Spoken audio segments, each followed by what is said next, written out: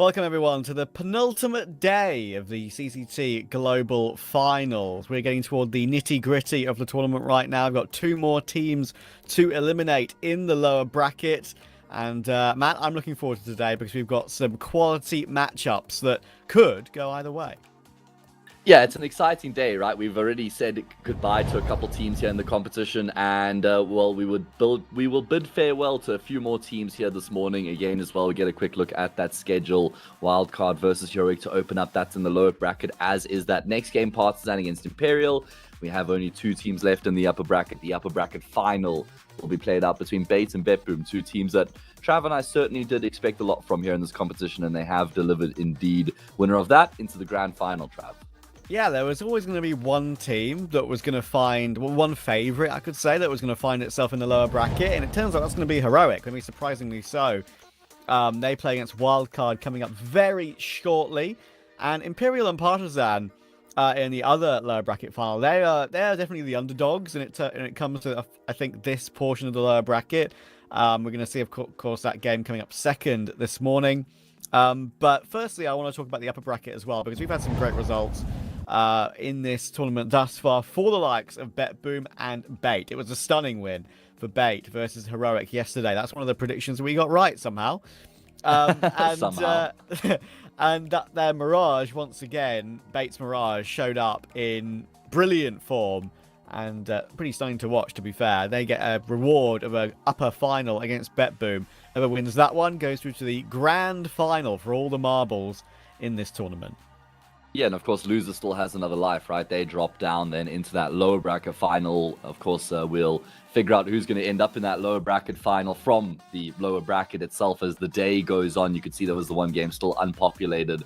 But yeah, I guess that we can zero in our focus here, Trav, on the particular matchup that we have to open up the day here between both Heroic and of course Wildcard. Now, I guess we jump into Heroic first here. I tend to just go through from the favorites and then move forward from there.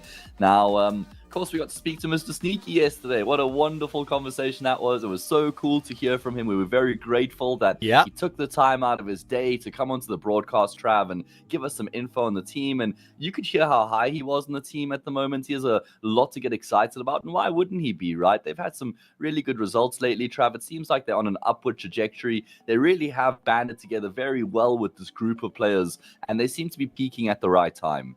Yeah, really enjoy watching Heroic in general, right? I mean, obviously, the old Sangal core, I loved watching them as well, right? Like, I think that was one of my favourite teams to watch in Tier 2 when they were applying their trade under the Sangal banner. But now, it is basically, as I mentioned a couple of times when I've covered Heroic, it is Sangal, but with a couple of big upgrades, right? You've got some Pious in action. He may not be lights out like he once was in the likes of Ents, for example, but I do think that he's just...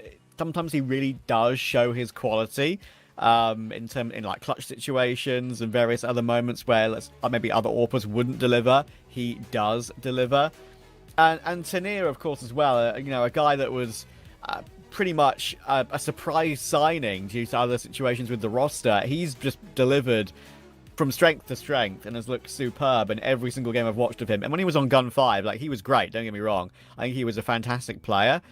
At the time, I think we both liked watching Zelo, Casello on Gun 5 a lot, and we thought he would be the one to get an upgrade. But Tanir's slightly more experienced, and I think that's shown in the games that Heroic have played. And I think with the captaincy of Linus, with Youngstar still doing actually really good job on the team, there's a lot to like for this Heroic team, and I really think they are like the top of Tier 1.5. That they really are a contender. Yeah, I'm right there with you. You know, it seems like the team is in a very good place in terms of their chemistry at the moment as well. You can just see from a little bit of banter on Twitter, just the content that's coming out, just the general demeanor of the players and the org. It seems like they have a lot of chemistry in and amongst these players, and that's only going to elevate the team in general. So, yeah, it's good to see how they've all come together. And I love that Tanir has gotten a shot in Heroic here, Trav. Like you said, we saw a lot of good things from him in that Gun 5 roster. And he's actually just stepped his game up. He's elevated his game compared to what we saw from there. And I didn't even know that that was possible. He was playing at such a high level in that team. Either way, we now get a look at Wildcard. Mr. Scary Eyes Stanislaw staring deep into our soul trap. He fears nothing except maybe Bet Boom on Anubis.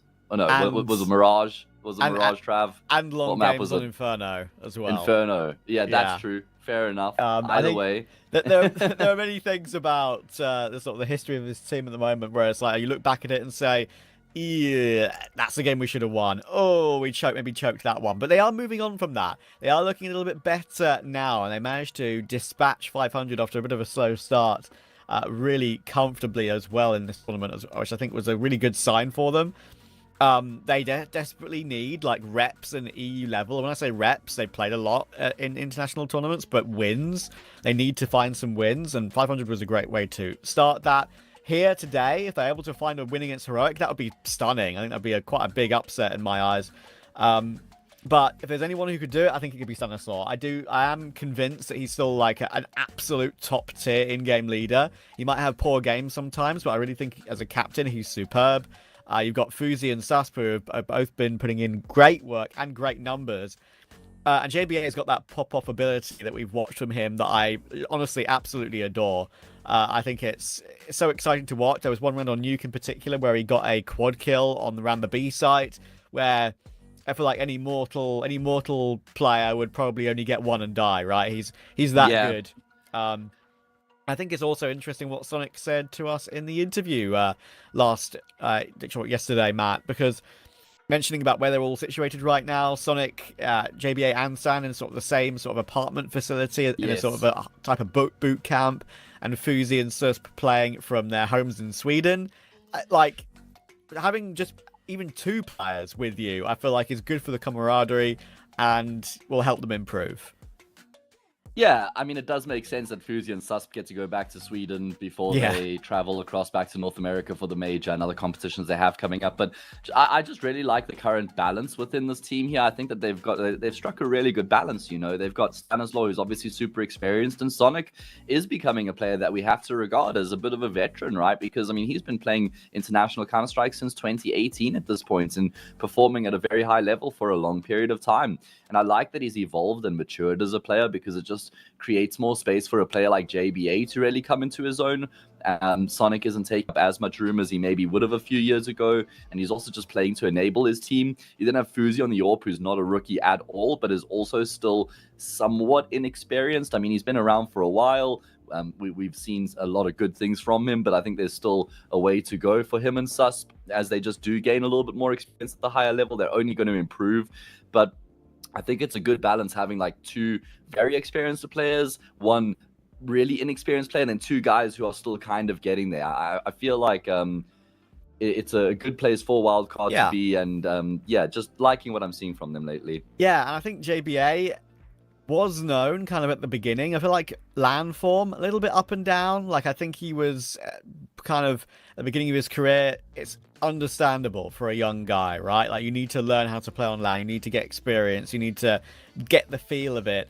He would struggle a little bit to begin with in pressure matches and on LAN. And now I feel like he's almost not fully stepped past that phase of his career, but no, getting there, right? We're seeing some great performances from him, especially I think it was the Shanghai major qualifier that he was absolutely stunning in, right? So he's very consistent these days, and I'm looking forward to seeing more from him. I believe we've got the Veto, excuse me, to have a quick look at in this one, of course, as well. And honestly, I don't really have a feeling like these are maps that I love, honestly. I mean, Nuke for Wildcard, we saw a little bit of it yesterday, of course. It took them a bit of a struggle to get that one over the line, but they look good on it maybe as a whole. But what we saw yesterday was a little bit worrying, of course. Their early T-side was a little bit one-dimensional. Dust2 for Heroic, that's absolutely fine. We know how good they are on that one. But if we do go to an Anubis Decider for Heroic, I am slightly concerned for them, considering how we're seeing Wildcard integrate Anubis into their pool more significantly lately and look really, really good on it. So I actually don't know how to call this one. Usually I'd have an immediate idea about where I want to go with this particular result. I obviously picked Heroic to win. The maps are still leaning me that way, but I think Wildcard have a genuine opportunity on map 1, and if we get to a map 3, a serious opportunity. Yeah, I mean, I might be higher on Heroic on Anubis than you are. I also just remember that Sangal were very good on the map, just led by Linus. Of course, they've got the core there as well. X-Cloud, Youngster, Linus, so they've carried that across. Sunpius, strong Orpera as well. I completely agree with you. I mean, when you just keep in mind what we saw yesterday from Wildcard with that performance in the second half on Nuke, their CT side looked pristine, man. It really looked so robust. They never looked like they were panicking. It just looked like they knew that they had a really reliable CT side. And even though they were down 9-3 going into the second half, they still completely backed themselves to get the job done, and they did in regulation. So that was a good look for them. Dust 2 is going to be very tough for Wildcard, even just to try and contend with the firepower that Heroic have at their disposal. Just Tania running around the map, and Sunpius' AWP is obviously very strong on Dust as well. And then Anubis, yeah, like you said, it's we saw a lot of good things from Wildcard on that map yesterday. Their T side was actually just so damn good, man. I feel like they were constantly executing into the weaker side of the map. They constantly had somebody who had been able to slip the net and get behind enemy lines as well, and then backstab into the bomb site. That extra avenue of entry made a difference in a number of rounds there for Wildcard and their success over 500. Yeah. And we did hear from Sonic saying that they expected to beat 500. That was their aspiration going into the game, and it was actually important for them to win that game, he said, so that they could build up some more confidence. But I'd say now against Heroic, they don't have that same sort of sentiment, Trav.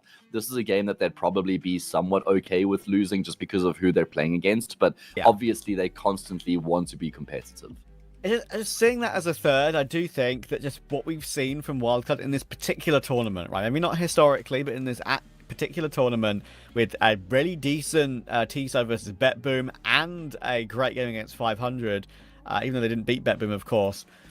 I do think there's a chance if we do get to 3, they will have a pretty tough conversation for Heroic to deal with them. But I think there is a world as well where Heroic could just deal with this 1-2-0, right? I mean, Nuke, as I said, a little bit up and down after yesterday. I think their T-side, as we were talking about, was they were kind of doing the same plan over and over, and I think it may have been Brandon on the cast who actually mentioned that it was a little bit like puggy, and he didn't necessarily mean that as an insult, obviously, but it was like a little bit basic, maybe, their T-side of Nuke. Maybe that was a plan they went into before the game, where they wanted to stick to that sort of a simple idea to get a certain amount of T rounds on the board so they could focus on CT, which they then, in the end, they did, and did really well, of course. So who knows, but maybe have a chance to interview afterwards and get a chance to have a chat. But I do favour Heroic in this one. Here's our head-to-head, of course. JBA Tania.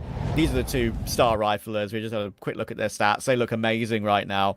And Tania in particular. I think Tania does clear JBA by about 10%. But I think on their day, they're both very evenly matched. Yeah, I love watching both these players play because they both have very exciting play styles, right? They're both explosive. They both have crazy multi-kill potential, both very clean with the rifle as well. CS2 really does seem to lend itself to their strengths, right? And that's why we've seen them go from strength to strength. Speaking about going from strength to strength, let's move things from the desk to the casters. Brandon, Lucy, what have you guys got for us here bright and early? Feeling good? You feeling excited? Always excited to be here on this broadcast, Matt. And I love disagreeing with Trav, so I'm going to do it right here. I will agree with him in the fact that I don't like the maps in terms of Wildcard's maps. I think this is actually a really good veto for Heroic. I feel like what I really like about this is we're now flexing even more maps, and Heroic are using this as an opportunity to keep building their map pool ahead of the major. And they're still showing to us, but also showing to themselves, hey, guess what? We can make this work. Anubis, again, is a decider. Absolutely fine. No bother to us. Dust 2, another good map for Sangal core as well. And I don't know, maybe I always see the Heroic roster right now as the Sangal roster, and that was my favorite team to watch in Tier 2. And I know how good they are. I know how hard they work as well. I've spoken to Alan Z a little bit, just sort of in the background, and the amount of work ethic he puts in with his teams, the amount of hunger this Heroic team has, not only with that core, but now you've got Tania, now you've got some Pius coming out of Tier 1, coming into another project, and his ambition, the fact that he's reunited with Saw, he's gotten into this project that isn't at the top of the game, but wants to be at the top of the game, I think will teach him a lot as well. And we saw on that performance from Anubis the other day with Heroic how good he can be and how good it feels to have this Sangal core having a reliable AWPer. Yeah, it's tough to make the case to Wildcard here, isn't it? I mean, Nuke is their best shot here, but Nuke wasn't exactly inspiring yesterday. I mean, I will say the CT side was brilliant, but that's kind of what you expect from a CT side on Nuke on your map pick. You expect to come through looking like the better team against a team like 500. Against Heroic, I don't know. The T side needs to have a little bit more to offer. Of the 3 rounds they got, I think one was just an insane Jaber round where he got that ridiculous quad kill. So that one is kind of like that's not replicable, right? That's just something that you were able to pull off in a moment of brilliance. And that's against a team that is in a slump at the moment. Against a team like Heroic, that's a lot harder. So yeah, if Wildcard can't get a good T side happening here on this Nuke, then I really don't like their chances in this series. No, because I think Dust 2, you just write them off. I mean, this was the map that they got 13-0'd on. This was the map that they've always looked really just bad on. And if your individuals aren't showing up, and yeah, you've got really good individuals such as Fuzi, such as Sus, such as Jaber, but they don't show up on Dust 2. Like, that's just the reality. They don't show up on Dust 2, and then you're going up against xCloud, Tanius, and Pius on D2. Like, I'm just immediately scrubbing that out from the series even counting. I feel like it basically goes 2-0 if Heroic take Nuke.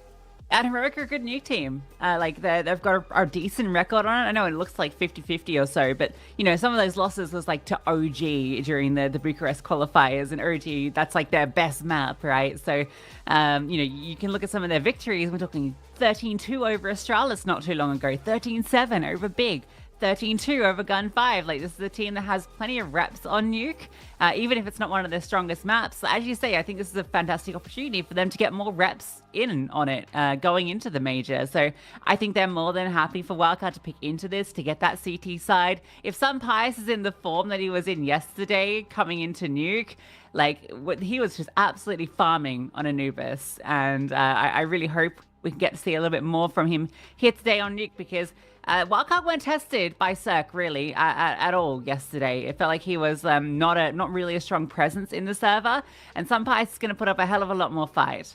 I think the biggest issue why Heroic lost yesterday against Bait is because Bait have got pound-for-pound individuals that can match the firepower that Heroic have got. And I feel like the way that Heroic operate quite a lot just in their defaults is using xCloud, using Tanir to get space and create opportunities for that T side. And when it doesn't work, you can actually just take a look at that match room. They were at the bottom of the board against Bait. And that's why, even though it was a 2-1 loss, that's why Heroic didn't win, because it was those two guys not finding the normal impact. Here, against Wildcard, whilst I don't want to be that rude, pound for pound, like, Heroic have got way better individuals. I don't think they're going to be tested in the same way they were yesterday against Bait. So that's why I just think it's going to be 2-0 to Heroic.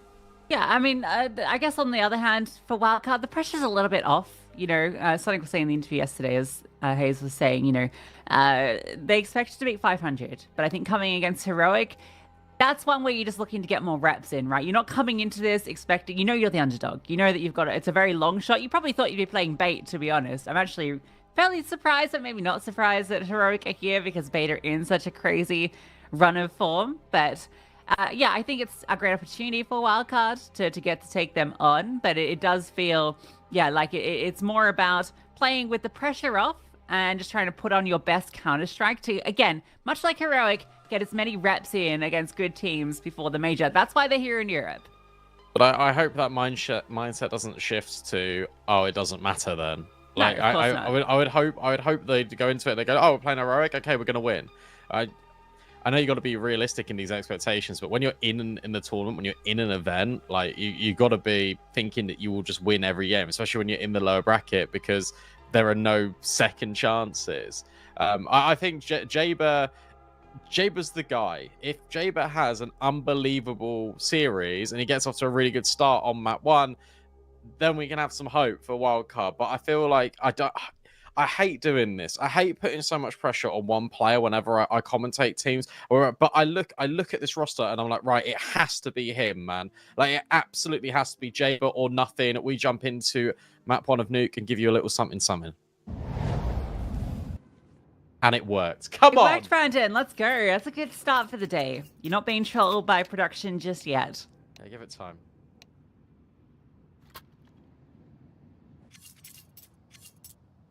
This T-side start for Wildcard. This is where they had all those struggles yesterday versus 500. 3 rounds posted. Now, no pistol, mind you. So if they can start this with the pistol, that would be a much-needed boon for the underdogs.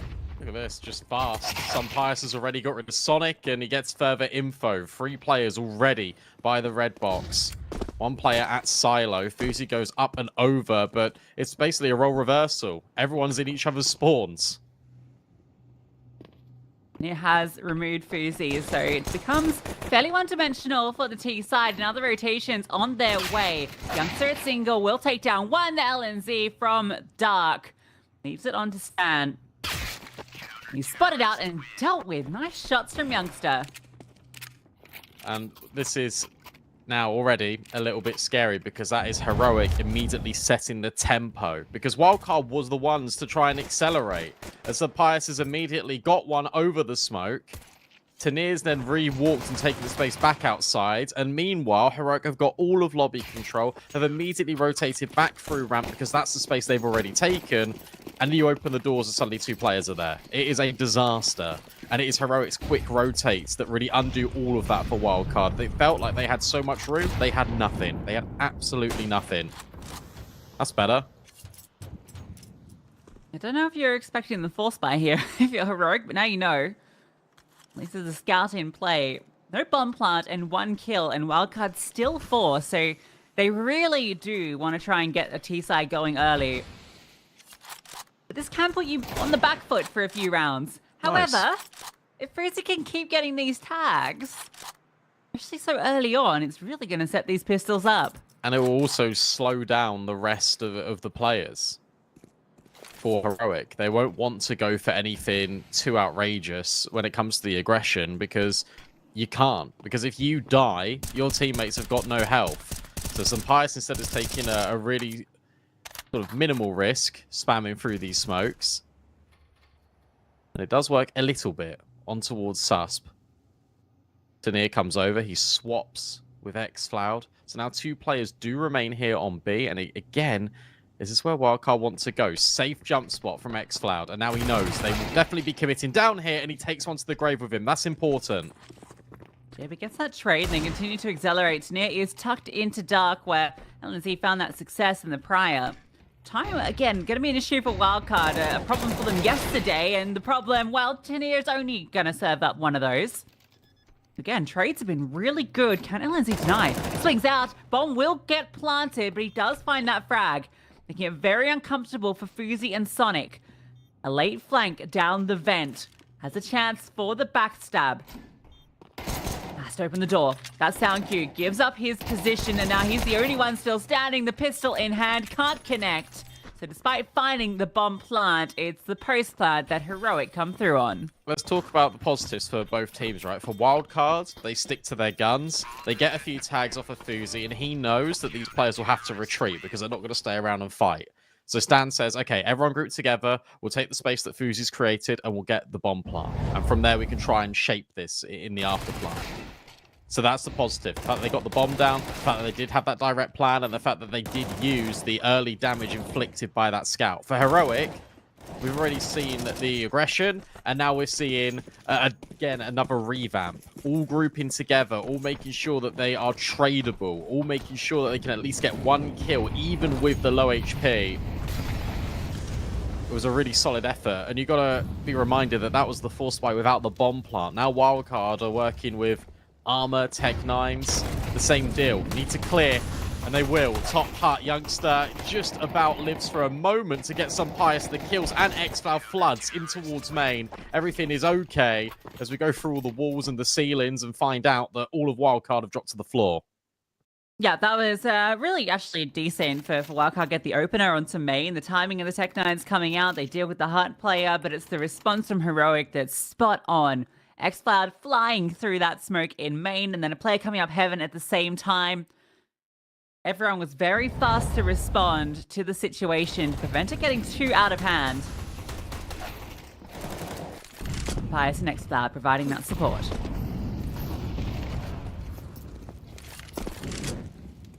Pius got the AWP now as well. Fuzi. We saw how dangerous he was with the scout, but he was operating with the AK. Break on the smoke, not the collection for some Pius, but at least it's information. 2 players at a bare minimum outside. In fact, there's a whole lot more. And as Sus dodges all this spam, he does make it in towards Garage.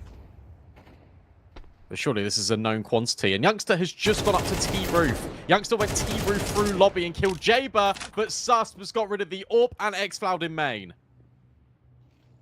This now gets very weird. Tania will join up. The bomb, where is it? Is it out in backyard? Outside, Yeah, yeah. okay. Lancelot goes hunting, but Tania is that extra element that they're going to have to come back and address. They don't know he's here. Now, the thing is, he doesn't know where the bomb is either, but he's going to hear Sonic drop. That's information that can be commed over. They can lock out Sonic. Either LNZ will find him, except at the right time. There it is. That's the bomb, but he can't convert the shots. That was the opportunity to remove the C4. Give Tania time on this flank. Oh, Stan's aware. What an outrageous swing. Wildcard find their first round. Really good mid-round from Stan. And this is why Trav was saying he thinks why he's still got it. Why he's one of the best in-game leaders in this area of competition right now. Because here, what you do is you take the space and then you force Heroic to make these mistakes after you get the trades. It's expert work from Sus, but Stan calls the slowdown. In towards Garage, he waits, he kills Youngster, he waits, he holds the secret. And then he's got that option to go back outside to be with Sonic. Sonic's always got that emergency exit of grabbing that bomb and coming back through towards main because Stan's protecting it the whole time.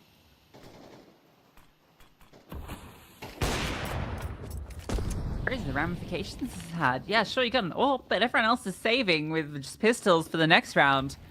The Zumpires acknowledges he needs to be incredibly active, gets that first pick. Makes the reroute over towards ramp.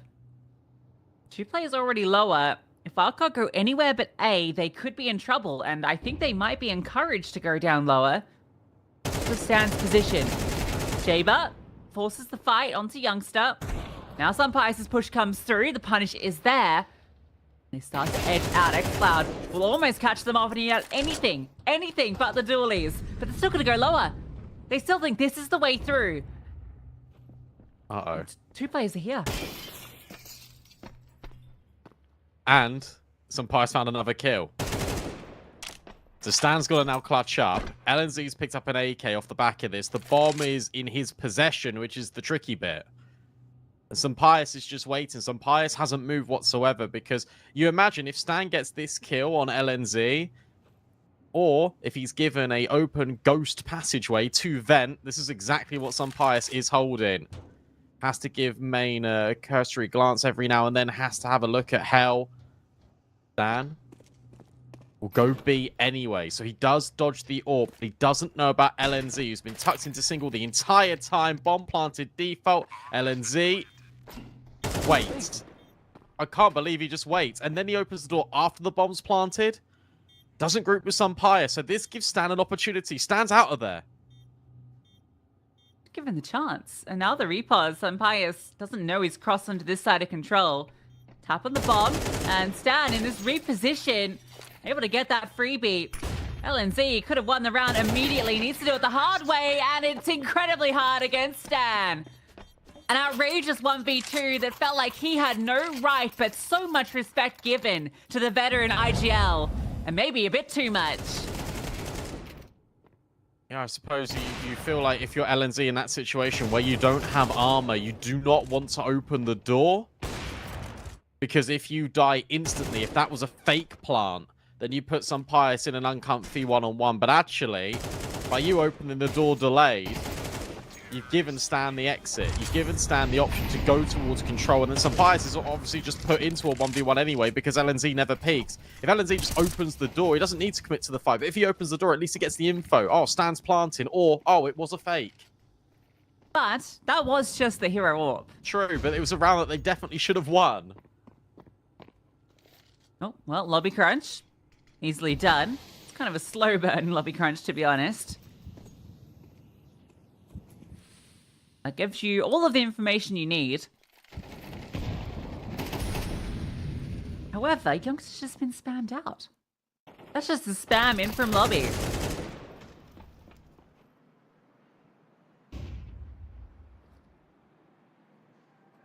Another one of these bait and switches. The main player spams to try and get some Pious on and off angle. I don't think they're going to be ready for some Pious now. No.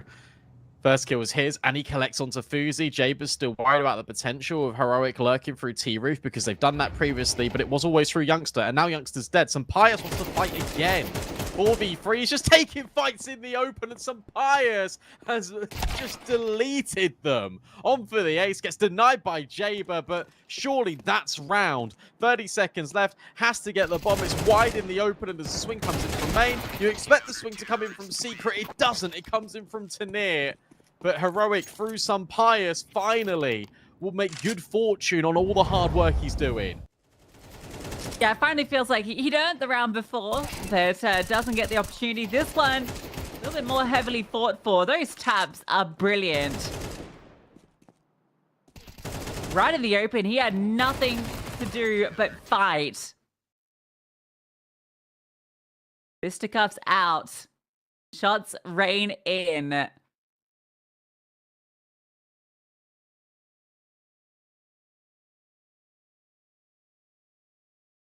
That was with the 5-on-4 position of Wildcard. They spam out Youngster at the start, go out long, and it's straight into the Lion's Den. I love this setup that LNZ is operating on CT because what they're trying to do, Heroic, is they're trying to put so much pressure. They're trying to cause a crash out on one side of the map, and then it forces you into some Pious. Whether he's involved in it or not, or whether he's the AWP on the other side. This time he's got an MP9. They think that Wildcard are probably going to eco here.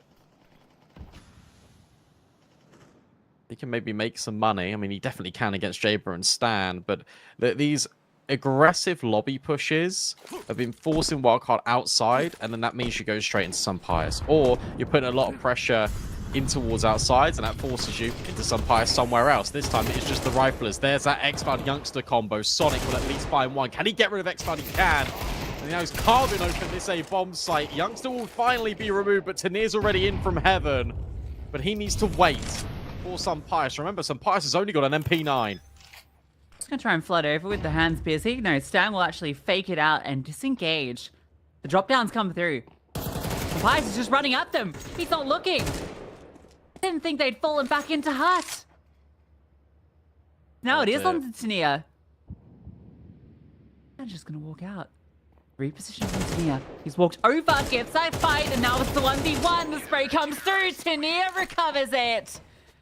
It looked like they'd played Heroic for fools, but Tanir's aim makes them look silly. Yeah, and look, Heroic, in that round, they get 2 opening kills and they just rest. They think, okay, we've done more than enough. They don't think they can be in towards doors here. They hit a really good timing through Stanislaw and Sonic, and then Sonic is just deleting all these players on site. You feel the Tanir rotators coming just in time to bail out Youngster, but he can't win his fight either on top half.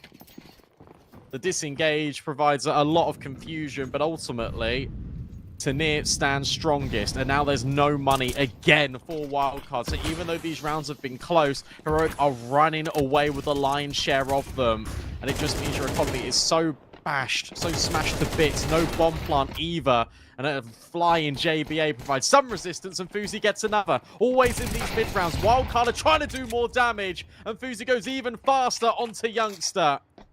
A 4-on-2. Surely a position that they have to win. Tech9s continue to feel absolutely outrageous, don't they? Bit of information for X-Cloud. He's so far removed. He's seen the bomb drop down. He's taken down 2. And look at the HP remaining. He can disengage. LNZ can start to play. Not a kit on either of these players. Maybe one they can recover. To drop down into the site for both. A group up. And Z now repositions all the way to main.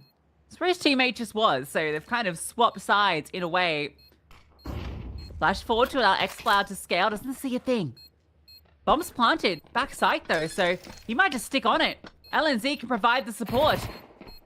It's going to be the full 10-second. Stan is flanking, but he's going to be too late. He's going to be too late. He's going to arrive just as the bomb goes down, defused in front of him, and he can't swing any further. Both players left with slithers of HP, but it's Heroic that get out ahead. I'll tell you what, even if he did make it up that heaven ladder, he killed LNZ. So he didn't even kill the diffuser. God, what a brutal set of circumstances. But this double from X-Flower, providing the X Factor over at main, just deletes them in heaven. And then he's the one that gets tricky over at heaven, re-clears that space for LNZ to come up through secret and in towards main, because that's how X-Cloud just was. So therefore, Wildcard have to either be Squeaky Hut or that big flank. Isolating these fights. You feel like you've got to take that risk if you're Wildcard in that situation. You've got to bank on the fact that there's no diffusers. You've got to bank on the fact that they're taking so long clearing out everything. But nothing seems to be working now. And it's a shame because Wildcard are getting these kills in the mid-round. They've struggled with the opening. They've struggled with the closing. But in the middle portion of the round, they've always set themselves up to be in the advantage and take some of these. They just haven't been able to get by the individuals. A lot of very close, ridiculous rounds.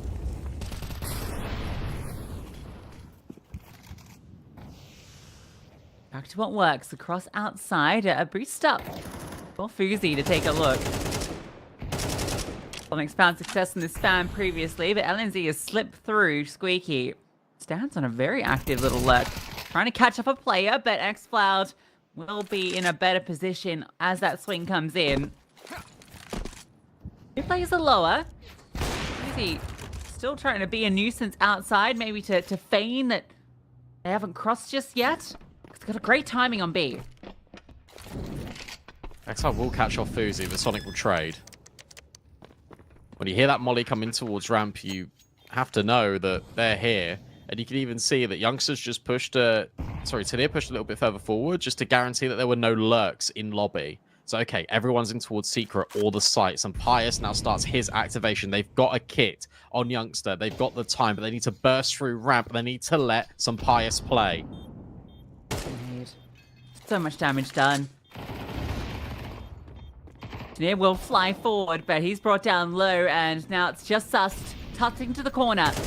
All of his teammates falling around him, but time on his side. The shots need to connect, and for Sus, they do. Sensational from Sus. Breaks through in the 1v3.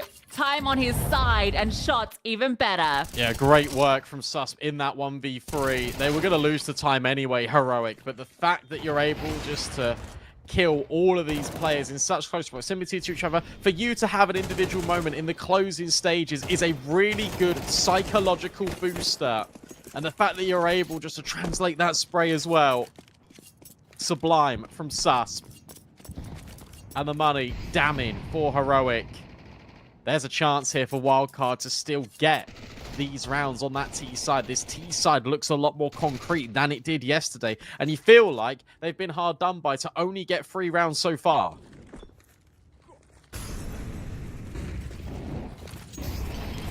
Still looking good for them to maybe get a better hold. This is not a good buy from Heroic at all. Win this, suddenly you're in a position to get 5, but Tanir comes back up at the MP9. Cheeky pick to get that first kill. See on the other side of that smoke, X-Cloud was considering a push through, but further damage being inflicted. Tanir is being an absolute nuisance down on B. There comes that push, punished. You can see why Wildcard are having so much of this domestic success as well, because it's just these pauses, these catches of mistakes. But Tanir is on the edge of the control room. Smoke does even more damage. He just keeps racking up the damage, but no kills are being converted. Sus, Sonic, low. So the MP9 and the pistols can profit. No kits, but LNZ's already in the double doors. Stan will remove him. And that's such an important kill. That's probably going to prevent Youngster and some Pius going for it. That's the kill they needed.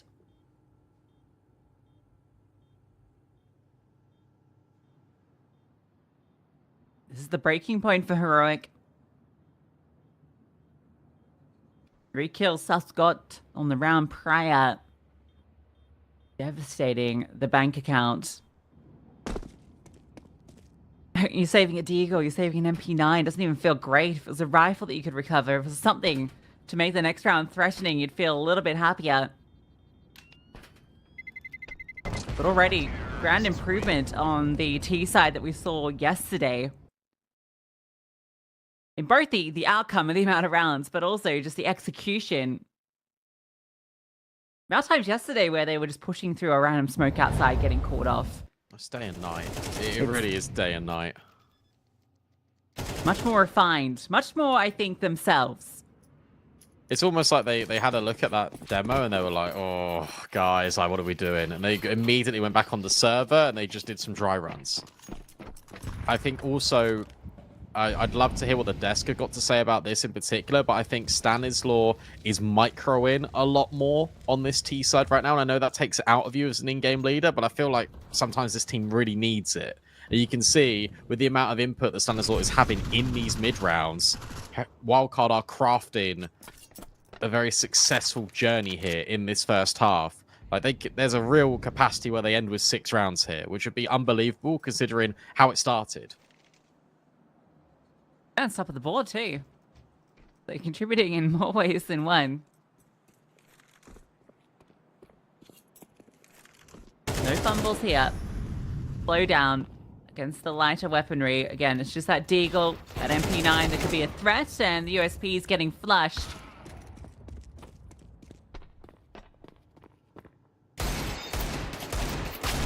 Chance for the Deagle, can't quite connect it, takes 3 punts, and that goes the MP9. So, clean, it's looking. 5 T rounds already.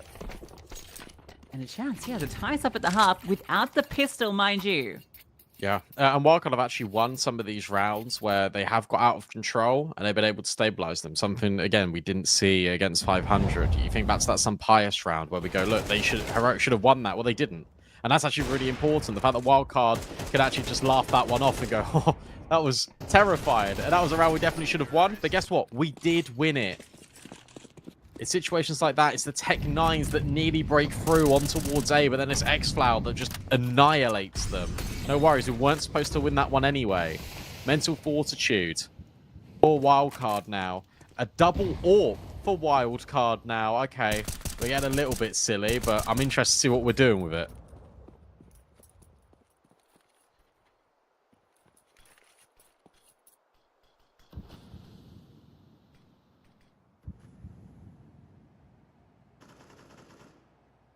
So, reserved at the start. Heroic have no util, Lucy. Sampius has got 1 smoke, and that's it. Yeah, and this really slow approach early. Oh, Sonic's got another spam kill. But now you do that second volley of smokes outside, and there's nothing you can do to stop it. But this is why we've got that start from X-Cloud over towards Secret, because they don't have the utility.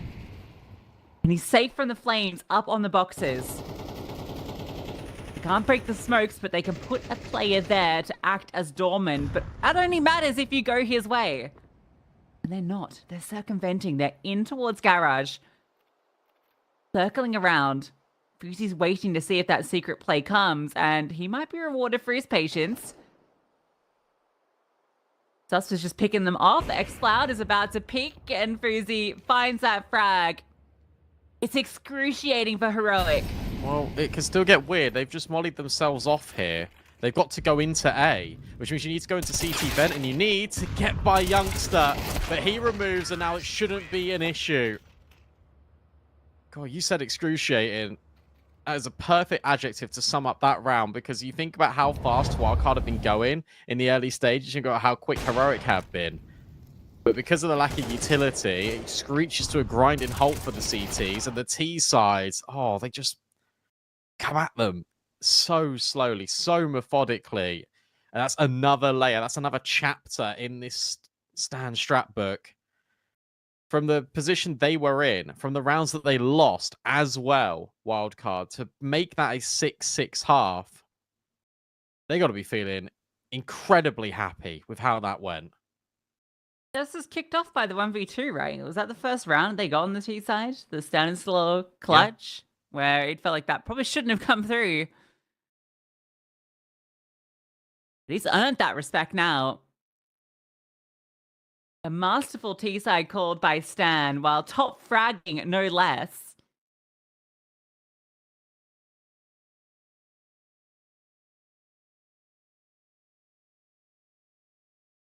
I thought that Heroic were going to be a tougher customer on that CT side, considering how the 500 CT side played out. But night and day, as you say. Sampai's had that impact early. It really felt like he was scaling up for another just dominating performance like he had yesterday on Anubis. But he was slowed down after that hero round with the AWP where he gets 3 odd.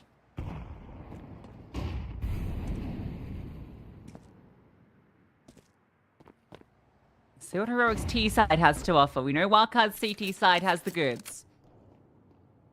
Well, Heroic invent. Jaber does get rid of LNZ. Players here. Yeah, there's 3 players already at ramp trying to take these fights. Tanir, Youngster, and Tanir again. It's a 3-on-1, which is a really nice way to trade that out if you're Heroic. Door opens though, and Fuzi will get Youngster. Isolated fights being given over, and another one presents itself. Jaber just swings on Tanir, and now for some pious, he has to clutch. Bomb is planted for him, but they can just shut the doors. There's no kit. Maybe he can get them off the bomb. A first tap. A little peek. Jaber having a look. Oh! And removing. Amazing round from Jaber. Great proactivity from Wildcard because they always move together and they're able to isolate Heroic one by one to earn that pistol.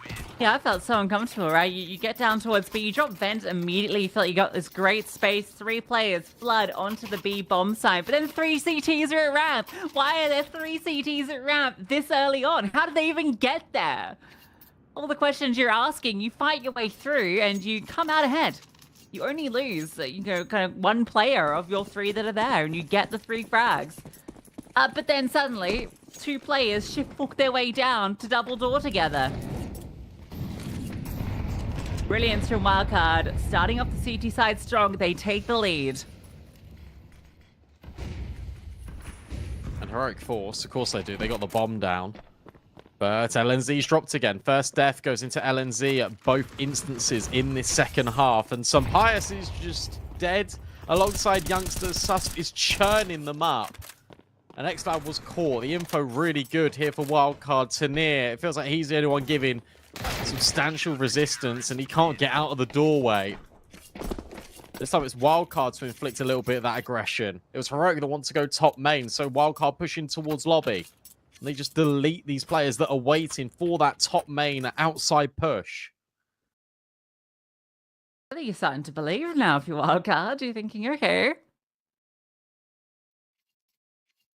I'm expected to beat 500.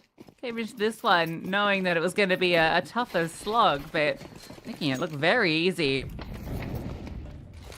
I was really worried about that T side, but I had no doubts about the defense. So the fact that they're able to get 6 on T side, like, I'd be really worried if I was Heroic.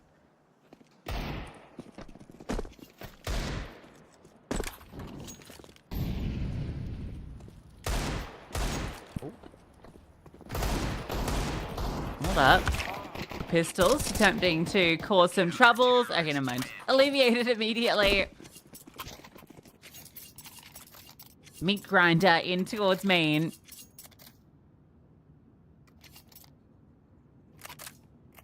You still have 2 MB9s here. I wonder if this is where you just go, let's lobby crunch. Let's get aggressive.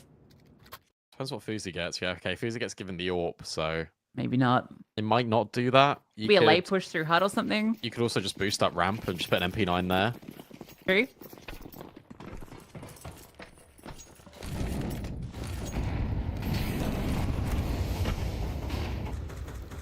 Alright, Heroic. You've got all the guns.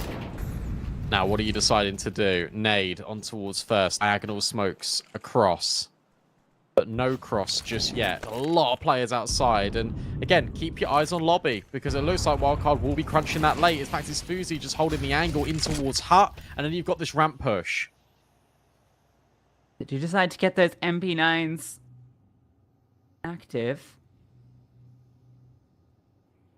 Starts on the crawl on roof, so yeah, they're aware of the possibility. In fact, they should be fully aware of the exact positions of Heroic. That spot from heaven. Cheeky way to find Stan though. The boost up, he was not ready for that. That's an opening down to B and space. Sus is here, Sus is gone. xCloud opens up the B bomb site. Sonics has found a little gap, but it doesn't matter. Never mind. I was really trying to talk him into doing something there. Youngster also found that kill from being patient over towards top lobby. And he'll grab another one. Everyone lives. There are no deaths for Heroic as soon as they get all their AKs out.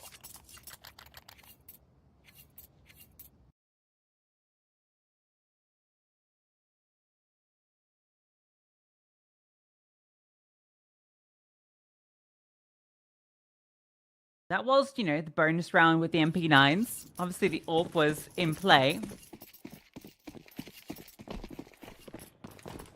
Some Pies will now have that one as well. You might get that head-to-head outside, because Fuzi has started towards main. Blow on the smoke, and a pick to open things up. That hurts. That was immediate. As soon as the smoke breaks, bang, Fuzi just fires off the shot, and that means he can just run away. Bomb collected. And a withdrawal of space from Heroic. LNZ's dead. Okay, well, we don't really want to go outside anymore. Dan's really close in Hut. He's just the other side of that wall. Does he push? No, he falls back and then goes in again. Is he going to get flashed forward? The timing. Oh my god, the timing. If Stan just goes around the corner, he can guarantee a kill. And he's just seen the shoulder of xCloud. And now he starts to activate. Gets in towards the corner. No one's looking at Stan. And he's able to get 2 kills. It could have gone in so many different outcomes. But it's the one that was the most expected. Stan gets 2. And now it's a 2v4. Player over at Heaven drops into sight, and that sets up Jaber perfectly in towards CT Vent. Wildcard just pushed the issue. They just catch Heroic on a timing, and now Heroic are frustrated. Her timing's outrageous, isn't it? Can't believe he gets away with 2 there. It's being held for so long. And so many times where it looked like that push was going to come through. The moment it does, what's xCloud even looking at? Back at some Pies. That lapse in concentration. When you're moving from A to B, where you feel that everything's covered.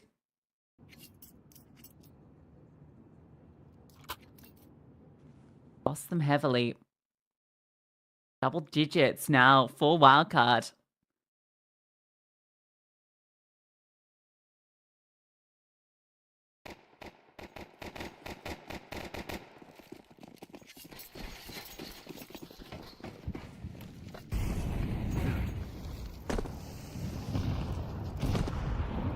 All we've seen is the same sort of thing from Heroic. It's been this with the gun rounds. Instead, it's now some Pies just wanted to take a fight dry and towards ramp, and Sus was on the off angle. That feels like a frustration peak. You're just like, I just want to get a kill. Open something up. Give us that moment back in.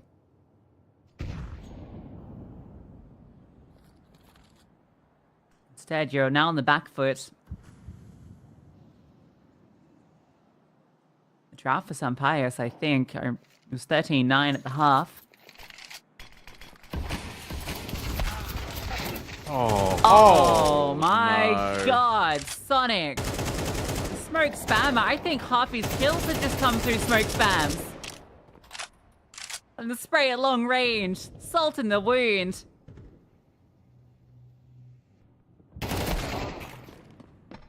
Short, and he gets one, and yeah, he's got the bomb, so maybe a chance to get down and plant it.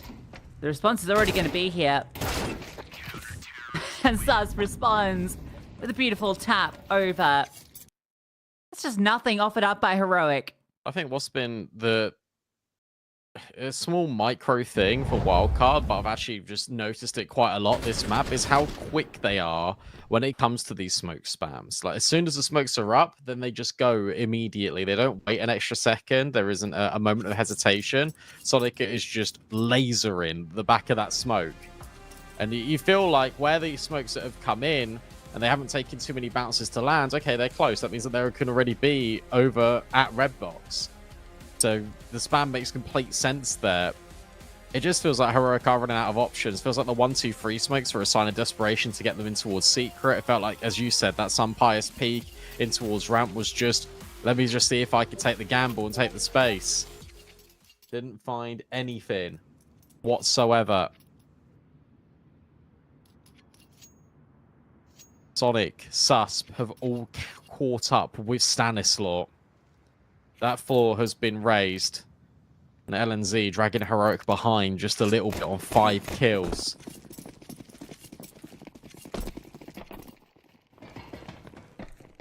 They keep prioritizing the weaponry as well, Heroic. There's never a sense of a lot of util in these rounds. So they have to make the AKs work. Bit of a gap there. Youngster wants to swing off it, and he'll scale through. Sus, though, takes down his teammate, and there's not a chance to trade on that angle. So they get ramp, but again, it comes at a cost of Sun Pious. Leg shot onto X-Flat outside sends him scampering, so Heroic go down to the one space that they've managed to create, but it's all falsehood. Control for Sonic. Jaber by his side.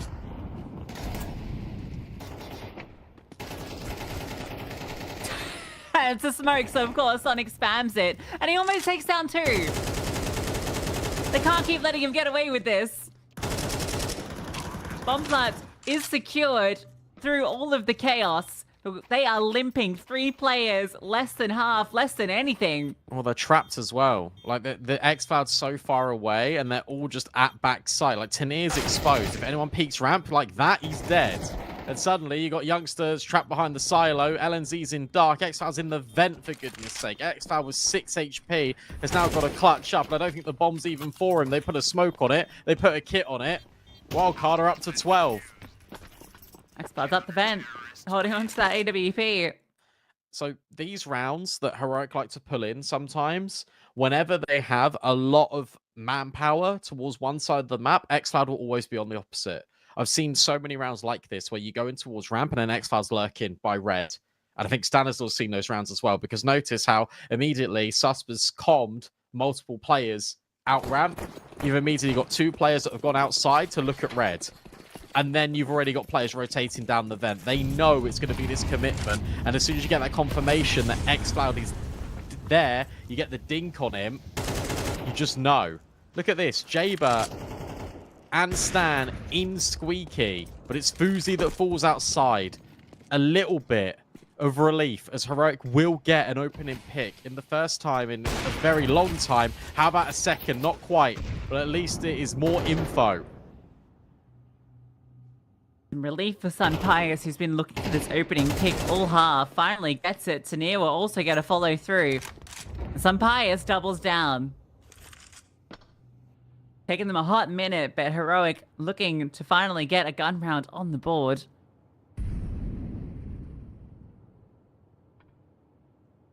I like the call from Wildcard to get aggressive through towards Squeaky. Very disruptive play to make early, but no one to greet them on the other side. Doesn't mean you can pull that out later if you wish to.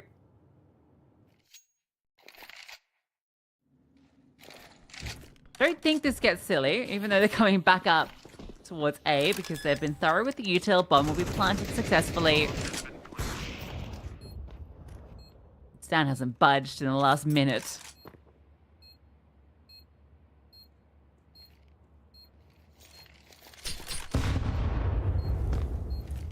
I know it's not going to do anything in the grand scheme of things, but at least it allows a little pocket to escape from. Yeah, he's already backed out. You don't want to count Heroic out, but at the same time, this is the first round they've got in a very long time on this second half. But every single time they've been able to get a gun round, it has been with 5 players living, which is pretty impressive that it's happened twice. But it's not impressive that it's only happened twice.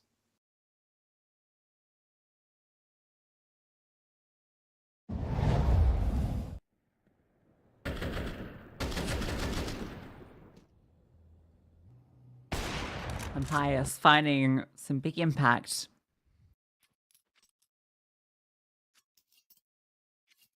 I think those were legitimately his first kills this half. May well have been. Really like the idea, though, from Wildcard. The fact that you've got an extra player in main spamming Squeaky whilst you've got Jaber and Stan in the door, in the smoke. That's cool.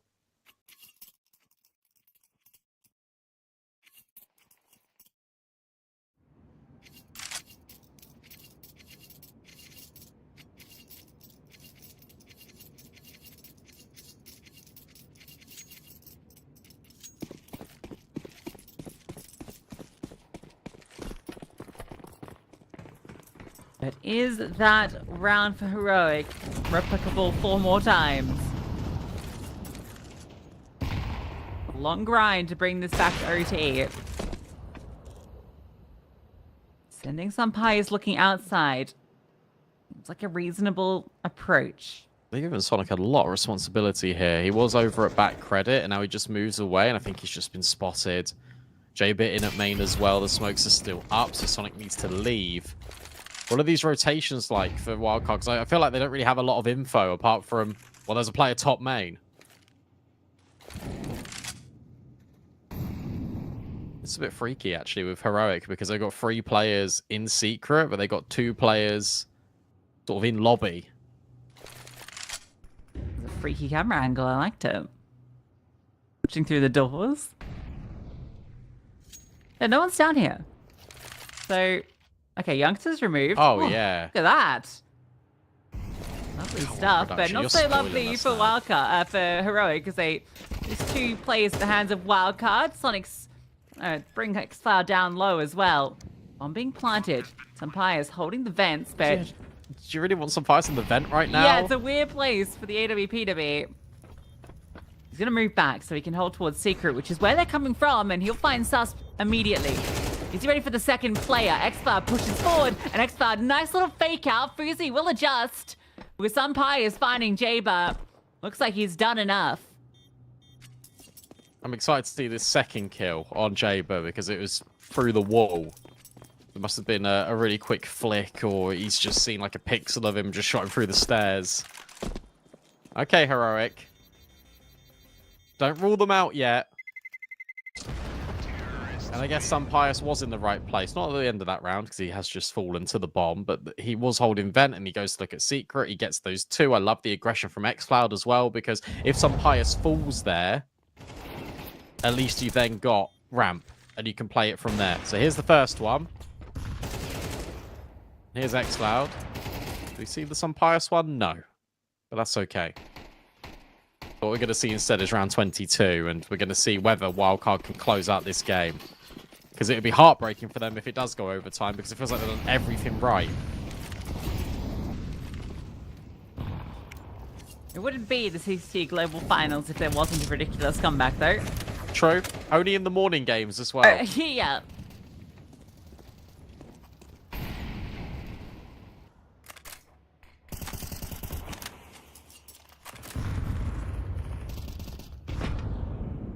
Bit less outside-centric for Heroic.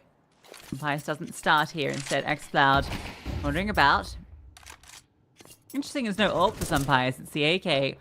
And, well, maybe there's a reason. He finds success early. Was that a push from Stan? Because look at the position from Sampius. Yeah, okay. Yeah, it was. And that was a push from Sus. But okay, they're all now just pushing one by one. So all of these things we've praised Wildcard for, all these little fundamentals, catching the timings, but always having a second player there to be able to at least trade. Okay, hang on. Hold up.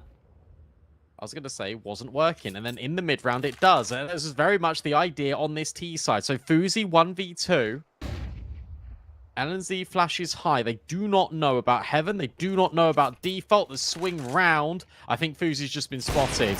Yeah, definitely known about now. X-Fab moves under and forces him into the fight. But LNZ doesn't swing. So it is now a 1 versus 1. But LNZ goes underneath Fuzi.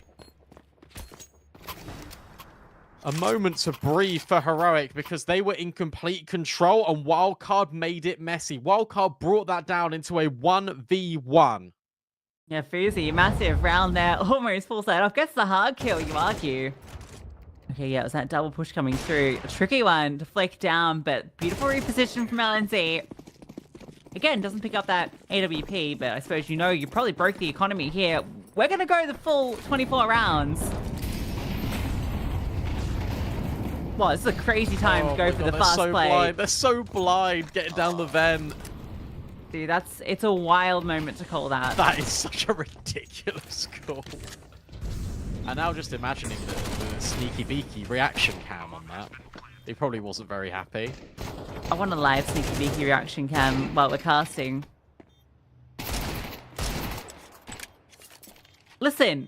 It's getting a bit weird. Yeah, this can get really weird. You've got 2 players down sorry. Sonic has found that kill. Pice is really far away. They haven't got a kit. Yeah, no kit. Okay, that is going to be a big issue, but Sonic gets that kill. Pius, super late. Onto the bomb that opens the door and sees it's not the stick. He's playing with him. Making sure that bomb's not being stuck. And he's done enough. Securing the kill at the end. You little rat, Pius. You. Oh. The damage is irrelevant, though. The kills are nice. Yeah, I tell you what a fantastic way to play that. He opens the door, he shuts it again. Sonic. I'm in control, you're not. But a really good round for Wildcard, because it did feel like they were going to win that, because Heroic always have this really out-of-position lurker whenever they're down B.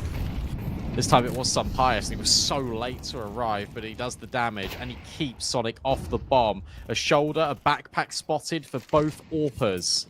There's Fuzi that only fires off the shots, and Pius takes a look at back garage and doesn't fire off. Instead, Tanir gets the further advanced info. Yeah, guys, he's back credit.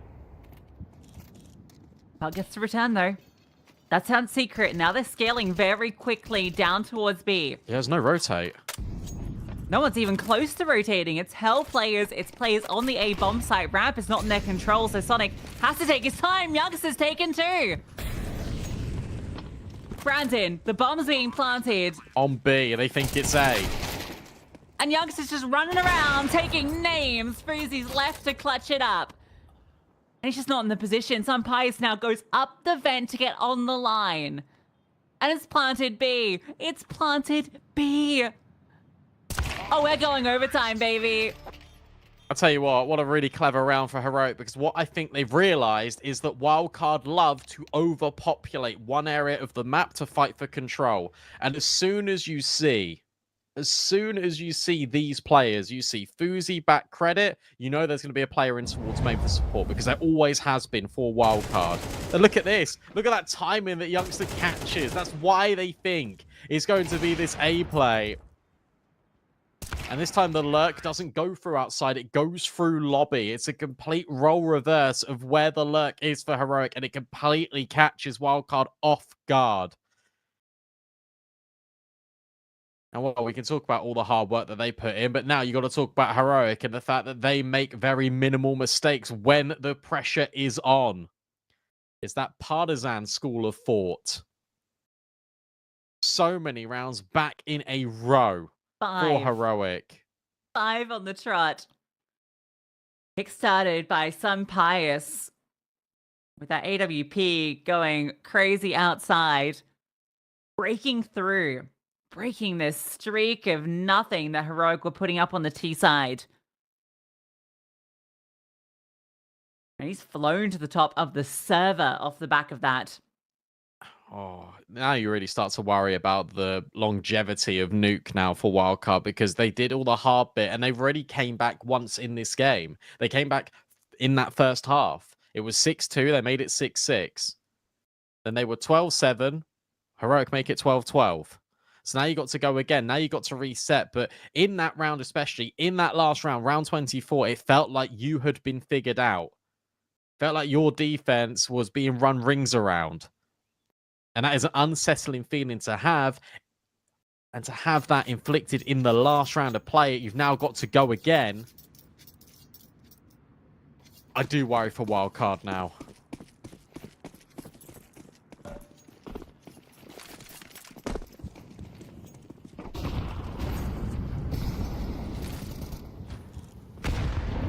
Orb starts, top silo. Oh, look at the utility thrown at some Pious. It's giving Sus room to work with, but he wasn't anticipating an AWP up there. Wanted to find the rifler that lurks in that position.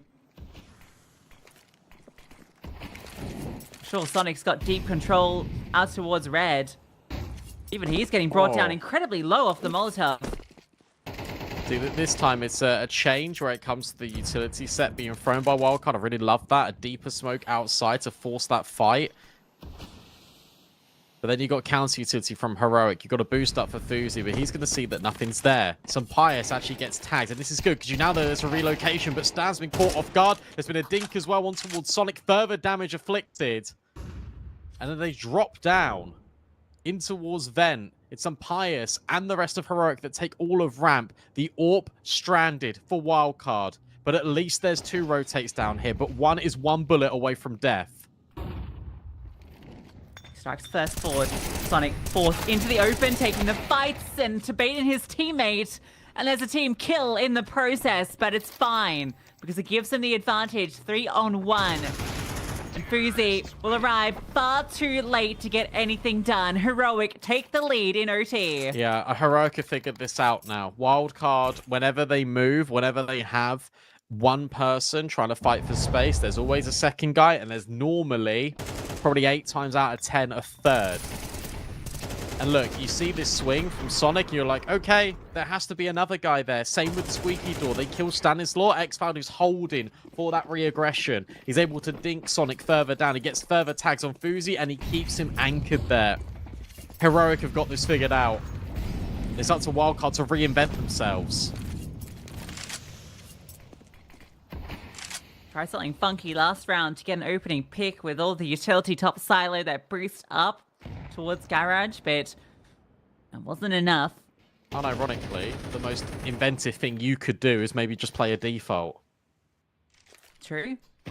The bias goes back to the AK. I think this is going to be an A-pop, which has not been something Heroic have done. Like, at all.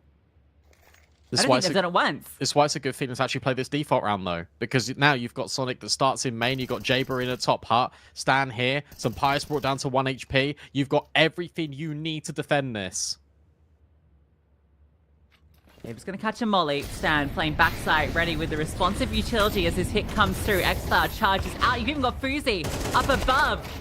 X-Star will get removed one from backside, but Sonic supporting and now standing in the open. No follow-up utility, but the follow-up swing does the trick. Thuzy drops down, and that is insane. But with Jaber still over towards the vent, LNZ is called upon to do it all, and Sus arrives.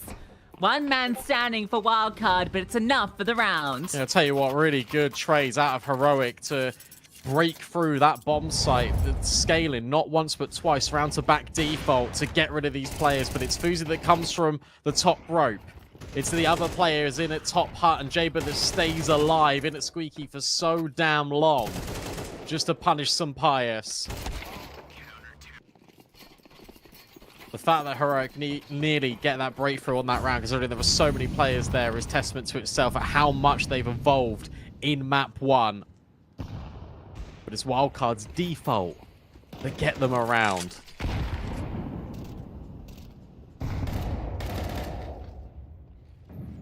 Hey, well, Wildcard are doing great at getting lobby picks, and Sonic again, Smoke Spam Demon comes back. Tania offers something up with the main play. That's that trade. He's playing with fire outside, playing with Thuzy, who's darting around, but Tania's fast. Oh, this is crazy scaling. I think Thuzy knows, but doesn't see him. Oh, tucked behind the yellow little boosted boxes. Not seen, and now Fuzi thinks he's got to have gone into hell. But where is he? His timing's ridiculous. Fuzi's so locked in. The bomb's been planted. But it means that X-Cloud is all alone down on B. Tania is going to need to help him. What? Wait, what? Stan's Stan. just killed him jumping. So X-Cloud's got to try and take this fight. He hears the first. He's not ready for Fuzi. It's Stan's audio. And it's Stan's kills. We have to see that back if we've got it. Because how on earth did Tania die? Where could he have been falling from? Heaven? I didn't realize he was up there. Maybe Tania's gone in towards heaven, in towards hell. Stan's fallen off He's the on ladder. rafters. That's the only thing I can think of. Oh, no way. Oh, wow. Okay. Oh, Tania, it looked like he'd had such a brilliant timing on that lurk. Great kill onto LNZ as well, just as he's getting off planting that bomb. If that kill doesn't come through, or if X-Cloud is able to, you know, deny that death, suddenly it's a completely different round. So, from losing 6 in a row, Wildcard are able to get 2 on their CT side. Where, look, these were both 6-6 halves, but it actually felt like the CT side was more strugglesome for Wildcard. So you take that all day long.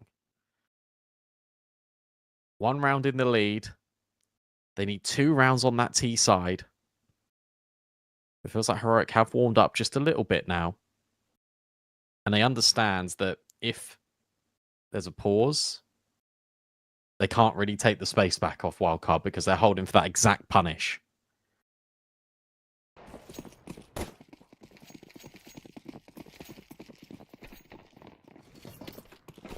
It's going to start ramp for Heroic.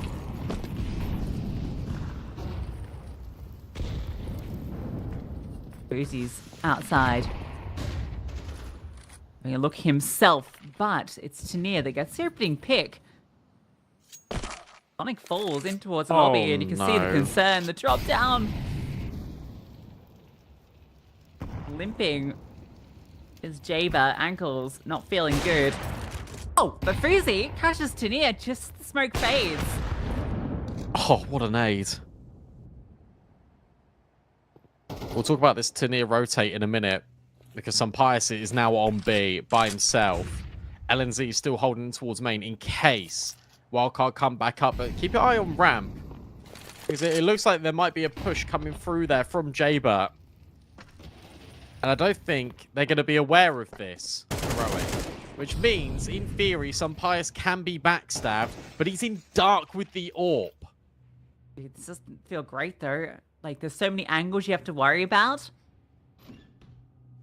And you don't have a lot of options here for multi-fragging. He's dead. Surely he's dead. Jaber just kills him. Yeah, he's about to be cleared. He's about to be cleared, and that should be the round. Thus will be the one that gets it done. Over the top. LNC does arrive quickly. Over towards single. With that kill, you still have Jaber very low. Good positioning. Over towards the stairway. A flashbang being set up, though. Stan cops it, completely blind. Can't help his teammate. Overwhelmed. And now it is Jaber on low HP. Stuck in towards Dark Flames at his feet. Still takes one down. But it doesn't matter. It's the round for Heroic. What a really good retake from Heroic in the 3 versus 3. But the time in the gap that they left to allow Pius to be isolated is worrisome. But the way that they play that, they group together. LNZ just takes the forward shot on single. Then they re-walk in. They flash. They make it so one player deliberately has to turn around. And then you can isolate the fight on the other. 2 1v1s broken down in bite-sized pieces for the advantages for Heroic. Really cool idea as well to get them that opening kill with Tania, because it's Pius that goes close with him at ramp, and it's Tania to get the kill and then to fall back really loudly to try and bait Wildcard into the AWP. It doesn't work. Oh! But it does work for Fuzi and Jaber this time. This time it's 2 opening kills found, and even a third. Jaber just flies in from top main and gives Wildcard the potential to get map point.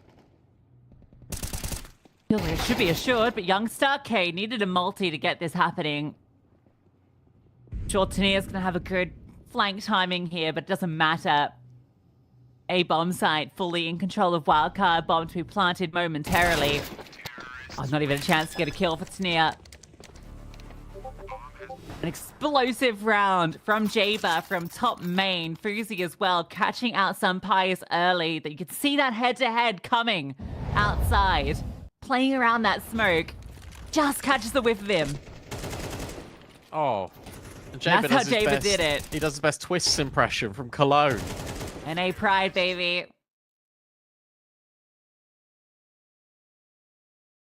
I love that. A little bit of acceleration there for Wildcard. That's the last thing Heroic expected. They thought they might have a little bit more space because it has been just so slow these past couple of rounds. But no, Jaber throws a spanner in the works. The fact that he does clear as he's dropping down from silo is everything. Because who knows how many that player could have got from that position because he wasn't being cleared anywhere else. OT or bust again for Heroic. They've been here before. This time they have got money as well.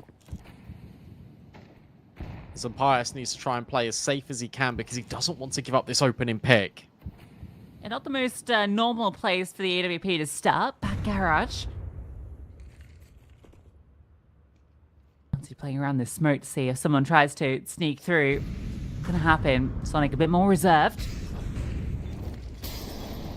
Again, it's this outside posturing from Wildcard where they have found all of this success previously. Fuzi is really looking for this fight.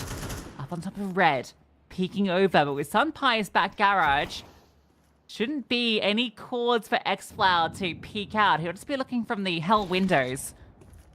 So we can keep an eye on that cross. But Sunpi's gets deleted. It's Susp that taps him out. I feels like they changed the game plan there through one peak. Because now Fuzi can just follow up on LNZ. Heroic, I feel like they were trying to not give them fights. Tanir now just goes, you know what? I'll just take them with Xflower. But it's Susp again, providing so much resistance. And now it's Youngster versus 3. Here's one top main. Knows that one was hell, but where on earth is Sonic? He walks out hut. He goes clear in, but a backstab is in from Youngster. But there goes Sonic. He hits the timing. And Wildcard will pick up their map pick. It felt like it was going to be theirs some half an hour ago. They have to do it the hard way. Heroic fight them tooth and nail to force OT. 5 rounds in a row to get OT. They start OT with that first round. Then Wildcard remembered what got them there. The slowdowns outside, these opening picks, leaving Heroic to pick up pieces that are falling around them. A nice try to force OT, but they just could not get it done. I can't believe Sunpire's peeked back garage there because it really felt like Heroic were deliberately not peeking them. And then he just does. And suddenly that's the explosion that gives Wildcard their map pick. We hand over to Trav and Hayes to break down map 1.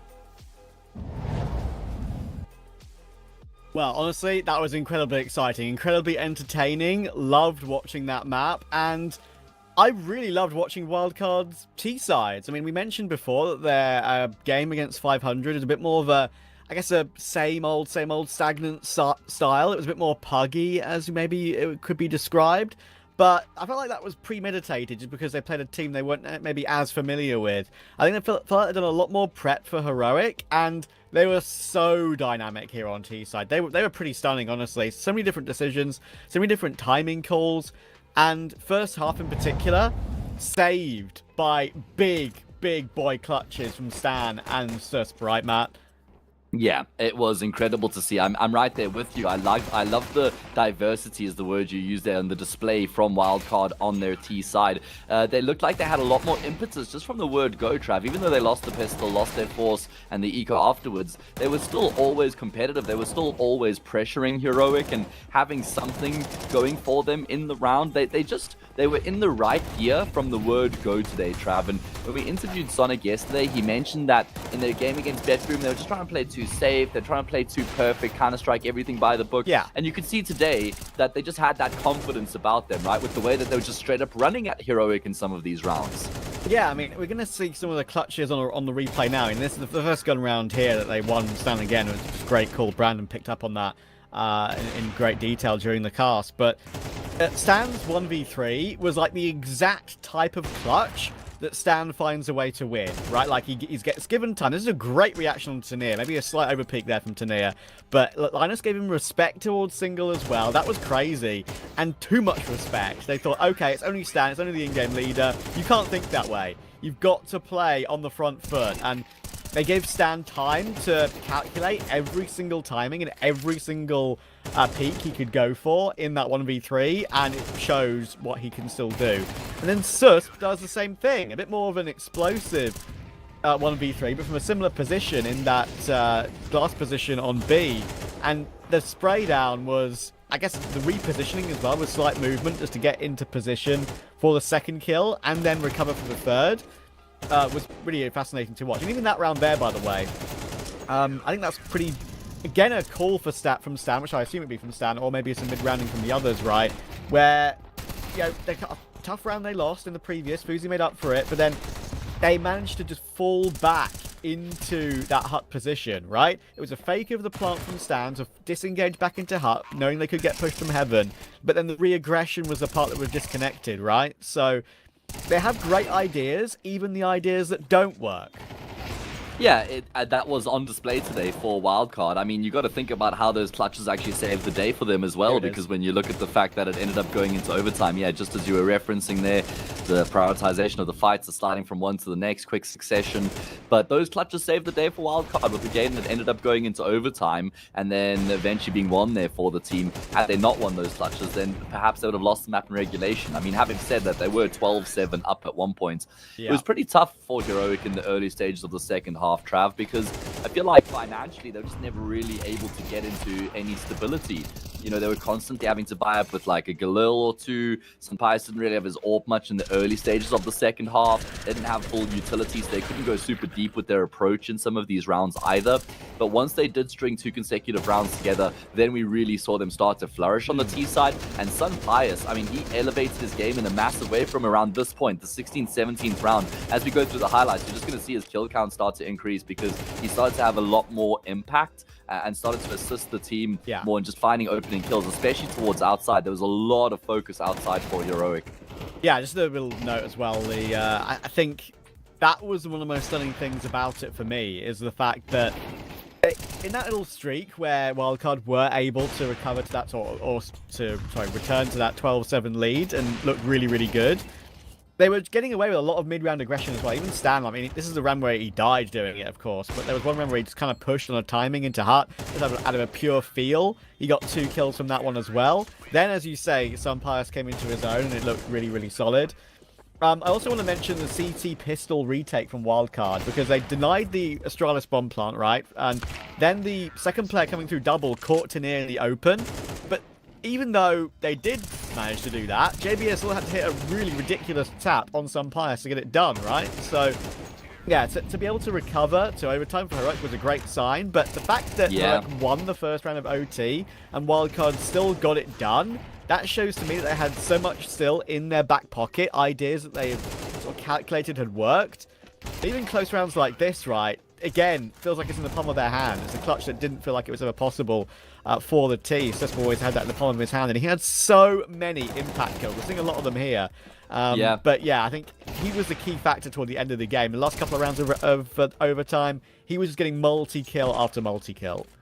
Yeah, for me, the fact that Wildcard were actually able to fight their way back into the game after having lost 6 rounds in a row and letting the game slip into overtime was a testament to the state of this team, really, and that they didn't crumble, they didn't break, Trav, because we've seen them in these situations in games gone by against higher level European opponents. You know, you were mentioning it to me, Trav, and you were saying how they have a tendency for those games to kind of slip away sometimes, but this time they actually were able to fight their way back in. Like I said, despite the fact they lost 6 rounds in a row, they were down 13-12. Heroic had all the momentum behind them. They were the favorites, and most people would have been backing them to get the job done from there, but Wildcard just put a stop to them and find a way to get back to winning ways and then complete the job 16-14. Even this one wasn't exactly clean, right? I mean, that was squeaky for a second. Youngster having a chance to grab that incredible clutch, but no, an important frag from Sonic gets it over the line, and there is Susp, of course, 87 ADR. So much good work from him. I mean, pretty stunning. And yeah, you're absolutely right. I mean, there's a couple of games from Wildcard, right, that I mentioned to you from Cluj, from the main event in Cluj, where I think they had like a 9-3 on Inferno against Mongols, like an 8-4 against VP at one point. Both of them went to close games. Both of them they lost. As I kind of mentioned to you yesterday, it was a couple of Inferno games that Stan will have nightmares about. But yeah, now this is a great one for them to take. Sure, it's a BO3. It's going to be tough for them going forward, which I'll get onto in a moment. But that is going to be a huge confidence builder, knowing they can get over the line when they still get comebacked on, right? They did recover from 7-12 heroic, and Wildcard still found a way to win. However, you know, Brandon mentioned it absolutely accurately, and I think, you know, Lucy touched on the wins that heroic have had on the map too. Dust 2, telling you right now, like, this should be a heroic lock 100%. If it's not a map 3 here, Matt, I will be incredibly surprised. Heroic's results are excellent. They've only lost to an Amiga in Pro League. They've beaten Saw, they've beaten 9, OG. Like, really good results for them. Whereas Wildcard, they've only found ways to win it. Against regional opponents, they should be stomping. Yeah, I mean, the last time we saw Wildcard out on this map was in this competition. It was against Betboom. We didn't see them for very long, Trav. We only got to see 13 rounds from Wildcard on Dust 2. Obviously, when they got hammered by Betboom, they lost 13-0. On that occasion, just going to go back and have a look here. It was Wildcard's pick, Travis. Wildcard picked Dust 2 into Betboom, lost 13-0. They did start on the T side, but the only sort of solace I can take from that is the fact that they picked Dust 2, which shows that they must have some sort of confidence in the map as a team. So maybe there's a world, but you're right, Trav. We should certainly be going to the third map. We shouldn't be wrapping up the first game of the day once people see our faces again. No, exactly. Like, if it's not Anubis, I'll be very surprised. But we need to find out if that's going to be a reality first. We're not trying to speak it into reality. Who knows? It needs to play out on the server first. And to do that, we need to throw it to a break and hand it over to Brandon and Lucy in a few minutes' time.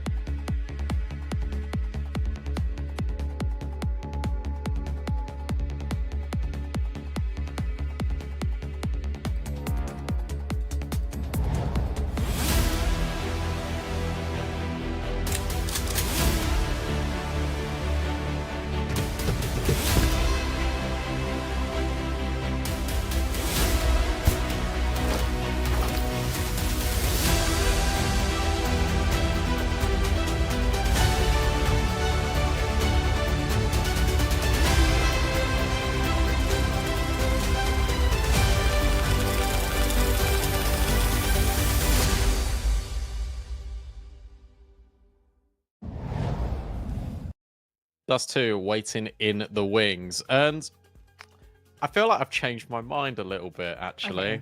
Okay. I know I shouldn't do it, but I'm going to do it. And that's only because Fuzi was playing really good and had a lot of important kills, as Des was saying. So did Susp. And I felt like we didn't really kind of get that out of, for example, you don't expect it out of LNZ, but he was very absent. And it feels like if LNZ had like 20% more impact, then Heroic could go on and win that map outright. Pius did call off when he didn't have the AWP. Tanir was only good for a handful of rounds, and xCloud was getting one kill and then getting traded. That's kind of what it felt like. And the way that Stan operated that was so methodic, so systematic, and we saw the way that Wildcard approached Anubis and the fact that they were going for these really fast direct hits. They were getting so much sort of variations on their T sides. And I actually look at Dust 2 now and I start to worry because I start to think, Heroic, if you don't get off to a good start, I can actually see Wildcard doing this in 2. Yeah, okay. I mean, yes, it is Dust 2 though. I guess that you can't forget the Dust 2 performance has Bet Boom literally. I know. You know, just happened 2 days ago, 13-0. But I will say, you know, in Wildcard's case, so that's not going to happen again. And I think that this Nuke was actually a really good example of that. When you compare it to the Nuke yesterday, it's the team that is clearly building from their mistakes, acknowledging where they've gone wrong, and is making those improvements and adjustments, because that was a completely different Nuke that we just saw versus the Nuke versus 500. Even though it's the same results, I think the T side in particular looked considerably better. And I do think that on Dust 2, we're going to get a lot more fight than we did versus Bet Boom. Yeah, no, of course we will. I know it sounds just a little bit heinous for me to just go, oh yeah, do you know what, they're just going to flip it and they're going to do it. But I think there's definitely an argument for it to be at least competitive, right? There's definitely an argument for it to be a close game. I don't think they're going to get blown out, as you said. I think that Wildcard have been improving day by day at this event, and I think that's really cool because it goes into the conversation again about how you've got these guys that did really well at LAN when they were at the major, and now they're effectively, half of them are on LAN because they are together, sort of thing. And the fact that they're warming up and they're getting all this experience, going in and out, match in, match out, always fighting for their lives, but always having sort of that togetherness and always improving from map on map. Like, even though they destroyed 500 on Anubis, I would argue that what we saw on Nuke there was more impressive because it showed resilience in both halves. It showed the ability to come back even when they got forced into overtime by Heroic, and we always knew that game was going to run deep anyway and go close. The fact that you've got new individuals stepping up in different moments because we got the Jaber effects, we got the Susp effect, we had Fuzi now finding these opening kills with the AWP. Everyone was chiming in. And I've not even talked about the fact that Stanislav was top fragging for half the game, right? So there is an argument that can be made that Wildcard can win this. It will be very difficult, but there is that argument, and those are that factors why. We're waiting on the server change before we jump into D2, but that's why I'm sort of yapping about this, because I actually think it's really interesting, because I really do think Wildcard, they're the first team I've watched in the tier 2, tier 3 space in a while that I've seen dramatic improvements on every map I've seen them play in the tournament.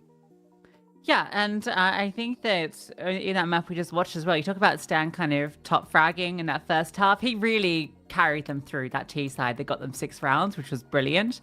You know, he was both calling and shooting really, really well. But he kind of built enough for the rest of the team to come online. And then when we went to overtime, when they went back to the T side again, he didn't need to do anything because his team was all fragging out, right? Sus is one-tapping some Pius out of the server, right, in the ultimate round. So, yeah, I think that now they're all online. They're going to be feeling a lot more confident in the server, and I'm excited to see. I mean, I guess for Heroic, Dust 2 still feels very easy for them. Every single win that they've had, which is 8 this year, have all been single-digit victories. Like, they are absolutely demolishing their opponents when they do play them. So I still have them forcing a third. I'm kind of with Trav on this. I do feel that that's inevitable.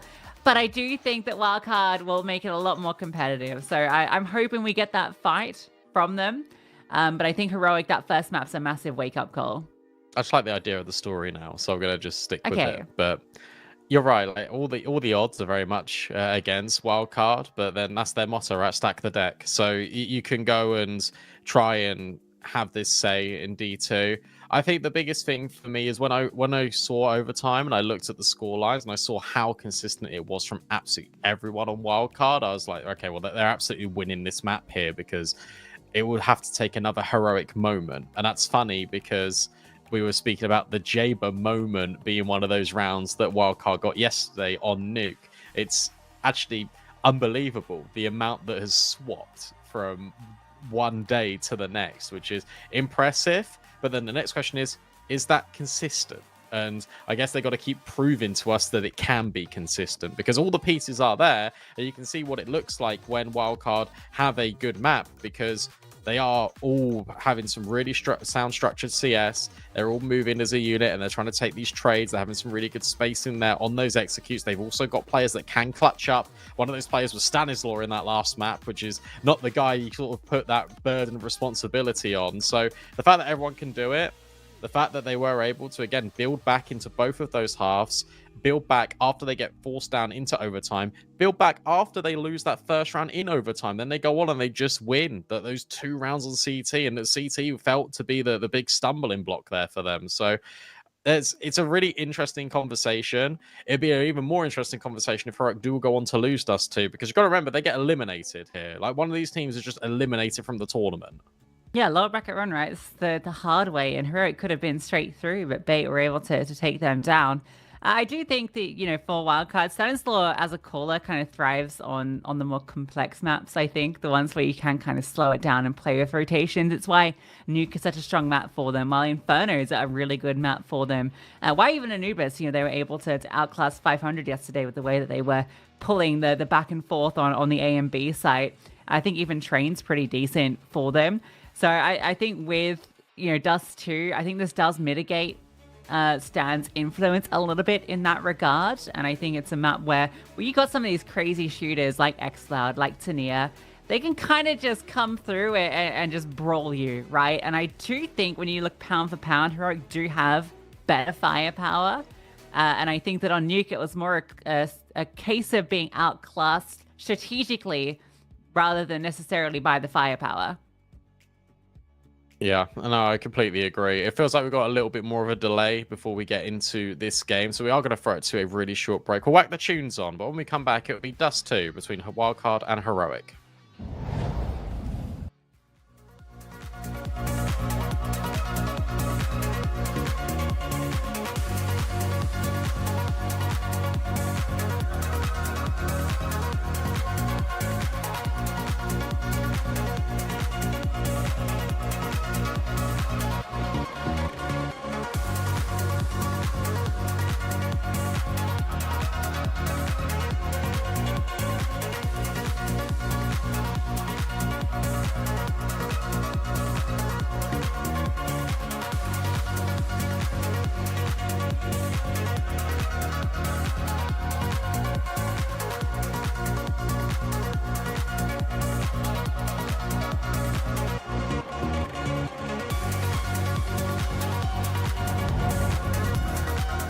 There we go. Didn't take too long. Got there in the end, didn't we? Classic Brandon curse. Well, maybe a blessing. Go to a break, game starts. That's a CCT magic pause. Oh, ouch. Nice magic tap from Sonic. Pious. Gushed by USP. Dust 2, one of the few maps to make that happen.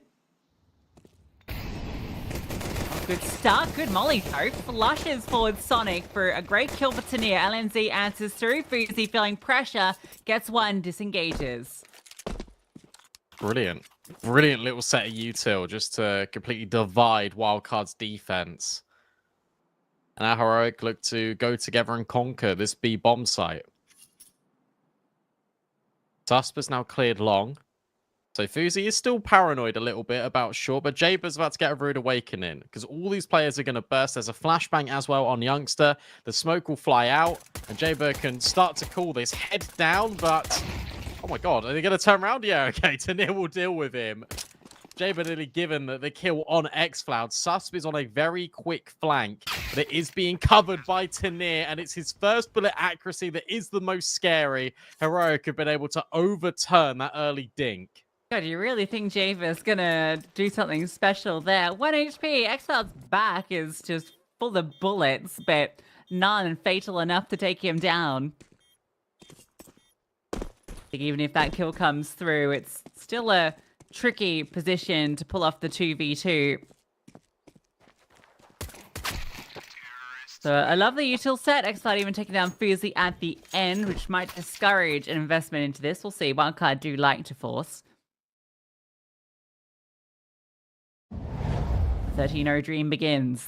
No, come on. That's crazy.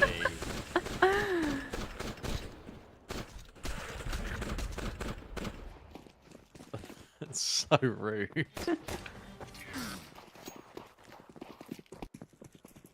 There is that force that you alluded to. Straight out long for Heroic. Route 1 CS.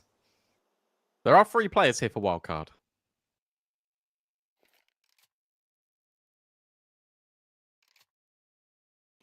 Slow down for Heroic. They wait to see if there is going to be a response. And now just going through the motions. There is that response. The meta smoke, a boost up quickly for some Pyres to peer over the top of it.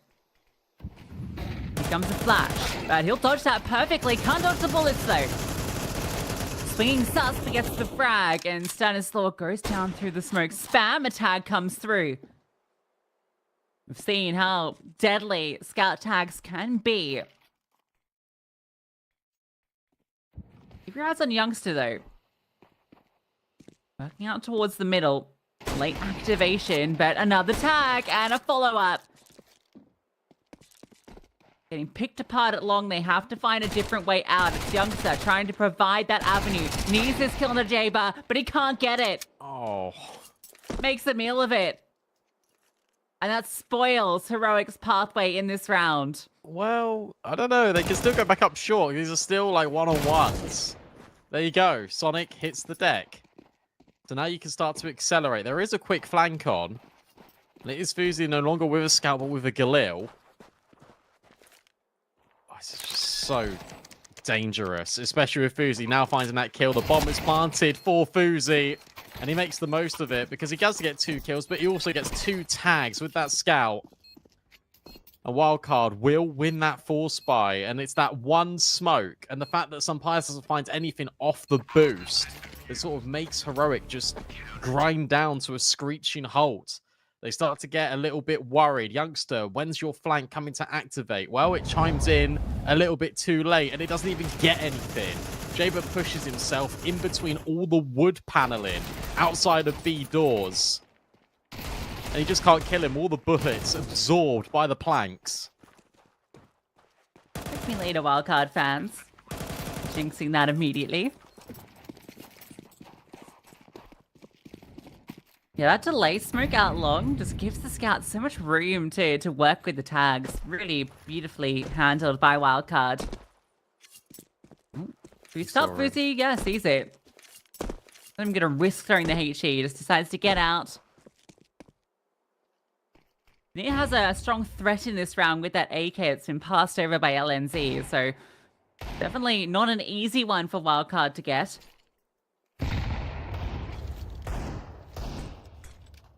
Anything you can do to slow it down and whittle away at these players is going to make it easier. They're keeping all their util as well, Wildcard. They can potentially starve out Heroic. Here comes the initial, because you've got the incendiary, then you put a flash forward, you can then even smoke them off. Instead, it's going to be a deep nade, try and keep them contained, and it's good damage onto LNZ and Youngster. A reminder, you still got that smoke, and a follow-up nade will deal with LNZ. They've now got to scale through everything. Xval just deletes Fuzi, but Susp is still here, and you've got Stan out long. Molly as well to slow things down. Youngster trying to plant the bomb will successfully do so.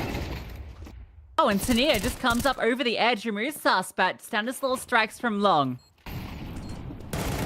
Tania has to be the hero. The flashbang catches him off guard as some Pyre stuck with a deagle, being hammered by 2 players. So it's a force buy that comes through for Heroic, and they get the bomb plant down. But it's Wildcard's positioning, their cautious approach, sets them up for success in the retake. Yeah, Heroic feel like they've got a lot more space there because the distance that Stanislaw gets that kill out long, it's so far back. And you feel like he's not going to push further forward. You got to wait for the rest of the team. You've now put a smoke on towards short. Tanir got the kill on CT. You don't expect more players. So he just jumps up. He feels like he can get the advantage of Wildcard, but it's that one flashbang. And it's the outpour of CTs coming from their spawn. Tanir caught in no man's land. Stanislaw can then regroup with Sonic. There's too many threats to deal with for Heroic, and they are stuck because they smoked themselves off short. Because Stanislaw got that kill in long, they were contained. They couldn't fight their way out the corner. They had to go for these riskier moves. And it's Wildcard that punish and profit off it. Back-to-back rounds, but back-to-back bomb plants. So Heroic might still have a little bit of money left in the tank, but you expect Tech 9s. You expect a hero AK. You definitely don't expect an AWP. And remember, Sampaius was starved of his AWP on Nuke, on that T side. That's something that Hayes brought up so consistently. The fact that he was without it, that's why he couldn't get those kills. That's why he couldn't have influence. Now aggression. Peek though, Sampaius' scout. Yeah, that'll do the job. Who needs an op? Headshot from the scout hits just as hard, as does X-Cloud's dig. Not the round to get aggressive, Wildcard. They are punished for it. And Jabe is feeling isolated, feeling the pressure, and it mounts.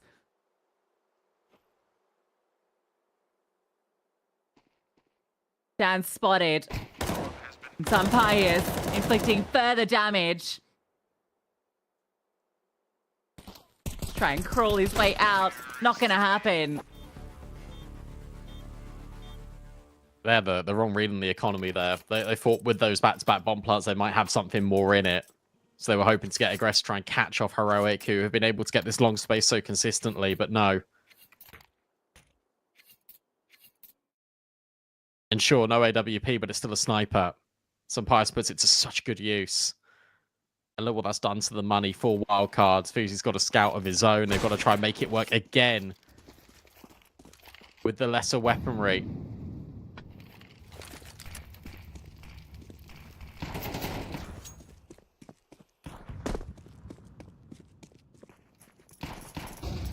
So has tried every trick in the book. That was a little decoy to get a peek on towards long doors. Oh, jump spot. Sus. Not sure if he was spotted. He's going to do his best Mario impression in response.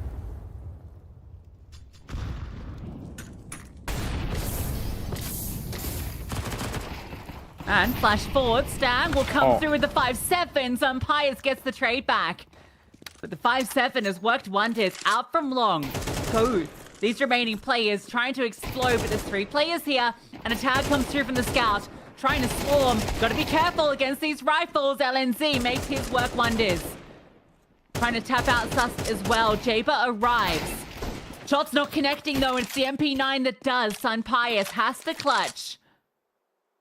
Got time to work with, but the bomb is deep out towards the A ramp. And as the smoke fades, Jaber has that cross and they swing together. The taps from Sampaius. Remember who you are up against.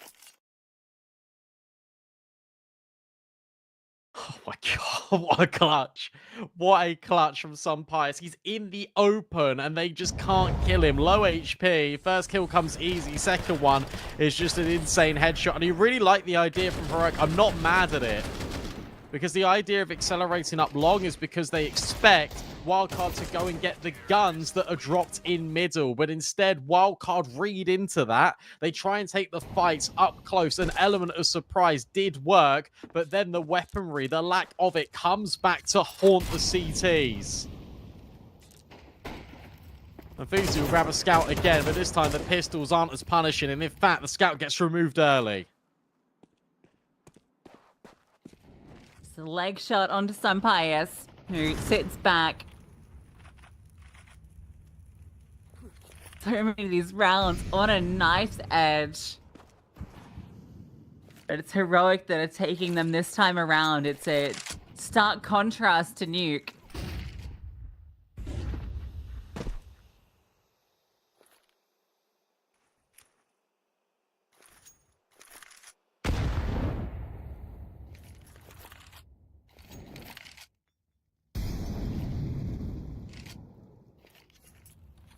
This one should be simple as you like, despite Stan's push out long. At most, he catches off Youngster. Even then, all he has is a USP to get it done with, and now he's been spotted. He might lose his AK. Okay. Didn't think it'd be to Stan. Umpire's in an uncomfortable spot, but he has support. The run around the corner. Okay, Sonic has made this interesting, but LNZ gets that frag back. Still 2-on-2. Oh, yeah. But Stan's just got a Sus can USB. catch him. Oh, never mind. You could see the way that could work, though. You really could. Stan being a menace, just spamming that long, and that means that, look, LNZ has to go back in towards short and take all the space. You know that you got that time in there and towards CT. If they get the ramp pick, that's a whole different outcome. It would have been a 2v1. I don't think the bomb was planted for them. In fact, it was. It was planted for short. So that would have actually been really difficult for Wildcard to get anyway. But a lot of damage being done with just USPs. It was a scout leg shot, sure, but the main bulk of the attack was coming from Stan's USP, and then the damage it did afterwards. And he starts off again on the right foot. Tanir brought down incredibly low. And you still haven't got all of the purchase you'd want. Fuzi is on a scout again. Rifles across the board elsewise. Seen a lot of AWPers prioritizing getting a scout in back-to-back rounds rather than AWP just in one. And to be fair, scouts have won 2 rounds for each team. Peace, and XFab will remove Stan. Good flash to set him up for that first kill. Yeah, really nice little util set because it's his molly that gets the space, and it's the flashbang for LNZ to set him up. Got to be careful about long here if you're Wildcard. Counter flash will only be setting up the scout, but it packs a mean punch. But Suspicious now trapped in between long, in between short, and Youngster just annihilates everyone. And again, you're still so worried, but Sonic and JBA are still getting kills. It's Sonic versus Sampius, but Sampius will hit the AWP shot again. Another round that comes to a 1v1, and another round in which Sampius clutches up for heroic. Probably should never have been in that position though, because Youngster comes out long and gets 2. You can see Sonic was caught between literally 4 different players, and yet somehow is able to take down 3. Craziness, but Sampius recovers. Wildcard's got to feel hard done by with how these rounds have played out. Sampius proving to be the bane of their existence. And now it feels weird as well if you're Wildcard, because you've actually got a lot of success on these low buys. Sure, you might not have... You've converted one of them. The others have always come down to a 1vx. So you do want to dip into your finances a little bit, or do you actually want to have finally everything at your disposal? They get 5.7s. They get utility. They're going to try and use the grenades as a proxy scout. Fuzi's definitely got enough money to have an AWP. It might be at the same breakpoint in the first half of Nuke. It could be 6-2 to heroic, and then Wildcard could start to form their way back in. We'll have to see. Oh, push through. Being helpful though. So, don't anticipate the pistols. Oh, they wow. do a bit of damage, but yeah, it's only damage. Dan finally answers with a kill, but won't be the round, and even holding on to the AK might be tricky. XCloud is running back to T-spawn. That's crazy in and of itself, though, because imagine if they did dip into their pockets a little bit more. Imagine if they did get MP9s. MP9s there at that position, they would have just completely owned them. But it makes sense just to prioritize everything into the next round. But XCloud and Tanir's HP, that's a cruel way for Heroic to get their 6th.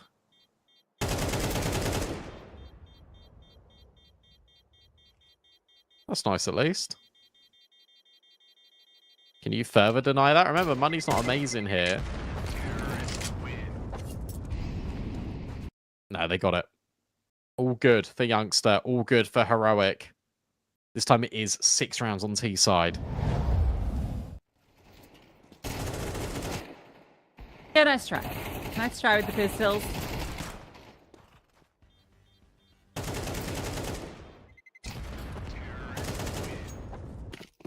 It's actually hilarious to me that Exile and Anthony live that whole round.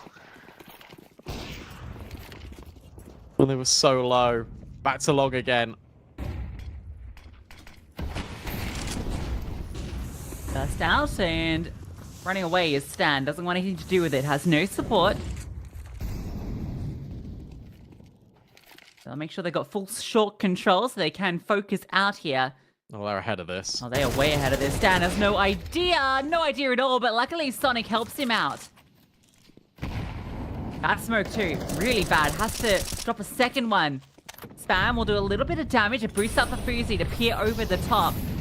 Looking behind the flames, but some go back the other way. Everyone's getting singed.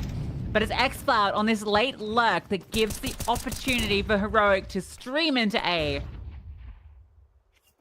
Run away with this half. Great round. Great round out of Heroic. And again, just accelerating. You're ahead of the lurk smoke. And the fact that you're ahead of that lurk smoke is going to create so much chaos to allow that X-Cloud flank. Remember what I said on Nuke. As soon as you see a lot of Heroic players all in one spot, X-Cloud's going to be on the lurk somewhere. And they understood that, and they had the presence of mind to be able to have the capacity in the round to account for it. They didn't this time because Stanislaw got caught. Because Sonic then had to be in towards CT and then immediately look long because his long player has fallen. Because your boost up gets mollied immediately. You don't expect X-Cloud to be on that direct corner.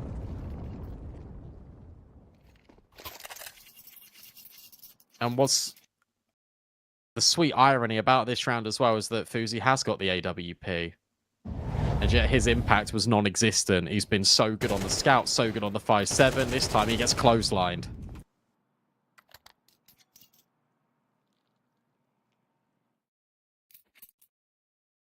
This is such a brutal half for Wildcard. It feels like they should have had like 3 more. Yeah. They should be really in the lead. But, you know, that's the way CS goes. This is CS2.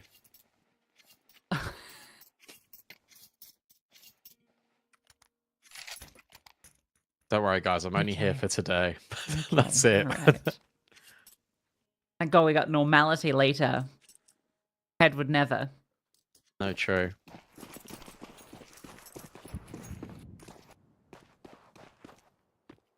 Fight long.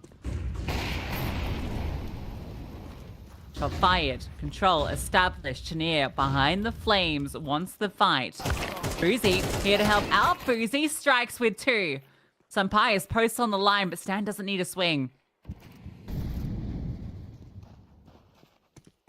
Go on, Wildcard. Get 5. You deserve 5 rounds here. Treat yourself. Oh, look at those mollies. Oh, yeah. Yum, yum. Molly so good.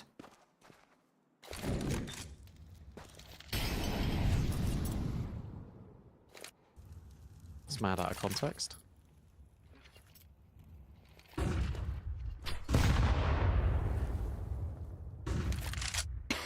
What can you do here? Not a lot. Maybe go into B.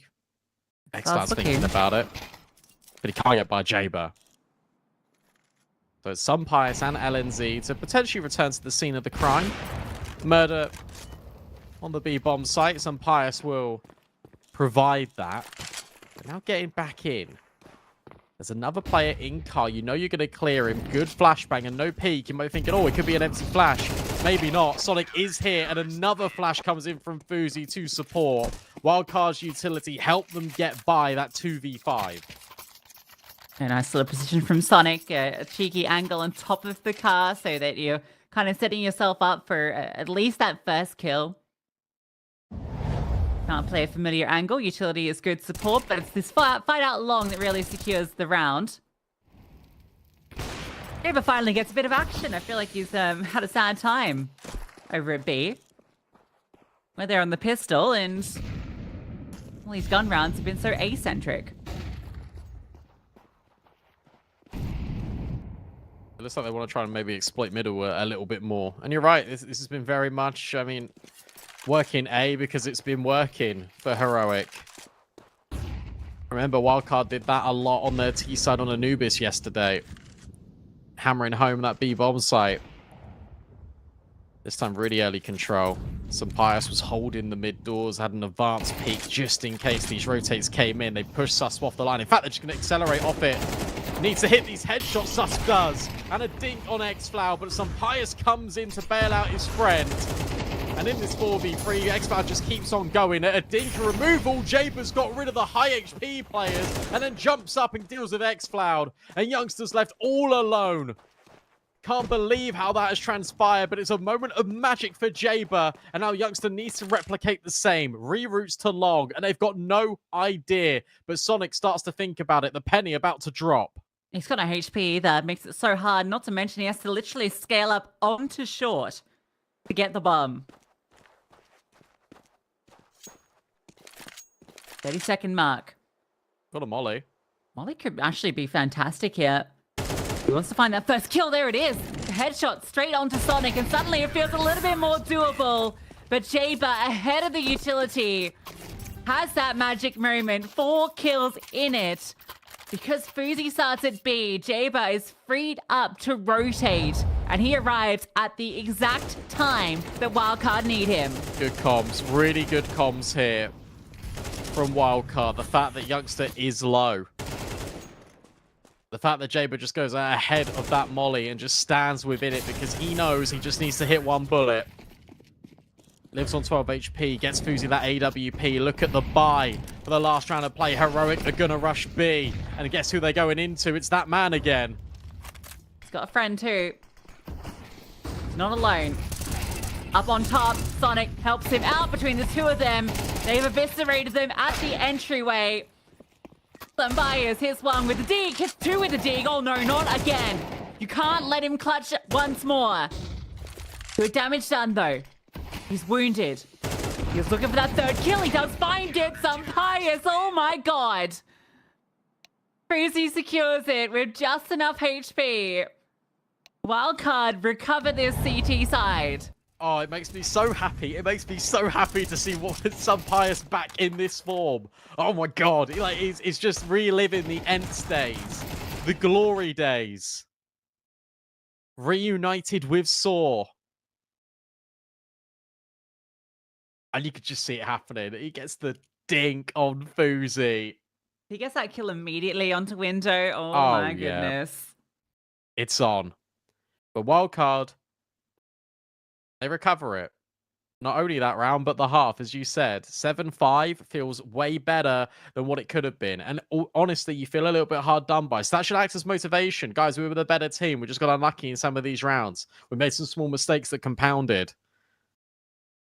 Stan could call a great T-side. We know that. They get the pistol, they're right back. The opportunity to potentially 2-0 Heroic and knock them out of a tournament would be a wild storyline if they could pull it off. Heroic not feeling pressed right now. Those two Pius clutches are the difference makers in this 5-7 half. Not to mention the amount of times the money was broken for Wildcard.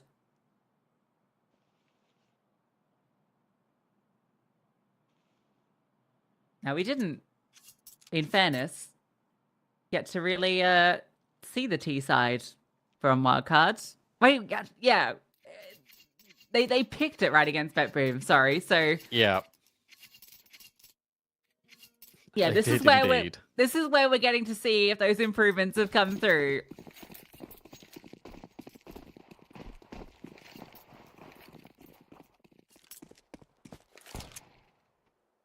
Oh, well, Okay. it doesn't start off great, does it? They go out long.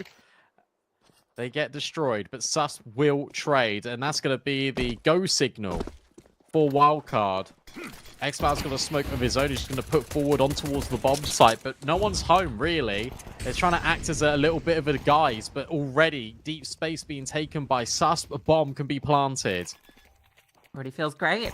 And But the I smoke love that was this deployed. smoke. Oh, no way. I was going to say, I love that smoke because it does prevent them from having space, but now they've got all the space. 3 players in from short. That's going to be here. 3 Ts ready for the fight. Fuzi delivers, but Tania and Sampires have answered back. Sonic, tucked in, doesn't even have armor. Got a P250, but loses his head immediately. The decision to fight into short does not work out for Wildcard. They just don't expect 3 players there. I mean, why would you expect every single player there for Heroic? But Heroic give them the wildcard treatment. You expect players in CT, you expect players in towards short. Okay, well, if we kill the short guy, then we've got space. And that's why we love that smoke so much that X-Cloud threw on towards site, because it delayed them and it allowed Heroic to get in this position. Sharp shots from Tania and Sampires. Both pistols being claimed for Heroic. Last pause for Wildcard. Already. You know why you've vested into this. Gaber drops a scout to Fuzi. Fuzi drops an AK to Susp. That's a great trade. Okay, he still will end up with one, sorry. It's not too bad. 3 rifles against 5 on the other side. So Heroic are not mucking around. Got an AUG in round 2. Yeah, he loves the AUG Tania. Yeah, but in round 2 is crazy.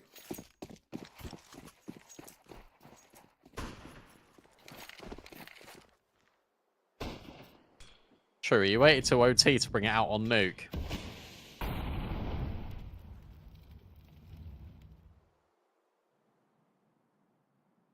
Lower control being established. You've also got X-Cloud just jump spotting in towards short.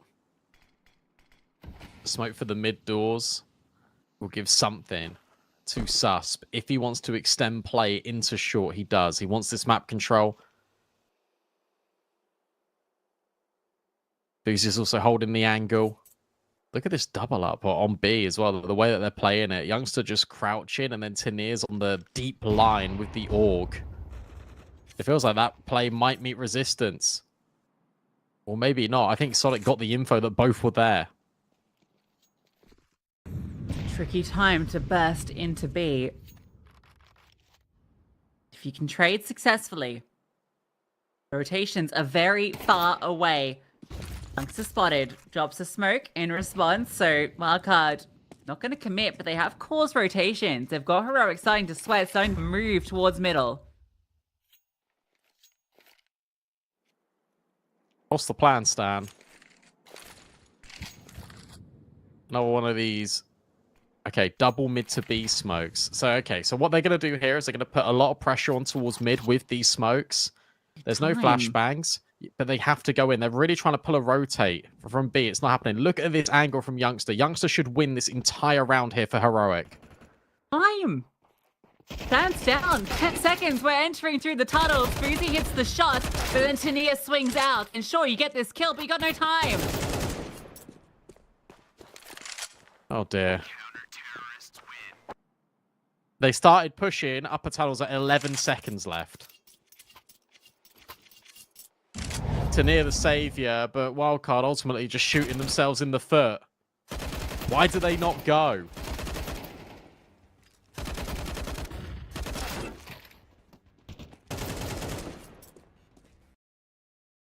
Oh dear. That was the force buy through.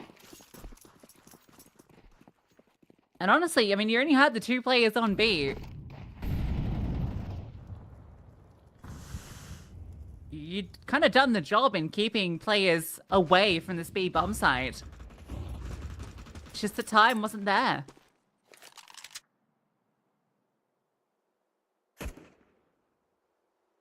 Another one of these bait and switches. Tania with the AUG. Sampires like close with the MP9. They completely overlook him. And between the two of them, they mop up mid like it's nothing. Stanislaw left last alive. This one's a bit faster out of Wildcard, but it's the same result for Heroic. A round win. And now they're in the ascendancy. 10-5, double the score lead of Wildcard, and that was a force buy. Wildcard have got no money. And it feels like that's been the case for the entire game. Wildcard have just had no money. Yeah, it feels like the moment the Heroic will run away with it.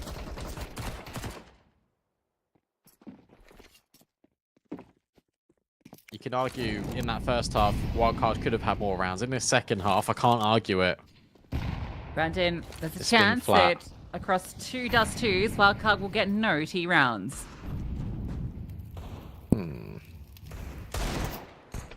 That's a horrible stat. And Tanir is in lower with an XM. A break on the smoke for Sun Pius. He just kills Stanislaw. Nice shot out of Jaber. Is there one on X-Cloud as well? Not quite. A lot of damage being inflicted, but X-Cloud lives. There isn't even a moment of solace. There isn't even a break point in this round where Wildcard could maybe just get some rifles. Jaber's been brought down to low HP.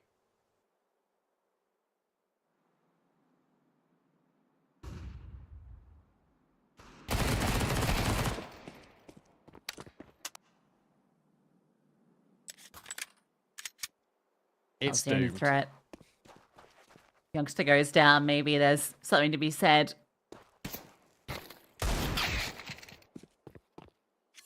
Through the door. Only moderately unreasonable, Sun Pius. Don't give the Deagle a chance.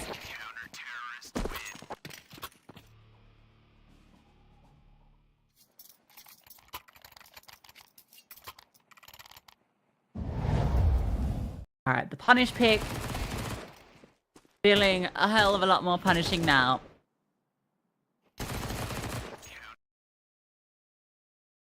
Yeah, if you're a Heroic, you're going to just be annoyed that you couldn't close Nuke. That's true. But Anubis feels like a good map for both of these teams. That one I definitely have Heroic favored in. Let's see how it pans out. Warp for Fuzi. That's the danger here for Heroic. And it's fast map control again for Wildcard as they scale short.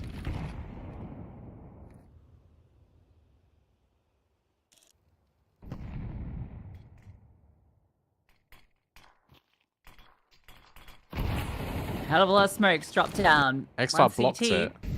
Yeah. They blew it immediately, but X-Cloud's still ahead of it, so these 2 smokes dropped doing nothing.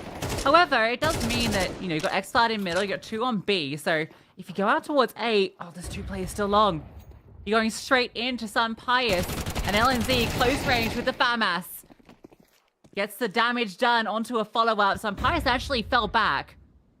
But still in a powerful position with the AWP. Sonic setting up the Molotov that will land and flush him forward, but there's no swing.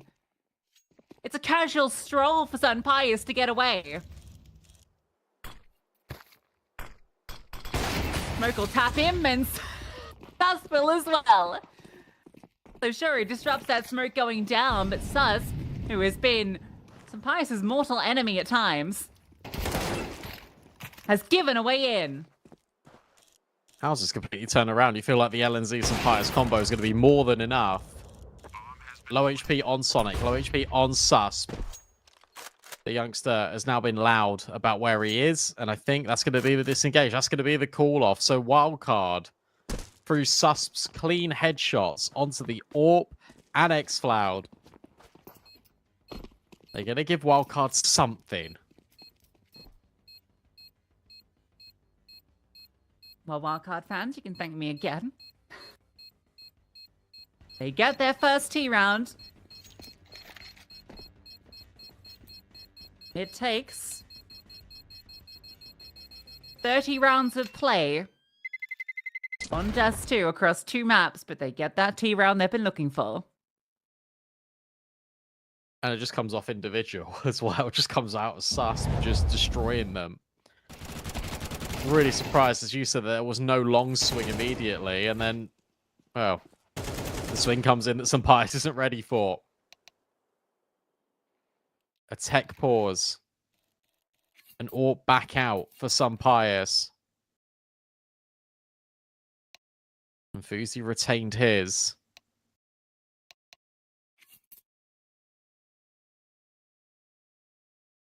I still don't think there's any world. Especially with the scoreline the way it is.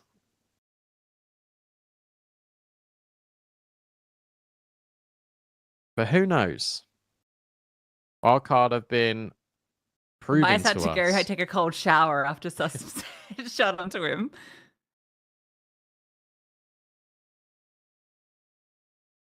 Yeah, Ruffled. be about 10 minutes.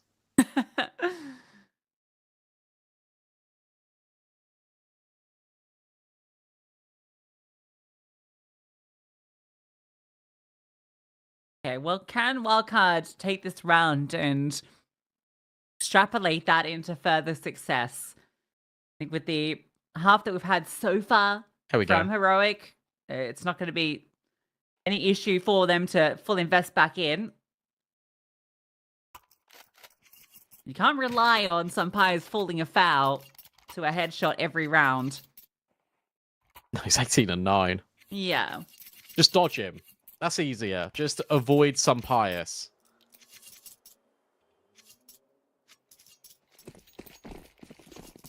Fuzi's getting the worst spawns every time, so has to go in towards mid. Oh, nearly. Ooh. Nearly catches that jump across. Can't manage it. The Pious in short this time gets boosted up. Nothing there. No, they're all out long again. Busy, you imagine, drops down into the pit. And look for those picks.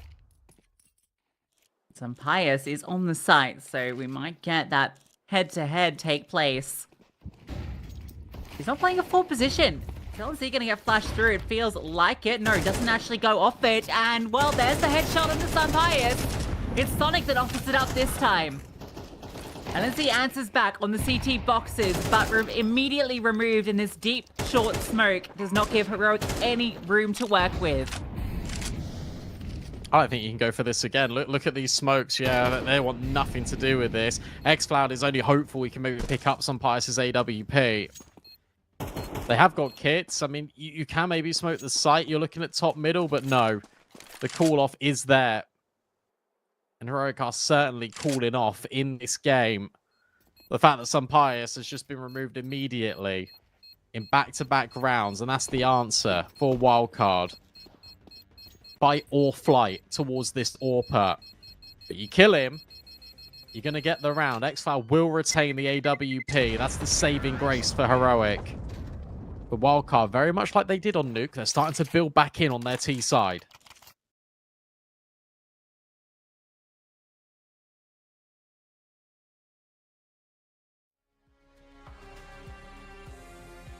Now they get the benefit of Heroic's tactical pause.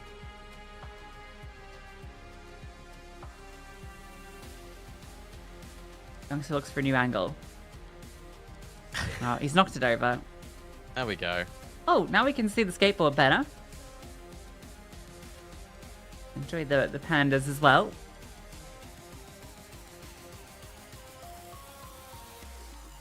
But has less gamer chairs today. He's got a His friend music with him is going today. hard. True.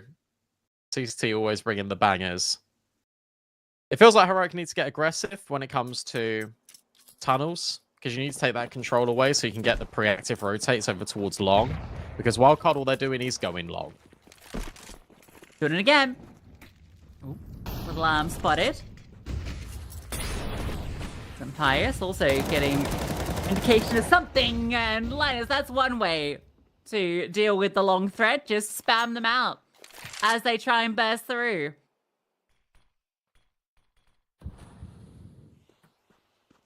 Yeah, fair enough.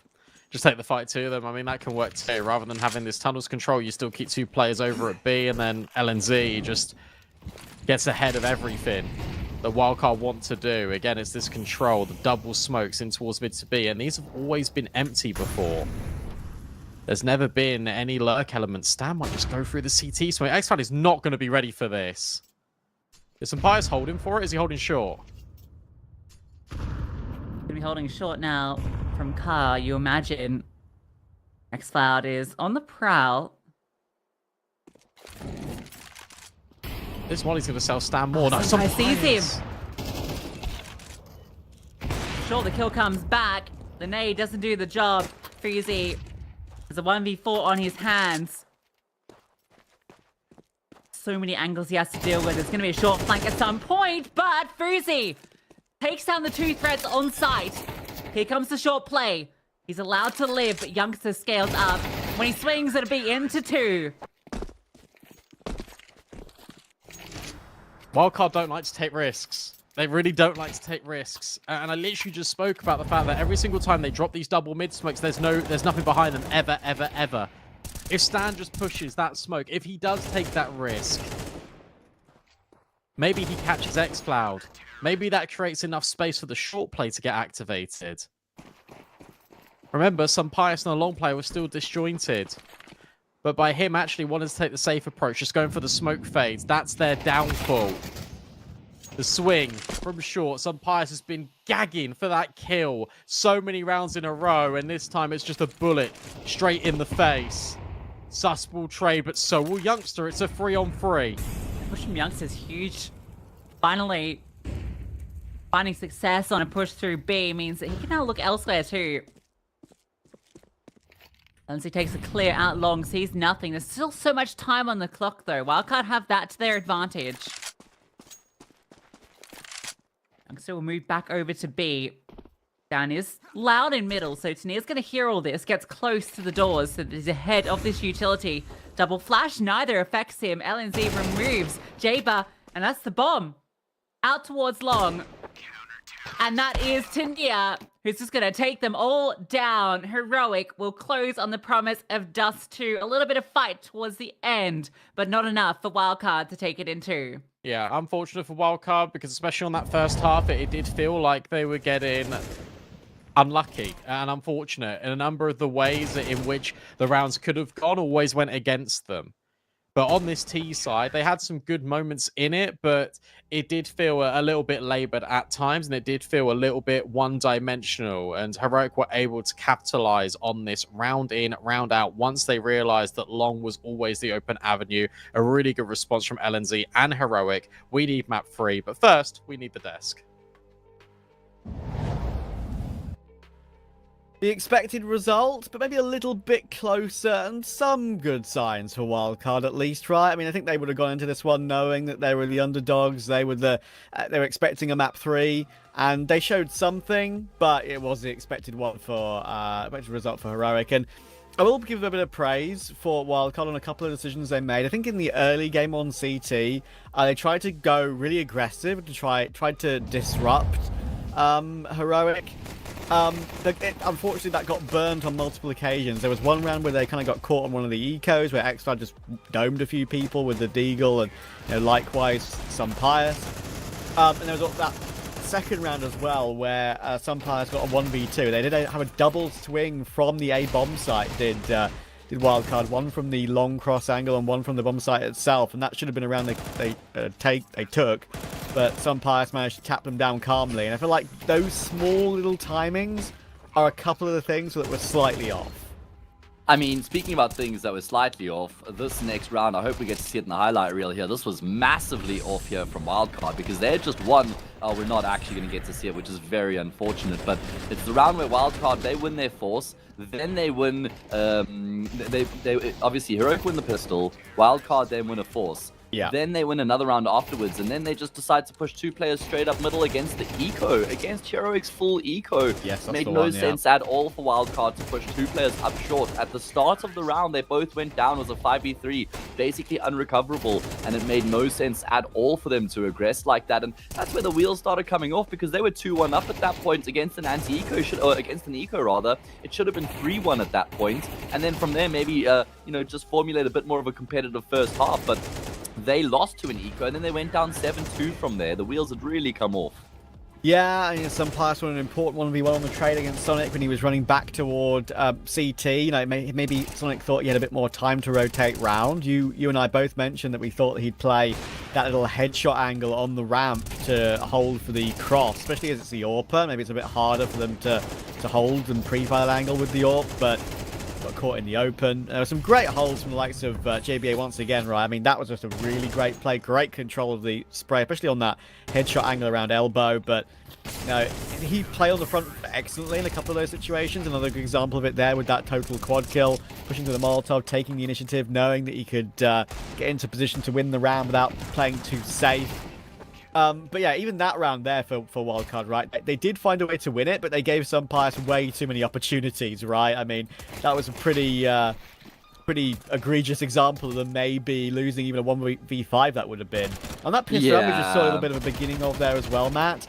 Wildcard have shown good examples of playing on the front foot and pushing forward as a group in the afterplant. On Inferno in particular, we saw a couple examples of that. But going toward elbow and short on A, on the T-pistol, I feel like it's not really the play in that scenario, and it didn't pay off at all.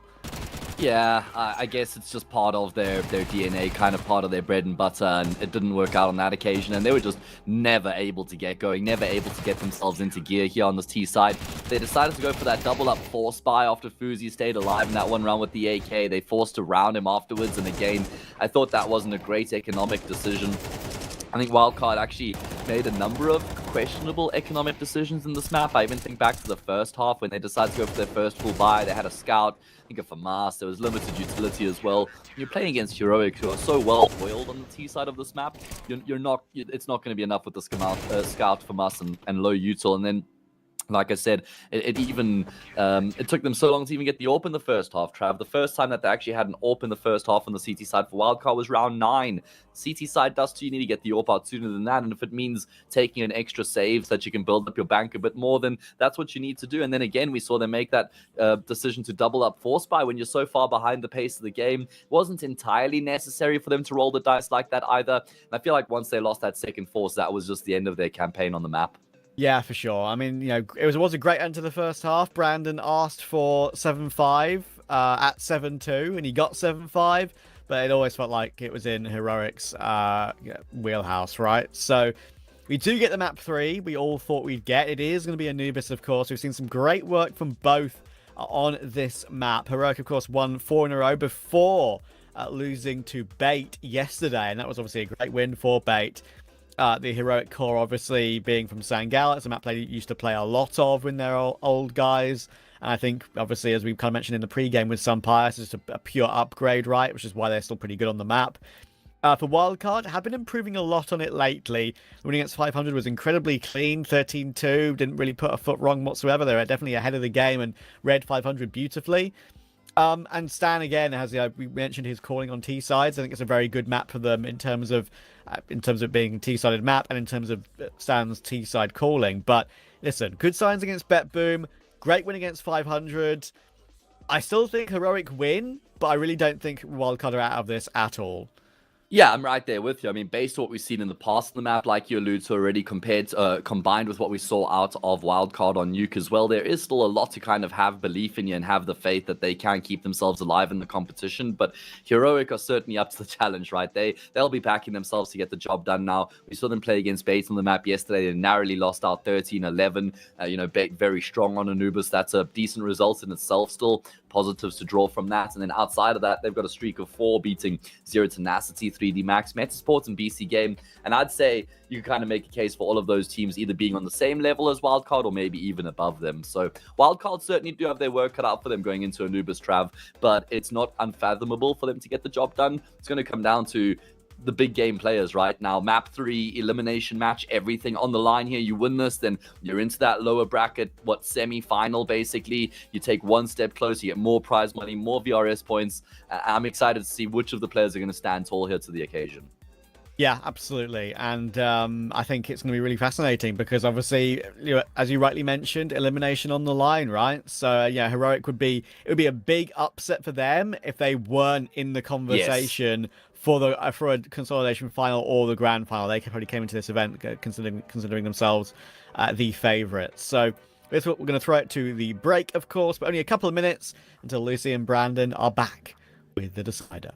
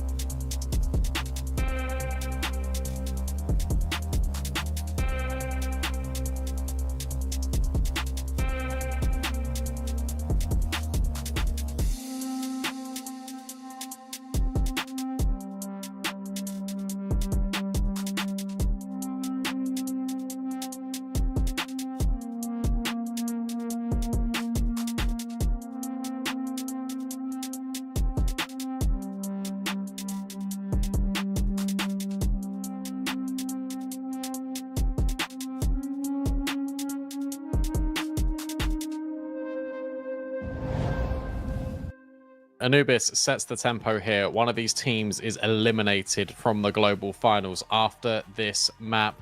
The desk still think it's going to be a close one. I've still got Heroic. Lucy, have you changed your mind?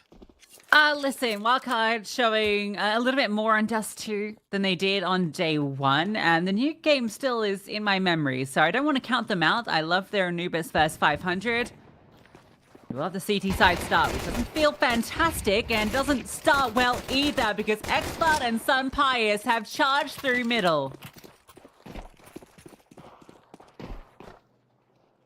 A really cool round here because you've got the deep smoke at CT. You think it's going to be a B burst. You then start to get worried about water, but no, it's mids. That's the ultimate intent of threat from Heroic. 3 kills coming back in an instant. Nice shot out of Sus with the dualies, but needs to find a little bit more. And now Heroic are going to stop peeking. X-Mark goes wide, but it's Tanir at backside that deals with Jaber. So it is all up to Sus. He needs all 5 kills. He's already being flanked by LNZ. Dead in a matter of moments. Heroic claim the pistol. Yeah, simple 1-2. They just contact through middle, as you say, using the smokes to distract, and nice clean kills. 3 fall. Sun Pius. That one's a bit ridiculous. He's kind of like mid-jump clear on it. But the follow-through is lovely. Sus gives it his best shot, but at that point, it's already far too late. Not the start that Wildcard would have hoped for. An eco. Nice. We like this. Flashbang, a classic call. We go eco, we flash out B on a timing. This is what Trav wanted, and Hayes. They wanted a little bit more reserve when it came to the finance, especially on CT side for Wildcard, to promote this AWP, to get Fuzi online earlier. Especially on a map like Anubis, where you know that Sun Pius is going to be a menace. He was unplayable on day 1. He's been close to that so far in this series. I feel like Susp is the only one that's been able to get the better of him. The credit where credit is due. Susp has been having a great series. Now the stack moves to A. Nothing came B. I'm enjoying... I love it when the CTs do this, when it's a slow round and they just slowly move around as a pack. See what they can do. Got that flashbang, walking into the stack, but the MAC-10 is doing what the MAC-10 is meant to do. Sus will get 1. But it's a cleanup and a very happy round for Heroic. Yeah, they walk into the stack, they dodge it initially, then they go into it, and it's completely fine. Only 1 casualty is not the end of the world. So I'll be more than happy with how these first 2 rounds have panned out so far. Great flashbangs as well, leaving nothing to chance are Heroic. I think it will be good for them just in general to have a very clean 3rd map if they do go on to win this. Starts off early with the flashbangs, the deep lurk smoke to get into A main, and well, objective temporarily achieved through the smoke. It's these classic wildcard spams. It's Sus to find the opener.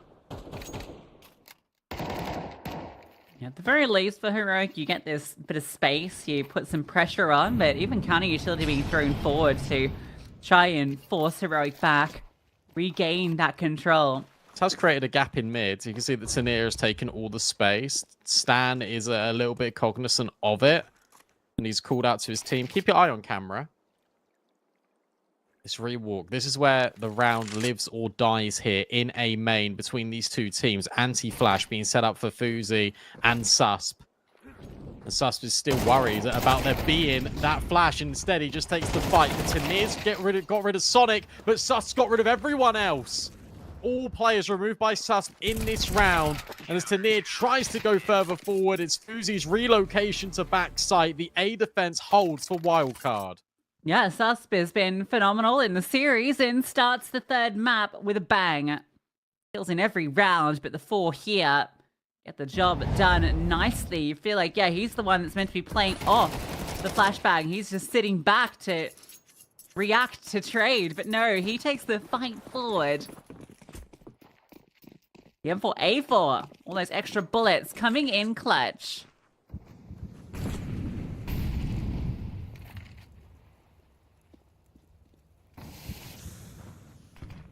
this buy? You got all the AKs, you got the AWP on some Pius, but to accommodate that, X-Cloud's just on a P250. Yeah, he could be a footstool this round. On your knees. Oh, no. Anticlimactic. Stands in a good spot to maybe deny Youngster, but the adjustment is good out of the Youngster. And suddenly, Heroic are now creating a little bit of a pincer. 3 players come over for Wildcard to reinforce this bomb site. Sonic with the jiggle. Now noted and collected by Youngster. Jaber needs a double, and he's got it. 3 kills immediately. Fuzi at the backside. It's that unknown element. It's that extra player that Wildcard always have on that CT side that Heroic are never ready for. Yeah, like, why the hell are there 4 players here on B? This is ridiculous. Especially after they find that first kill. You're wondering, what are they doing? Never counts Pius out of the clutch. He has 2 1v1s. Gus was just holding the back line so that he can't go A. They don't know where he is. They have no clue at all. He has an opportunity here. He's hearing Fuzi jumping, so he knows. Backside somewhere. Fuzi repositions. And he comes forward. The opportunity was there, but the flick shot goes awry. So Wildcard, back-to-back rounds. Yeah, really nice as well from Wildcard, because as Fuzi moves over, he gives the indication to Sas, start walking. Like, get on your bike and come and help me. So he will then start that creep in at B main, and his timing would be an unfavorable one to Pius if Pius is able to collect onto Fuzi, but no. He isn't. Instead, it's the AWP winning out with the AK. He collects the AWP as the reward and sends Heroic scrambling. A full spy all in. It's Tech 9s, it's Mac 10s, it's a fast pop at B, potentially. Looking like it. Not so many defenders here this time, but the ones that are here do wonders. Stan takes down 2, and now reinforcements arrive. X-Cloud upgrades a pistol, but gets legged down by the AWP. A bomb plant, maybe? No, he's not even going to go for it. Fuzi runs him down. Again, it's a multi-frag coming through from one of the B defenders. This time, Stan delivers. And again, it's Sonic just going fast to this mid-rotate, immediately coming in towards Temple, getting that 3rd kill and allowing potentially one of these players on site to get that reload. But even then, it's just damning for Heroic because it slows players down to the point where Fuzi can come over. No bomb plant. That was your 4 spy. Back to bases, back to the pistol round that got Heroic that mid control. They go all in towards mid, but it's a utility. It's the AWP. Potentially sizing up targets. Can Heroic get in mid? No, because Sonic gets flashed in by his AWP, and X-Cloud hits the deck, and LNZ takes lumps right out of him, but it's Pius to deal with Sonic. Nice dig. Try and crawl through, but Fuzi is on the other side, and Sus removes Youngster. So Fuzi scampers, removes the weaponry, making sure that no one can pick up a rifle. That he'll slip in, and triple swing starts to come through, and for Fuzi, it's easy enough. A lineup recovers the AWP, and he calls for concern, quickly dismissed. Yeah, I really like that, because what he does do as well, Fuzi, is he immediately picks up the M4 after his teammate goes down in Sonic to hold in case they push the issue, in case they fight back through this mid-smoke, because they're going to expect the AWP to be there. They've heard him fire off that shot. You wouldn't expect him to be on that rifle. It's a good anticipation. And the juggling, the prevention of a weapon is just a bonus on top. Wildcard win back-to-back rounds.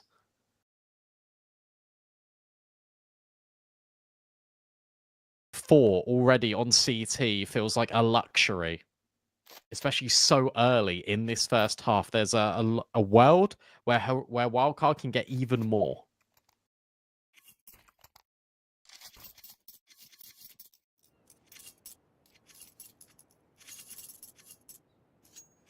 And I'll be happy too, because these rounds have been clean. They're building up bank balance, something that's been a struggle for so long in every one of these maps so far. He feels emboldened to take the forward peek onto middle. There's no one on the other side. He'll hold that line down.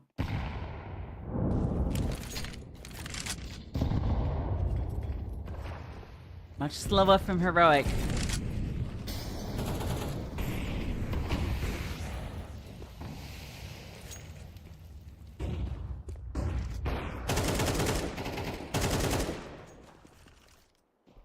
I really want to make sure that there's a mistake potentially that could be capitalized upon. The IGLs might clash again in dark. Stands in the corner, and LNZ was waiting for the smoke fade, but Stan punishes.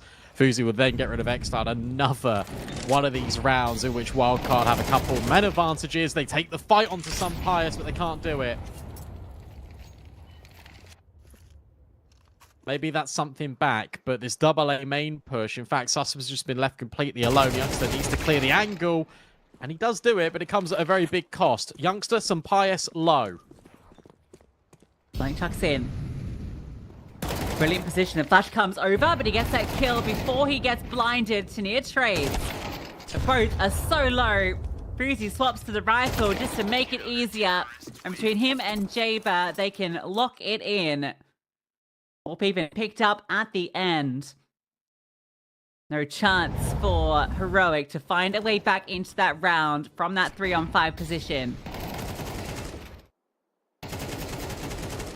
I love how much Fuzi is just prioritizing, just going with the rifle rather than sticking to his guns with the AWP, because he knows in these close quarters engagements, if he can close the gap, if he can be there, there's that extra man with another rifle, that's going to benefit the team more. Tech 9s again for Heroic. Really aggressive from Stan this time, and actually catches LNZ. Another smoke spam for Wildcard. How many times is that record going to be broken? The amount of times I've been saying it in this series, he even follows up on some Pious, expecting a push, expecting aggression. But the biggest thing for Heroic right now in this first half, zero trade potential. Stan's playing a very pivotal rifle position in towards Con and has been doing wonders with it.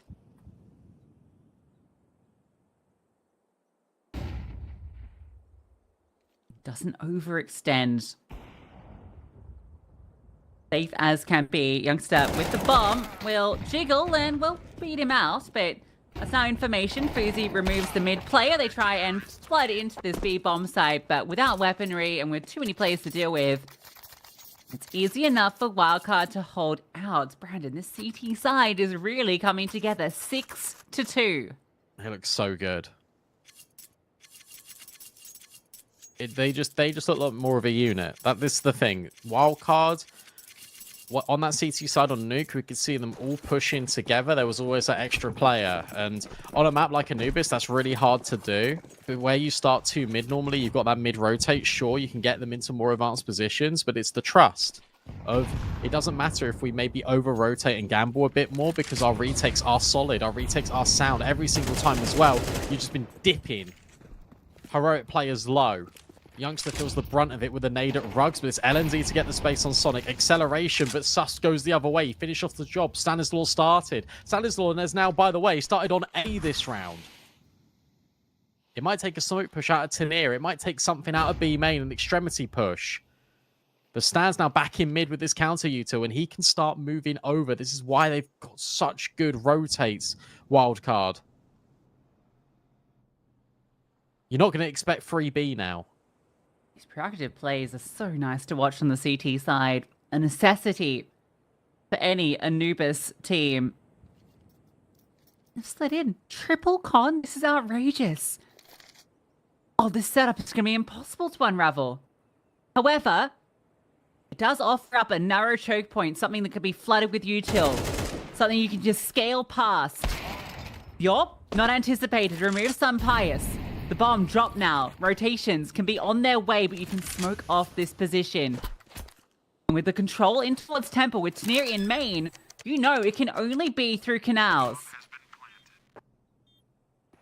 Now this gets a little bit trickier. Triple con feels a little bit on the nose. Tanir punishes that B main, and you got to save. Fuzi 12-2, has no further part in this round. The Heroic able to break the deadlock. You feel like 3B is going to be a really nice way to play that, but they don't take full advantage because they wanted to take water. They wanted to guarantee it wasn't this A bomb site. They didn't have any info because as Sus pushed out and killed Youngster, he fell back into the angle. So they lost all of that space. They gave up mid with that utility. They had to go searching for more clues. Little did they know if they just anchored down that bomb site, they probably were going to win the round. So you gotta give the props to Wildcard for those CT mid-round decisions. You lose mid control, Sus pushes out, gets that pick over towards A, but doesn't overextend. You let it simmer for a little bit, then you go for the Canals crunch out through Dark, but yeah, timing not there for them. There was maybe a chance as Fuzi does get that kill, but the lack of any other avenue to support the con players was the issue. Nice nade. Oh, this is quick. Oh, Sonic just runs up top mid. Traded at least, but look at the damage he's done. Yeah, that's a change in the guard, right? Just an immediate aggressive play, pure contact. And you saw that on the extremity with Sus last round. You don't expect that in towards middle. Fuzi drops off more util. Susp. Just shoot. It's going to be this B play once more. Tanir might have a super time in, but no. Oh my goodness, the nade is perfection. There's 3 here again. Breezy's in a tricky spot though. If they just burst through, he's dead. Like he's dead. Yeah, he's in the open. Stan gets that trade. Now LNZ starts to scale out. Stan's trying to do everything. LNZ in the flames. Hits the shot though. And that's giving them that space in. Sus will rotate. They know he's the A player. The youngster has a look in Canal. Sees nothing. They can focus their attentions to Temple. And LNZ hits the money shot. Again, 3 players, right read for Wildcard, weird positions. Back-to-back round, weird spots. The fact that Fuzi is in at default and stands holding, like that feels like such a risk. Sure, if he grabs the kill and is able to escape or on LNZ, it's a completely different story. But there are so many decisions in this round that feel really awkward for Wildcard because it's a good setup and then it's not a good setup because what on earth is Fuzi doing there? Smoke's not walls, but they really were treating it like one. Even if the angle to swap, right? Even if it was maybe Stan holding B main with the rifle where Fuzi was, and Fuzi was a little bit wider holding for Con, you could sort of excuse it because Stan's in a pivotal moment to be able to deny there, and it's that off angle that Heroic would be having to spend time dealing with, and it means the AWP can move away, but because the AWP is so committed, it just feels a little bit irrelevant. If he's anywhere else, if he's at Pillar, if he's at jail. You want to be putting Fuzi in spots where he can get a kill and move. He's 12-3. Before that, he was 12-2. Like, it's amazing how much impact he is finding, but it's really good to see that Heroic are able to piece this back together. This time, they've been the ones to ask to come back on in the early stages of a map. Boost up for Fuzi, didn't net anything. And this mid control has been established very quickly by Heroic. Going towards A, which with youngster outside main, you think that is, potentially the likelihood. There's still 3 defenders with Fuzi amongst them.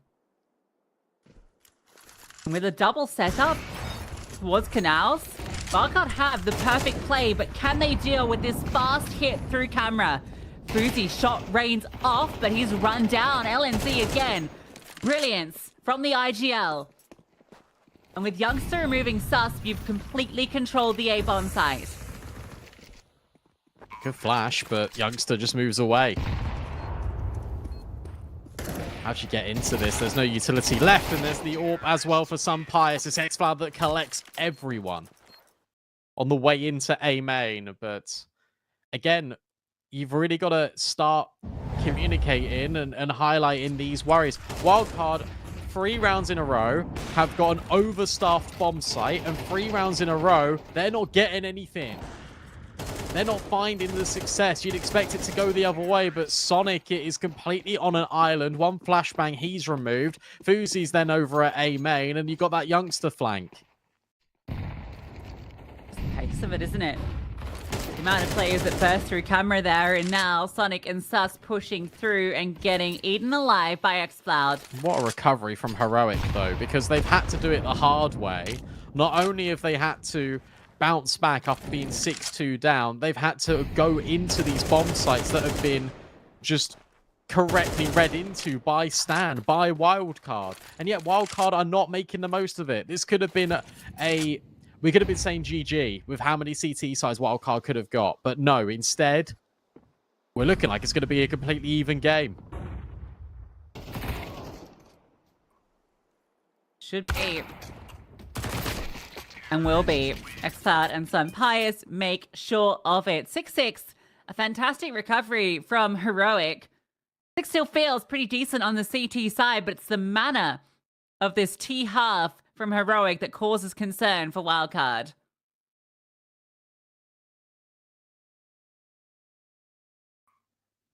Will 6 be enough? That's now the next question, because we saw how good that T-side was, as you're saying, right? You remember that 500 one where it was just B-burst after B-burst, uncontrollable aggression from Wildcard. The good news is that you've got xCloud, you've got Sunpius that can deal and do a lot of good things here. And it felt like a lot of that CT side for Wildcard was really dictated, not only by Sus, but also by Fuzi on the AWP. And if Fuzi was not set up for success, Wildcard were not set up for success. And that was really evident in the tail end of those rounds in the first half. They need to manage their money. They need to prioritize the AWP.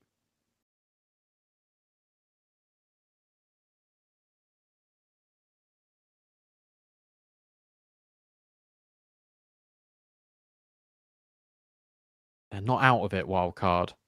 But neither are Heroic. That's the important thing. Heroic are nowhere near out of this right now. With Tanir occupying spaces in towards B main, you do have your worries.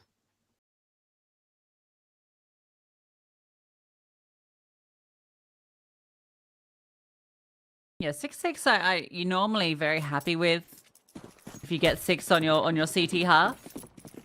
But it's just that the way it played out, you feel like if you're Wildcard, you should have had a hell of a lot more. It's an Heroic that are powering it up. They don't want to get eliminated in the lower bracket. They're the favorites. Them two winning the whole damn thing. This double swing has not started well for these favorites. Tanir's low. Youngster tries to push out to give an avenue, but they're getting overwhelmed. Wildcard have B and should be in a prime position to take this pistol. Yeah, good A main block smoke as well, just denies info. And they don't peek initially, so this double con setup that's set up to gain info nets nothing, and then suddenly it's all the swing, it's the convergence on towards that crossfire. LNZ versus 4. Feels impossible without a kit. Just feels impossible anyway. Wildcard end the drought. And this T side has got a lot of good things to it.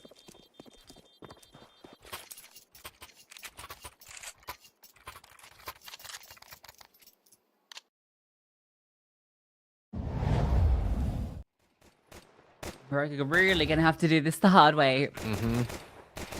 Question is, do they force? We've seen them force quite a lot, both these teams. I'd rather they didn't. Wildcard didn't, and they were able to build back in, but it will be that investment. CZ. xCloud is seeing what everyone else was doing in the MRQs. He wants a piece of that pie.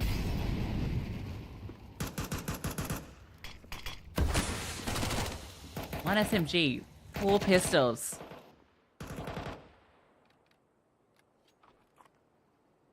Warning signals start to rain out. Heroic need this force spy to find success. Oh, what a really good molly. Double mollies as well. Youngster has got a little pocket of space.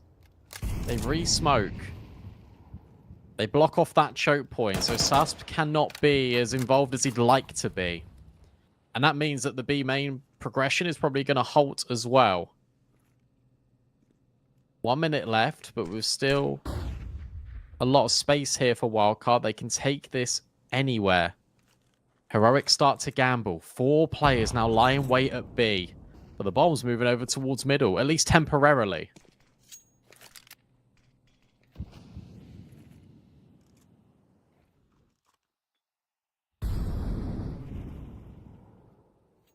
They move back to the stack.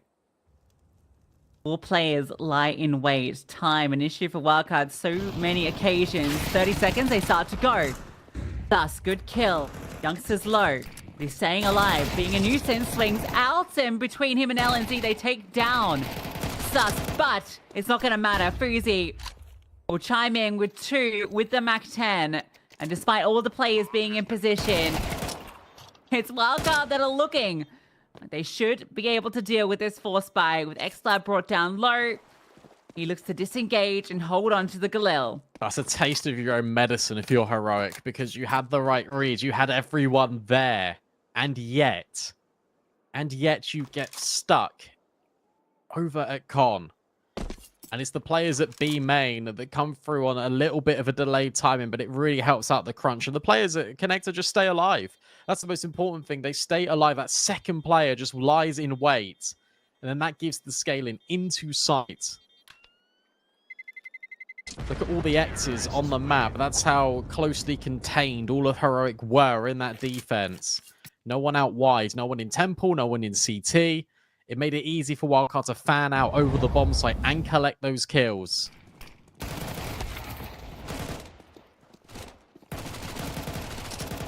See on the replay there, Sus just staying and waiting and then being forced to go in by Heroic. Fine, because it means that Wildcard can activate off the back of the B main push.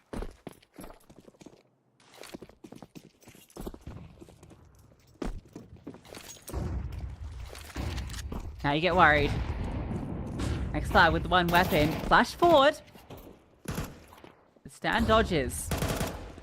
XLab wants more, needs more. And he will deliver 1. Good damage. LNZ able to convert it. An advantage, but that was your armored player. That was your weaponed up player. Sure, you recover. Back Galil. But into B. Flood Wildcard. 1 defender, Tania, tuck close. CZ dropped over. That's all he has, and he'll still deliver. Almost 2. And is that enough? A bomb to be planted. Default, not for CT. It's not planted for Sonic. And Fuzi gets caught. Sonic with 10 HP. Not in a position to win this. Everything is against him. And that second shot from Sun Pius will confirm. That was not the round Heroic were meant to win. No, not at all. But what I love is that they just re-aggress X-Cloud in. 1 flash didn't see anything apart from 1 player just on the edge of A main. And he says, you know what? Flash me in again. LNZ close to trade. That's the important thing. Finally, there is trading potential for Heroic.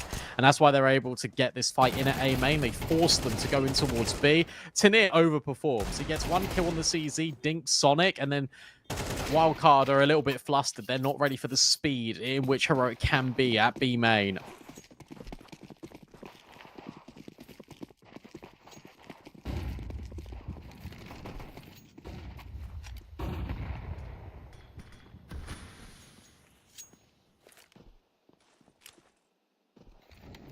Huge round. Sonic going fast with the Tech 9 set up with a flashbang, and Sun Pius is, struggling. Flames at his feet, flash in his face. A lovely utility set to get that opening pick. Look at this. I just sent 3 players back in towards mid to deal with this. And Wildcard are just split in B. Youngster overwhelmed. Brilliant. That's really cool. You feel like with the pace that they were enforcing in middle, it's going to be this overrun. It's going to be this overwhelm. So Heroic tried to get ahead of it, but that was all part of the plan for Stanley's Law. It was to use the utility to get Sonic advanced, to send the rotate scrambling, and then you go through the B main lurk smoke, you go through the connector smoke, and you just crunch on Youngster. And you got to save all these weapons. And because this was, yeah, an all-in, but Tech-9's involved, you can afford to go and hunt, especially with 5 players alive.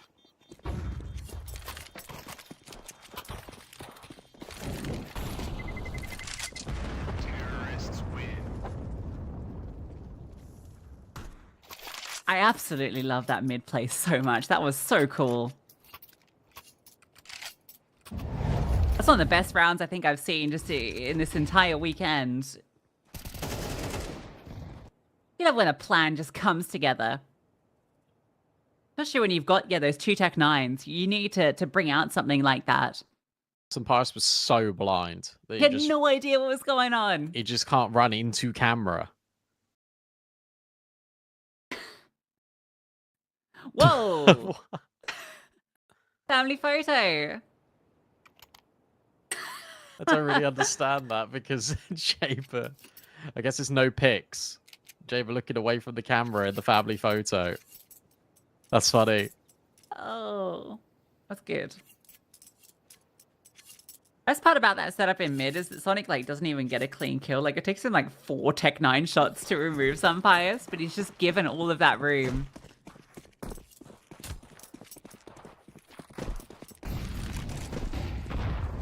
Pius not happy. Wants a peek in. I think he saw Stan.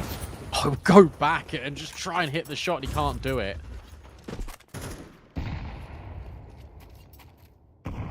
Very similar round for Wildcard where they slow things down. They spread out all over the map. They just try and put pressure everywhere.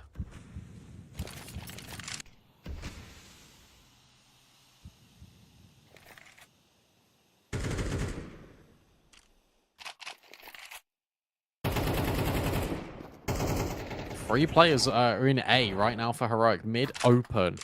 Baron, if Wildcard wants to go and take it. They've drained a lot of utility out of Heroic. That was the last smoke that's just been used to block off A main.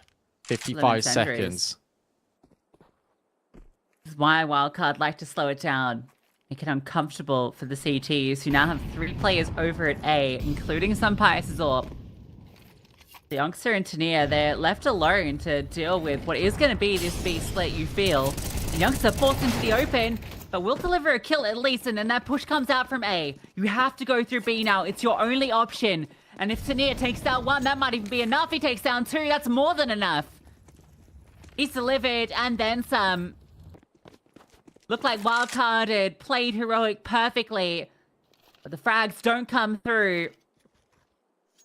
And the push timing out of A could not have been better. Yeah, really good call from Heroic, just to go through the fade of their smoke. You don't anticipate them to be there, especially with how much utility that they put forward. But what's good there is that they used all their players to find something. That's what Wildcard were trying to set up as well. Remember when they rotated 3 players at B, they went towards Con to get water? Same design of a round, except the bulk of the hit comes from A main and xCloud. Tania does such a good job anchoring this bomb site, pivoting between 2 angles, scoped and unscoped. It doesn't matter. Tania will do it all. A really important round to win as well when it comes to the economics of Counter-Strike for that CT side. Loss bonus wasn't in a good way for Heroic, so they make the most of the weapons that they've got. And the best bit about this on Anubis as well is that you didn't need some Pius. All the riflers are coming alive. xCloud and LNZ are, as the deaths alluded, that Sangal team was so strong on this map, and xCloud is really coming in clutch.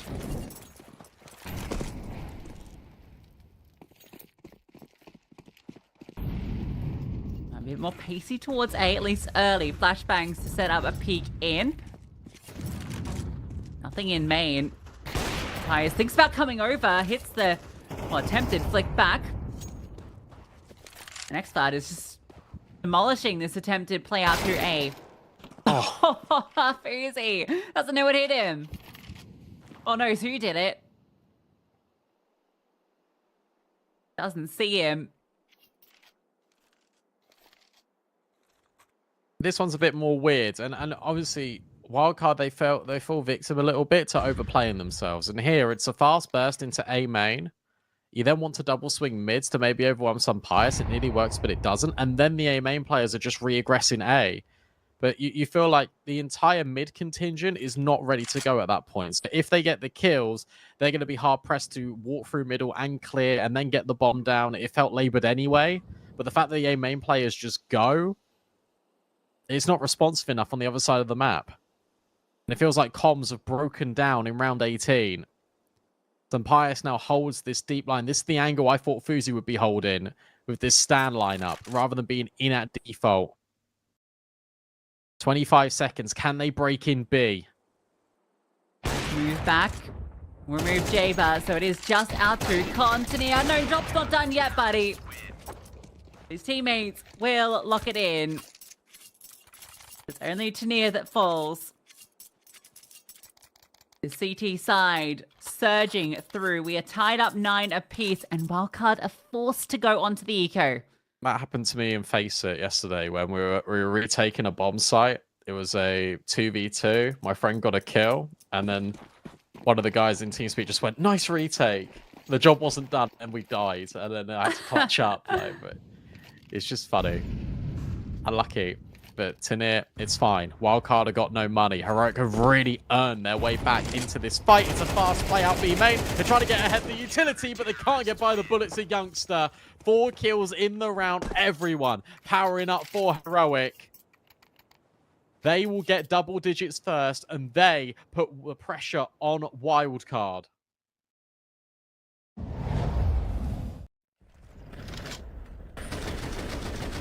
Pressure really starts to build now.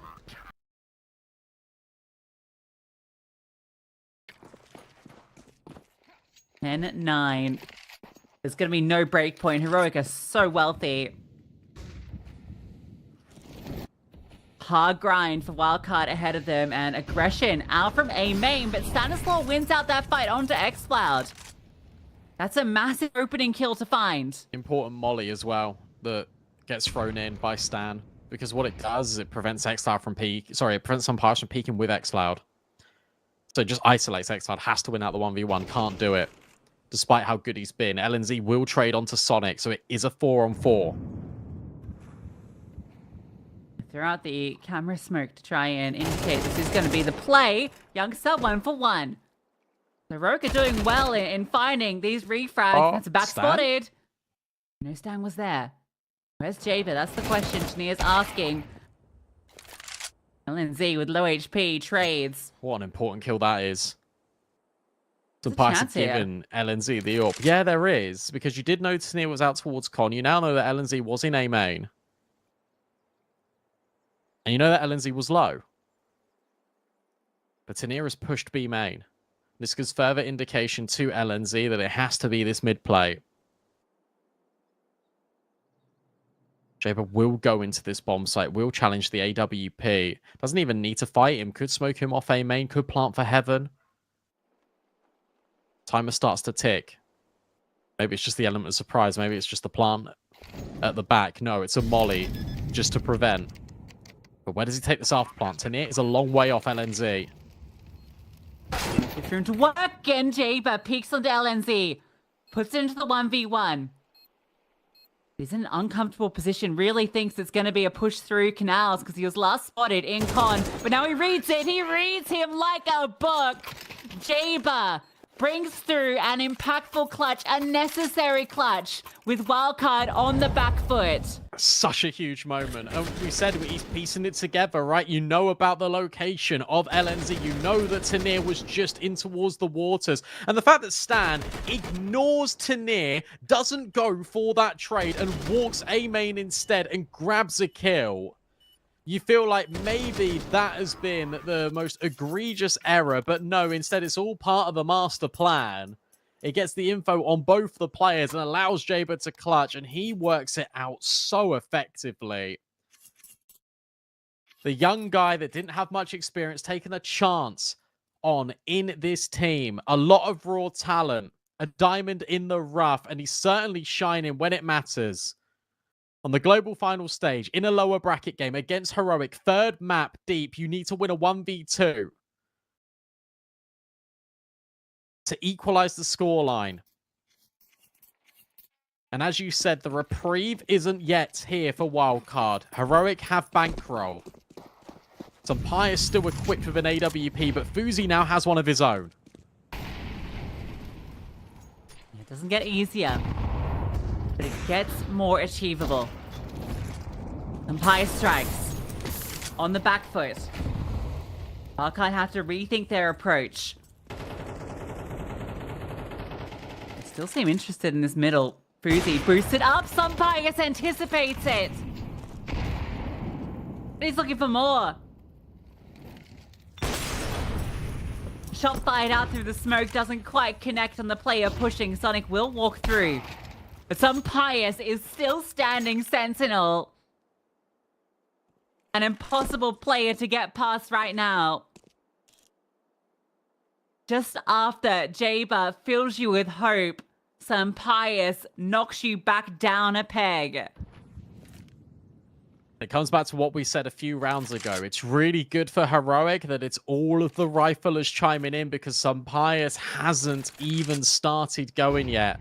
And he's that reliable piece. You know he's always going to be good for a few rounds. And when it matters most, he is there. Could not trade him in middle. He keeps repositioning. He keeps fighting. He keeps finding these kills. And with 30 seconds left, it looks like Jaber's going to hold on to the AWP. Stan is going to try and hold on to the AK. It's going to be a 25-second save. With 5 alive for Heroic. This feels very dangerous for Wildcard. This feels even worse.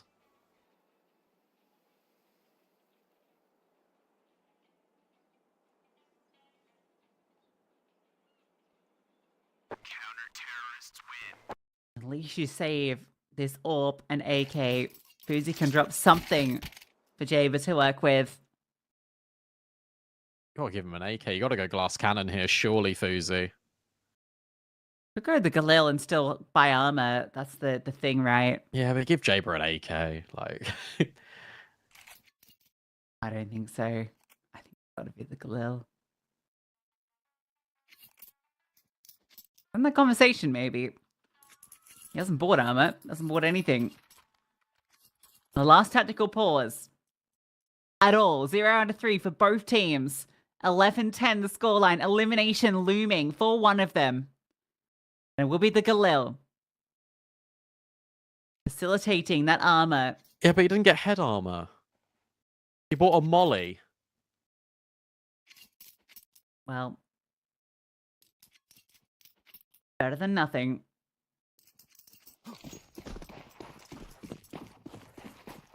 Tech 9s. One on Suspu is your frag leader.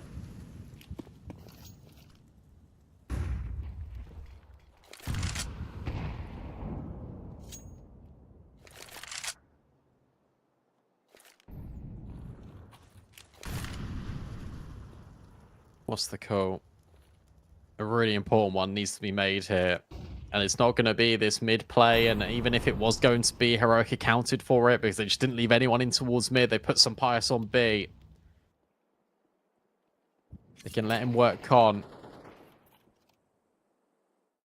It will be a B finish for Wildcard. And this is the trap that Heroic have set. They're inviting them in as well. They're not even smoking. They're saying, come on. That's Come so into our guilty. stack.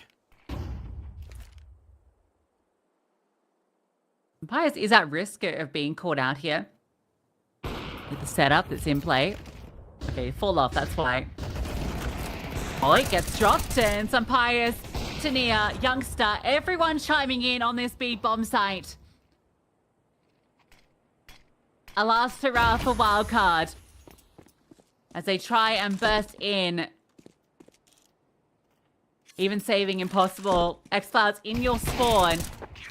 At a ridiculous angle to get that kill. Heroic finds series point. I love it. I love it so much that they didn't smoke anything off. They were actually just going to deny with incendiaries. And the whole point of doing that, again, Wildcard have been so good at trading.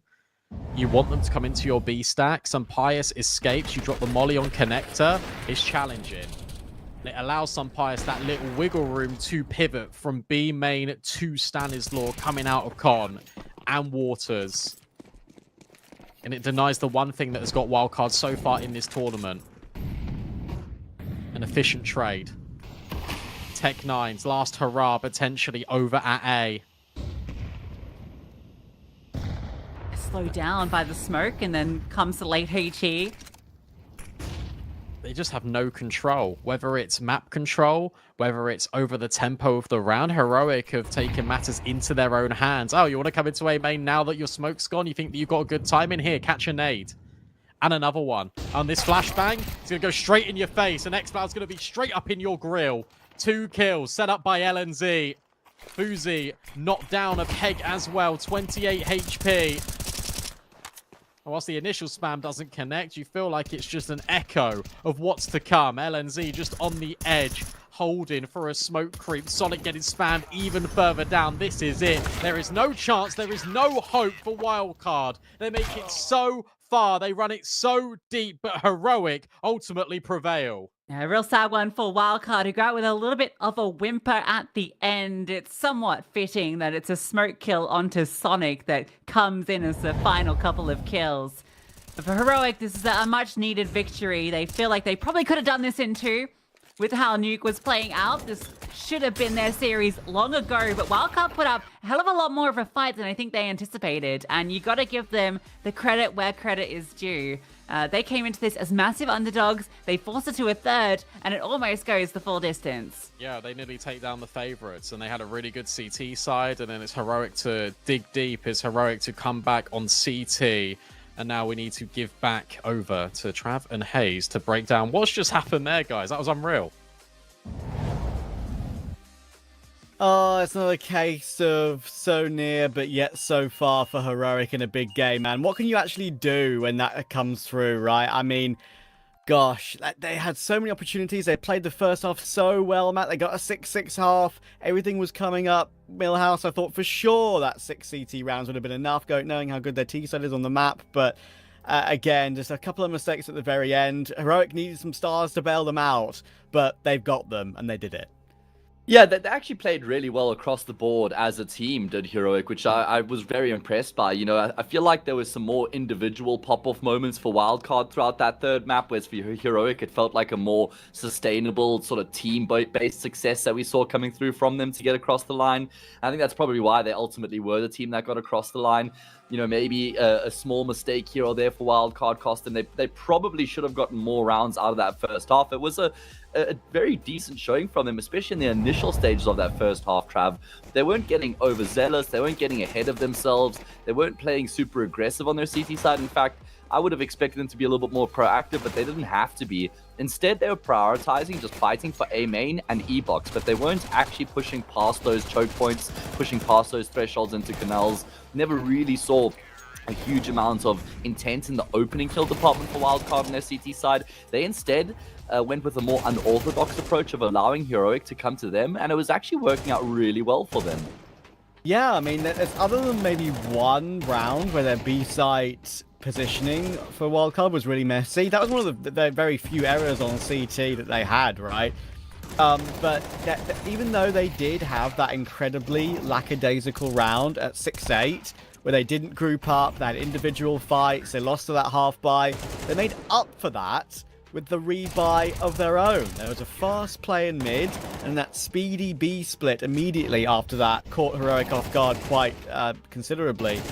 And this in particular, to bounce back immediately, was a great call, and shows how they all believe in each other's ideas, something that kind of Sonic touched on in our interview with him yesterday, talking about how, like, when there's a player in a position, they can call off of that, and they can have multiple ideas come through. It's not all Stan coming from the source of his brain, right? But yeah. And at the end of the day, Heroic did need several individual bailouts. Tanir had a little bit of a quieter series by his high standards, but he showed up in a couple of individual and sort of single impactful rounds here and there.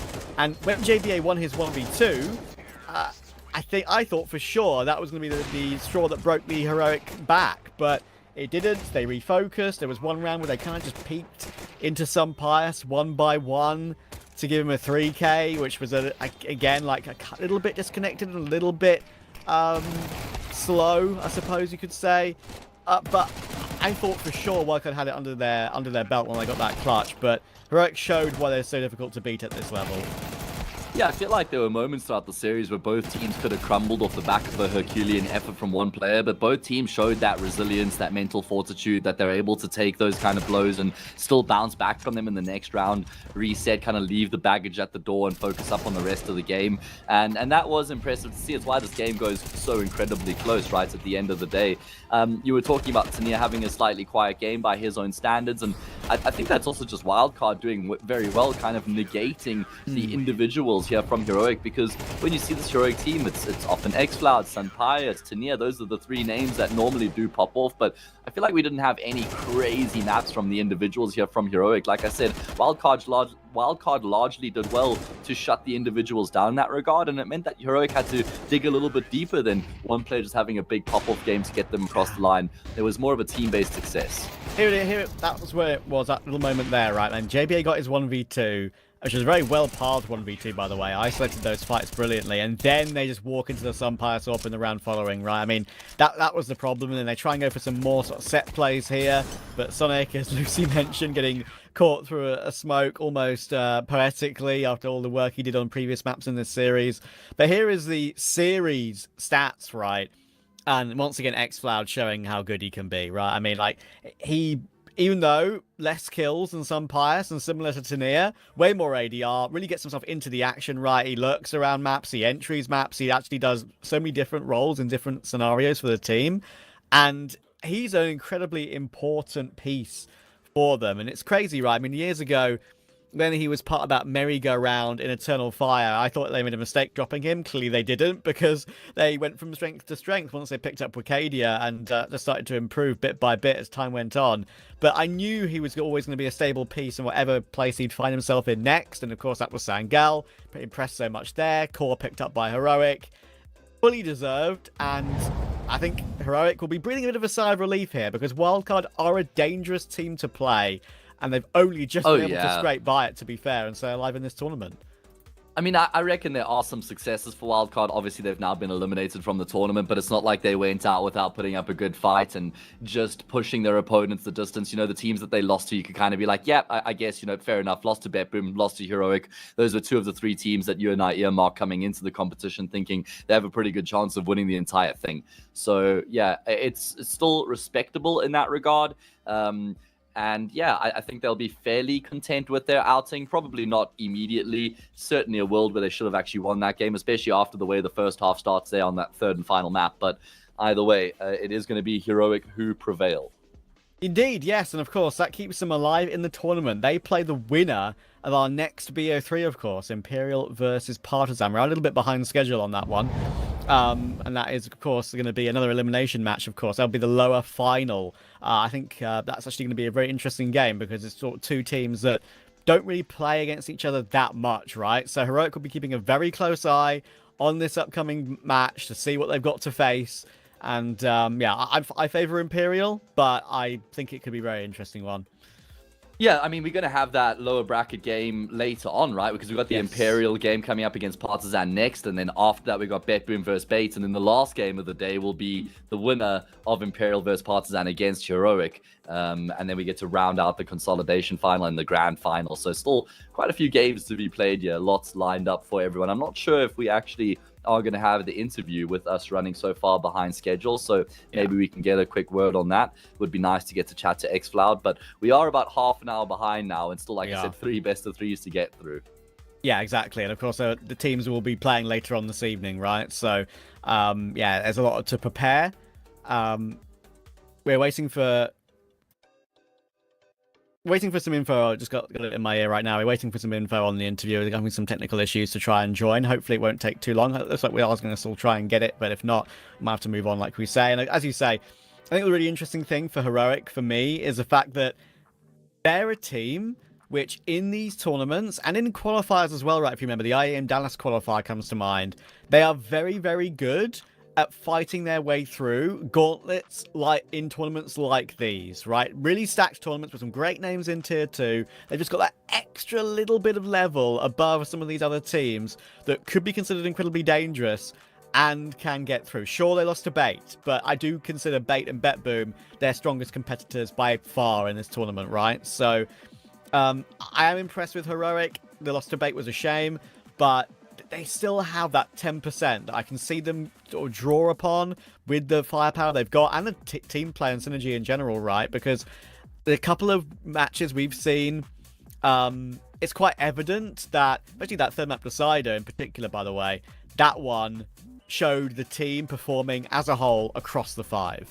Yeah, exactly. That's what you want to get from them, right? And the fact that they are able to dig deep even when they are facing the adversity. You know, they lost that first map after they'd come back being down 12-7, forced it into OT, won that first round in overtime, then still went on to lose the map. They came back guns blazing on Dust 2, made light work of Wildcard there. And then on that third and final map, even again, when they kind of fell behind the pace of the game, they kept their belief and they got the job done. So it is a reflection and a testament to the state of this team right now, which is a good look for them, right? And it's not entirely surprising because it's not like they built this team from scratch, right? Which is still, they actually were able to build this team up using the core of the Sangal players and then adding a few extra pieces. So there certainly would have been a foundation for them to continue to build on. And I think that's also just kind of given them a bit of a head start. And I don't think there's going to be a huge amount of pressure on this roster because no one's looking at them being like, yep, you know, make the major semi-final or bust kind of thing. I think that there's people know that they're a good team, but like you said, it's tier 1.5. Like they can kind of play a little bit free of pressure in that regard. And yeah, keen to see how far they can go here in the tournament. Indeed, and we do have an interview available. We've got Saw available to have a quick chat with us, so we're going to see what he has to say about this one. Thank you so much for taking the time to have a chat with us. Great win for you guys again. That was a tough game. Talk to me about your feelings about Wildcard, because they always make it difficult for their opponent. Yeah, I mean, it was a tough game, and they are quite an active team, I would say. So making some trouble for us here and there. Obviously, Nuke being OT and so on, and then we had to do a comeback on Anubis CT, which is not always the easiest. So I mean, a tough game, but happy that we were able to get the win in the end. So what's it been like for you and LNZ? Obviously, a new player for you to work with as the IGL now. You're obviously the coach combination here between the two of you. What's the synergy been like? Have you kind of tried to give him an idea of the structure and the style, the way you want the team to play? Or have you found a bit of a middle ground between the two of you? I think it pretty much always has to be a middle ground of some sort. Of course, we have talked a lot about how we see the game, like each one of us, and try to always adapt and make it best for this team and these players. But I do think, like, as with any IGL, you of course like have to include them, have to include their view, and then at the same time, like me as a coach, then I have to also have my say. So it's a balance of these things. I would say it is still quite close to the old Heroic lineup as well, like the overall playstyle. But of course, there's different players, so that brings a different mix of things as well. I've got a chance to have a chat with you. I just want to get your thoughts on the last game you played, of course, because I probably went into this tournament thinking BetBoom and Bait are probably arguably the hardest opponents you were going to have. Bait did give you a really tough game, and they did have their Mirage at the end. I just want your thoughts of what did they just out aim you purely because they're so damn good on that map, or is there something else that you see Bait doing amazingly on Mirage right now that maybe other teams haven't seen yet? Yeah, I mean, they are on a good form at the moment, Bait, and I think last time we played them was with the old lineup in Elisa or something like this, at least from what I remember. And I think they have improved quite a lot, like tactically and map pool wise. And of course they have, well, especially Mirage and then Ancient being the strong maps for them. But I mean, we took a pretty confident approach in the map Veto. I feel like Mirage is also a strong map for us, so then decided to go for it, even though of course we saw the win streak they had, but we just decided we have to break it. Well, didn't exactly go our way in the end, not even close. And I think maybe it was partly about being a last map and being a bit low on energy and so on, because it was mostly about them actually shooting us down, just having stronger firepower in the last map, like not in the first two. But it is what it is. I mean, I hope we get a rematch and then we can show a better face on that Mirage. Well, if you do get a rematch, it means you're going to have to win your game a little bit later on. It's going to be Partizan against Imperial next year in the lower bracket. You guys play against the winner between those two teams later on today. Then you win that, you're through to the consolidation final. You win that, you're through to the grand final. So still quite a long road ahead. Obviously, you have to pace yourself. But how do you look at that next game against either Partizan or Imperial and then moving forward from there? Yeah, I mean, going to the lower bracket is gonna be rough when the matches are like this. So at the moment, it's gonna be about trying to get that energy for the late evening match, since we had now this early match in this day. I don't think it's gonna be a big issue in terms of the teams necessarily, but that they have the same challenges as us in terms of energy and being ready for the match, and that's gonna be a funny mix, I guess. We will see how it goes, but hoping for the best, of course, and hoping that we can make the grind through the lower bracket, like, well, today and then continuing tomorrow.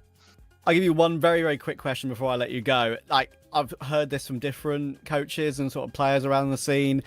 Do you actually prefer to go straight into a next game in like a tier 2 grind, a tier 1.5 tournament grind, or do you actually like a longer break between? Because most people say, sort of surprisingly to some, that the long break is much worse for a team and much worse for your mental. Yeah, if you mean like that you have to have 2 matches on the same day and Yes, then yeah. you could decide. I mean, me personally, I would feel like just straight going into it, as long as you have like a 1 hour break or let's say like 1 hour, 1.5 hours, something like this, so you can still like rest a bit, reset and eat and so on. I think that would be nicer. Especially now, like, this is a bit unusual, I feel like, when you have 2 best of 3s in the middle. Like, normally it might be that you have 3 on a day and then the middle one, obviously you wouldn't play if you have the first one.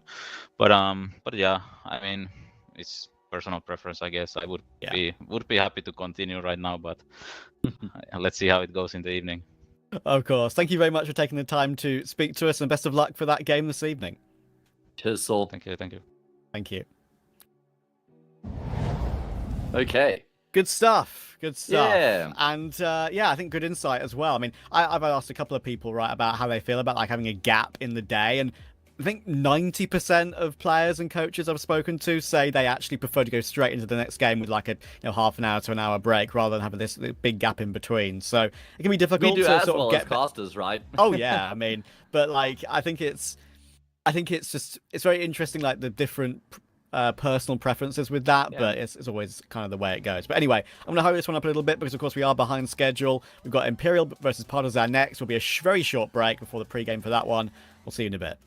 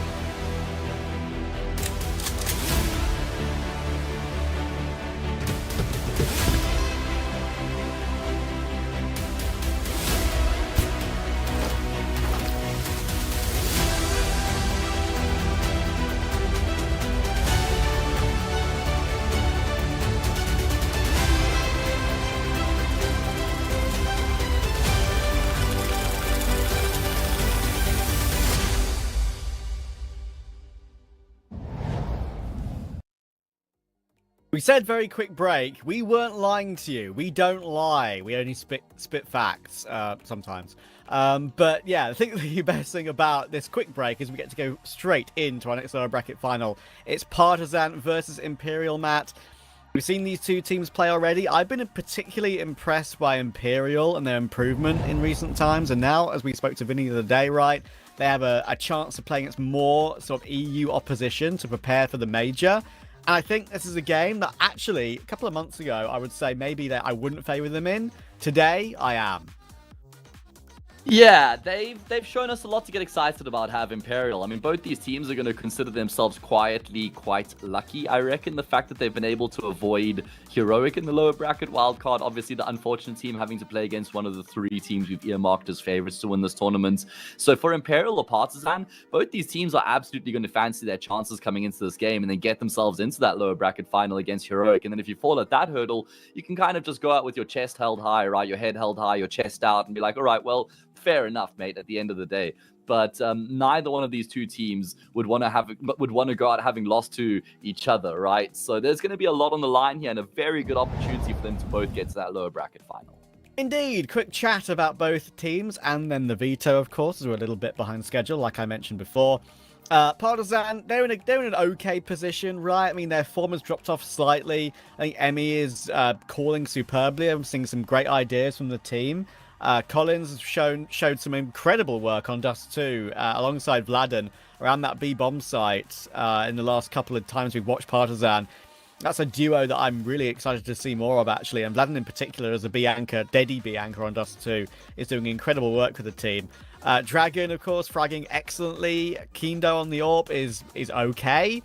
But I do think he's going to have a bit of a task on his hands today, of course, up against Try on Imperial. Oh, yeah, Try's been showing incredible form, but you're right. Kinder also has been decent. I mean, I'd say everybody has been pretty good here for Partizan so far, and that's what you get. There's a very even distribution of firepower on this Partizan roster. You know, Collins, Vlad, Dragon, and Kindo are all very good, strong individuals. None of them sort of like star player-esque, but all of them right up close to that level. So when they're all four on, then Partizan are actually just packing heaps of firepower. Of course, Emmy has been lackluster, has been a player that people can look to target. I think he had an okay performance against BC Game. Obviously, a pretty good showing from this team against Bait as well, just narrowly lost out there. You know, the fact that they were able to push Bait as far and hard as they did was impressive. So I got some high hopes and decent expectations for Partizan. Yeah, I mean, the thing is, you have to look at that BC Game match. While it was a good win, while they had some tough situations that they recovered from and had some great individual pop-ups, especially from the likes of Dragon and Vladen, that was like a dead roster BC Game, right? That was Jacob's last game on the team, right? So they probably knew that going into it. So it was very, very difficult for them to perform, I would have felt like. For Imperial, though, they've got a great roster going on here, honestly. I really like what I'm seeing from them lately. Maybe not all there just yet, of course, in terms of really competing against top-tier EU Tier 2, but Noe is great individually. Desenchi is amazing individually alongside Try. Those two are always the standout players that I like to keep an eye on. And Shay is starting to integrate himself into the team really nicely. I think under the leadership from Vinny, I'm more excited about this team than I have been for a while, because as I kind of mentioned in a couple of the games we covered from them previously, I've watched them and casted them lose to some very questionable opponents in like Tier 2 South America, even mixes as well for a little while. But they really started to sort of buck the trend there and recover their form when they qualified for Blast Lisbon. Sure, you can say that one significant blight on their copybook is failing to qualify for PG Astana. I think they were 2 maps up against Odic in the grand final and lost in the 5th map. So that was a big shame for them.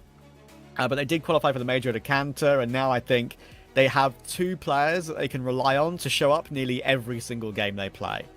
Yeah, it's a good point. I feel like there's way more positives than there are negatives to draw from Imperial in recent times. And I mean, that's exactly what you want to be saying about a team that are about to head into the major, right?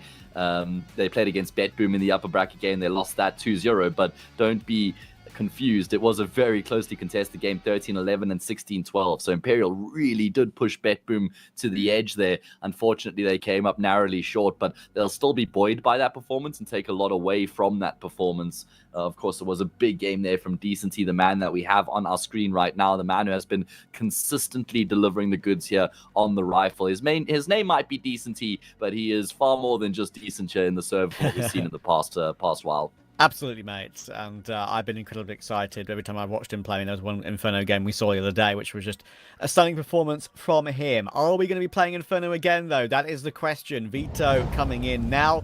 And knowing what Partizan's map pool is like, I would say we are. And there we go.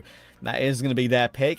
And Imperial, if you just have a quick glance at the HLTV percentages on this one, you'd say, oh, Imperial should walk this game. Their percentages are insane. But you have to remember, a big chunk of that are against teams in South America that are either slightly better than or very much better than, right? So they've kind of been farming regionally. So I still think Imperial will win. I have picked them to take this one. I think they have more reliable firepower for me in Dissentia and Try than maybe Partizan have, even though they can pop off like we've mentioned. But Dust 2 is looking great for Imperial. Inferno is still a good map for them, even though Partizan have more reps on it. And Mirage as a decider, that is one where Imperial actually have even more experience against higher tier South American opponents like your Sharks, your Fluxo and Red Canids, and they had a chance to play G2 on it in Lisbon as well and took 8 rounds off them, which is not bad considering it's G2, right? So yeah, I'm favouring Imperial here. If they turn up to the server, they're still probably playing from the boot camp, the Liquid training facility, of course. I think that as well alone is improving their synergy and form just purely from being together in one place. Yeah, we could see that the chemistry is off the charts right now for Imperial through the webcams in that game we did the other day covering them. But just talking a little bit more about the Veto here, I feel like this is a great set of maps for Imperial. I feel like their map pool in general is in a really good place, and it's actually even buffered, and they've got a bonus coming into this game against Partizan, because Partizan's permaban is Train, and that's the one map that Imperial just haven't really been looking too hot on. But the other 5 maps outside of Train and their permaban Ancients, they're happy to go in any direction in that regard. So they did have the nice bonus of being able to choose between Anubis and Mirage, that third and final map here in this series. And obviously Mirage is a little bit more of a map we've seen some struggles on from Partizan in recent times. They've got the reps, but they just don't really have the results. So Imperials is going to look to try and exploit that if it does get to a third map. I think Inferno is a map we need to see Partizan winning. I mean, they've been okay on Dust 2, and again, that's been at a decent level, but we know how strong, how ridiculously good Imperial are on this map, largely based off of Try, who's been popping off like crazy recently. AWP, rifle, pistol, doesn't really matter. He's covering all the bases at the moment. So for me, Inferno is of utmost importance for Partizan to get the win. Yeah, because if they do take Inferno and then they do just capitulate on D2, for example, right, and Imperial get the win we think they should get, Partizan's results on Mirage are just not clean, right? I mean, we can get into that later once we get there, because the casters are ready, and the game will surely be ready very soon as well. Lucy and Brandon, enjoy. Thank you, guys. Yeah, I pretty much agree with everything they've said, to be honest. I think Imperial are definitely the favourites in this one. I think Partizan have had a pretty decent run up to this point, but I feel like they've shown probably the limit of what they've got, and now you're going up against an even tougher opposition. It's going to be really hard for Partizan. Yeah, I think we saw the best out of Partizan in that Bait series, and obviously the BC game. That was a fairly clean 2-0 against a team that, as mentioned, was on its kind of last legs. Imperial, I'm really excited to see, though, right? It's the team that I think has had a lot of opportunities when it comes to playing in Europe in various times, but very few opportunities to go deep in an event. And you feel like this is a really good chance for them here. And in this lower bracket, you look at the teams they have to go up against. This is probably the start of a difficult run, given that Heroic continued to be here.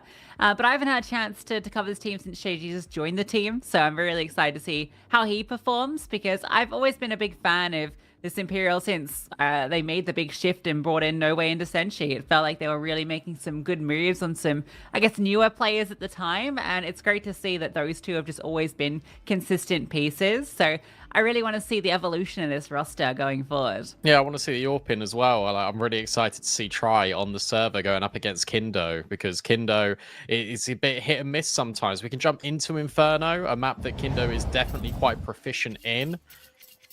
With Partizan starting on T side, though, we might have to wait a little bit before we get Kindo online. Definitely his best map with the AWP, though. And one that he has, you know, wielded on the T side a few times. Pass up middle. And Imperial are double app, so they've left full control. Partisan are going to wrap onto an empty bomb site. This was really good. I mean, you got a player in towards Boiler that could potentially punish. In no way.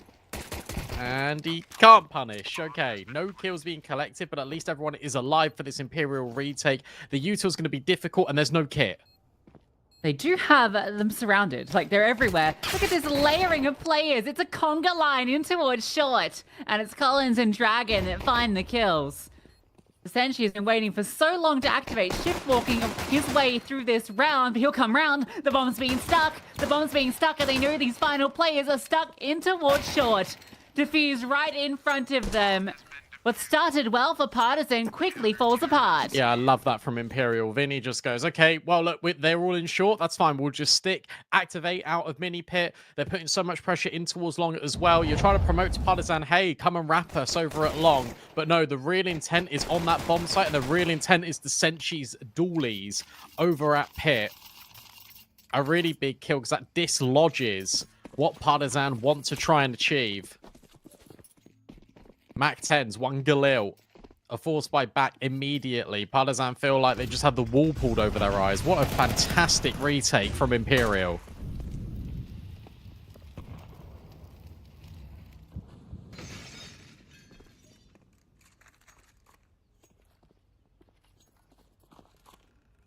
They didn't plan for short really cost them that. But of course, with the wraparound long, they thought that was the space they had.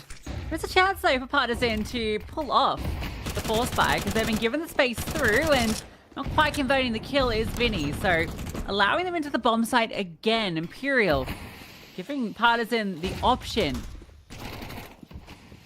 Going deployed forward. Windows planting off center, so we'll be allowed to get the bomb down. Again, lack of util to get in here. Yeah, you've got smokes, you've got flashes, but you haven't got any disruptive util. There's no incendiaries, there's no grenades to break and dislodge Partizan. So 2 players in towards pool. Obviously the classic of New Box and Dark. Flashes rain over the top, but the peak comes in before Vinny is really ready. Bomb already halfway tick. Remember, 1 kit on No Way. That is it, and No Way will start to announce his arrival. But the kills are coming back and forth on that side. Bomb still ticking very low. No Way gets on the bomb. It gets knocked off immediately by Dragon. And with Kindo staying alive, Partizan finally survive one of these retakes. Yeah, it feels like maybe too much respect given there by Imperial. They play so passive. This 4-player lane towards B. Vinny just lets them waltz in. All he has is the smoke to try and slow them down, but it's too late. Good attempt on the retake, but Kindo tucks in. Makes it so difficult to flush him out. Exactly what Partizan we're looking for. Force buy back from Imperial. And a swing down middle. But it's not worked out at all. Look at the burst through. Try. Oh, okay. Try and then some. Buying time for Vinny to arrive. A tag. Look at the HP. Flash goes down. Vinny's 5-7 on its way. Might not even be needed. Try is putting on an insane show right now. Scout in hand, taking scalps. And oh, it's the no-scope to finish the job. What a play. What a play from Trilin. It's that South American flair that actually gets punished by Partizan. The rush down middle. Nothing connects, and then Scout does. And the fact he stays alive at default, he does even more. He swings back in. He gets the kill towards short. He makes it that 1v1, and then he stays afloat. He waits for that wrap from Vinny to come all the way through, and he says, you know what? It doesn't matter. I've done my job, and now I'm going to hit the no-scope. Confirms the kill. Confirms the round. Imperial are completely just catching Partizan, and that is an individual masterclass from a scout, no less. Yeah, you said you wanted to see the sniper. That's what you were excited for. Well, I hope you've been satisfied already. A taste of what's to come from Try. think All they the heard hard you as work. well, right? The fact that you said, oh, they were giving a little bit of respect in that previous retake. Well, there was no respect by pushing mid, and then there's no respect by Try hanging around and also plucking one, hitting the headshot out the sky Dude. in top brackets.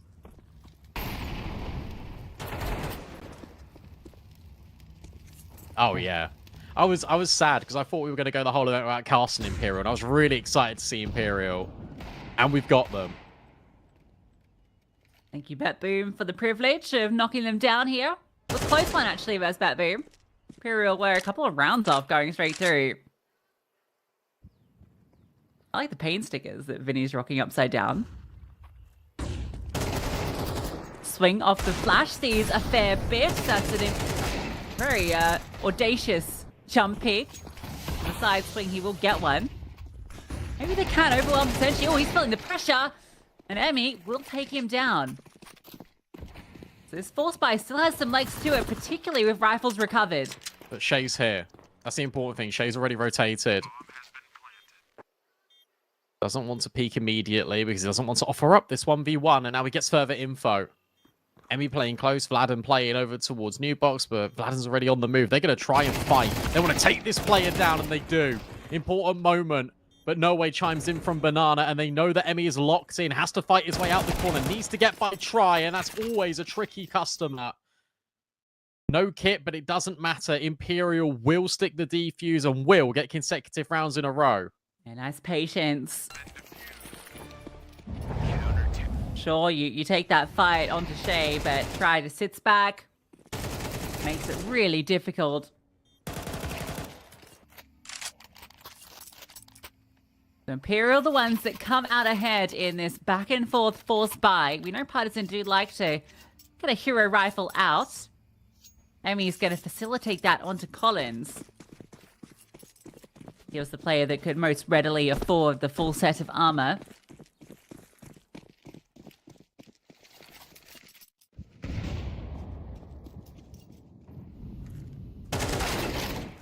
And makes good on it early. What's always fun about Imperial games is that they are fast-paced. And this is proving to be no different. You really want to take that fight, Vinny?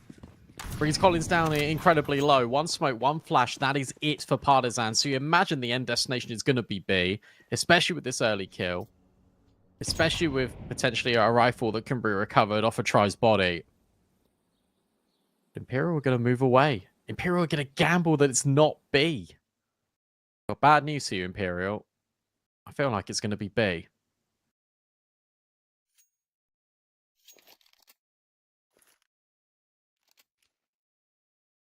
Well, they've shown they're not too worried about the retakes, and with the slowdown of actually taking B,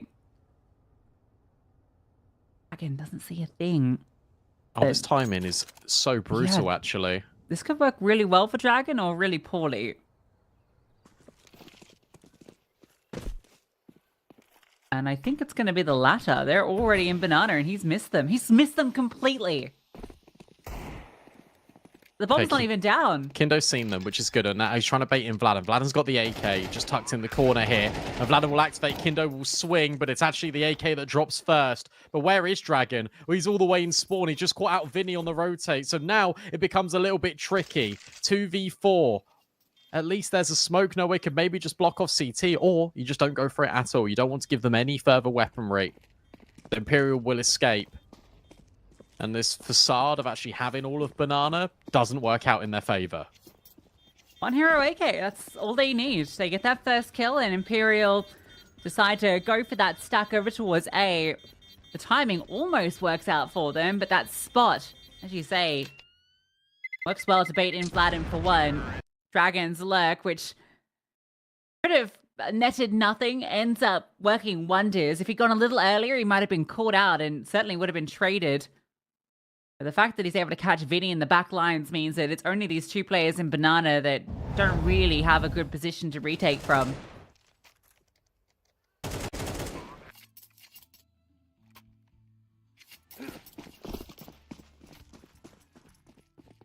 Of course, it'll be the Force. Try's got that scout again. Yet to see him on the AWP because of the back and forth nature of the first half so far. And he'll take a couple of pop shots, but nothing will come up good for him so far. Imperial looks like they're going to once again gamble. 3 players move over to B.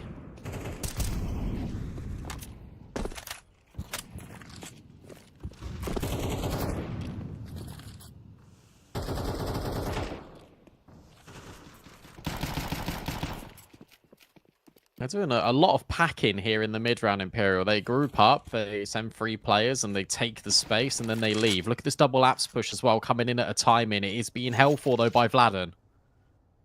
Yeah, but it's clear on this. It's going to be tricky. Yeah, Desenshi will get that kill. Anticipating Dragon as well. It will come through, and Desenshi takes down both. They spot the second player, but it doesn't matter. Shay has rotated towards CT.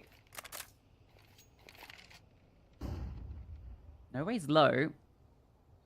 Flash out to see if anyone's long. Shay is worried about a potential push through.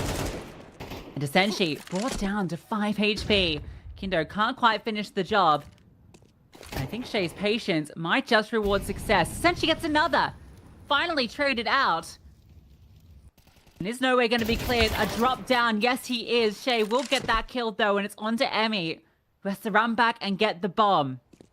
That delay makes this all the more tricky. 10 seconds. He swings out into mid. He's tagged.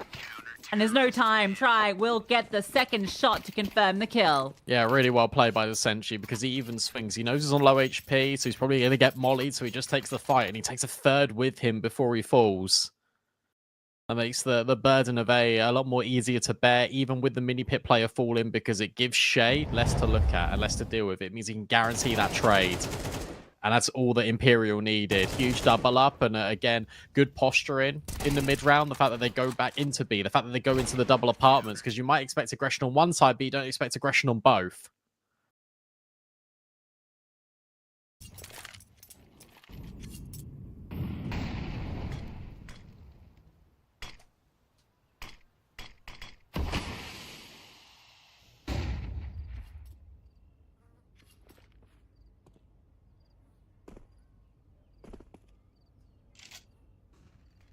Flash for info. A retake utility comes through top middle. No way. We'll deliver one. Desenshi was baited in, but the further swing doesn't come from Vladen. And Vinny has doubled down as the attempted push comes through from Kinto and Emmy. Trying to get ahead of that smoke at half wall. Collins. Not much he can really hope to achieve here, especially with that double layering. Yeah, there was no chance with the Tech 9. And again, Vinny goes for this same play in top banana where they're on a little bit of a compromising by Partizan. He really wants to take that fight. He knows that fight is coming to him at the half wall. And this time he gets the better of both. I know it's only been a few rounds of play, but I'm loving what I'm seeing out of Imperial. Just how dynamic this is. How many moving parts there are to this defense. Even there, that little 1v2 micro, just to guarantee that there's always going to be this kill. There's an ice cream van going on outside my house. I've not heard that in ages. It's April, guys. What are we doing? It's not even Brandon, sunny. They're on an eco, so if you want to go grab a cone of any description. Cone break for everybody.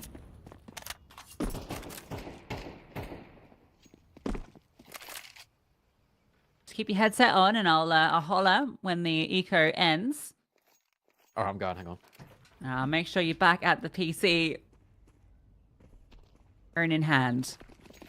Guy's just gonna farm some money. Oh, okay, we're only one. Flames will take down Collins. Vinny, who's been playing exceptionally throughout this final so far, has racked up a few more eco kills. Imperial deal with the pistols with ease. Little smile for tries. He thought maybe he could get a few more there, and he got the one. It's not in my road. Not in your... Oh, no.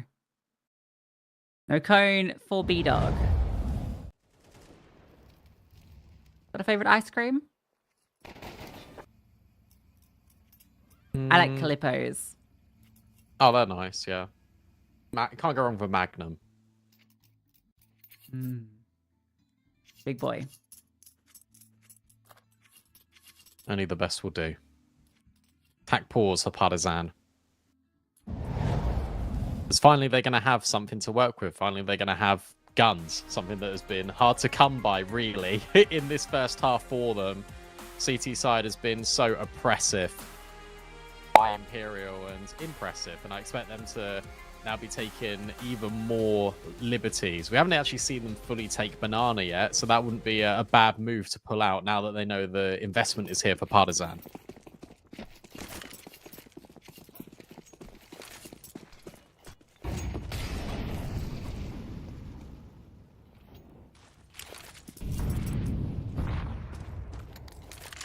I like the idea there. They drop the molly in towards second mid. They try to get him to walk in towards the grenade. It doesn't work, but No Way is hanging out aggressively in Apps, and Vladen will need to clear him again. Desenchi's here in support.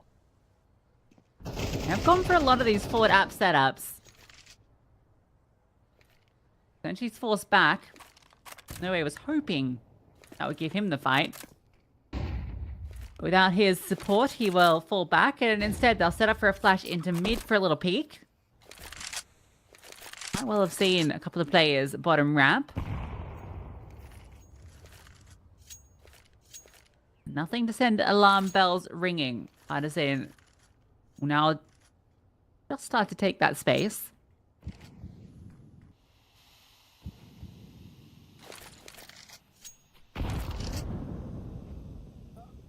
Okay, they're boosting. I was going to say, there's no way they're pushing through this smoke, are they? Oh, no, instead it's essentially just over the top. He gets two with that spray. And Shay didn't take a lick of damage. That's look at this. Oh, No Way's just got up and over. He's just killed Collins. Shay now slides into back default, has to worry about balcony, but No Way is covering it. Both of these players managing the angles, and Shay spots the legs. Unbelievable. Oh, I know Trav is going to be so happy watching this, because he's like me. He loves how many moving pieces there are in that round. You've got double apps. You've got the player in bedroom pushing to take the space, the full back. Then you got a flashbang from No Way who's disengaged in apps to peek in middle. And then you fall back and go for a boost in long, and then a jump up on mini pit. Shay moves in and they double swing. It feels risky, but it's actually so safe. Oh, I love it. Playing over the tops of smokes on both sides of the A side. And I'm going over the top with the glaze, but it's so necessary because Imperial didn't used to look like this. Okay, a little cause for concern, but he drops defensive utility, and he will get burst through that smoke. Collins. It's a fast one. The bomb's ramp. That is an issue. But Vladen out through the underpass has stolen away No Way. I removes him, but Emmy can slowly snake through, and he'll just run away. He'll escape just as the smokes start to fade. Partisan are pulling out their ridiculous rounds.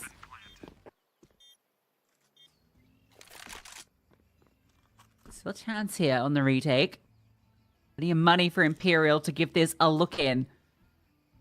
Try, scopes up, double set up in towards the ruins. Emmy tucked in at oranges. Then she needs to clear this close right angle. Flashbang is good, but Kindo's shot is perfect. Straight to the head. The try doesn't have any business here. Just damage to be inflicted. You missed that chance to get a second player. So a third round for Partisan secured. Yeah, and a good work here because it's just a big fight in Banana in which they get ahead of all the utility and Imperial get caught off guard. There is a trade, and then the fact that Vinny just gets lasered through the smoke of a Tech 9, you feel like it's a little bit unfortunate. But again, it is one of those where, yeah, you got so many moving pieces here, but does Shay need to be this close and taking that fight when you know they're going to be on Tech 9s? Not too sure. Double AWP for Imperial.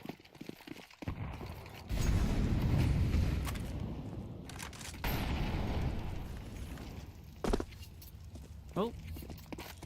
Holds it off. A little misstep. He's like, yeah, Nuke, that's enough. Yeah, Vinny's been having a rough time over here. Really good Stuck down. incendiary. So He's hiding. good. A second one goes forth. Vito's having a rough time. I really wanted that fight. He eats a HE back though, so that'll force him off the line. Collins starts to extend. Kindo posts up on the corner. Flashbang, shot rains off. They'll fall back into sight. Double AWP skewering the cross. That's not Partisan's destination. They want to go back towards A. It's no way into Senshi. Always has been, but it's just no way. And he's given them no way in. Takes down 2 as the smoke plumes so that they can't continue. Needed that double or the site would have been completely in Partisan's control. They still don't know about this AWP. They still don't know that Vinny was here the entire time. So the reason for them going back in towards top brackets because they thought, oh, maybe it's going to be a free B setup. In fact, it was, but Tri was already rotating and they couldn't get by no way. So now you go into Vinny. Now you go into the AWP. 20 seconds. Flashbang needs to affect him, and it doesn't. He gets rid of Collins. He can't now re-peek into Kindo. He doesn't need to. 10 seconds. Shay just on the edge of this smoke. Kindo now being held for by Vinny. There's no way into this site. They're being spammed out. And Shay will get rid of Dragon. Kindo then swaps to an AK. And he might even just die after time. Great headshot. So we'll at least retain a weapon, but it's not the AWP. That could have been even worse, but at least he gets away with something. But Imperial, off the back of no way, getting that double. If he doesn't deliver that, the round's done. Look at the map. He's the only one over here. Because that smoke was dropped. As soon as he gets that second kill, Partisan don't want to force their way through. It might have been the right call, but if No Way had continued fighting, it could have taken them all down right there.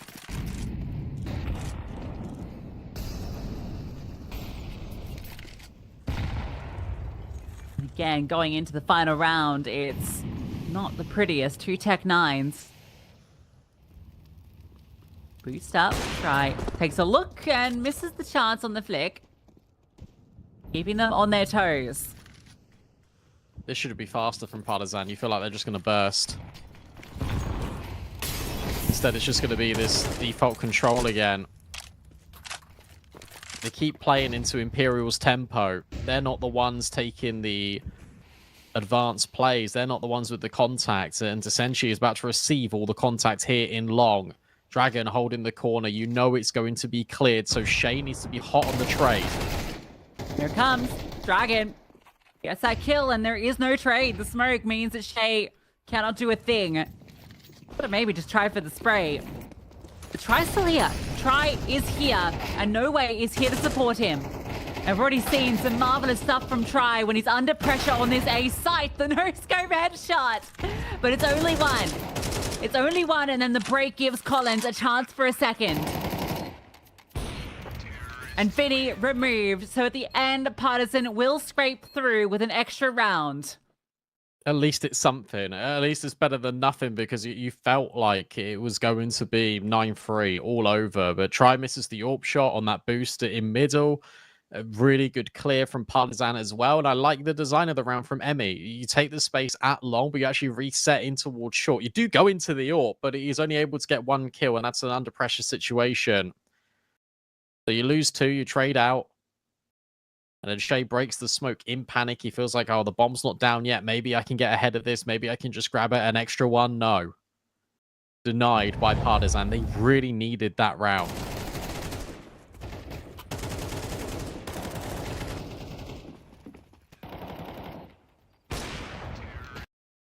Necessary. I'm going to feel like they could have had a few more. Didn't start well with the pistol, but they force back in, and then they get undone by Try. Try hadn't pulled off that ridiculous round. Partisan would have been on the pathway for a 3-1 start. Instead, True. It goes the other way. Yeah, very true. You feel like based off the back of that clutch, it really enabled everything because the money was gone for both teams. It was a really important moment. One of which Imperial will take with both hands. And now go on to the T side. Trying to think about that Partizan comeback as well against Bait day 1. Pretty sure that was on their CT side, if I'm not mistaken. Yeah, it was, they got 9 rounds on the CT side of Inferno. So they've been in this position before. They definitely could do it again. It would just take a lot. Yeah, and up against a very unrelenting Imperial.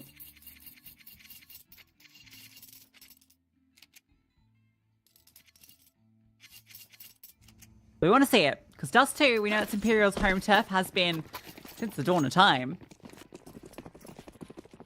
But good showing here on Inferno, necessary for Partisan. Decoy deployed. Slow from Imperial. They want to see if Partisan do get aggressive. Look at this setup where they've got 3 players just slow crawling through the T side of apps. That decoy was actually really funny, by the way, because it was a deagle that was, you buy the deagle, you throw the decoy, and then you sell, and it will make the decoy will make the noise of the gun that you had when you threw it. So there's not actually a deagle here.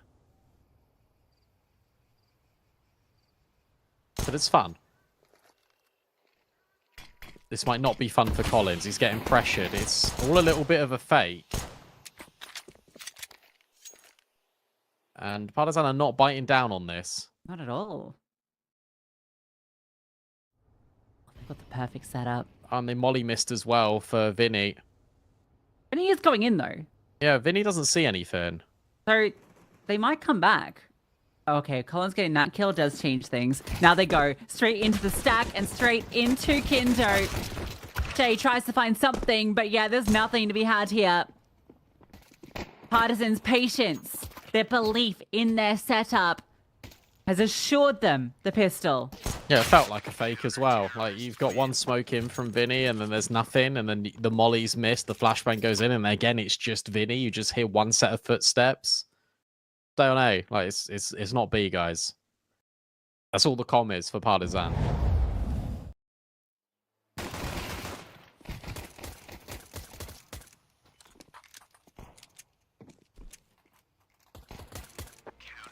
Interesting, 'cause if Vinny does find success, it's a completely different round. Yeah, it's weird as well, because it's actually really cool to see that Imperial take no chances there by giving away that they're actually going towards second apps by walking the entire way. No bomb downs, they're just going to eco. So Partizan can make the scoreline look already a lot more respectable. Absolutely. Dragon's in a nice little spot.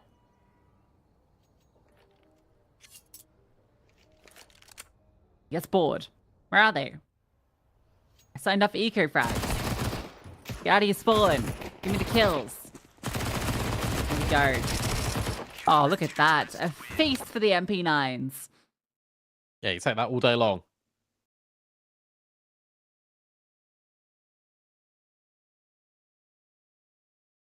But it was just the eco. So now Imperial will actually get a decent buyout very early in comparison to Partizan in that first half. And there's 3 MP9s here, so yeah, it's a bonus, but I really respect this pause from Emmy, because it's like, okay, what do we do here to make these MP9s work? And they know we've got a lot of MP9s, because our kill feed just lit up with them.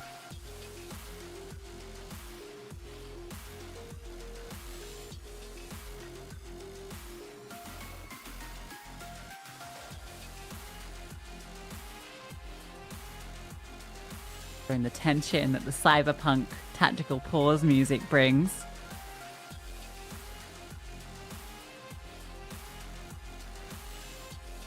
This music's Night great. City Radio.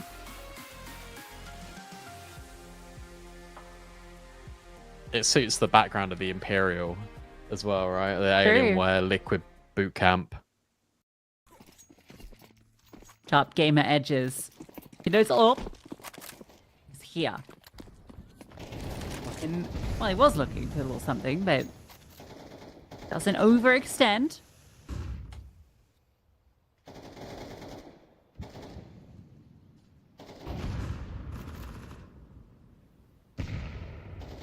For Banana slowly plays out. Vinny trying to get some control, but that's that MP9. 2 of them over here. Deep smoke. Collins tries to catch off Vinny, who's fully blinded. Smokes are causing issues. And now he's revealed, but still wins out that fight. Trade is good at least. Emmy has to fall back.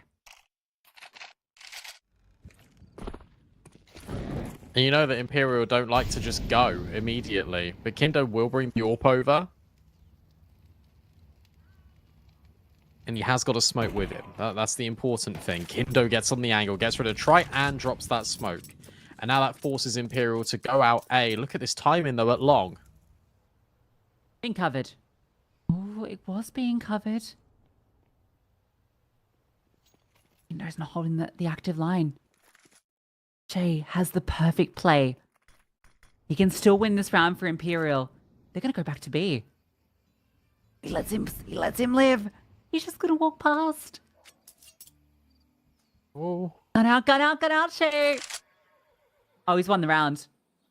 Yeah. Emmy's the only one here.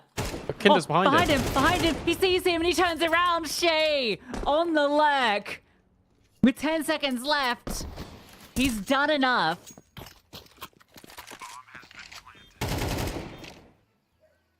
Outrageous pocket that he finds. Dragon falls off just a little too early. Seconds in it where that window existed. The fact he crawls up that left-hand side and hugs the wall is a thing of beauty, though. Because he crafts that opportunity for himself by his positioning. Great play out of Shay. The fact he's able to hear Kindo, he hears the step of Kindo as well. He's able just to take Emmy first, spin round, deal with the AWP, because Kindo's no way going to be prepared for that. Can't hit the fast shot. What a move. And he's been really quiet in this game so far, Shay. But that is such an important round with all the guns coming through for Imperial. Look, Dragon did save the AWP, so at least Kindo's got that in the next. But what a moment. So crashing for Partisan. They were just building into the CT side. They were about to win the first gun round, and fairly convincingly at that. A small lapse. An intricate timing. And everything falls against them. They'll have the good investment into this. Have Kindo's AWP smoked off. He moved back. He unscoped, and that's when the player at T-Ramp just peeked him.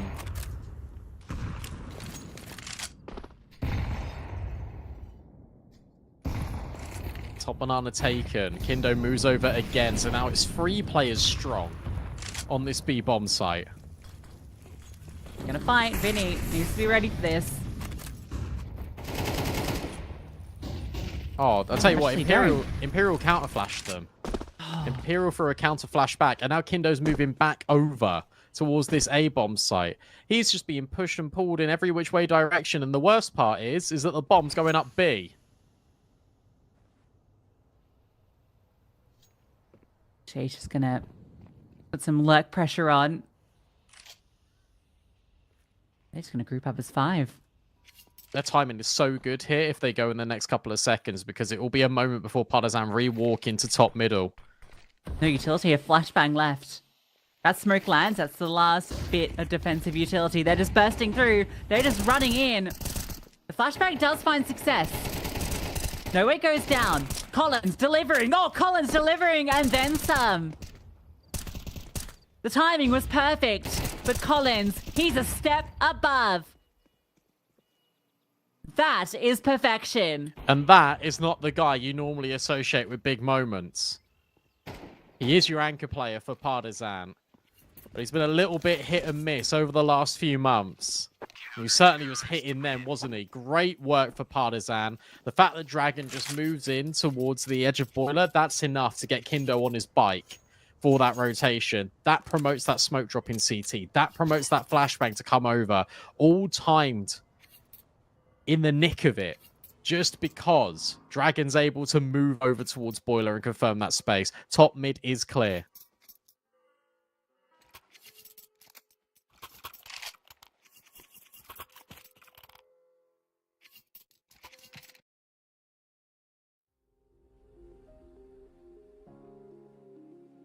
One flashbang. That extra smoke that's dropped through actually causes a lot of problems. You can see that they were really struggling to find those sight lines. But Collins, great kills needed to come through as quick as they did, but each one offered up in isolation.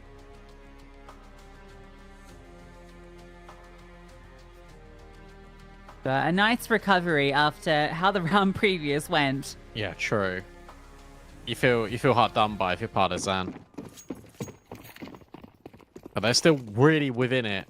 Remember, this had the capacity to be a 9-3 half for Imperial. Instead it was 8-4. Then Partizan have only let one round slip so far. Emmy! What is going on in Banana? He lives on the sliver. But that was self-inflicted.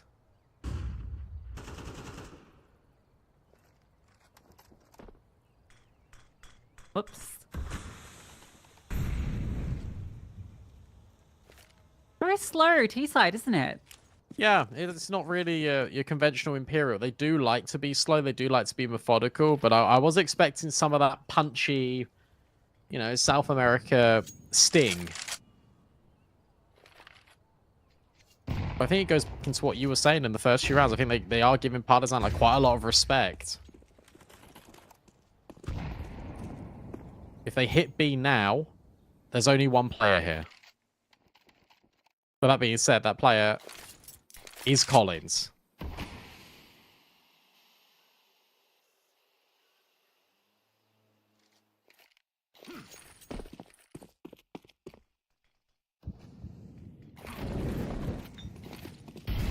That molly's missed again. That's not the second time that molly has missed. And still go in. Collins sitting behind the flames. They have no yeah, idea. they didn't clear him. Oh, he takes down two. Another multi-kill delivered. Flatten's already up Banana. In the back lines. Good luck try. Nothing he can do. Flatten flies up Banana. Oh, these mollies. We spoke about the one at Orange. Is actually it's the one at Dark. It doesn't go all the way in. So he's got that pocket of space. Collins just sits within it. Why on earth would you clear it? You feel like the flames are doing all the damage. It's doing the job for you. No. And now you can see some frustration eking across the faces of Imperial because it's these mistakes that are being made. And they're your mistakes. You're the ones that are making it harder for yourselves. And it's these small errors that are now amounting to a lackluster T-side.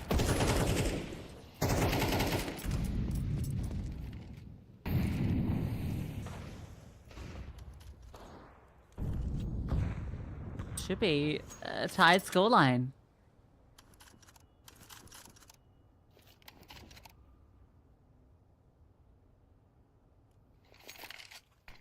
Imperial struggling to come up for answers. A round given off a crazy lurk, and that's really about it. I can't believe we go from one half where it looks so dynamic, it looks so robust, and then we've got this. It is... Oh. It's terrible, to be honest. And I don't have the answers as to why it looks like this either.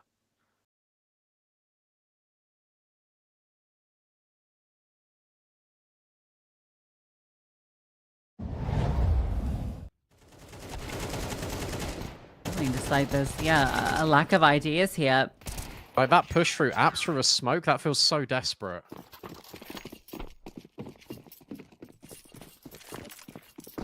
Yeah, it just feels like they're in these gun rounds, slow default, put a bit of pressure on towards top mid and then finish B, and each time it's just not worked out. Windows even starting here early. It's holding. If anyone peeks over the top. We force back and Finn Collins goes forward. Trey comes through that smoke at least. Orb's still here. Still two players lying wait for Partizan. Shay starts to look up top mid instead. It's a double long creep out of Vladden and Dragon. And Shay, you feel like he's going to get caught with his back turned. Yeah, Vladden just walked straight into him. And Shay's been the lurk. So you probably have got a pretty good idea that this should end B. So Imperial are going to try and twist the narrative on it. Pick up the bomb, go into A. Yeah, that was just our lurk, guys. We've got another one into Senshi. Smoke doesn't hit him. Perfect. Really good timing here for Senshi. And now they can speed up. Dragon's completely alone, completely isolated, but the flames give some time. It's not going to be enough, though. Can Dragon deliver anything? No, Desenchi crawls around the corner. He was pure impact on the CT side. Finally offers them up something to find that double-digit scoreline. Oh, He's slack, though. Yeah, it's got really good timing on him. Yeah, he might just catch Desenchi. Oh, he lets him walk by. This is costing some precious seconds, but he will get this kill. And now you are interested in the retake. Time is still pretty good. Kindo swaps to the AK. Desenchi's hard work. Is it all for naught? Try and No Way in the sight. The Sentry does nothing. It might even give them some space to work with. No Way gets that kill. If the Incendiary had bounced back to Cold Zero, it might have been a different story. But Try's able to stay alive, at least. Well, you'll even live through the round. Good call from Vinny. Shay showing his only presence in towards top mid, and as stated, he's always been the lurker. So to have another one in towards apartments on that much of an aggressive timing is something that Partizan were not ready for. And the Senshi kills Vladden, then deals with Dragon because he then knows he can go a little bit wider because the trades are going to be promoted in towards short. Fantastic round out of Imperial. The issue that's come by for Imperial has been the consistency of earning these rounds. And Partizan know that there's still a chance to break through. There's still a chance to make the economic state bad for Imperial.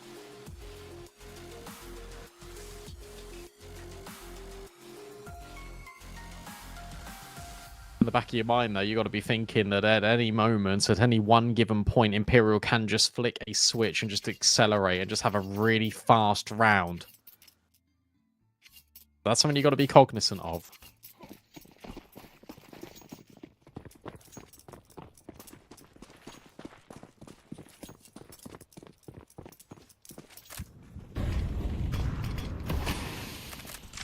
Oh, wow. I'll tell you what, look at the proactivity here, because you've got 2 CT smokes being dropped by Partizan, one in the middle of Banana, and then one just by the half-wall of Banana. They're making sure they do not get rushed B.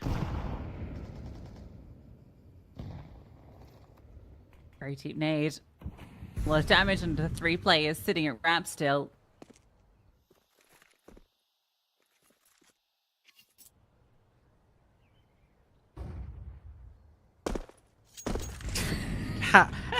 What? Come on. That's so Nice silent boost, so bro. Dumb.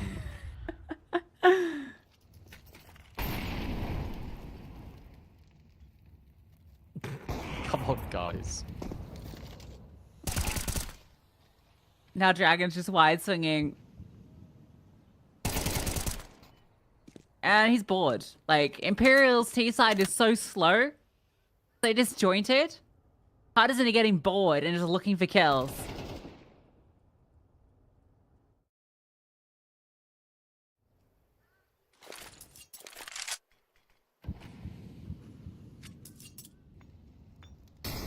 There's another gap up long.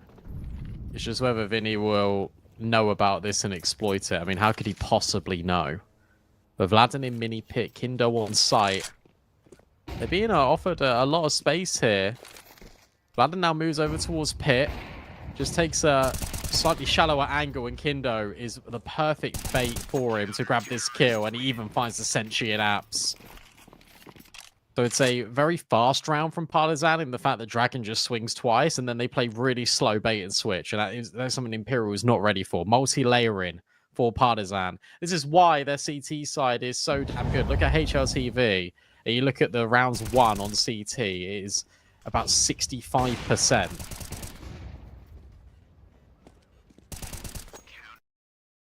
Imperial's T percentage not particularly great.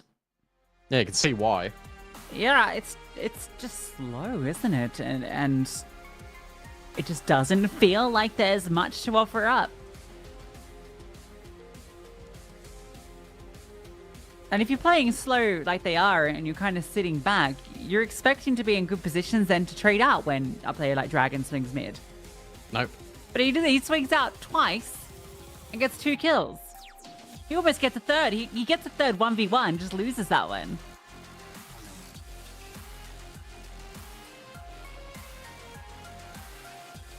Yeah, I think the pace of these rounds feel unnecessary, especially when you've got like the Senshi, Shay, No Way, who love to be aggressive. Vinny also likes to get up close and personal. I reckon it would have been a very good response if they were able to go fast B. Think about the number of times that Partizan have maybe had 1 or 2 B.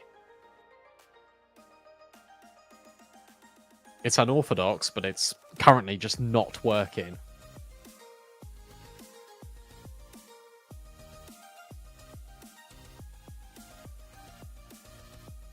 This music does not match the tone in the Imperial camp, let me tell you. No, it doesn't Hello, at what's got a all. game going on?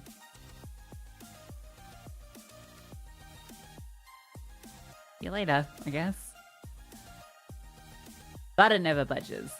It's like a statue. That's why he's such a good anchor. Yeah, I don't actually think I've ever seen him move, like just in his chair. Yeah. I don't think he moves.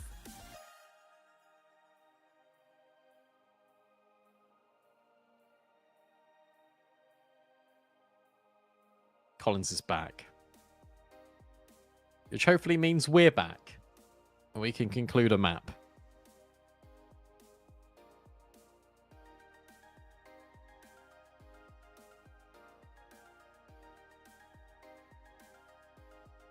Meanwhile, enjoy these tunes. Tunes end. Action resumes. 10-10, but Imperial just tech 9s. Armor on 3. This was 8-3. Imperial winning this game 8-3.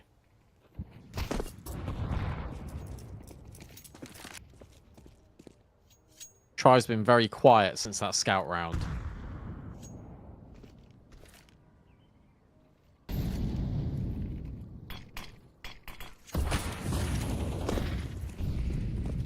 Long's the right Only- decision. Yeah, a bit of pace, a bit of something different, but same result looking like it. I mean, this is just the pistols. Response is good. It's free CT. Everyone's here to deal with this. And Dragon, recovers with the USB. Gets the majority of his kills. A quad in it. Oh my god. That A works. team kill. Allows Vinny in. He has armor. He's picked up an AK. Bomb is planted. He's getting flanked. From every which direction, Partisan will take their time with this. Allow him to work his way into apartments. With that backstab, but misses the chance. And Vinny takes his, but Emmy takes his head off. The 1v5 denied. That is ridiculous. That's such a ridiculous way to end that round. Kindo comes in to try and pick up the pieces as Vlad moves off the line, and wow. Okay. Everything's fine. Look, Emmy's got an AWP. You can see that. You can give that to Kindo. It's fine, guys. Look, we gave him the bomb plant. It doesn't matter. He might kill 3 of us. It doesn't matter.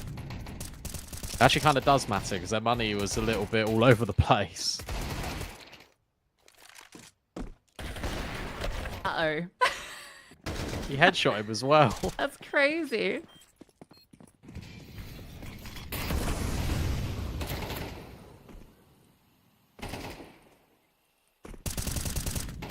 Spot for Emmy to perch.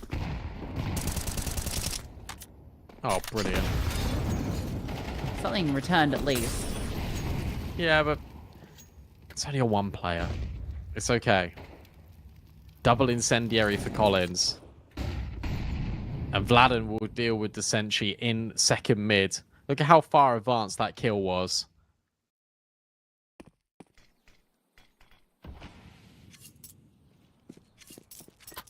And now you just rotate third player over. Imperial is so one-dimensional. Like, you just know you've made the right call. Like, this is going to be B.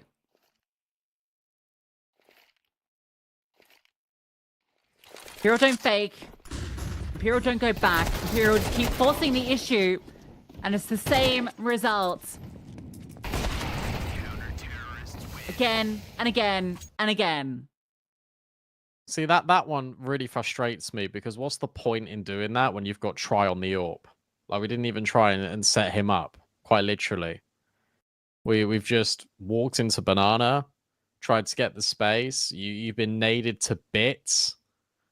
And then it's like, oh, okay, well, we'll just go B because essentially he's been caught in second mid. That felt like a lazy round.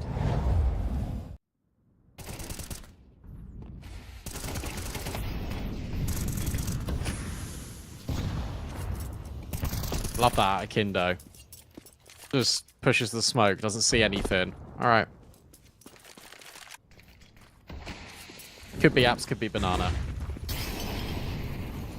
And finally, pace.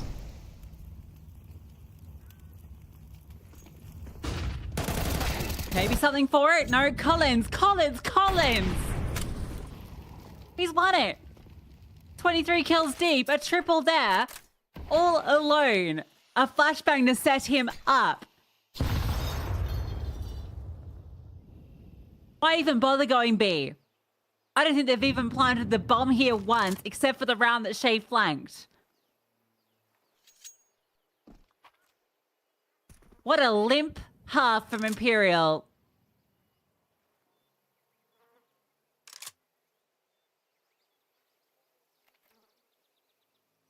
Two T rounds.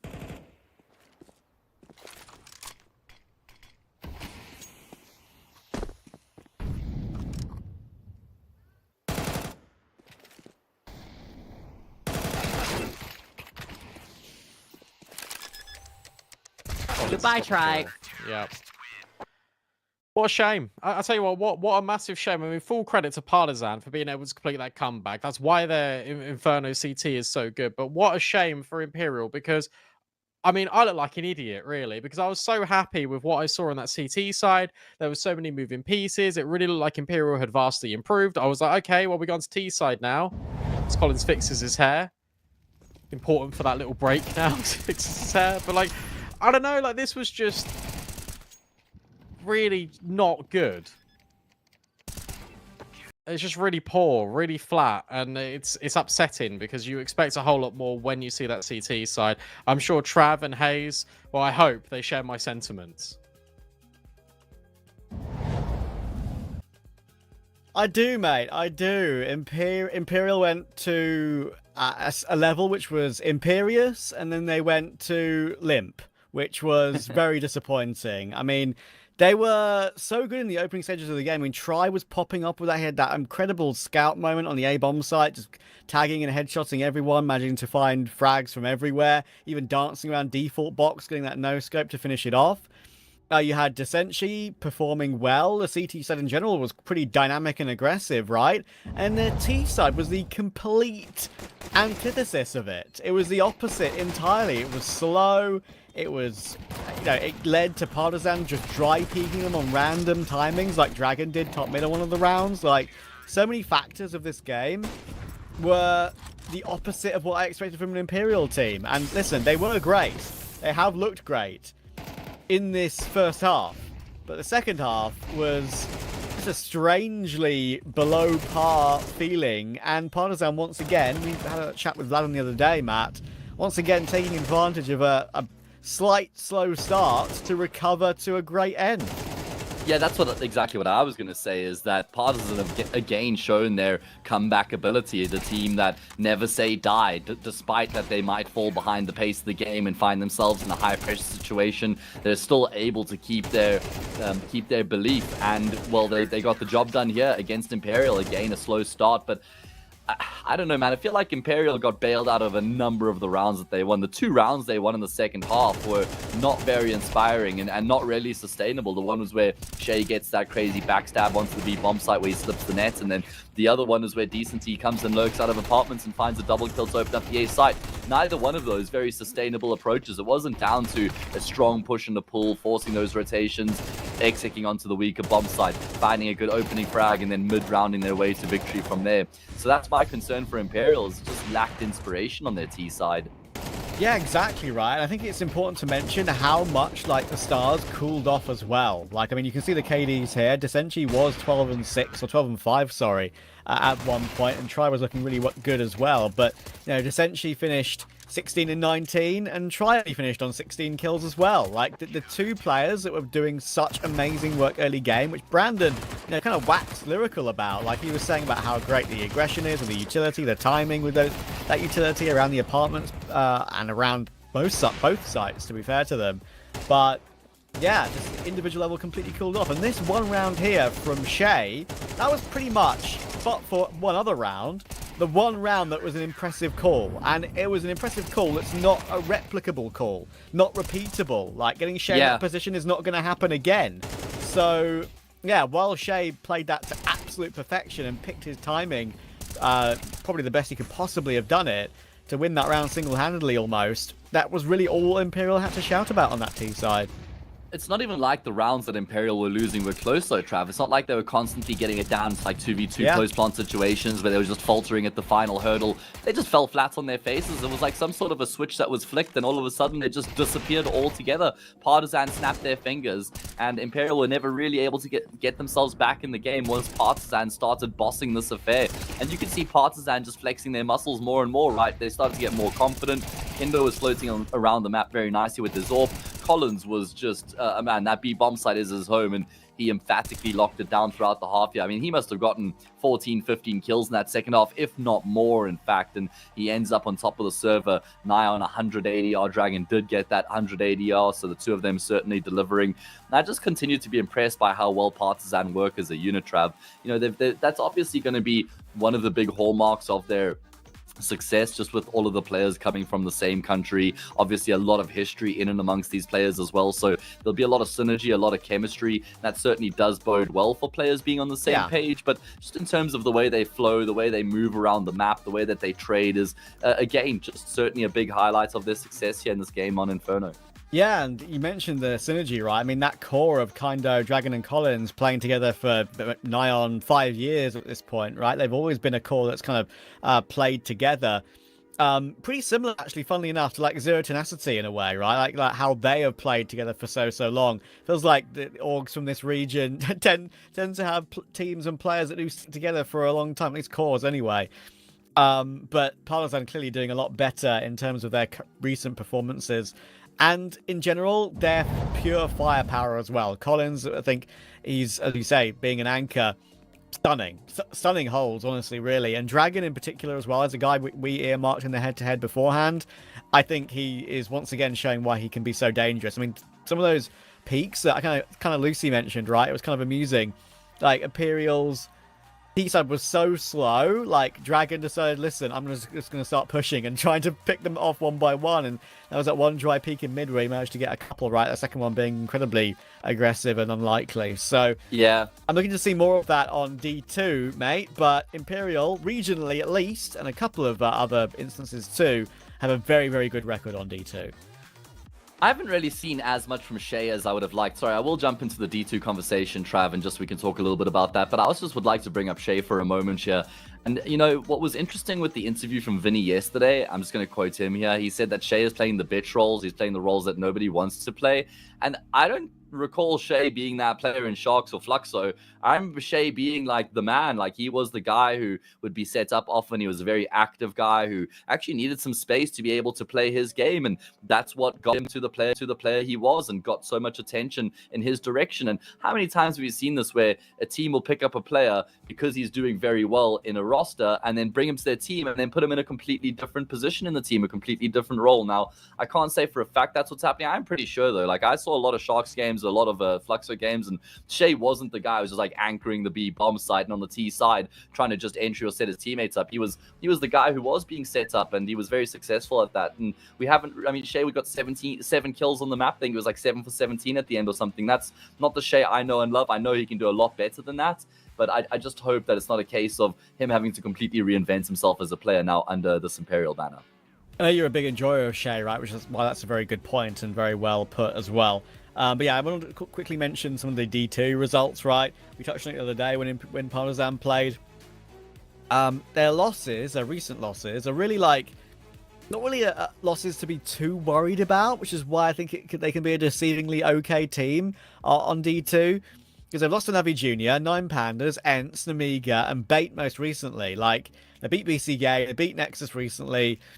They have a really great dynamic on the B bomb site with Vladen and Collins helping out, whether it's on the offense or the defense, actually. Vladen was unbelievable around B yesterday against BC Game. There was 2 rounds where he held on as an anchor superbly, and a round where he just literally swung with a Galil, double headshot Nuke back plat, and then double headshot the next rotating player through doors, right?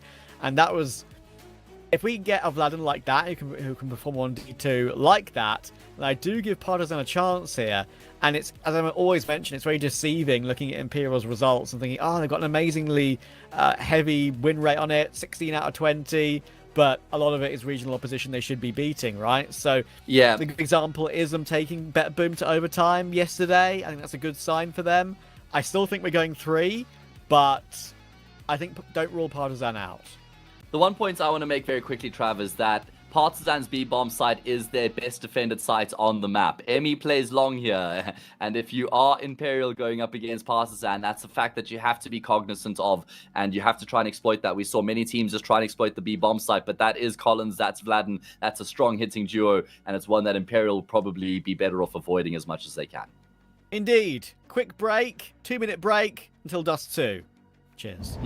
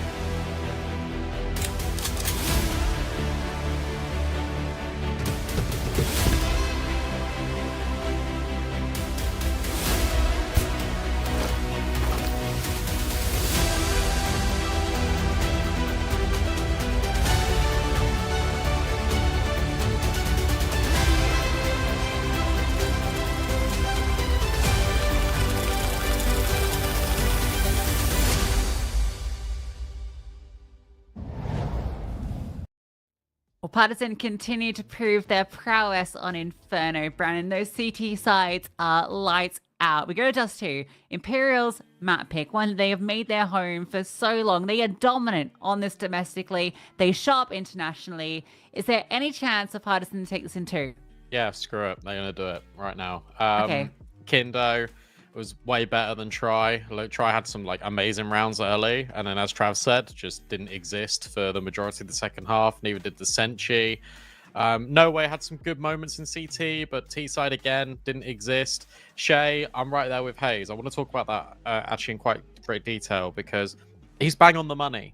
Shay was not this player. He was not playing these roles he now does for Imperial, and I hate it. I actually really hate it, and I think it's because you make this jump. You go from a good organization to one of the best organizations in Brazil, and it's not just a Brazilian thing, it is just a Counter-Strike wide thing, but you make that jump to a big team. You then go, I will do whatever it takes. I don't care. You've now had me in this good team. I want to adapt and I want to mold. That's not him. It's not who he is. Like he's the guy that comes in second. He's the guy that gets set up, but someone goes in before him and then he clears the sites. I want to see that more, and I don't think we're going to, and it makes me upset. We jump into Dust 2, we move into this, and I'm sad. I'm really upset because Shay was one of the best, brightest prospects in the South American region for such a long time. It's him and Piria, and I think him and Piria have made mirrored moves where Piria has got the same role Shay does now because he moved it and jumped up to a bigger team. I don't want to see that. I want to see more of this. Try just bangs out Vladden. A good start to affairs for Imperial. Oh, Bracken not spotted. He's playing behind the flames. Gonna get a headshot back. Spots out Shay, and we'll just go for that fight. Not even worried about the potential of top mid, and he gets away with it. Yeah, I love it. And this is what Partizan should be doing all CT side, by the way, because they got away with it so much on Inferno. Just go for these peaks. Just try and take the risk. Dragon's got good aim. Why not utilize it to your full potential? Look at this layer in. The swing comes in. They're even peeking pit, and they dink Try. They do so much damage to him. Imperial are now stuck. They are cordoned in towards the long corridor, and they got to fight their way out of it. A tricky one. Senchi is just crawling his way back through spawn. They will start to go, and he goes down though. No Way offering up something even more.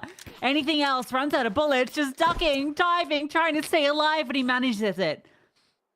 Low HP.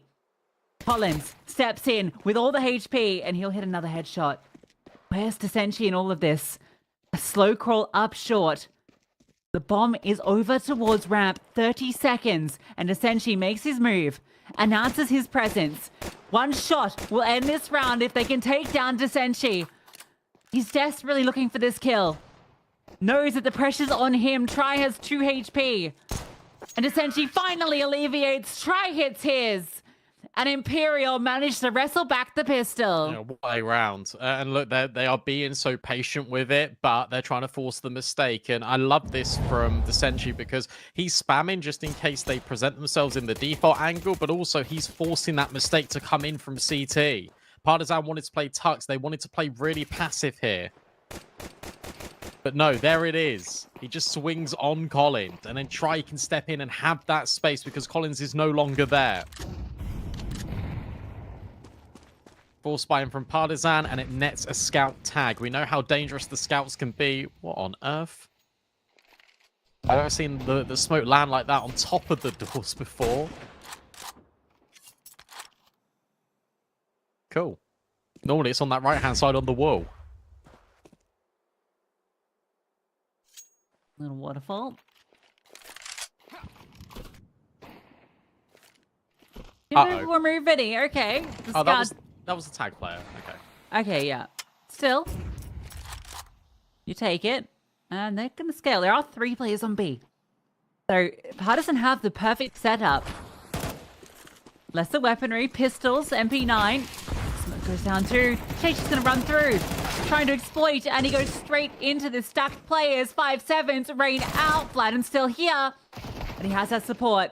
Collins baited in perfectly. And Try, he gets brought down low as well.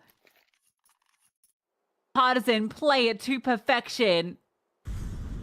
Imperial walks straight into the stack. Yeah, and look, they do walk into the stack, so like you can kind of brush it off a little bit, but that is a case study of exactly what we've just been talking about. They flash Shay in to try and get info, try and get recon. And he's the one with the bomb.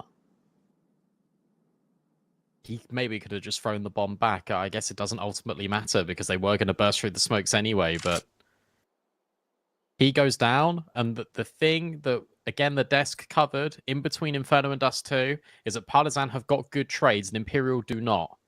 Where were the trades? Where was anyone helping out Shade? Well, they couldn't because they flashed him through a smoke, and they had to go through another smoke in tunnels. That's so reckless.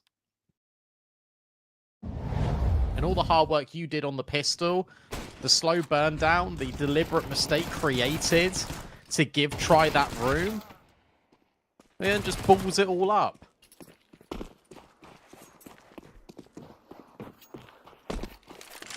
A great feeling for Partizan. Oh! Great shot from the Senshi. Dragon, be careful.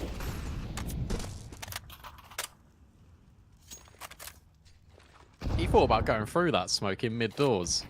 Essentially thinks better of it.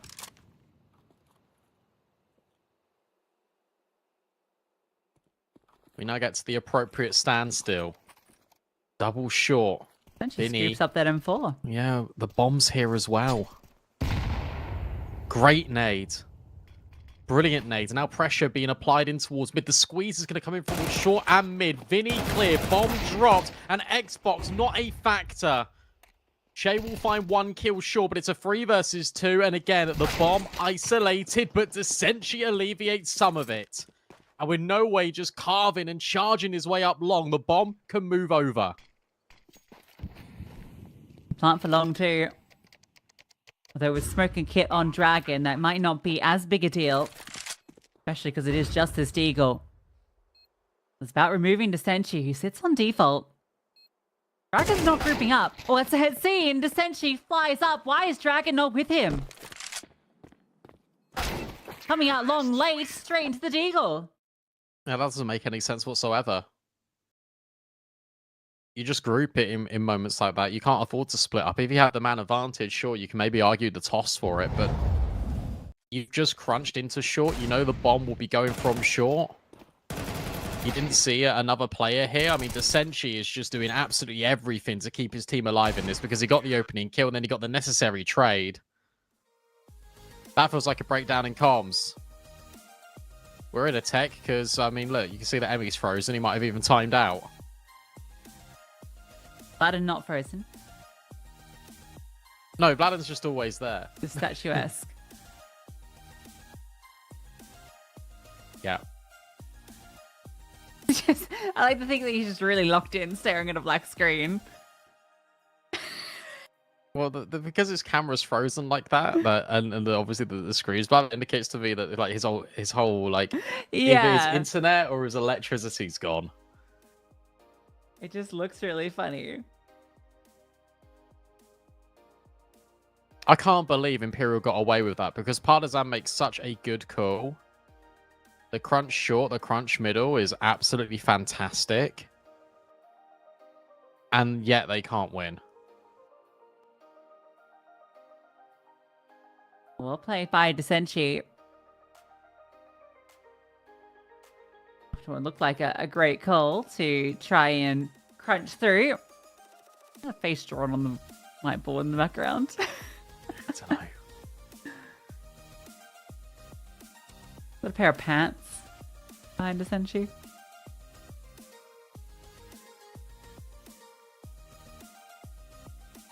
This is real, like The like, music's so funny. Super Mario Galaxy. I'm on like an island. It's like Delfino Plaza. Yeah. Unfortunately, there's not a whole lot to talk about really, because we've had like 3 rounds of play, and one of them was Partizan should have won the pistol and didn't. Really well played by Imperial. Second round was Imperial sort of really just troll the force buy, and Partizan win it. And then Partizan have a really good mid round, and Desenchi's raw ability just bails out Imperial.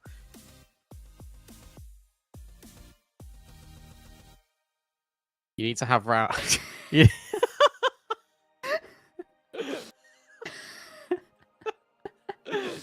you need to have rounds that aren't like that. Oh my god, he's gone. Oh, hi, Dragon. Hey guys. Welcome back to my vlog. We just fumbled a short push. You could Photoshop anything onto that Emmy screen. Don't do it. You can already see, like, I got a good meme already. Someone wants to do it. The Jimmy screen grab. Yeah, I mean, maybe. We'll let you do that as we go to a bit of a break. When we come back, hopefully Emmy's back and we can continue Dust 2. We'll see you in a few minutes.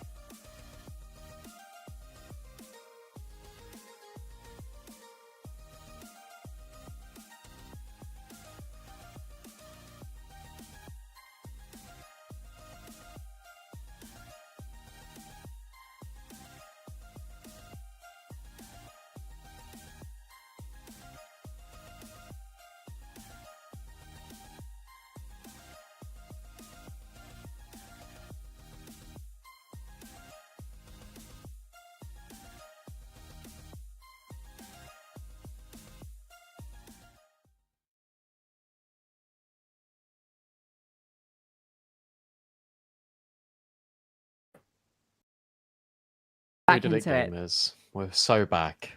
Oh, screen's on. Emmy regains motion. And the game resumes. If you don't remember what happened, Partizan, a slight fumble. After a great force buy in round 2, they have to force back. At least an M4 for Collins. Oh, Dragon is sitting in the fire. But the smokes allow him to escape, just Right. about. How's he got out? If that's me, I'm dead instantly. Dragon allowed the luxury of a second wind. Oh, is this going to be the whole T side Imperial? It's Dust 2. Are we gonna be slow burning every single round here? If it works, I won't be critical. If it doesn't work, I'm going to start hitting my head against the desk.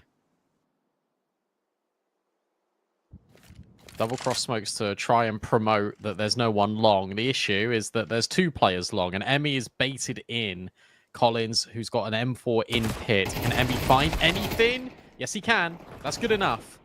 There's no way you clear Collins. Sorry, Xertion pulled this off earlier. Oh, the clear! He gets cleared, but he still gets the kill. Try. Needs to win this fight. Needs it desperately because he has the bomb. And he gets it. A necessary headshot to get the space up to sight. And he got to Senchi, who will take down one on the rotate. You know where this final player is. Shay's low. He's got the element of surprise, which is the good thing. And Shay will kill Kindo. Yeah. Repositioning towards CT.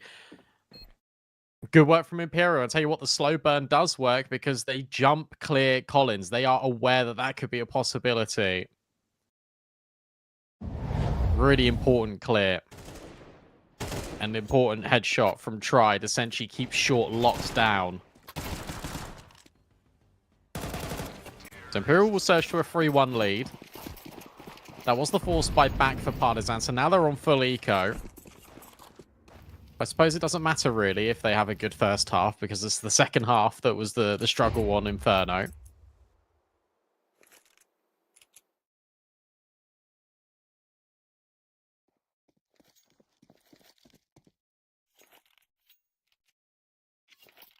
The thing about slow burning T-sides is there's some maps they work really well on and some they don't. And I think Dust 2 is a map where you can really just slow it down. You're not really going to get punished for that. Oh, all right. Nice little headed.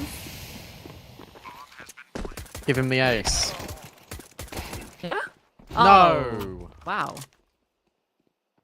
Look at the smoke.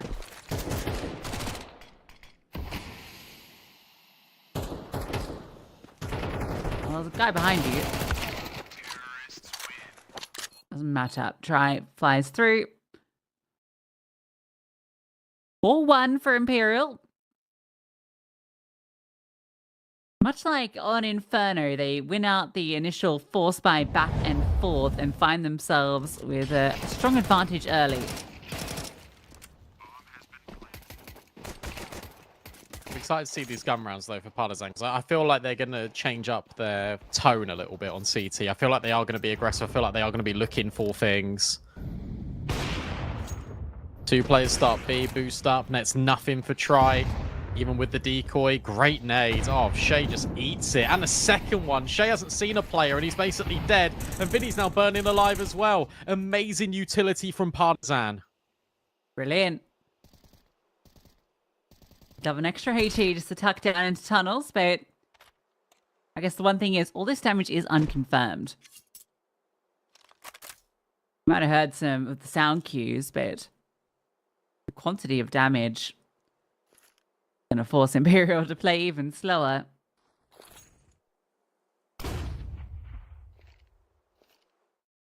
Goes in a good position. Being held by 3 players. So he can't overextend. It's very easy for him to dodge the flashes. And very easy to collect the kill. That's on a high HP player as well. Shay Vinny still low. It will now be this burst in towards short. So it's Collins at ramp, who was a horror show to deal with for Imperial.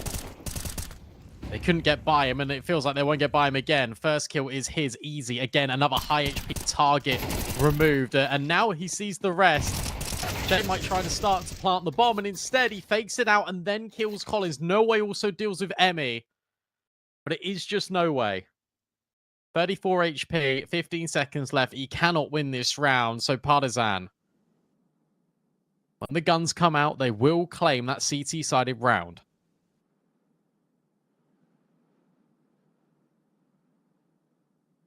Virtue of that fantastic utility set in middle. Gindo catching the attempted lurk out the doors. You actually get all the hard kills first, so everything really going well for Partisan there. Straight to plan. Turns out you can do a lot more when you've got full rifles and utility. I like the idea here from Imperial, right? The double smokes for mid to B, but they only put 1 player. This is the thing, they keep putting 1 player in when it's a fake, and it's so obvious that it's not going to be where you want it to go for Partizan. And Kindo finds Vinny. Vinny really wanted to get quick. Look at that X. Look at how far Vinny had scaled in mid, and he just gets dropped.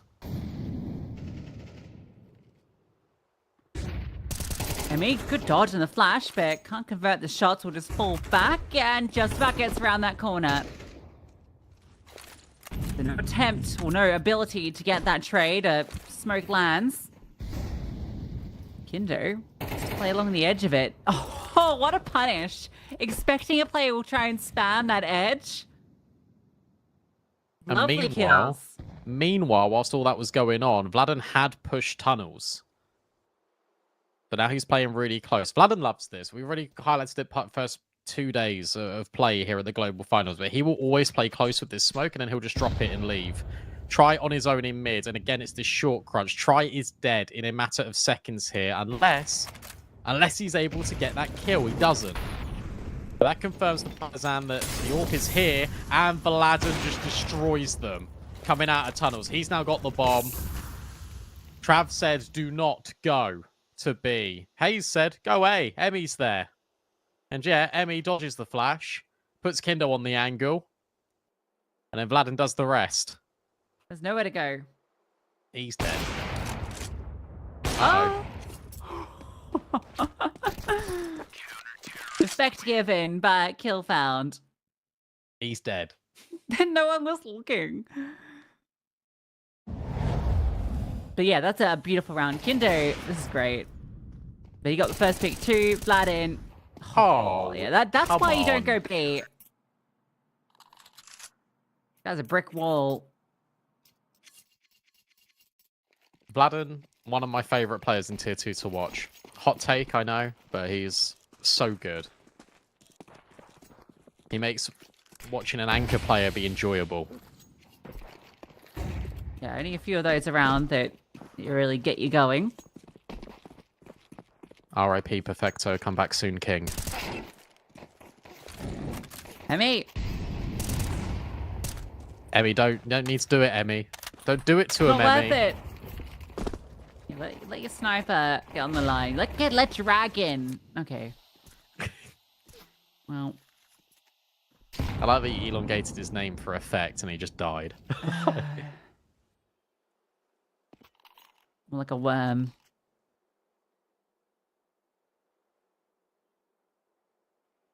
They already said this when we covered Partisan earlier in the event, but I love an evocative name that someone has.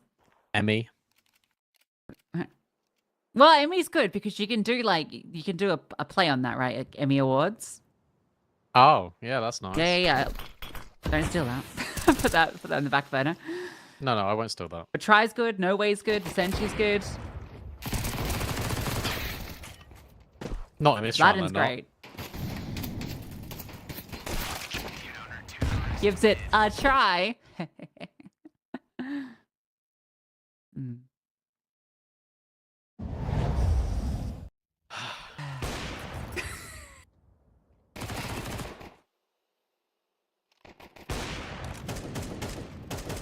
I remember when Emmy actually took a little personal issues leave, had to leave for like an event, and then it was Madden that stood in for them. So then you got Vladen, Madden, Dragon.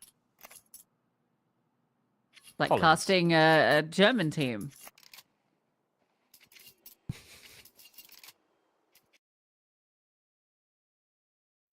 Favin, Tizian, Dabson, Very true. Thierson. There was a time when there was 4 of them on one squad, and it was like Crimbo. And you'd be Crimbon. Crimbin. Another one of these hype tactical ports. Yeah. First time I've seen the coach in the background. I like the tactical pause is like proper energy inducing, then the technical ones, it's calming down. It's like we got a second. Chill out. Oh, Kindo. He's been a little bit of a menace here. He's dropped his smoke in towards shallow bottom mid, and now he's peeking lowers. Tries going to look over the top of it, but you might get this swing again. No, instead it's just a flashbang, and Kindo gets out alive. Oh, pushing the tunnels. A flash. Shay. Oh no, it would have been perfect, but it catches Vladen. At least that is information. Got full control of B. What do we do here, Imperial? We're going to double smoke mid to B again and then go in short? No, just the short control to start with. This is fine, because you're gaining map control. You know that Partizan wanted to push in towards B tunnels, and they haven't, so maybe you can exercise that right to go into it. No, it is mid to B with the double smokes and short. Or is it? You can say, but you imagine anything is possible. 30 seconds left. Mid to To B. B. Collins for a moment to swing. Just gonna walk through. Such a good time He's in. gonna walk. Oh. Oh, a little too early, I feel, because he's got 2 defenders on B. Does he need to make the play? Dragon sideswiping to Vladin. Of course, he is here, but only 1. Bomb will be picked up and There's no planted time. in time. No, I think there is. There is. Oh, There okay. is. Whew.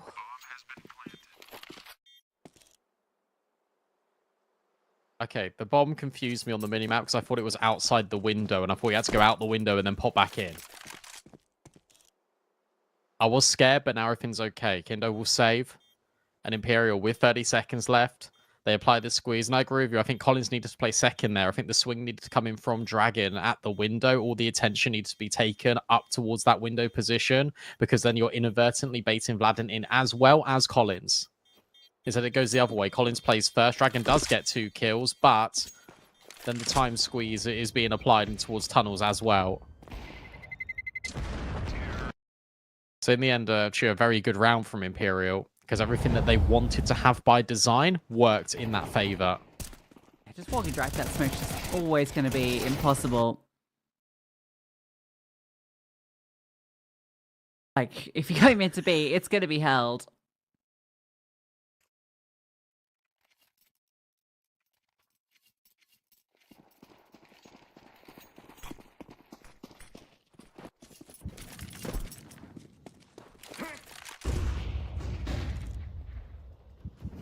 And she gets the opening pick. Emmy punished out long.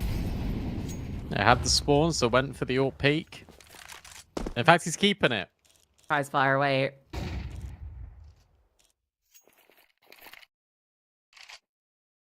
Look at this push, though, where the re-aggression came in top middle. There's that. At least they can laugh about it. It's just so funny. Pick that up. You gonna drop me drill properly?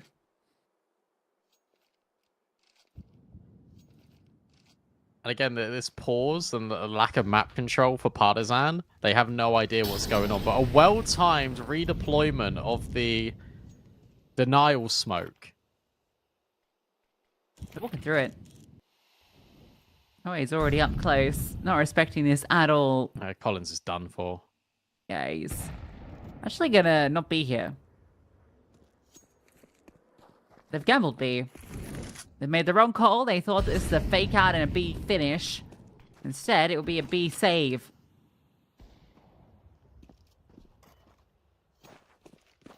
Don't think removing the lurk changes anything here. I don't think so either. Especially because you've only got a couple of flashbangs. You've got 1 incendiary. Yeah, they're not interested at all. It's one of those rounds where Partizan feel like, okay, well, we smoked long, we re-smoked long again. We haven't seen anything off the back of the fact that you got the opening kill in long.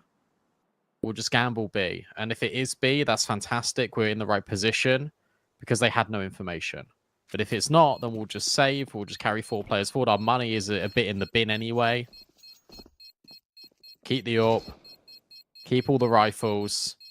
You can have the round. We'll say, though, T-side, although sometimes it is a little bit snooze, a little bit VP-esque, it is working. And that is an unbelievable shot. Not Emmy's fault there, that's for certain.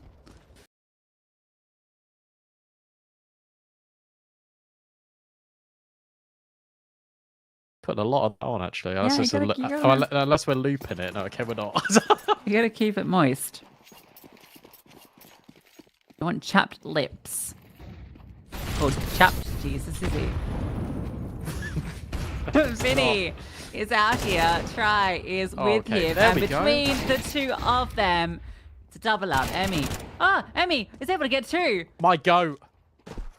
Put some respect on his name, Hayes. They're walking into B. They're walking into B. The bomb is a T Yeah. squad. Where's the bomb?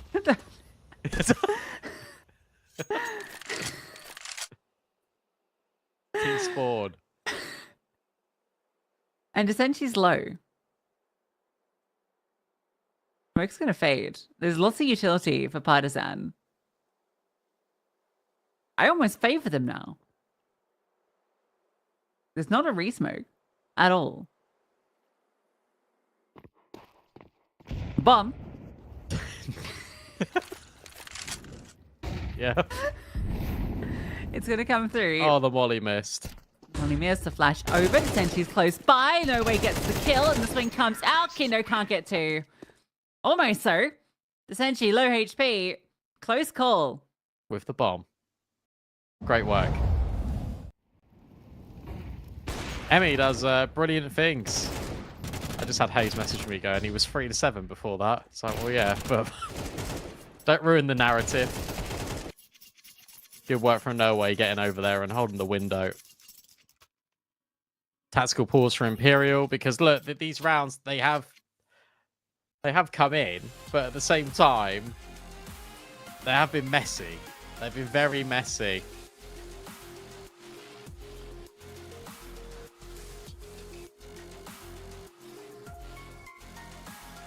Veto was messy too. It's been a messy series.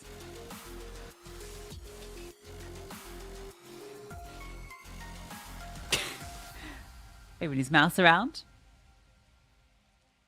The baton.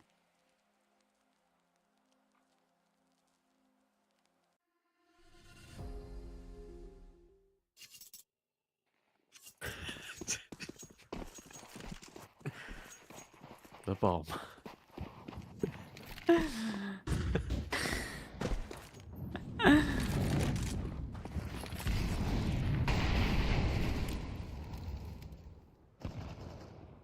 Not a good buy.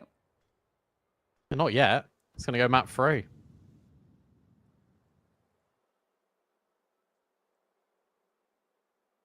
Could be 8-4. Mind you, that was the scoreline on Inferno first half. And Partizan won. So you never know. You never know. MP9. yeah. Oh, yeah, that's beautiful. Emmy with them. Oh, Emmy, please. At least he gets that follow through. He cleans up everyone on short. He's hungry. It's the big CCT Global Finals. And Emmy is hungry.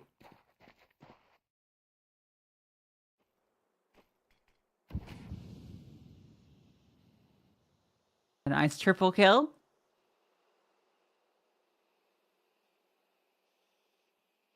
Oh, you're predicting the future, I see. No, this will be his 4th. No, I know.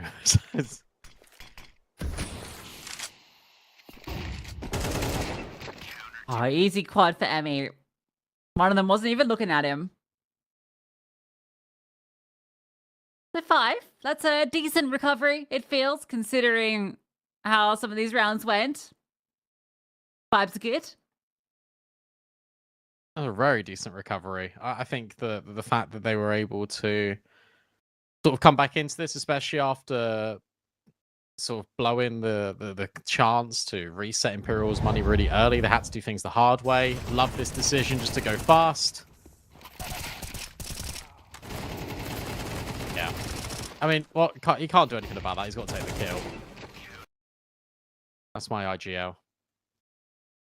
2 rounds the difference. Imperial swapped to CT. It was a CT that was the most refreshing on Inferno.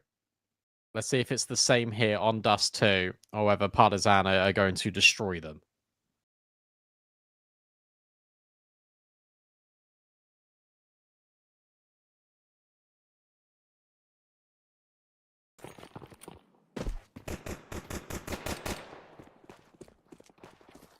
Try not getting the chance to get that instant headshot that he got previously.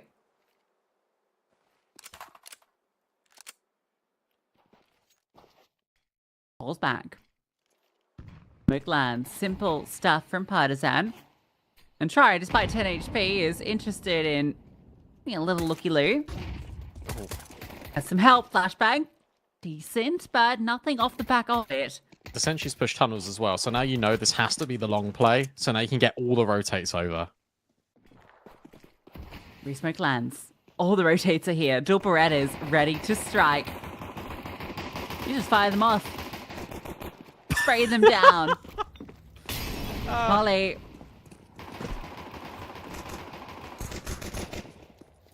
Oh, they're just being annoying. Oh, Here we Gandalf go. player Whoa. just destroyed by Vlad, and an Emmy chimes in for one on Shay. Remember, Try is still low HP. No utility to get Imperial in here, so they've got to fight. Fire with fire, and No Way's doing a pretty damn good job of it. 3 kills immediately, hoping for a 4th. Try is still fighting at the back of the site, finally laid to rest, so it needs to be No Way. He'd need to collect every single kill, and he's found the 4th. Reload stuck in, but cannot get that last one. Partizan live the last very breath, but No Way, no how, nearly got the ace. Absurdity.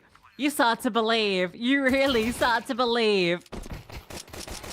You think he's just going to spin around and shoot Collins, clearing it. Surprisingly, Imperial, despite getting every damn kill except one, don't actually invest in. That was a recipe for a force, but no. Gonna let Partizan likely tie this up. There is a flash play being set up to go out middle. He's going to pop that over. Kindo will be in a world of trouble. Here it comes. Flash, swing, but a disengage. Emmy will go down, and so does Kindo. The USPs. A little bit of work. It's just 2 that fall, which is a little painful because they did invest 4 rifles. But at least one of those gets upgraded.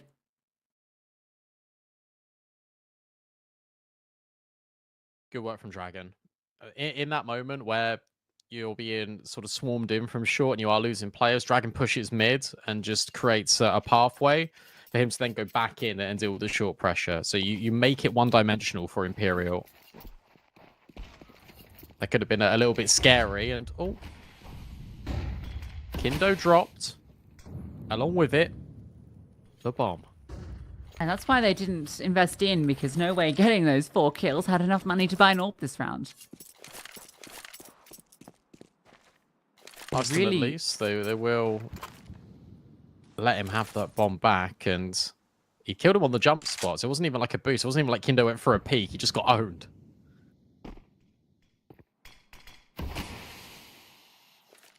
Yeah, this is not rough. Tries in a good position where he can support pretty much everyone. I feel like maybe your only option is to try out this B bomb site. It felt like it. I'm surprised they didn't do a mid to B smoke, but I guess they want to really have that element of surprise. Vinny now starts to make his way over, but they've still got more utility here, Imperial.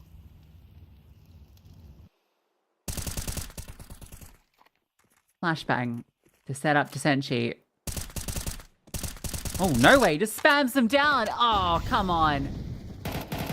Not fair. We'll get removed, but the bait in should be perfect. Oh, no. He's made a meal of it.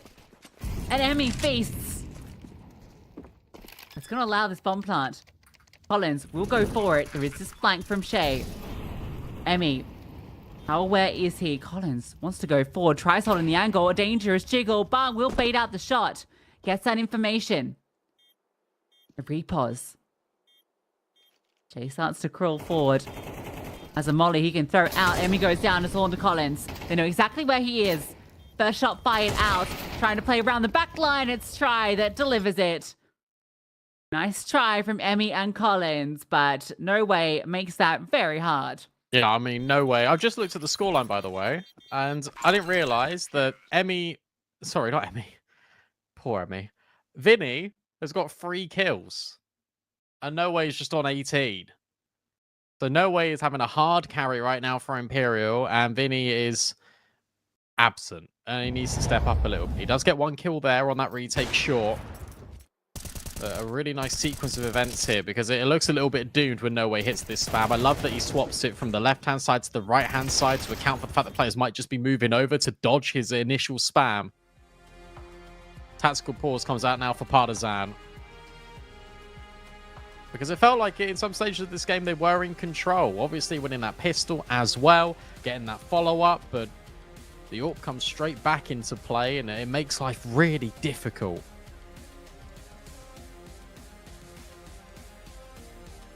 The try gets a brilliant opening pick.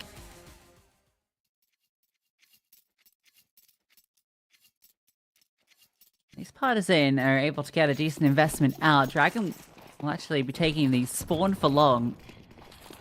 So might have a chance to pick off Vinny.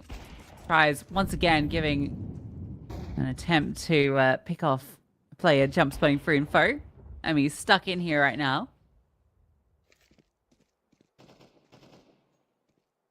You do not want to jump peek this.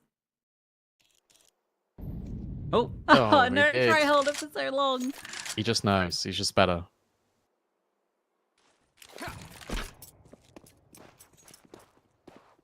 I think that's the smoke that lands on that door. Yeah, okay, it is. Now we all know the lineup. Go study it, gang. I'll see you in the server. 1 minute 10 left on the clock. Try goes into CT to rescope to move back in towards middle. Spam is now being applied. Emmy gets dinked. It feels like they're just going to hit B again, because even though they got spammed up by No Way, those entries came really cleanly. Yeah, it's No Way just getting, I mean, you don't want to say lucky. The timing on it's fantastic. And Try will catch out Collins. That's trying to scale up Xbox. Another utility gets dumped. Try will move back to the A side, but Shay activates. His push out through long. Catches them off guard. Now he has this entire area locked in. They got to Gonna save. save. Yeah. Oh, doesn't feel good. Partisan's on a Tech 9. We gotta give the same criticism to Partizan here as I did to Imperial on Inferno, and that is this round was so uninspired. Like you're pushing middle, sure. You get caught off by Try's AWP. This was his initial kill, which is absolutely fantastic, but you're not putting any pressure anywhere. You're not really deploying any smokes. Yeah, you don't have the most amount of utility, but you can still maybe one flash, send a couple of players in towards short, put the pressure on there. No one's holding long, so Shay takes that time in. Cool, that's fine. But if you're just sat in towards tunnels for like 40 seconds, it's not gonna. You're obviously not gonna win the round.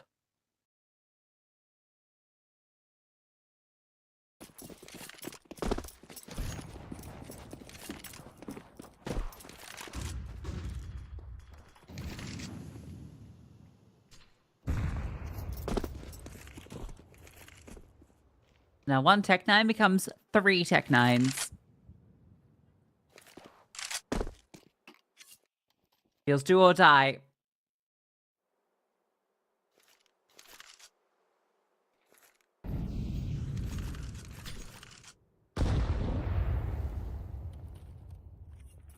This is just exactly the same again. Slow. A flash here for Vladen. They Behind are you. clearly... Oh, Vinny. Oh, Descenti. Between the two of them. It's a massacre. They didn't clear. They just didn't clear the corner, and Vinny's there, which is fantastic because it really baits the Senshi in, and the Senshi just takes his time. That's the most important thing. That's a really good setup by Vinny and Desenchi. Partizan feel like they can maybe catch a little bit of a time in here, and they just all get stuck on the doors. Desenchi holds his spray, Vinny holds his, and between the two of them, they get all 5. And look at the bodies that just litter the floor.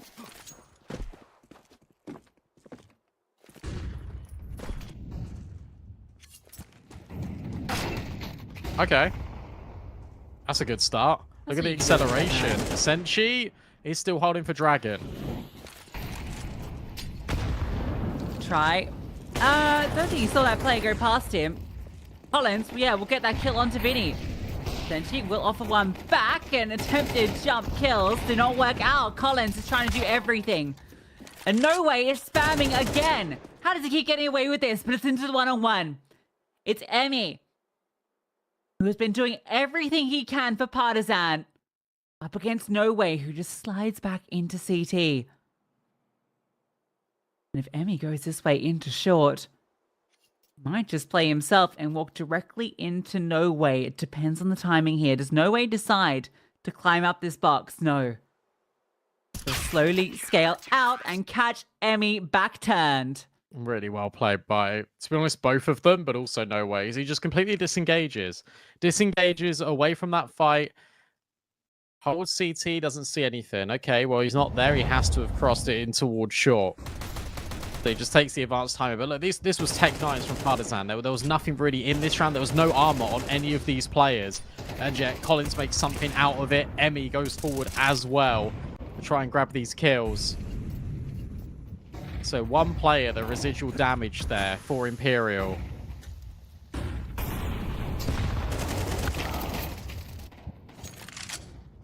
And I love that clear from Vinny. He just throws the nade at the back of the smoke just in case they've walked into it. And again, another bait and switch. They just keep falling for these bait and switches, Partizan. They cannot handle it. Finally, it takes Collins again to get this kill. Try breaks the smoke, doesn't see anyone. And Collins might just push again, flash forward. The AWP disengages. The rifle's here as well. There's no one on B. They're all outside the site, just holding and securing Collins. And Shay doesn't push. This whole time, Emmy is waiting for Shay to push. Oh, now he pushes. Oh, you devil.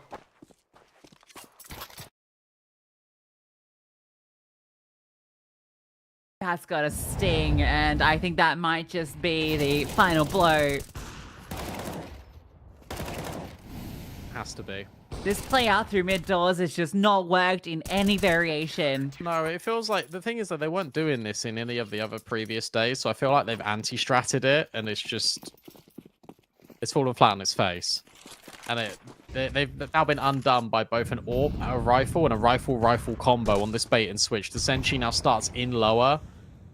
Emmy is holding for him to push, but Try's just working mid in the meantime. Emmy will catch the Senshi, but look at Try.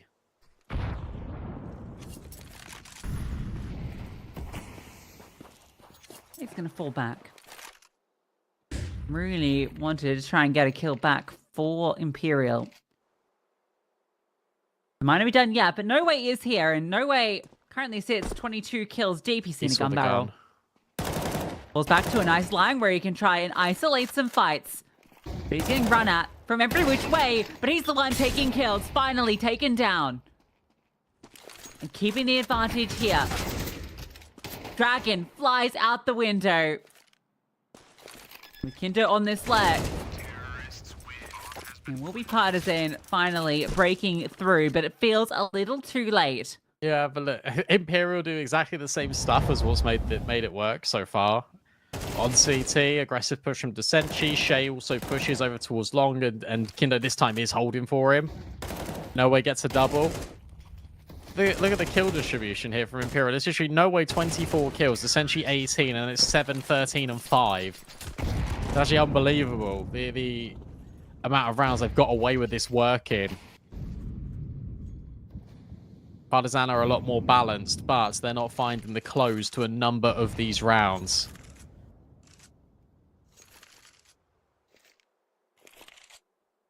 There's no shot you're going for this mid-doors play again. Double AWP for Imperial as well. No, instead it's just straight up towards short.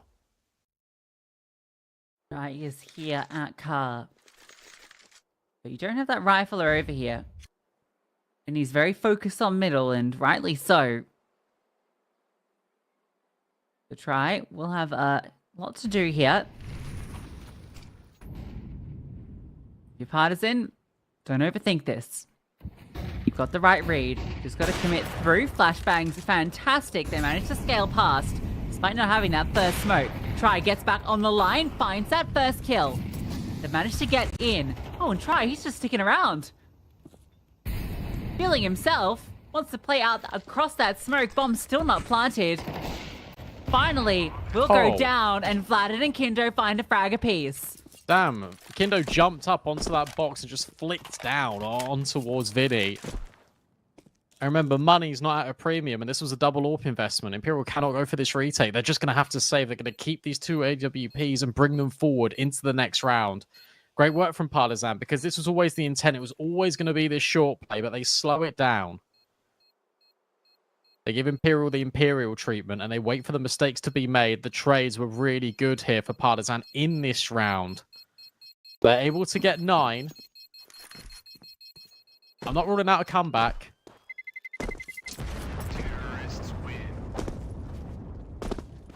It'd be a tough one.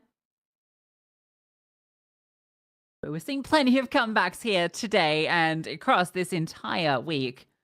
And, I suppose, 3 days.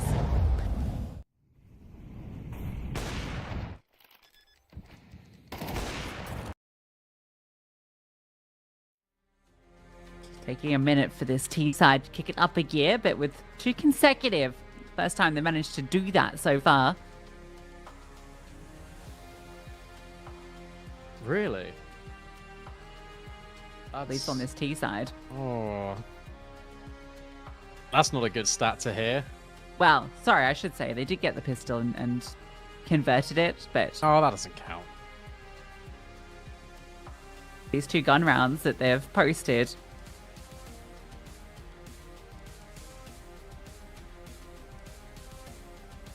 I think that's their first 2. Yeah.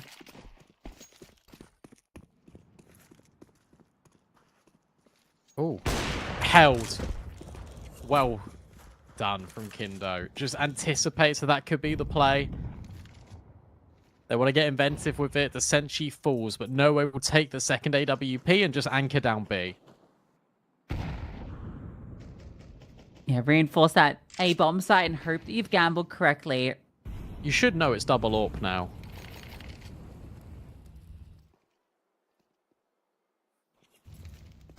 Do you know that second one got picked up? That is the question.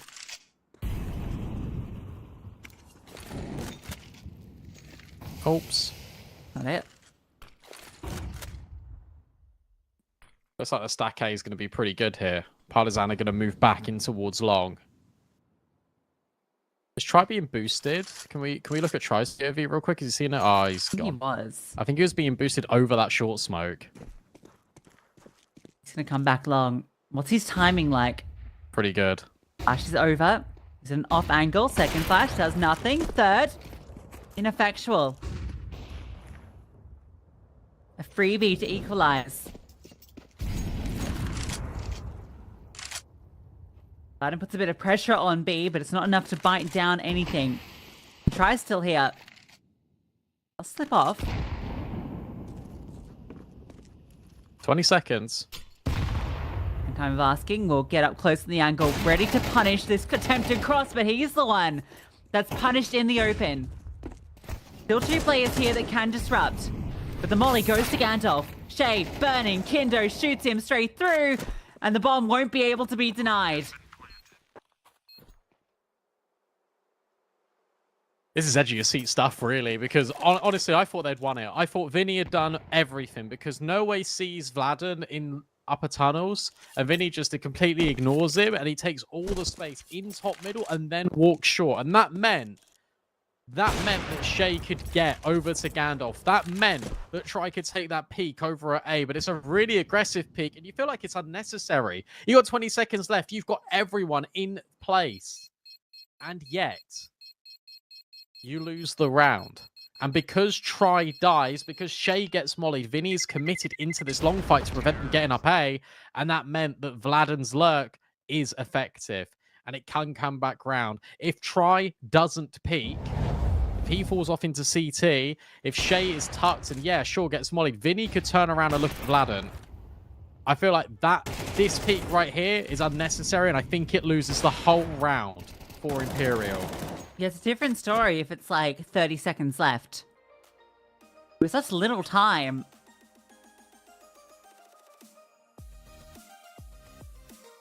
You feel like Imperial were in a good position to close it right there. Instead, we continue on. After a short moment's reprieve. With that Calypso music rolling.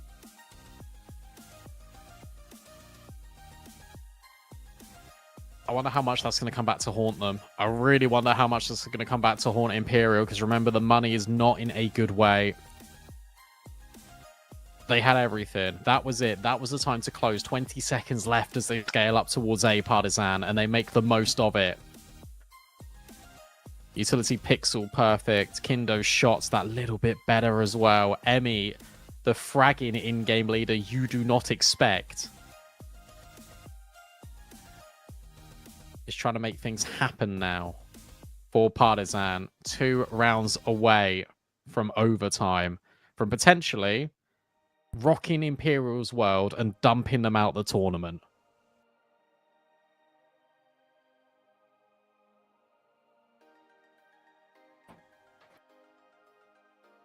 What a crushing way it would be to go. A dominant first half on Inferno goes out of your favor.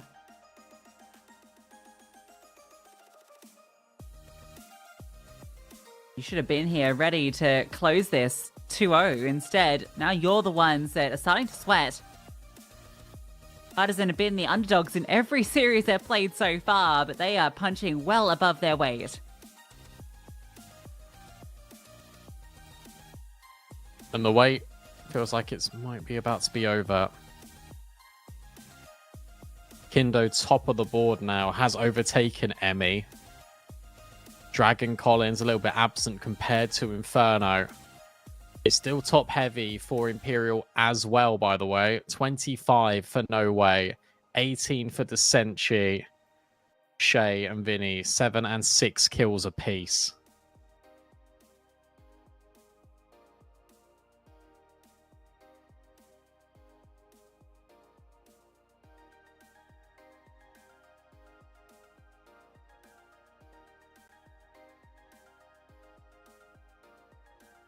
And we don't know how long this is going to be. So I'm going to throw it to a break. We're going to turn up the music. We'll get the vibes up to an all-time high. And we will conclude Dust 2, hopefully, in a sec.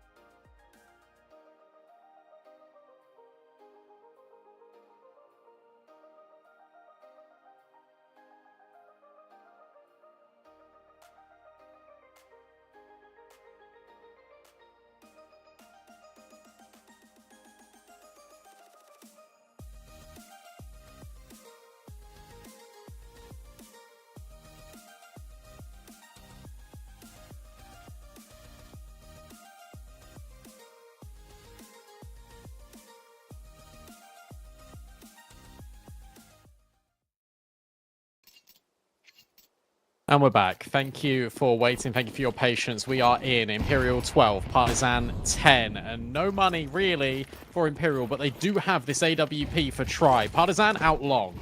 Try's not here. Try's the B. You think it should be an 11th.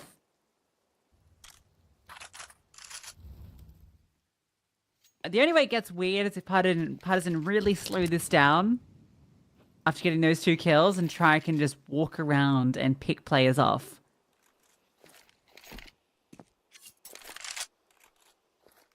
You think it'll get weird?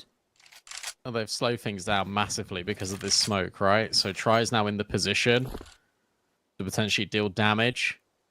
But actually, right now, he's not even looking at long. And he thinks with this slowdown, maybe they aren't here. He'll get confirmation that there's at least one player here with a Molotov in towards car. And now he needs to cancel this idea of going for a flashbang. Partizan scale up this left-hand side. Not going to be seen. Try making this aggressive move again over the edge of the smoke. Emmy creeps in close. He undid him last time, and he might undo him this time. Dragon and Vladen instead get rid of the sentry on the 5-7 and Try on the AWP. There is no way for Imperial to get involved in this round and recover this AWP. So he will just go off and save. And Partizan will get up to 11. We need all 24. I'm starting to think that angle might just not be any good. Problem is it's so easily tradable.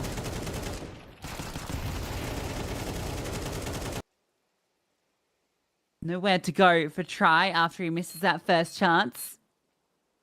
Lack of orb's not going to be too big a deal. Shay has a lot of money, so he'll be able to drop one over. No way, might even do that as well, just because he's got the armor and incendiary already invested. Either way, Try will have what he needs, but a chance for Partizan to force overtime now. This has been a great run of T rounds. Before the break, this was, what, 12-8, I'm going to say, or 12-7, and then they've since brought this back to this position.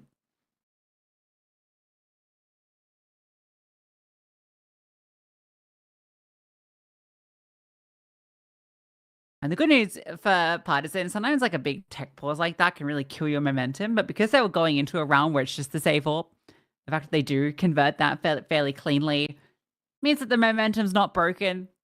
They still feel hot in the server. Oh, no. way. The music. Turn this damn music off. It's not helping anything. Oh my god, it's like it's taunting you. Wait, can we just hang on, DJ? Put it back on.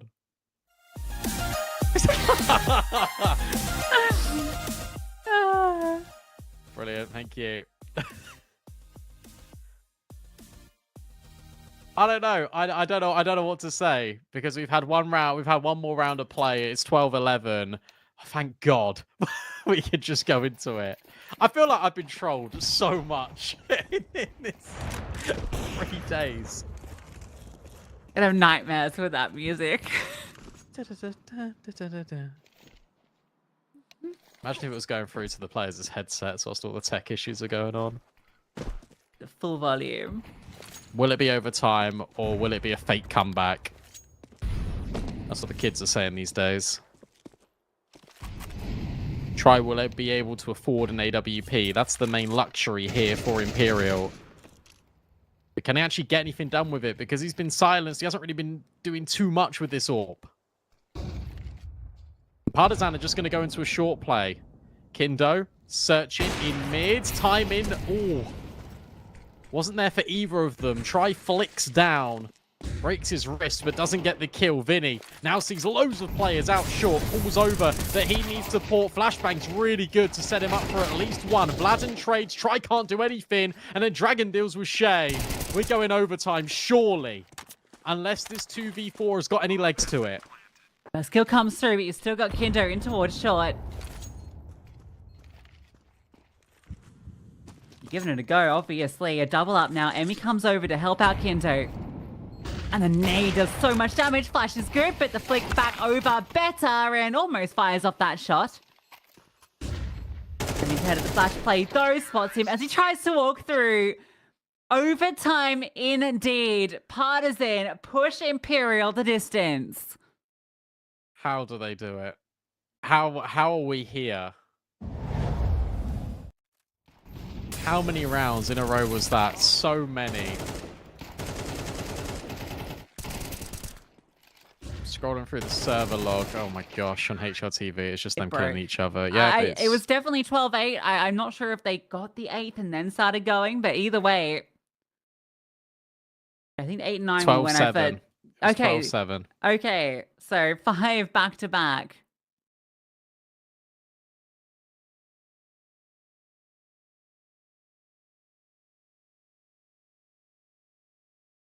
Where's Dragon's frozen? And no, you can't, guys. This is a joke now. How much time did you have in that tech pause to go and do whatever the hell it is you're doing now? Only one thing will calm me right now, and it's the music. Bring it back. Thank you. Oh, that feels better. I'm going insane. Brandon, I think you need a mental reset as much as these players do going into OT. Oh, his game's crashed. Or he's tabbed out looking at strats. We can't leak that. Go to a different POV. I can't even read it. No. It's back in.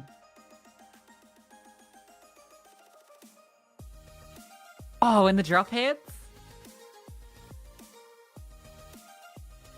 Dragon's so locked in. It's definitely not a still PNG. It definitely isn't him.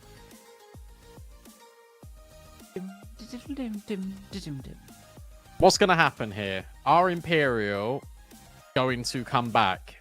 Because this is now technically a comeback attempt for Imperial. They need to win Dust 2. A reminder, guys, they need to win Dust 2. Ramifications of this game are overtime or bust for Imperial to force a third map. If they lose 2-0. If they lose, they are eliminated from the global finals.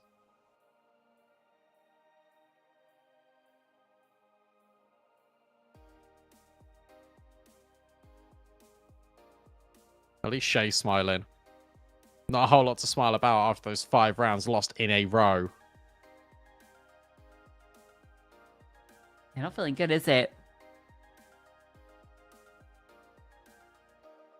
Partisan have got so much grit. I've been so impressed by them across this event. The ability for them to come back in these games where they are on the back foot, where they are down and out. Well, they're never out.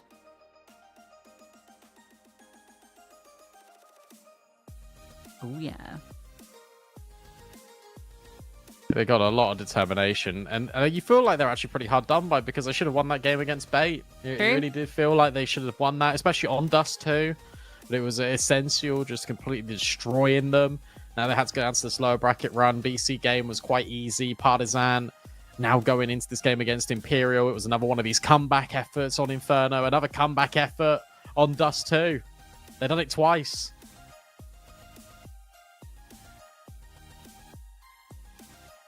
And now you feel like they're feeling their success. All the inertia with them. A brilliant run on this T side for overtime.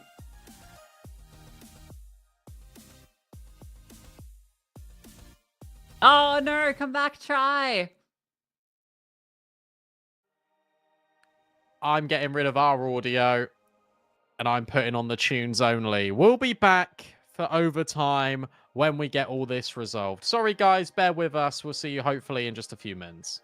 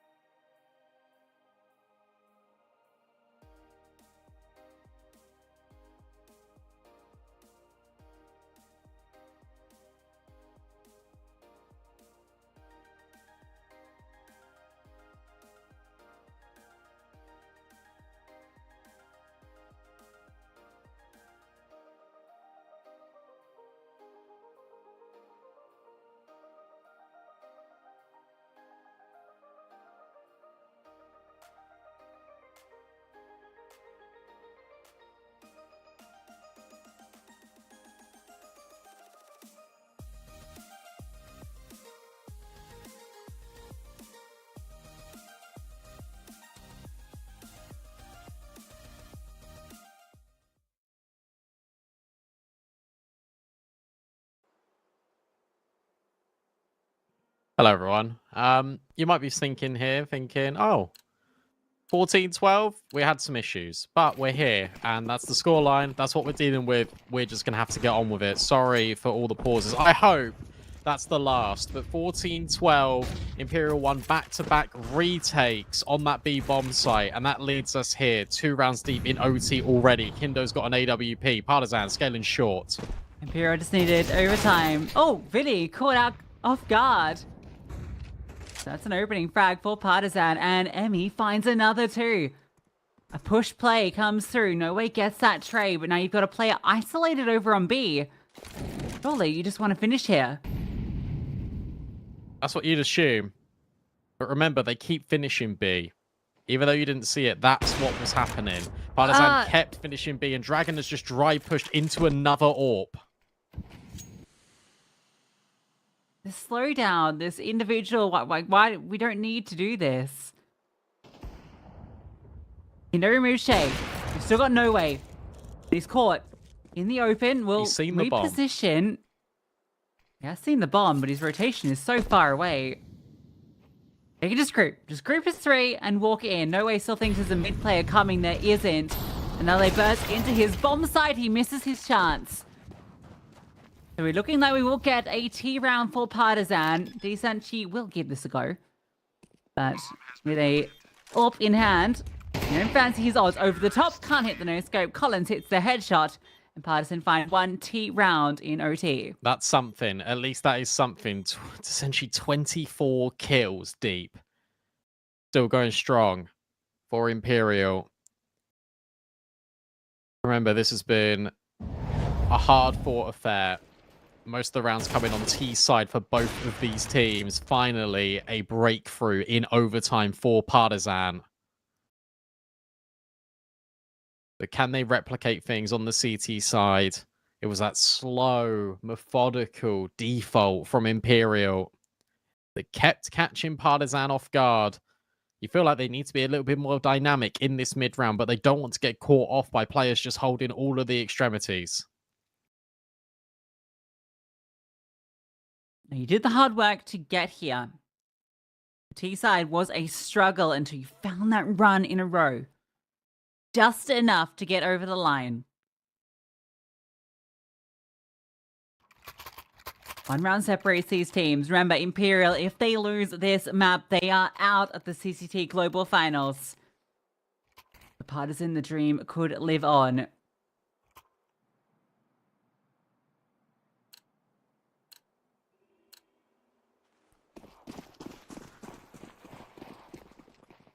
Or we'll need Mirage. Fast play, Kindo and Desenchi going to go blow for blow, potentially in towards lower. Desenchi holding, anticipating there's going to be this push. There will not be. It will just be a AWP holding, and then Kindo would get out of dodge again.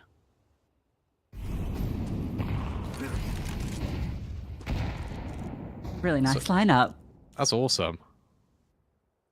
Close the top part of it there. So many nades just being used by Partizan. Just to be disruptive. Smoke then goes in on B tunnels. Remember, you do not want to challenge Vlad and Emmy alone, isolated on long.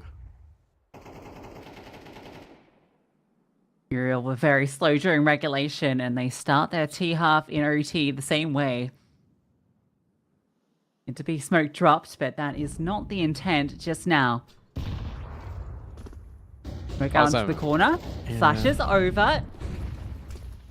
No Way looks to scale through. Just circumventing, and he'll catch out Kindo. The second 2 onto Collins. The smoke to isolate Emmy, so he can't be part of it.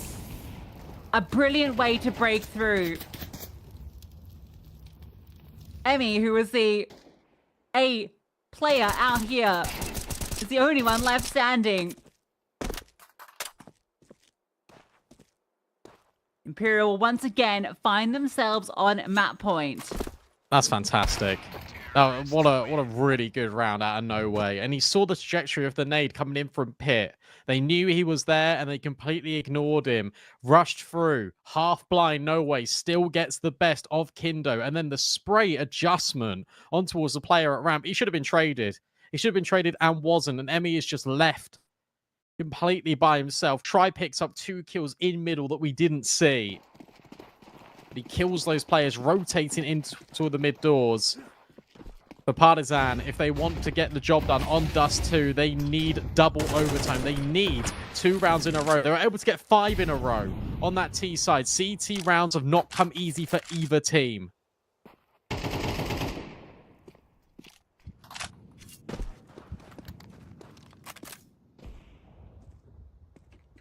Ooh, Vladen pushed, but Try was holding. No one punished.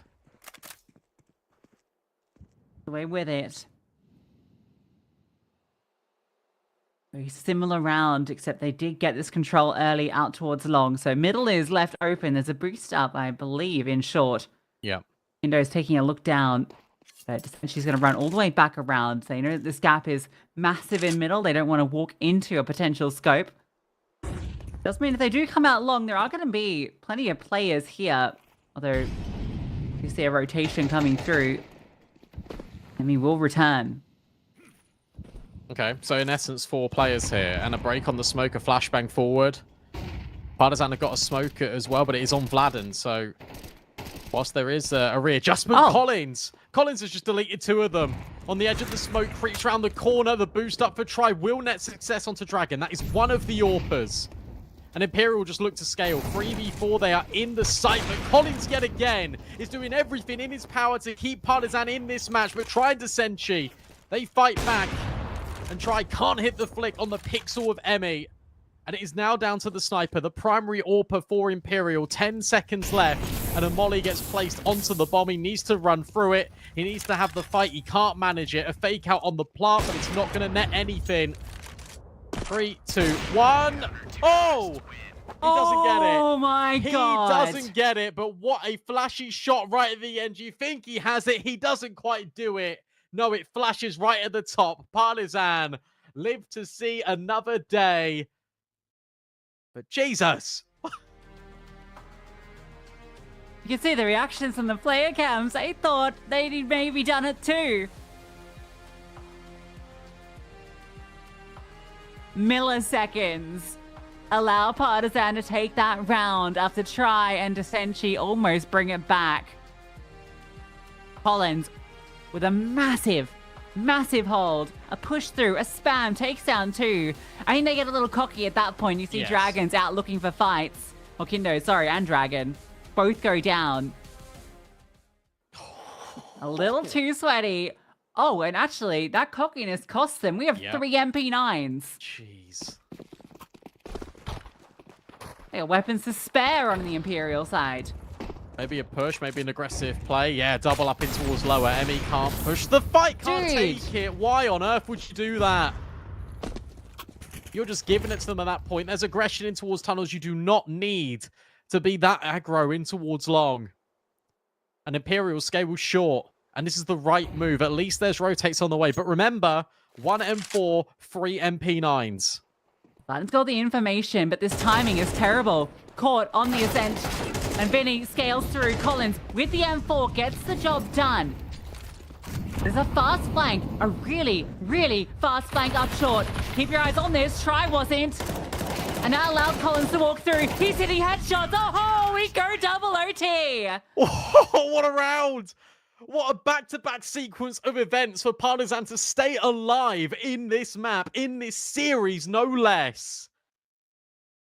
You feel like the flash in towards short is actually going to be detrimental to Partizan, but no. Kindo holds his nerve, and Collins with the corkscrew. 3 quick kills, 3 instant headshots. We go again. Insanity. Absolute insanity. Back-to-back big Collins moments. No! Guys! You can't do this. Like, I'm sorry, like, you can't do this right now. This music is driving me insane. It's 15-15. You have not finished the map yet.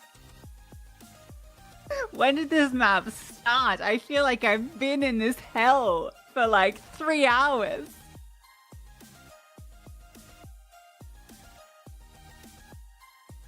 It's still going, guys. I guess we're not.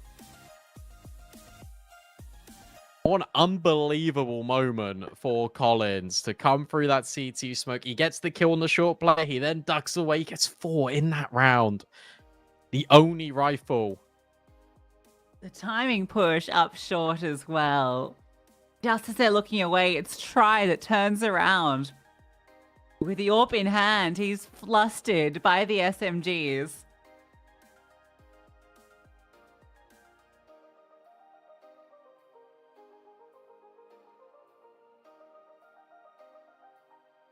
Even with Emmy dying out long.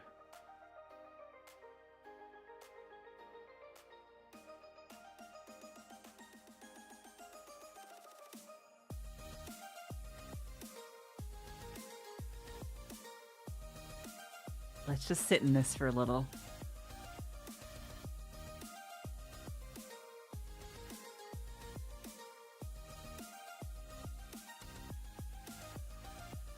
$15-15 Imperial. Reminder, if Imperial lose Dust 2, they are out. They are eliminated. They want to stay in as long as possible. Whether it's Dust 2, whether it's Mirage, I guess we'll never know. Hopefully we'll know in a few minutes when we resume this insanity. Don't go too far. We'll conclude double overtime in a sec.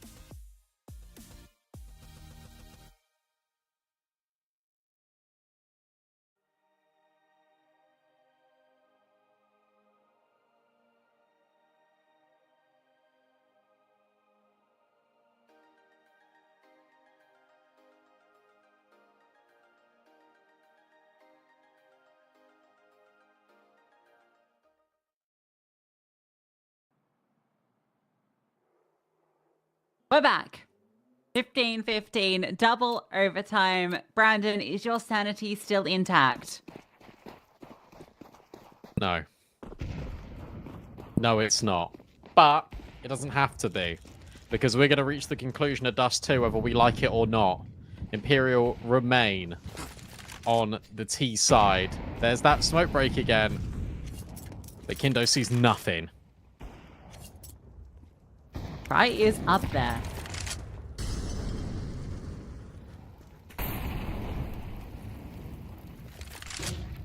Shay is. Been on a bit of a strugglesome map. You might just meet this orb. Kindo slides down. Hunting for something, but... Oh! For a second, sees an opportunity. Vinny takes his, and Shay will swing. An attempt to get aggressive does not pan out. Now you got Emmy here. There is this play out long, and undetected, there's a real chance for Dragon to still cause concern. Oh, he whiffs it. He makes a meal of it. That was the chance back in. Absolutely. That was it. And now you just got to save. I don't think you can go for this. It's a 2v5. Yeah, 2 players are low, but what good does that do you? Absolutely nothing. I really love this from Imperial because you know Partizan are going to get aggressive. They're going to be frustrated with how this map's going. Be frustrated with this CT side because it feels like you can never get absolutely anything going. And it's just the patience. Vinny pops his head up. Shay just slides around the corner on a timing Kindo doesn't expect. And Imperial are going to be thinking, why couldn't we have done that last round 15 minutes ago? They draw first blood. There was multiple opportunities there to go out the other way. Not sure what went wrong for Dragon. Looked like he did 98 in for a classic. But it needed to be clean. Needed to be able to potentially get that follow through onto try.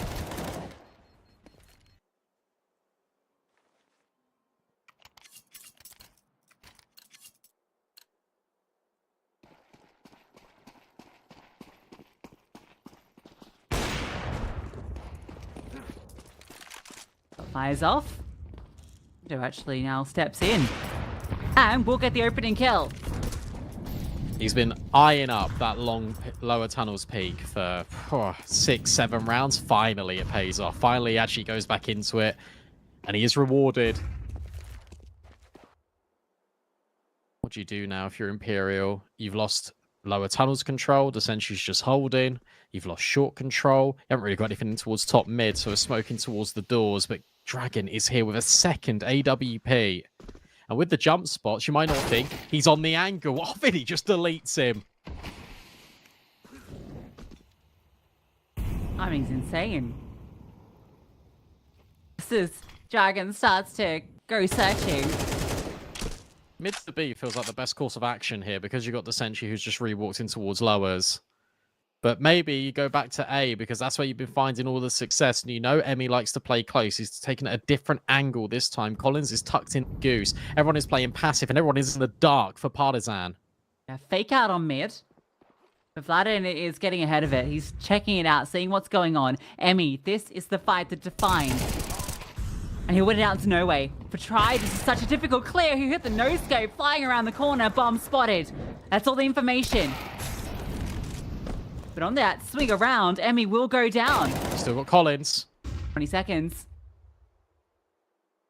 Collins is stuck. Nose tries running at him with the bomb in hand, but he has to get past. He has to get past, and Kindo finds the kill with the USP. Try, a chance, needs the kill, can't convert it. Collins and so again. Partisan do it.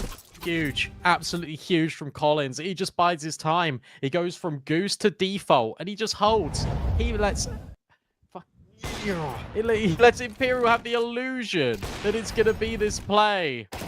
It's so excruciating. It's so horrible for Vinny because he feels like he's got everything. Try gets the kill. He gets the molly in towards long bedroom. And Collins cracks them open once more.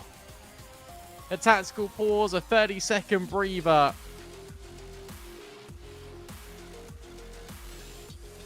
You start to get shivers, you start to get goosebumps, even just watching and casting the game, let alone being in the game, because Vinny just has the wall pulled over his eyes. He feels like he's called the perfect round. No Way is so transfixed on Pit, and yet it is tried to bail out Imperial at long. But you overlook Collins, and that is something that Imperial keep doing. Keep overlooking this man. He was unplayable at times on Inferno, and now he's proven to be such a rascal over on CT Dust 2. Collins in OT has been a beast. This is going to be fast B, though. Just Yeah, going to try and go hard. Dragon's here. AWP in hand. 2 defenders. Sniper, fully flashed. Falls off. Vladin needs the help. They're running through the fire and into the bullets. Vladin looking for more. Takes down 2. Always so reliable. Loses support. But now the rotations come and Imperial forced to fall back. And this is why they've spent so long not going B. They feel like, okay, we've not been here for like 10, 12 rounds on our T side. Maybe we can just catch them off. Maybe we can catch Vladin off. No, you could never catch Vladin unawares. And Dragon does a really good job. He just drops a defensive smoke and he just buys so much time. You hear the AWP ring off. You think, oh, that's an easy kill. I'll just chase him down. No.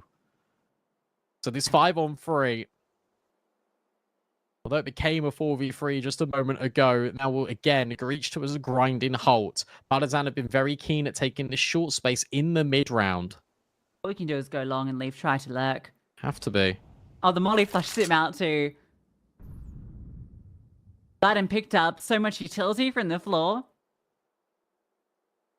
And now the penny drops. Surely the penny will drop for Partizan that they have to be long. That is the only guaranteed space that Imperial have.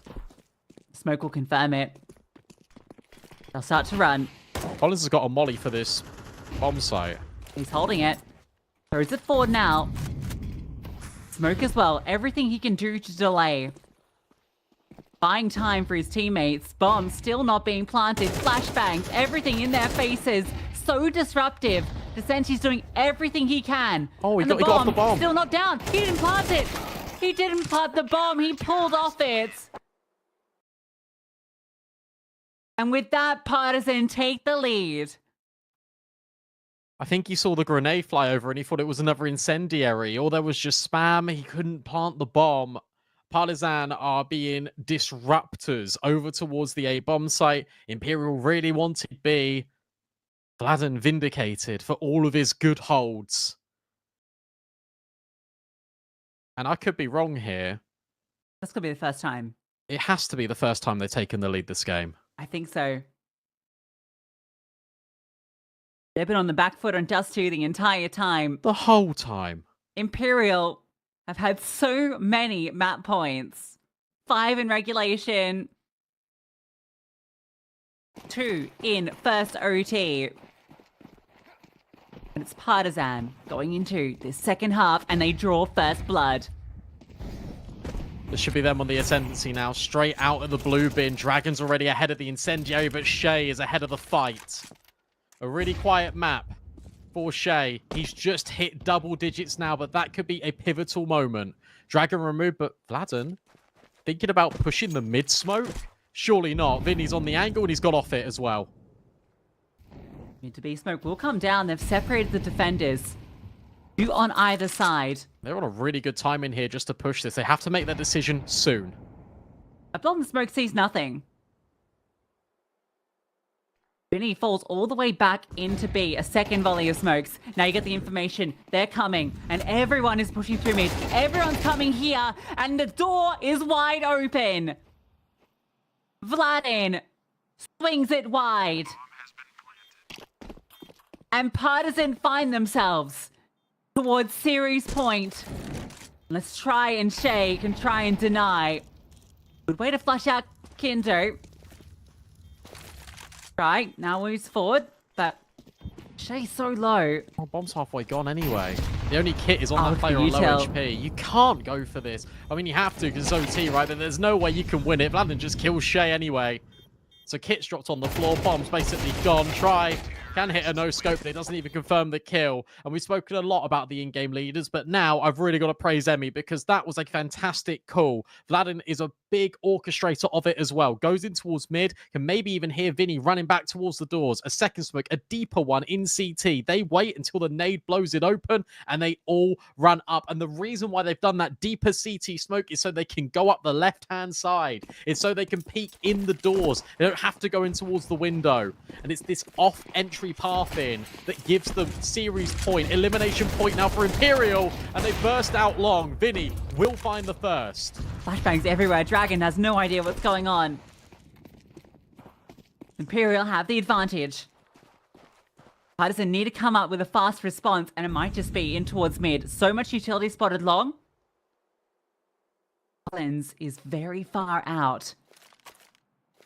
Is Vinny going to slip up here? Boost up onto the box. Emmy joins up with Collins.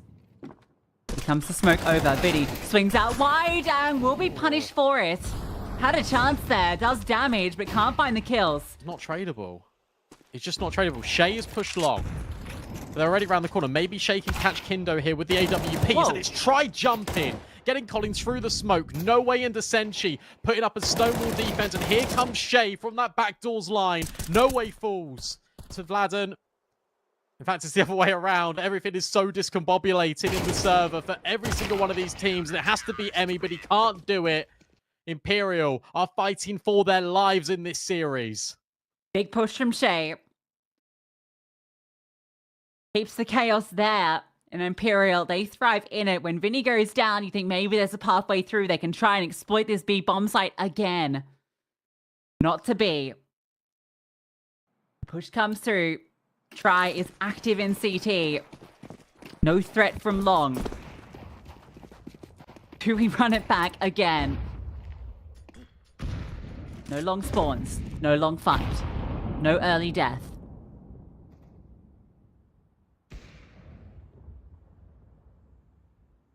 Just silence. It's deafening. You hear the AWP ring out. It's just a decoy. Or in fact, it's probably Dragon just spamming the mid doors. Flash deep. No way. Caught. Remember, no way. If you kill him, if you're Partizan, that is a really big step in the right direction. Him and Senshi be doing everything. Tries come alive in overtime, but it has normally been no way. And with the low HP, that's confirmed damage. And it feels like Partizan just want to exploit it. But you are going into these two talisman players. You are going into No Way and Senshi. Oh, this looks scary. This looks so scary.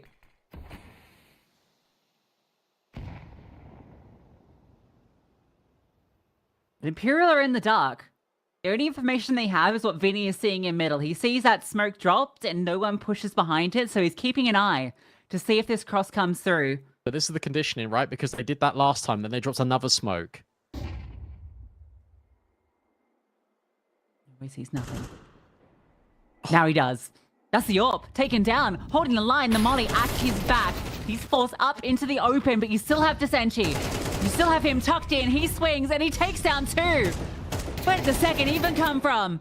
Dragon takes down Vinny through the smoke, and now it bursts through. And we're into the 2-on-2. Heishi comes over. Try. Cops it. And he burns down low as well. Bomb tapped. Now Dragon goes for the commitment. Flames come over the top. Flat in. Looking for try. That's spam. They know a player is here. A smoke to play around and fly around the corner. And Vladin and Dragon combine. Partisan do the impossible. They come back, force OT. It takes a second, but they eliminate Imperial. And it's not just a comeback there. It's a comeback to Inferno. It's a comeback to overtime. It's a comeback to double overtime. And the first time they are in the lead in this series, they win out. And Senshi and No Way get 3 kills. They do more than enough to try and hold this down. But Partizan, with the resilience, the determination, the heart of steel, unbelievable from Partizan. Trav, Hayes, what on earth was that series? I have notes on my Windows Sticky Notes app, so I'm going to do this just to give you an example about how I feel, right? So this is the series, and I have my notes, and I can just go like this, throw it away, whatever. Here's a blank sheet of paper as well. That can go as well. You know, that can, yeah. All good. What on earth just happened in that game? I mean, incredible individual moments from everyone, but just a really utter... There's bits of paper everywhere now. I'm getting annoyed. Yeah. I think that smiley face you had was the last thing left smiling after the past couple of hours, honestly, Trav. There were lots of smiles turned upside down. Oh, God. Listen, we saw that... I gotta say, it made me really happy to see the reaction of Vladen and the other players on Partizan at the end, because they deserved it. I mean, how much of a rock was Collins on CT, dude? Multiple rounds in regulation and especially overtime. Recovering it when it was a retake, holding the EA bomb site on his own in some scenarios. Like, wait. Well, sit back and grab the popcorn, guys, because this is going to be half an hour worth of highlights. 0-0. Yeah. When did that happen? This game had a beginning? Yeah, I don't even remember, this was mate. yesterday, Trav. This must have started yesterday. But like I was going to say, there's going to be a lengthy reel of highlights to get through here.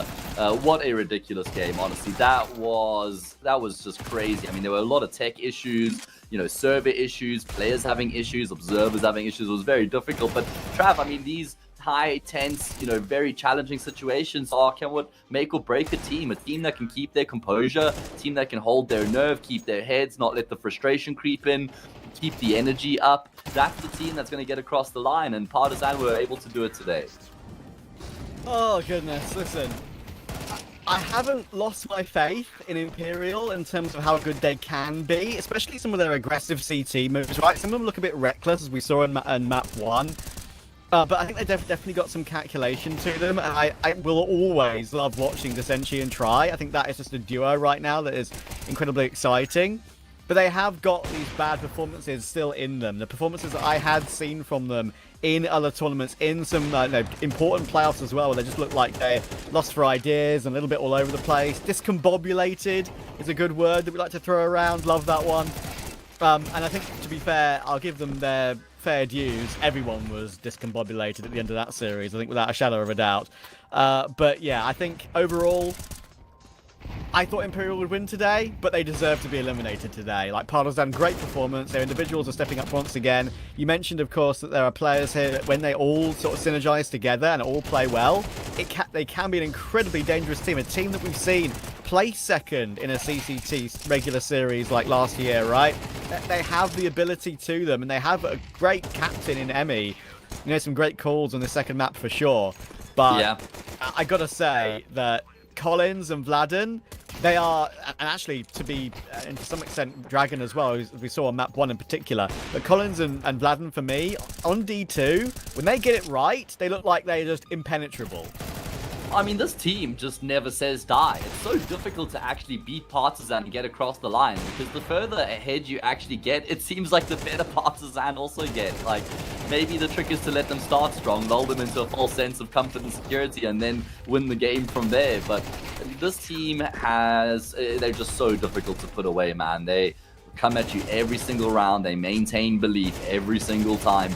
And, well, this was the ultimate proof of it. Against all the adversity, they're still able to get the job done and keep themselves alive. They're into the lower bracket final now, Trav. They've booked themselves a date with Heroic later on today.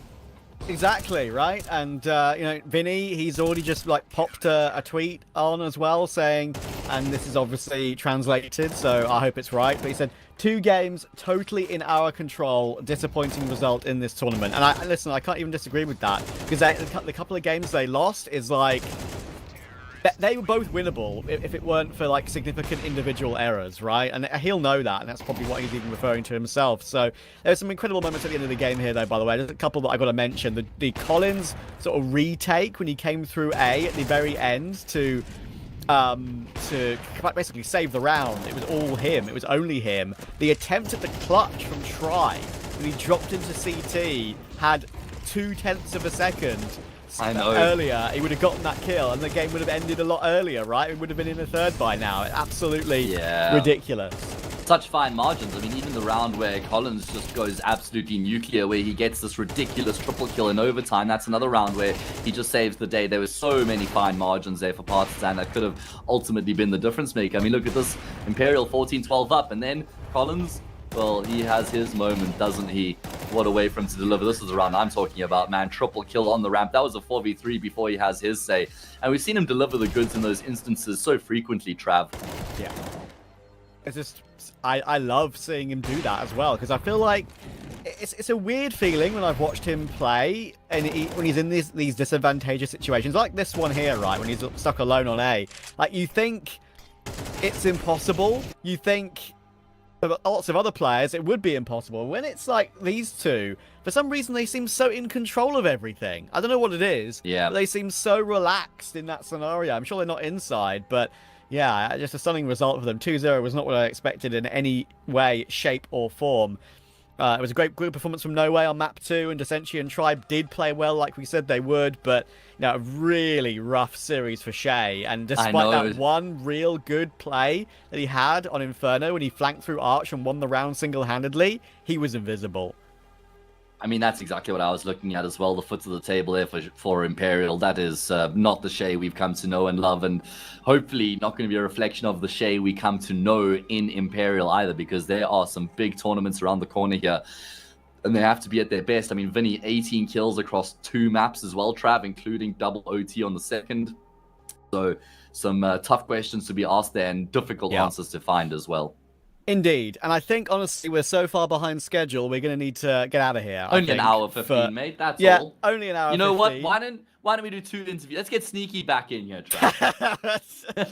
Yeah, I think we're already pushed for time, so we're going to have a very, very, very quick look at the bracket before we end this one, just to let you guys know where we're at right now. Of course, we've got 2 more games to come today. We've got Bait versus Bet Boom to come immediately after this, and that's going to be incredibly exciting, because that's probably 2 of the 3 best teams in the tournament going up against each other in that upper bracket final. Winner goes through to the grand final, the big boy final, to play for all the marbles, right? So we have a very quick look at the lower bracket as well to see where we're at the moment too, and see who's still alive. And right now there are just 2 teams still alive in that lower final. Heroic would have been watching that game with beady eyes, I'm sure, and will be saying to themselves, okay, we've got a great opportunity against Partizan tonight. We know we're better than them. We should win. We should be grinding our way toward that grand final through that lower bracket gauntlet. But for now, go on, Matt, I'll let you say one more thing before I send us off. I was just going to say, good result there for Partizan to get across the line against Imperial. And from here, they are the underdogs. You know, there's 4 teams left in the competition. Yeah. Bait,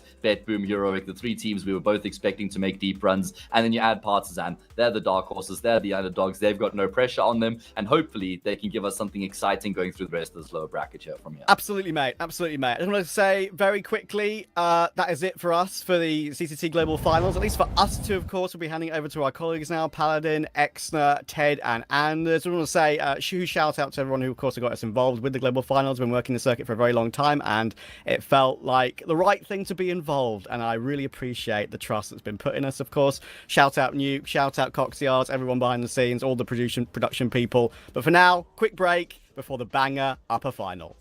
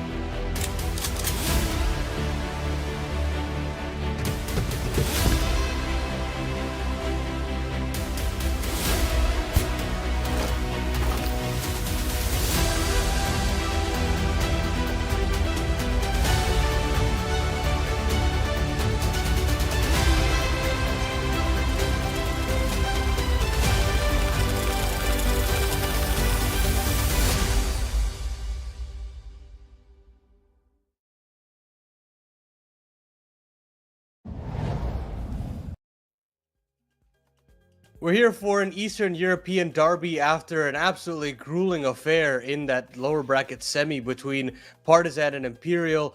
I'm Paladin, joined with me is Colexter McHenry, and we're getting ready for what should be, I think, another banger in the bracket. At least I'd like to think a higher tier banger, not necessarily what we just saw. Hey man, But Imperial's consistent. You know, they're consistent at making Dust 2 seem like it's back to the old days of just madness and craziness. So, you know, that last series, I don't think I've seen anything like it in quite some time. But yeah, of course, let's just get stuck into it straight away because we are behind schedule. We will try to give you an abridged version of what we want to talk about with these teams. You look at the upper bracket. Here's where we are. The upper bracket final is essentially this match right here. Winner goes to that grand final. Loser has to play the winner of Heroic and Partizan in the lower bracket final. So yes, it sounds discombobulated when I say it, but you can see the bracket for yourself. But basically, we've got 2 to 4 games in total between today and tomorrow, and we'll eventually crown our champions in just a little bit. Yeah, this is that lower bracket. So Heroic, Partizan in that lower bracket final, and a chance to play basically the loser of this game that we're going to start off today. And so we'll start the conversation off with BetBoom, because I think that this is a team that when we see them in their prime form, they are very exciting to watch, where you've got multiple win conditions, multiple players that you could look towards and say, hey, yeah, this guy can win me a game on his own. But when they're not necessarily at their A game, when they're pushed to play in a chaotic situation, I think that's where you look towards a leader like Boomich to potentially route you in the right direction. And what I noticed in their previous series that they played is that, yes, there was a chaotic time against Imperial, but once they got into overtime, I think they rose above that, and that really came down to the leadership aspect of this team to really buckle down and believe in this guy to condition the opponent in the right way. Yeah, I mean, I like what you say about the leadership right there, because the pressure was definitely on it. It felt like BetBoom able to kind of coast into that comeback effort with some good individual work as well. And then when you talk about the leadership, you got to talk about some of the stars of that roster and the way that they were able to handle the pressure, man. It was a fantastic look at of Zorte and MagnoJazz in terms of what they were able to do in overtime. They really stepped it up a notch there and brought us what we know can be the peaks of these players here in OT. And I think that's really important, is that when a game gets late and the pressure is on, you have to have your biggest pieces, your stars rise to the occasion. That's what I got out of Zorte and MagnoJazz. That's what we've been seeing so far throughout this event. And obviously, I think we've heard a lot about the implications of closing out an event like this and the VRS and the vision of these teams in the future. Well, it's going to matter a lot for both these rosters in BetBoom and Bait. I think the biggest thing that I heard from a lot of these players, we've interviewed them, is just the level of confidence that's increased from them. And you can tell that they definitely had a hit in that confidence after just failing in a couple of qualifiers.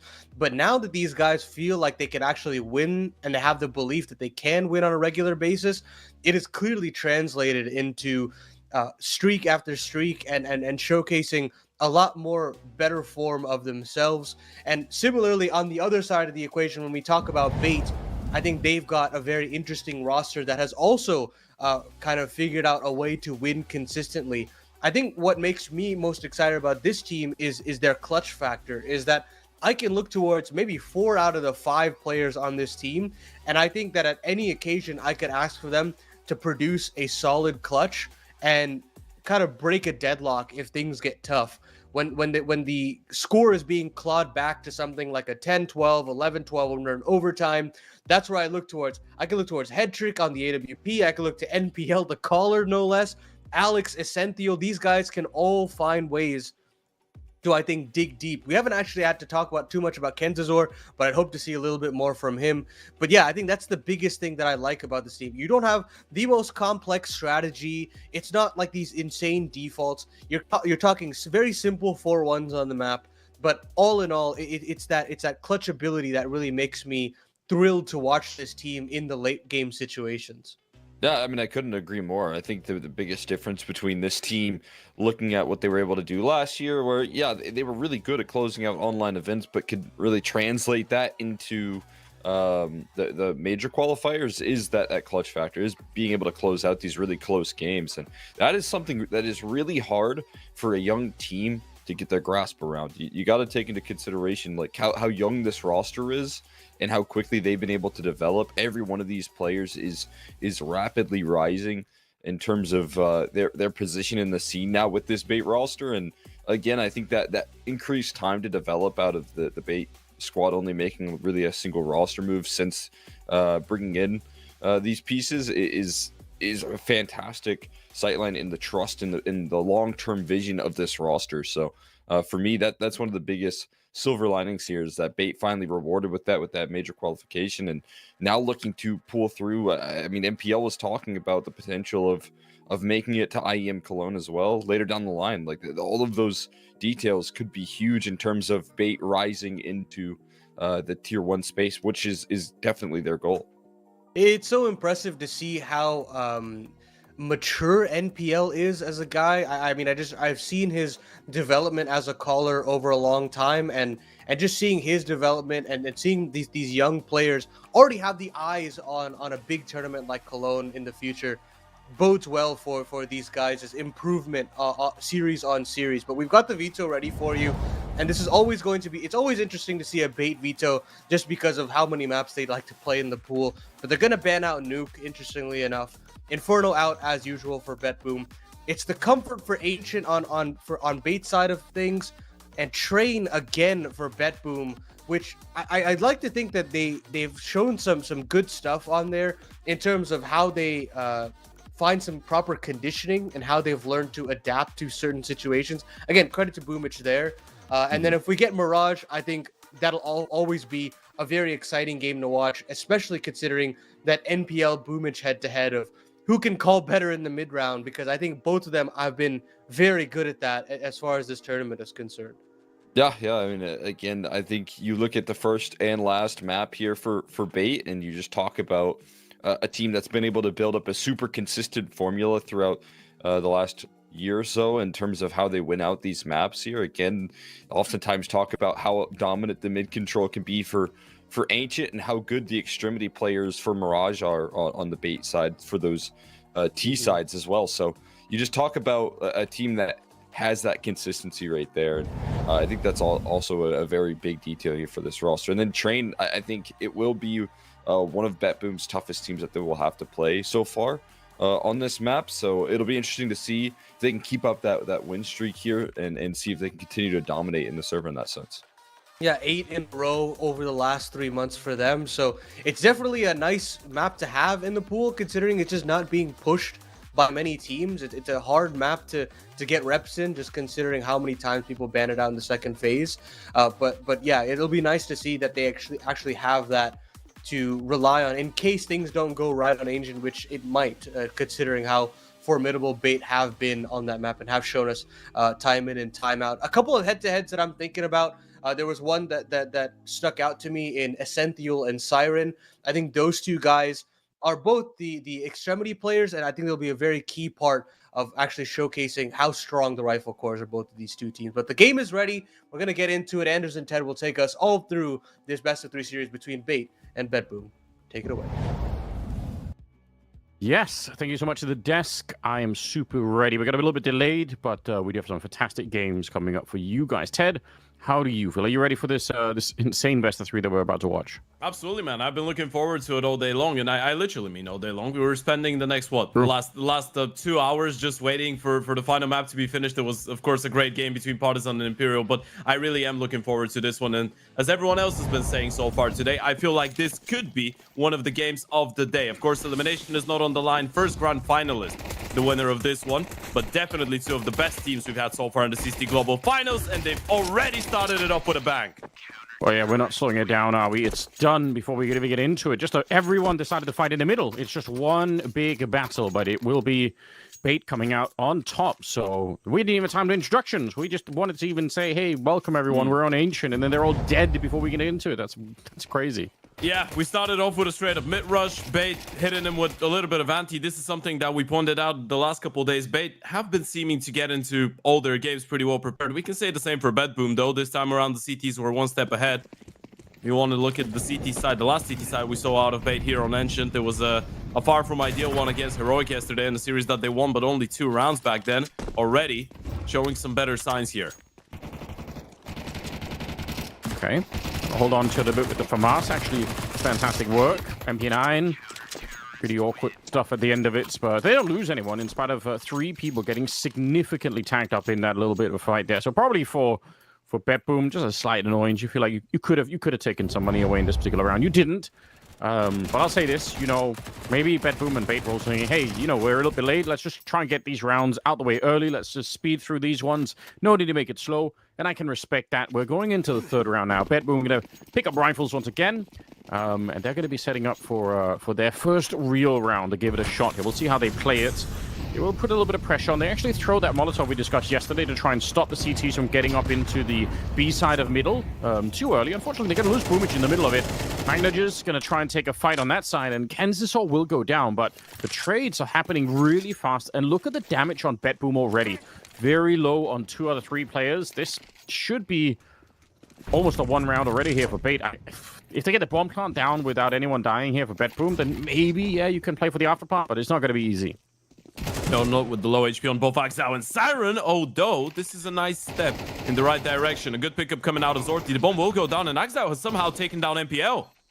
I don't know how they get away with so much. Couple of kills and the bomb plant. I would have been happy with just the bomb plant, but they actually now have a man advantage. Maybe that is enough. Sorte's barely gonna stay alive. It's absolutely absurd. They've got 69 health across a couple of people there, and that's it pretty much. But Essential, he might not know. Some of the damage was through smoke in the middle, so they might not have a good read on it, and as a result, the chances that he can move around very, very low. Looks like he's gonna go for almost, I know, maybe not anymore. I was gonna say he could have tried for like a late ninja, because sometimes the T's will run really, really far away on this map early because the bomb blast is so huge, but none of it matters. Bedboom, they win a round, and I mean, I'm gonna stand my ground. I don't think they should have won this round.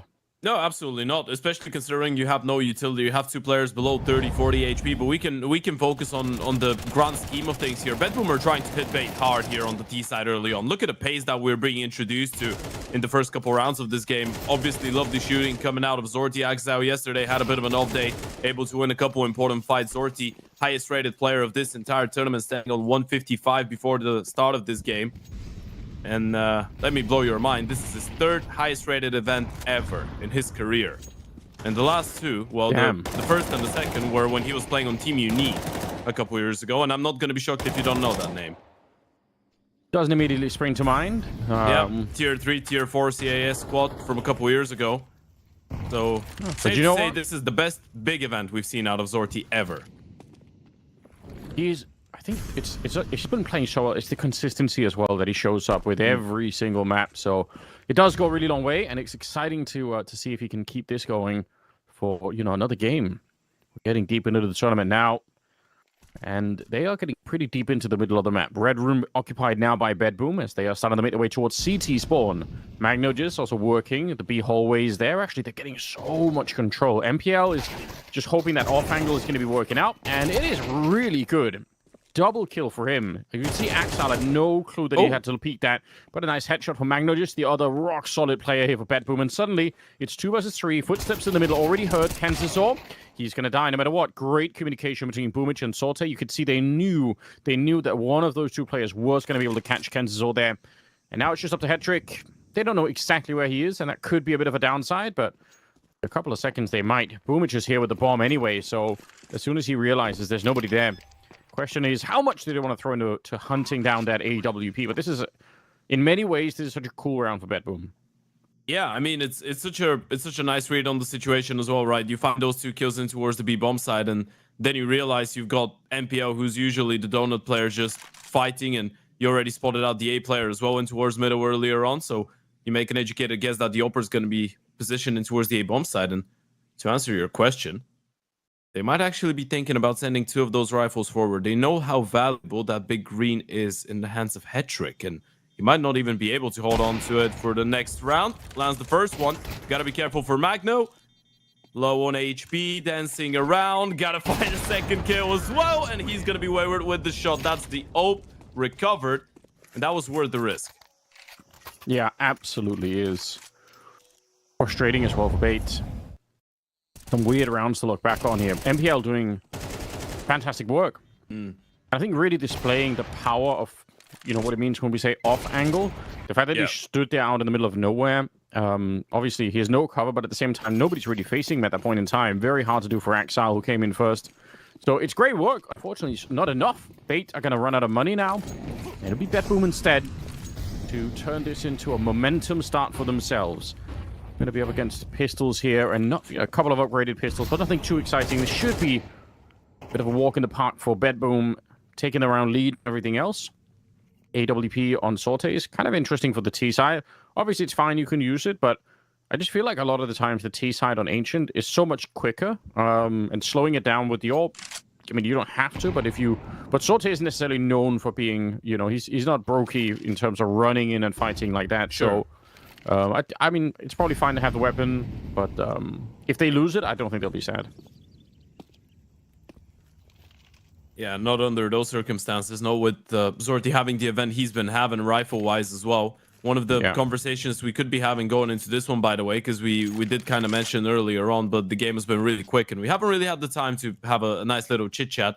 Bait CT side against Heroic was what caused them on this Ancient map, and BetBoom's T side so far have been impeccable. In fact, best T side team so far in the event, and judging by the start, there is a lot of potential in there. We're yet to actually see a lot coming out of Kenzizor, by the way. I say that, MPL with a lovely 1-deek in the meantime. This should still be a free round for the T side. But yeah, Kenzizor having his worst event in the last 6 tournaments as a Bait player. And he's supposed to be, one of the big stars of the show. I know we've got Hetrick and MPL, but Kenzizor is supposed to be the #1 aggro rifle on this team.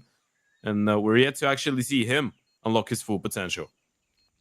Yeah, I think the desk was bringing it up too. That's something that they were requesting as well, to see Kenzizor step it up. And I am concerned as well, because I've no doubt that he can. I've seen some of the games on the start of the year. I've casted quite a few of them as well, and throughout the CCT season. So I've no doubt that he's got a lot more to show. But sometimes it'd be hard to dig yourself out of a bit of a personal slump if things aren't going well and maybe you don't know why. And there's a lot of frustration that comes with that. Bad time to not be feeling it 100%. And yeah, the rest of the team they're playing really well as a squad. They were impressive when we saw them yesterday. If they could add Kenzizor back to maybe not even like his top level, but just closer to it, they would be a really, really serious contender to even take down BetBoom here. By the way, we never talked about who's winning this one, Ted. Who's the favorites here? Oh, okay, you did throw me under the bus. I was actually trying to navigate my way around that question. You know what? Screw it. I'll say BetBoom have won a lot of close series so far. I find it impossible to believe that Axao and Boomich are going to be absent individually for another game, and they have been winning the game so far. So I'll shoot straight with a BetBoom 2-0. Yeah, that brings up the point that we were talking about yesterday, where you're right, Axal and Boomich just unfortunately disappearing from pretty much all the maps, which was disappointing, and still they managed to play good as a team. In the middle here, great lineup. 2 M4s, and they just managed to convert the last kill as well onto Boomich. Sorte the last one, and there is not that much he could do. But he can make it more expensive if he could find another kill here. 1 versus 3, and all right, Alex is going to find him right then and there. But actually, Bait were playing quite far from each other. There is kind of sort of a way in which Sorte could have made it. I just managed to say he can't win it, but then as soon as I said that, I thought, wait a minute, actually, if he gets this first kill on Alex, he's in a 1v2 with some time left, so none of that happened anyway. It's all good. I like your rationale, though. With Boomich and Axel, hopefully, there's no way Axel can play worse than he did on Dust 2. That's the upside. I mean, it can't actually get worse. You know what's the thing? I feel like if there was a team to punish BetBoom, because BetBoom have not dropped a map in the tournament so far, but they've been playing incredibly close maps, and we know that most of them have been handling on a threat, to say the least. I feel like if there was a team to punish them, it would be Bait. But then, in the same time, if Axel does get unlocked and Boomich is going well, then BetBoom should be, player quality-wise, the best team in this entire tournament. Now, I say that, this round starts off really well for Essentio. Aggressive peek in towards the cave. Early on, we see a bit of a switcheroo. Essentio usually a bit more of a supportive element starting in towards the cave. You give him a little bit of freedom. Yesterday had a lot of big rounds coming up against Heroic, especially on that B-bomb side on Mirage. Looks like gonna be a bit of a fake happening here. Over in the A hallways, trying to put some pressure on the bombs. Dropped back there for a minute. Sorted picked it up. They've lost Boomich in the meantime. It's not exactly ideal, is it? No. Bombs dropped in front of B as well. You're pretty disjointed right now. 45 seconds on the clock. I'm not really sure what the plan is here for Bad Boom. I mean, that smoke definitely failed. And yeah, the bomb is going back A, but the op of Hetrick is still there. It's such a kind of a weird round, you can tell. Ooh. I don't know how, but Axel gets the opening. That might almost be enough here. Kensasaw gonna come back up with the MP9. He's shot right in the back and a grenade to chase him down. He's so fortunate to live. The Molotov will not catch him. Excellent peek coming in from Axel. He somehow knew that. Lost the AK. Yeah, where has it gone? All right, so it's double orb on the T side, and about 11 seconds left right now, so they're in a little bit of trouble here. Grenade around the corner, not going to actually kill MPL. Shot doesn't connect with anyone. Axel now orping, 4 seconds left. Bomb being planted, and it will be a bomb plant here. He actually had time for it. And now they're in trouble here, Bait. They must win this 1v2 now. Axel, he's not known to be an AWP, but it's not his primary role, and now he's tagged down low. Pushed into the corner, the pressure is on. He hits the flick, but he can't pull the trigger on the Glock. It'll be Alex to take him down instead. Such an insanely close round. You know what? There's so many things that are wrong about this round, and all of them go down to the opers, by the way. First of all, Hetrick not getting a single peek into her sample. Then Axel picks up the AVP. He actually doesn't miss a shot. I mean, he fires 3 bullets, gets a kill, and tags 2 players, but doesn't get the kills on them. And those are the 2 guys that get to survive and actually win the round against them. You gotta feel like if he was able to pick up that AK-47 in the end, they might have been able to actually steal it away. We're gonna see it out on the replay as well. Some nice shooting coming out, but Bait keep their cool, low HP on both Vicentio and Alex, but they still get the round over the board. And this is a bit of a reset for the T-side economy now. That is really wild. But I kind of like it. I feel like we've been fortunate, Teddy and I, in some of the games we've had here. There's a lot of action, even if it's one-sided at times. We're never really bored. I feel like it's some high-paced Counter-Strike, and I'm super into it. Let's keep that going. Let's keep that kind of atmosphere. Gonna be some just one Tech-9 really, hoping to see if they can crack on through. I don't hate it. They don't have to be that stressed either, Bedboom, right? Even if this becomes a 5-3, I mean, it's not like they're completely, like they're not doing anything on the first half. They're still in the map, so I wouldn't necessarily be too concerned at the moment. Just try and take a deep breath and collect a couple of more rounds, and the game is still on. Yep, double setup high-low in towards the cave. Essential, Alex able to get a couple, and this is looking really clean, actually. Incredibly easy for the side of Bait to clean up. Not a single casualty, not a single point of damage. Nice. So It doesn't get any cleaner than that, does it? Yeah, and it's huge for CC side that still hadn't really managed to build up too much of an economy. That was a big problem for Bait a couple of rounds ago, and you might as well cement as much as you can. It actually does make a big difference going forward, even losing 1 or 2 rifles. You just never really know where it's going to end up. Go, round number 9. We've got the AW back on Sorte. Okay, so I do really like to play around that. It's interesting to see how they're going to be able to make that work. Smoke going over. See if Sorte is going to flash in any teammates to the middle. He will, in fact, do that. So, yeah, just the 1 flashbang. Nothing too serious. Kind of light when it comes to mid flashes. There are some teams now that put 2 players in T-spawn, and they throw 4 flashbangs over the wall as the peak is coming in. It's pretty sick to see how many flashes people are ready to spend just to win some of those early mid fights on Ancient. But, yeah, not right now. Another walk-in towards red, by the way. And again, Bait already. Alex, MPL, again in a great bait and switch. Looking for that corner. MPL out in the open. They swing wide, but they are so ready, Bedboom. They learned from that last time. They knew what was going to happen. They were ready for the potential for a bit of a crossfire setup there, or a 1-2 punch. And Hetrick, unfortunately, finds himself very much alone. His teammate in Kansas is pushed up into the A hallway. He's not going to find anyone, so he will come back, but I wonder if it's in time. It will be as Hetrick gets that one. Boomich takes him straight down, but they don't know about Kenzazor. He's going to sneak up, and they're not expecting it. They think, well, the orb is back there. There might not be anyone else on the site, and that's not quite true. Siren, though, who's been playing very well for the team, just runs right in for the headshot. Bomb going to be planted once again, and Essential, I think the Des did a good job highlighting how well he's been playing, and it's definitely true. But this is a tall order, a big ask if he's going to try and retake this one. He does have a smoke and a flashbang and a kit as well, but still, they are dug in pretty deep here, and they're disciplined as well on that C side. They're not going to show themselves immediately. Throws out the smoke. Maybe one of them is in donut. We can tell they absolutely aren't, and yeah, he's going to swing wide, trying to get the job done.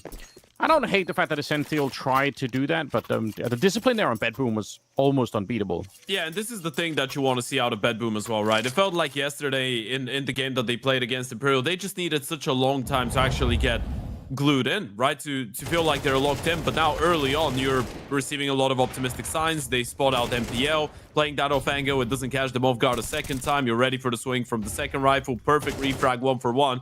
And then you go into the AVP on the A-bomb side, and again, you just get a 1-for-1 refrag. We've been looking at a pretty well put together T side so far from Bedboom, and sure, Bait could be happy with still being in the lead, and they can still have a pretty successful CT side, but this is both teams really starting strong here. And speaking of strong starts, MPL just claims a double on middle. That was from Donut, I think. Yeah. How on earth did they must have lined up to fight him, right? And just almost sat on top of each other. It happened so quickly. That's a bit of a crazy way to get into the round. Because, to be honest, the positions here for Bedboom before that happened were really sick. They had so many things going for them once again. So, NPL pulling the rug out from under them. Puts them in a really strange position. You could see Bedboom have just called a freeze. They're not sure if anyone would be peeking in. I mean, that's what you're always going to be hoping for in this kind of a scenario. A lot of damage on the Sorte. They had a grenade right now. He might just be dead. Oh. MPL does go down. Siren shows up just when they needed him. Deep Molotov here to try and hold Kenzazor back. There is, by the way, an Ichi on Hetrick, so you got to be a little bit careful when you try and plant that bomb eventually. Not going to be Sorte's job with the AWP, obviously. It's going to be Siren instead. Gets a little bit close, catches a bit of warmth from that Molotov that's down, and they will get the digits in. That's not bad. They might have a chance here. Bedboom, remember, they already won one round like this that they absolutely shouldn't have right at the start of the half. If they could do it again, that would be almost criminal. Bait, this is set up for them to win. They had the early kills. They had the advantage. They'll take down Sorte as well. Hetrick coming in with a very important shot. And now Boomich with his back turn. He's got to be careful of the donut position here. Siren is alive. Way. Oh, he crouches down. A sickening fadeaway headshot. Gets another one to take down Hetrick. And it leaves Essential alone versus two. And he had no idea where Boomich was in the corner. But that round is all Siren. Yeah, if you want to talk about unsung heroes, let's talk about the Spirit Academy prodigy. Went through the Spirit main lineup, played 2 major playoffs, and then had to rebuild himself and reinvent himself as a player on that Bedboom team. Siren has been playing one of his best events so far as a Bedboom player, and this round is a great example of why that is. Look at how sharp he is. Look at how clocked in he was. Locked in a lot of those shots. This is the type of round that changes the entire atmosphere, the entire dynamic of a game. That should have been Bait converting every day of the week on the back of that double kill from MPL. Couldn't agree more. You could almost feel it even if you're not playing the game. Just you know that just changes everything. Yeah. There's no way to stand it. Like in a way, their position was kind of bad. You know, they were just locked in behind those boxes. You can't really go hide anywhere. Oh, wait a minute. Maybe the pistols will bring it back. My God. Why? Bedboom, it's not necessary. You don't actually need to do this whatsoever. I think Axel's going to be shot at the side of the face as well. Yeah, he will be. Essential takes him down, and Siren, not a lot of gratitude from his team. He wins in that last round, and now they've thrown it all away. Him versus 4 once again. If he clutch it one more time, obviously that would be the best possible story here, but MPL, almost impossible corner to check there for Siren. He's going to go down. Bedboom. No. I don't like it. I hate it. You know what I feel like? I feel like that Bedboom team has gone through all the trials that a young team mentally could go through, by the way. Not only tournament-wise, but game-wise. Every single time they lose a round like the previous one, I feel like they have the mental resilience to come back. And yeah, I mean, if you're talking from Bedboom's perspective, you definitely don't like how this one went down. Felt like it was a little bit rushed, and he just threw a bit of an opportunity out the window. Just such a unfortunate way. We were all just celebrating. We were so excited about what's going on. Gonna try and see if they can rush through onto the B ramp. But Alex and his Senthiel on the other side were beyond ready. They will pick up the round just flawlessly, and somehow, through some pretty winding roads, we've ended up with a 7-5 first half score in favor of Bait. Pretty open game. Nothing's been decided yet, but man, that's just an emotional roller coaster from the highs of Siren clutching that round, and the potential for Bedboom to probably take something like a 7-5 lead instead, or a 6-6 or something like that. And then it ends up here instead. It's kind of shocking, kind of disappointing. But at the end of the day, they're still pretty competitive. Any either team could definitely still be winning Ancient here. Yeah, absolutely. I mean, there's reasons for both teams to be happy and sad in the same time. Obviously, we have to say that Ancient is supposed to be a lot more solid for the side of Bait. We did mention that loss against Heroic, the 8-13, that was on the back of a 2-10 start, but before that, you were looking at 5 back-to-back wins on this map. Astralis ends, Parry Vision, Gun 5 ends. So this is definitely one of Bait's fortes, and we can't say the same for Bedboom, as much as there has been a lot of good results in there. Every now and then, Bedboom just crash when it comes down to their Ancient. And so far, a lot of the individuals have done everything in their powers to try and keep them in. Zorti's had a couple big rounds, obviously Siren with the 4K, but if you're Bait, you probably feel like you were the far better team in that first half. I mean, if it wasn't for Siren's magnetic round, you probably would have had an 8-4 at least. Might have even been a 9-3. Yeah, and they had that earlier, the 4 versus 3. They did some pretty wacky rounds, all things considered, being won by Bedboom. So yeah, you may be right. Maybe Bait do walk out of this first half thinking, we're looking pretty strong. Don't worry about it. Just stop losing those freaky rounds, and we're gonna be fine with it. 2 sets of dualies have been picked up. There's a single flashbang as well on Boomich, but not a diffuse kit in sight.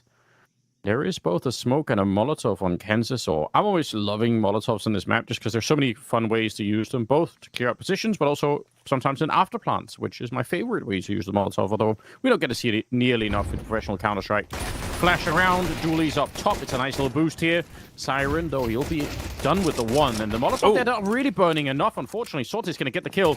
There was some space for him to stand with. The fight continues 3 versus 3. As they're getting on to the bomb side, a little bit close now for comfort. The Glock's checking at Essential. He just spun around. He'd already given up on that plan, but he still landed a headshot. Alex to take down Magnagus, and it's just Axar left now. What could he do? 1 versus 2 here, and again, like we said at the start, there is no kit in play, so he's gonna have to be a little bit for this one. Tries to face off against Alex, but it's head trick shooting him in the back of the head, and Bait, they win the pistol and sets them up pretty nicely. Essential has been, I mean, he's been like a wild lotus so far in the CCT Global Finals. I feel like that's been a defining tournament for him as a player. Yeah, I've never seen him play like that before. I know, you know why? Because he's not supposed to. It's not his job. He's not that type of a guy. I mean, you could give him star positions if he's playing like that, but he's a support element in this team. But both him and Alex have been absolutely spectacular. You're looking at the two of them combining for 26 kills, and those are supposed to be your supportive elements of the team. I mean, if your supportive elements are going to be, taking that much of a leading role, probably will make the game a lot easier for everyone on board, especially if they're not doing it by kind of wrecking the game plan for the actual, primary riflers or whatever. Like that's going to be interesting going forward. He is playing a really high level game. That was his 15th kill just now. Alex is on 12. NPL's also in 15. They've got an absolutely crazy trio that's running through this one. Sorte, you know what he is? Deagle gonna get taken down with a flying Mac 10, and Bait continue building now with a really solid lead. Like 7-5 at the end of the first half, but now winning the pistol, you're up to 9-5 here. First rifle round for Bedboom had better be impressive.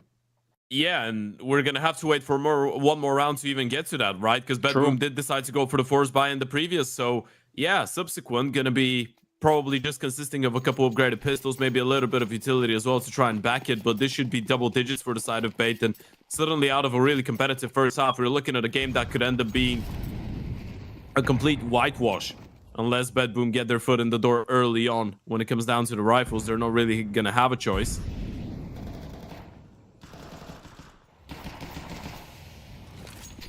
Just hanging out in the middle. Weird grenade. Yeah, I like the fact that that Bait aren't trying anything super wild. Like we saw Bedboom lose 1 round when they were on the T side, getting too aggressive over at the B bomb side, there's no reason why Bait should follow that kind of a lead. Just play this slowly, stay a little bit grouped up, use the MAC-10s as they are now in the middle, probably going to be taking some of the early fights here. And then once you figure out if there is a crazy stack somewhere or some kind of wild setup, then, you know, you probably have the MAC-10s get a couple of kills, and the rest of it should be open for business. So don't think there's much threat in this round. Siren will try and smoke them off, which this early in the round, still 50 seconds when the smoke goes down, not necessarily a big problem. The MAC-10s, as I said, really are going to be the main point of contact, I think, going into this. And we got one kill there, rushing up behind. Very nice way to open it up. Just really smart play for Bait here. And that's good. It sounds kind of trivial, and in a way it is, but winning rounds like these is just also important, because when you don't, that's when the game kind of goes off the rails a bit.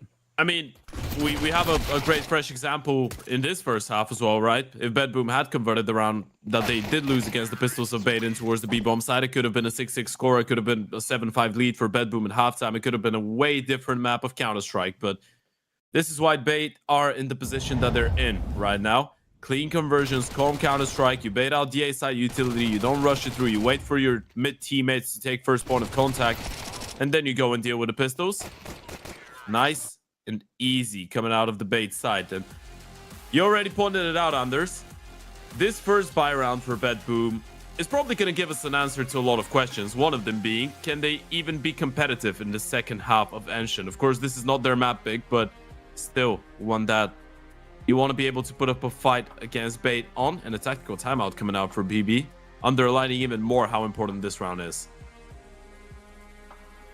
Yeah, I think they realize so much is going to come down to this one, and I don't think they haven't completely lost touch with it here, but it does kind of feel like if they can't put this next one together, it will start to slip out of their hands. There is not a single helmet on anyone on that CT side, which is a problem when you think of the Galils and the MAC-10 here. MPL, though, not going to get a chance to even fire the gun at Boomich, instead picking up a double kill in return and denying any kind of mid-presence. And actually, as a result, Bait decided, you know what, we're just going to speed it up towards the A-bomb. So I kind of get it, because there were so many people in the middle for Bedboom that you want to try and... You got to take something back. You're in a 5-on-3 anyway, but they also lose that fight. So the round is pretty much crumbled right away. It's a bit of a bonus round for them anyway, so probably not going to be too devastating on the emotional side. Ooh. But very good for Bedboom so far, not losing a single player. Yeah, that's exactly the type of round you want to be calling after a tactical timeout as well, right? As you pointed out, it was a straight-up genius goal coming out of Boomich out of spawn or railway. We don't really know. Could have been the code's work, but you spot out 3 people in towards middle. You're just instinctively reacting, running out the A-bomb side, and you run into the open jaws of the Oper that was waiting there all this time. It's a lovely round for Bedboom. It all falls into place so nicely. And now it's up to Bait to try and find a way back into this one. I mean, find a way to respond. Of course, this is not repetitive, right? You can't just start middle with 3 people on the rifles every single time. That means you're starting solo B and you need to dump your util really early. Yep. And those are all things that Bait realize. The thing is, if you were Bedboom, you needed that type of a one-off. One clean round, and now you can play a bit more of a defaulty type of approach. Yeah, you just get something off the ground to begin with, and then see how far you can go now before things start to get weird again. Head trick wasn't ready for the boost. Seemed like maybe there was a chance you could have seen something, but smart trick. We'll repeat what we were talking about yesterday, but obviously you're not going to be winning whole tournaments based off tricks, but they can absolutely be used to get you back in a game. That was a very nice one. Hey, you've got a couple of things that you can try. Bait, though, challenging in towards red right now. You spotted out the Oper in towards the B-bomb side. You're just hoping Zorti wouldn't have rotated that quickly, but he's already in position. Siren here in front, and Kensasaw not quite ready. AK picked up. It's a nice idea for Siren, but maybe too much here. Sorty's going to get hunted down. If not for Boomich and that backstab onto NPL, they could have lost some more control in this round. No question about it. Oh, I don't know. You didn't even get to answer the question before he's dead. Yep.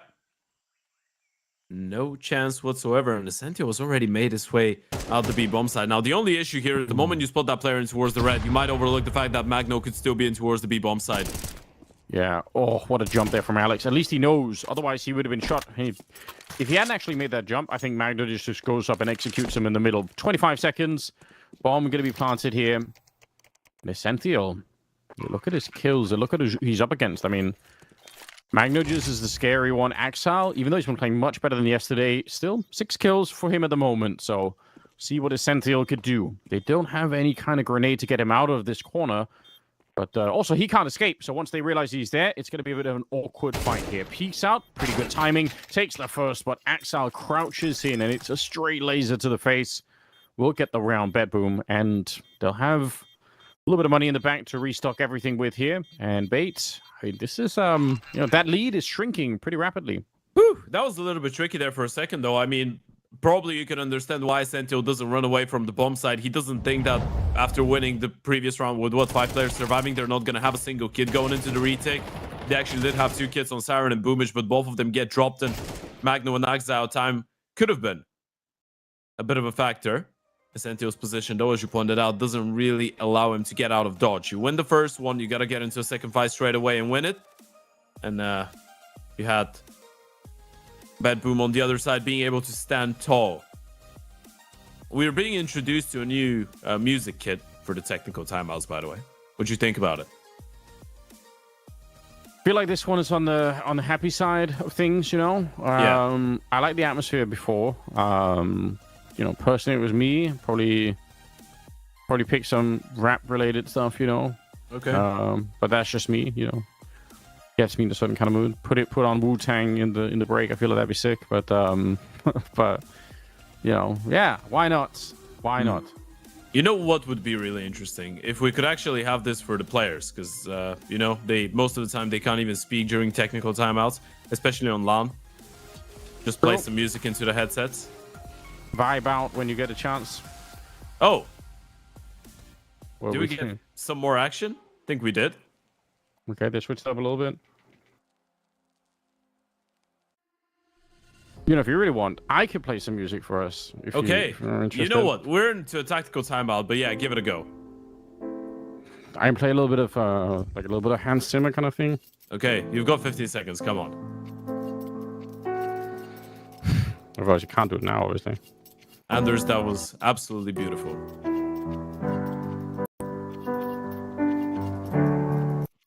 There we go. Well, that's the kind of theme that we're looking for. Absolutely beautiful. Unfortunately, the round is starting, but that was great. Let's go. Yeah, we'll practice more. We'll get into it some more. I'll provide some music for us in the break. Here we go, ladies and gentlemen. We're back. And so are the, orcs. Not really cool, I guess. One orc. But Bedboom, they've been introducing it steadily across all the maps that we've seen so far. They really like picking up that scope rifle. It's been working pretty well. I can't even really complain. It used to be almost like a bit of a gimmick gun where we would sort of say, oh yeah, Kerrigan likes the orc sometimes. And then we all laugh at that a little bit. But Bedboom making a serious pitch for it.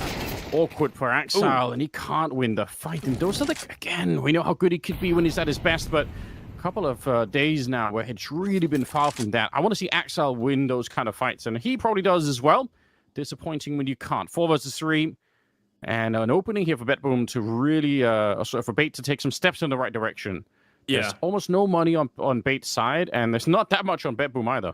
Yeah, the big issue right now is the lack of utility, right? You have only 1 smoke and 2 flashes on MPL, and it's going to be really difficult. You don't want to give away your intentions, but you don't really know where the Oper is on the other side of things, and as of right now, Bait might not realize it, but they're walking right into the Lion's Den. Zorti, a great position. Yeah, that's a good point. Oh! It doesn't get any better than that. You said it. They had no utility. They can't throw the Molotov in that common position. They can't smoke him off either. Sorte finds another kill, comes back for the next. Then it's a quad at the end. Shots down Het-Trick and Alex on that B ramp. What a devastating AWP. Yeah, you know what? We might have not been seeing, and we might not be getting the best out of Axel, but we definitely are getting the premium Zorti package so far in the CCT Global Finals, and this is entertaining enough. I mean, look at the way that he lights them up and able to even reposition himself in towards blue to get 2 more. Lovely stuff coming out of the Oper. Best event so far as a Bedboom player, and you can definitely see why. Highest rated player in the event. 1-for-1 trade at the start, yeah. I don't think I've casted a single bad map for Sorte yet in the global finals. Nope. Hasn't had a single one. That's such a great luxury to have, just knowing and the confidence in yourself. It kind of builds up over time. Because we obviously know what it's like. I mean, we have the other example of somebody like Axel who struggling to find those kind of rounds, or those kind of maps, but for Sorte and Magnologist and Siren, that doesn't seem to be the case. Those three really are rock solid at the moment. Yeah. If anything, you're hoping it doesn't frustrate Boomich and Axel, because they probably all of them realized with Magno, Zorti, and Siren popping off, their Bedboom is one well-playing Axel away from being one of the best teams in this entire tournament. Yeah, and honestly, with Axel's level of experience, which I actually don't think they're going to fall victim to that kind of frustration. I think they will think exactly. They're just going to say, listen, it will come eventually. Like, it'll turn around, so just keep it going. Enjoy the fact that you're still winning based on the fact that you got 3 other players that are playing really well, and just, focus on it. I would be shocked if Axel doesn't have that kind of mentality. But obviously, for we have to point it out when we watch it, because it's not even to try and mock him or make fun of him or anything. It's just the fact that we know he could be so much better than this. And it is kind of a, it's a potential point that could end up losing them a couple of maps or maybe even a whole game. Because at the end of the day, playing 5 versus 3 is it's not what you're looking for here. Siren, good little burst. Disengages from the fight, says, yeah, you can put the bomb down if you want. We just don't really want to lose this round. And that's a good mentality for Bedboom, because they have been losing rounds like these. So I'd much rather see them come in as a team, try to go for the retake, the safe way. It's going to be Magno just to open up here. We're an MPL in the back, really praying for some shots. What a crazy person. He's got 4 kills in this round. Yeah. It's not even that. It's just you can't even really almost see him. He just lands the headshots from behind the box. Yeah, Siren is one of those players, by the way. A funny thing, and I don't really know why I know this, but I remember this from his time on Spirit. Siren is a medium to high sense player. And even at the start when he was playing on Spirit, I always thought this guy's got the pure mechanical ability to be more than a support player. That's why it's exciting when you see him be an anchor in a support, because every now and then he's going to pop off with a couple big multi-kills like these ones. And he's been popping off pretty much every single game so far for the side of Bedboom. Top frag of the server for them as of right now. Of course, on the side of Bait, you have a lot of parachuting people as well. MPL, Ascentio, Alex, all of them popping off. And Bait looking to switch it up with something more interesting. You let Hetrick look for something in towards that A-bomb site. Maybe a late split through middle as well. They could definitely go for that. Right now, I think they're testing some of the utility that might be coming out on the A side. They're not finding anything in return, so they say, okay, fine. We're just going to keep on going then. Deep Incendiary, it's Kansas Sword to go down first. This Boomich will find a kill, but even more importantly, they get rid of Magnologist, and that's going to open up a chance here for a bomb plant. There's nobody to stop it. NPL lives through that one. Smoke goes down towards CT spawn, and with Boomich dead as well, big decision to be made here. Might be taken away from them because they're losing every single person. I was about to say, it's possible that Bedboom will want to disconnect from the fight, trying to save the rifles into the next one. It did look like with the smoke going down towards CT spawn that a retake was always going to be kind of tricky, but they went for it, and it didn't work out. Yeah, I mean, you probably feel like you should have taken a little bit more out of this one if you're Bedboom, right? Because Boomich is able to shut down the first player in towards middle flanking. You spot the utility in towards the A-bomb side. You know it's an A play. You give the bomb side away for free, but you did have a 5v4, and then suddenly Ascentio's able to shut down Boomich. You lose another player, and then people start going down through the smokes. Bait 2 rounds away now from closing their map pick. Both teams have been playing pretty close maps so far. I mean, we did point out that Bait's road so far here has been pretty rusty. Losing a map against Partizan, losing another one against Heroic, but able to win both games for Bedboom. It was 2 clean 2-0 wins, but when I say clean, not the cleanest. I mean, map 1 against Wildcard on Anubis was a 13-10. We're not talking about those two, out of respect for Stanislav. Against Imperial, you get a 13-11, 16-12 as well.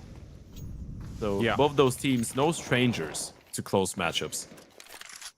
Going to be a hard execute once again on the A-bomb side, it seems like. So they got a little bit of distraction over at B, but they felt like there was an opportunity last round, and there was, and you can definitely repeat it again. All you really need is some of those common smokes down towards Donut, towards CT spawn, isolate maybe 1 kill. The only problem here is the fact that they do have 2 players this time, but the AWP, he just unscoped. Magno just gets to move forward. He still ends up going down. Head trick, heads up play to get that AWP back out in time. It's going to be Siren landing a headshot in return on top of the double HE that landed. And the fact that the double HE was there, also, it tells you something right on the Bait side. They know, all right, they've already probably rotated some people in here. And Ascentio, you're absolutely right. If he could pick up the kill here on Boomich, it's an open runway for a B-bomb side plant. Are you clearing out blue though? Not in a 1v1, not that late into the round. You don't think Boomich will be playing the B bomb side all alone towards that position, and this is so much information. Now you know you shut down the B door, and if you're bait, where do you go? Yeah, you've walked away from A, you were headed back to B, that's not working out, and you're bleeding players along the way. Hat-trick and MPL. You have to save. This Yeah. is a call off. 28 seconds. There's no point to just run in and throw away your guns. Bedboom have done it. They're going to be moving on to 10 rounds. And it's, I mean, first of all, it's on the back of you being able to get a 1-for-1 in towards the A bomb side and block them off. But secondly, it's just Boomage being like, hey, you know what? If you're walking out of cave that late into the round and you're expecting me to be solo holding the B bomb side from that type of an aggressive angle, fair play. But I'm going to call the bluff. It's all on that one kill that Boomage is able to get. Bit frustrating, isn't it? Honestly, Bedboom are doing a pretty good job at keeping themselves in this game. Certainly close enough for discomfort right now. That one shot really slowed it down, and they just never found a way to recover. You're right, though. Essential, he's got no real good reason to check that entire site in the 1v1 over at that side of the map. So 10-11, headed into round number 22 here. We've got a tactical timeout being called. So we'll see what happens. Bates, what have they got left? Is there something else that they could do? Do want to point out again, Kansas are still, you know, along with Axile on the other side, both players having a bit of a hard time really getting warmed up into it. And sometimes all you need, even if it's been a, you know, bad tournament, bad map or whatever, just one round. Just one round where you make the difference. That's worth thinking about, you know? Yeah, absolutely.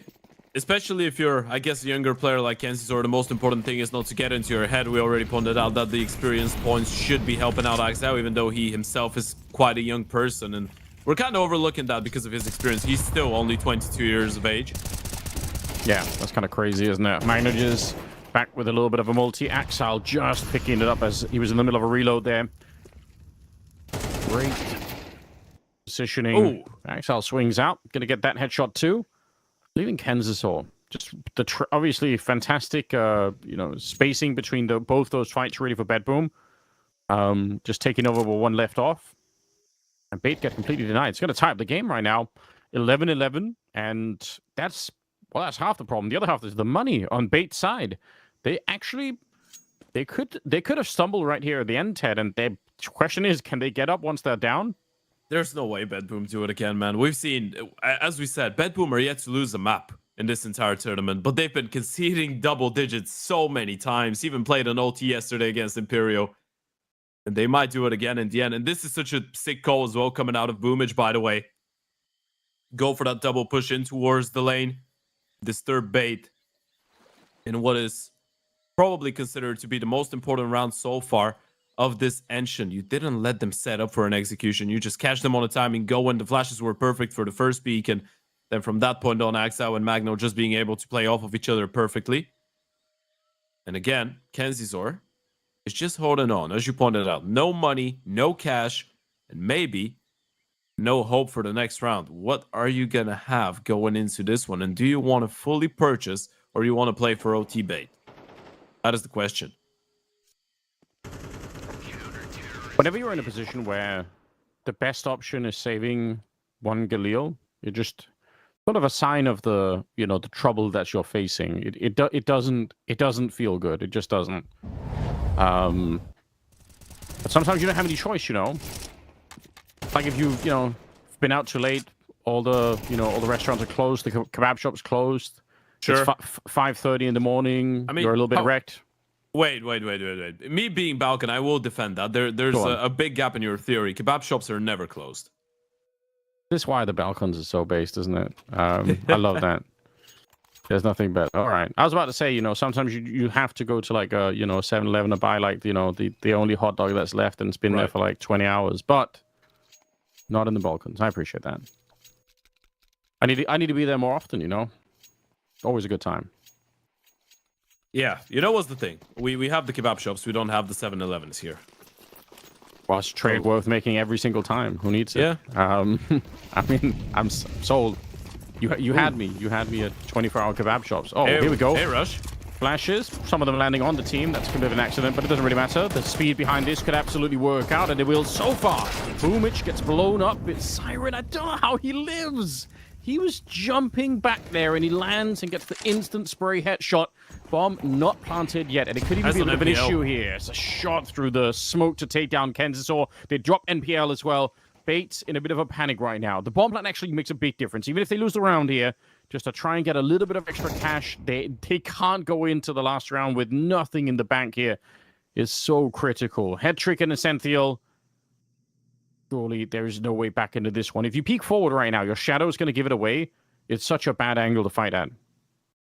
How do you even get a bomb plan out of this one? I don't really know. Unless Bedboom make any unnecessary movements here, you shouldn't be able to. You have no utility. You have no clue what angles they could be holding. You have no clue if there's a flank even coming in, so this is always going to be to the back of your mind. This is incredibly suffocating. My God. Almost like Essential lifted head trick up to take a beam. It's like one of those like groundhogs or something. It's like in a cartoon, like sticking his head up out of the ground. Yeah. So human whack-a-mole is what they're playing.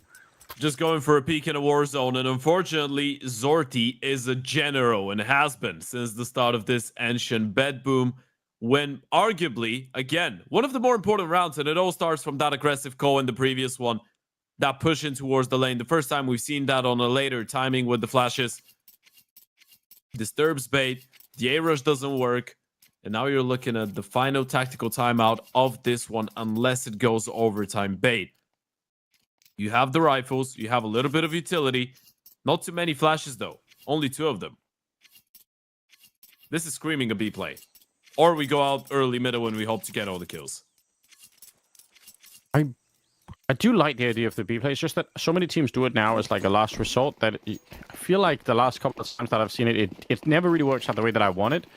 But it is one of my favorite things, so I wouldn't be opposed to it if they wanted to give it a bit of a crack. It's going to be more towards...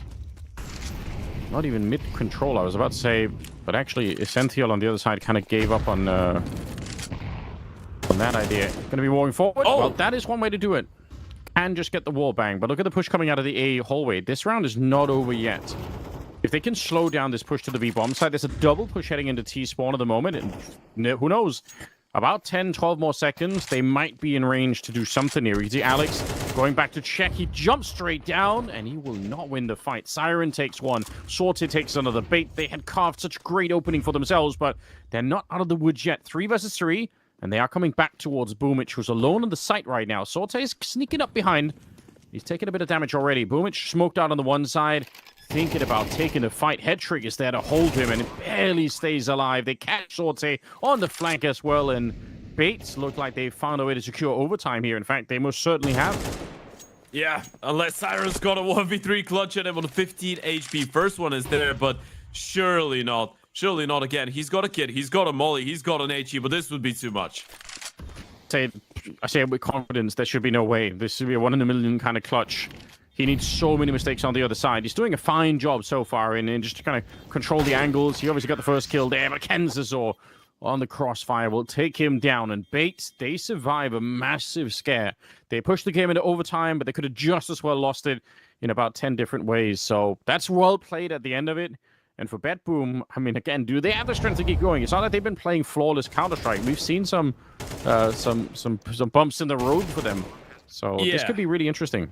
It's a bit of a head scratcher as well if you're Bedboom. You feel like you're a bit hard done after this final round as well, right? You lose Magno to a spam, and then I guess the double push in towards A was a great reaction. Both those players are able to find their respective kills, and then on the minimap, we didn't quite catch it lifetime, but Axel decided to go for a fight in towards the ramp. Not really sure if that was the call there.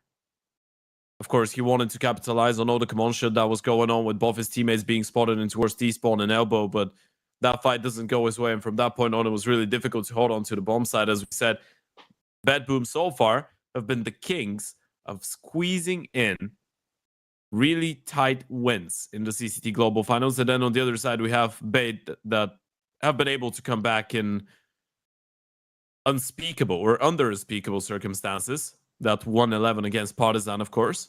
Partizan that are still recovering from it, but they're doing a fine job at it. Of course, we're going to be looking at them take on Heroic in the last game for today.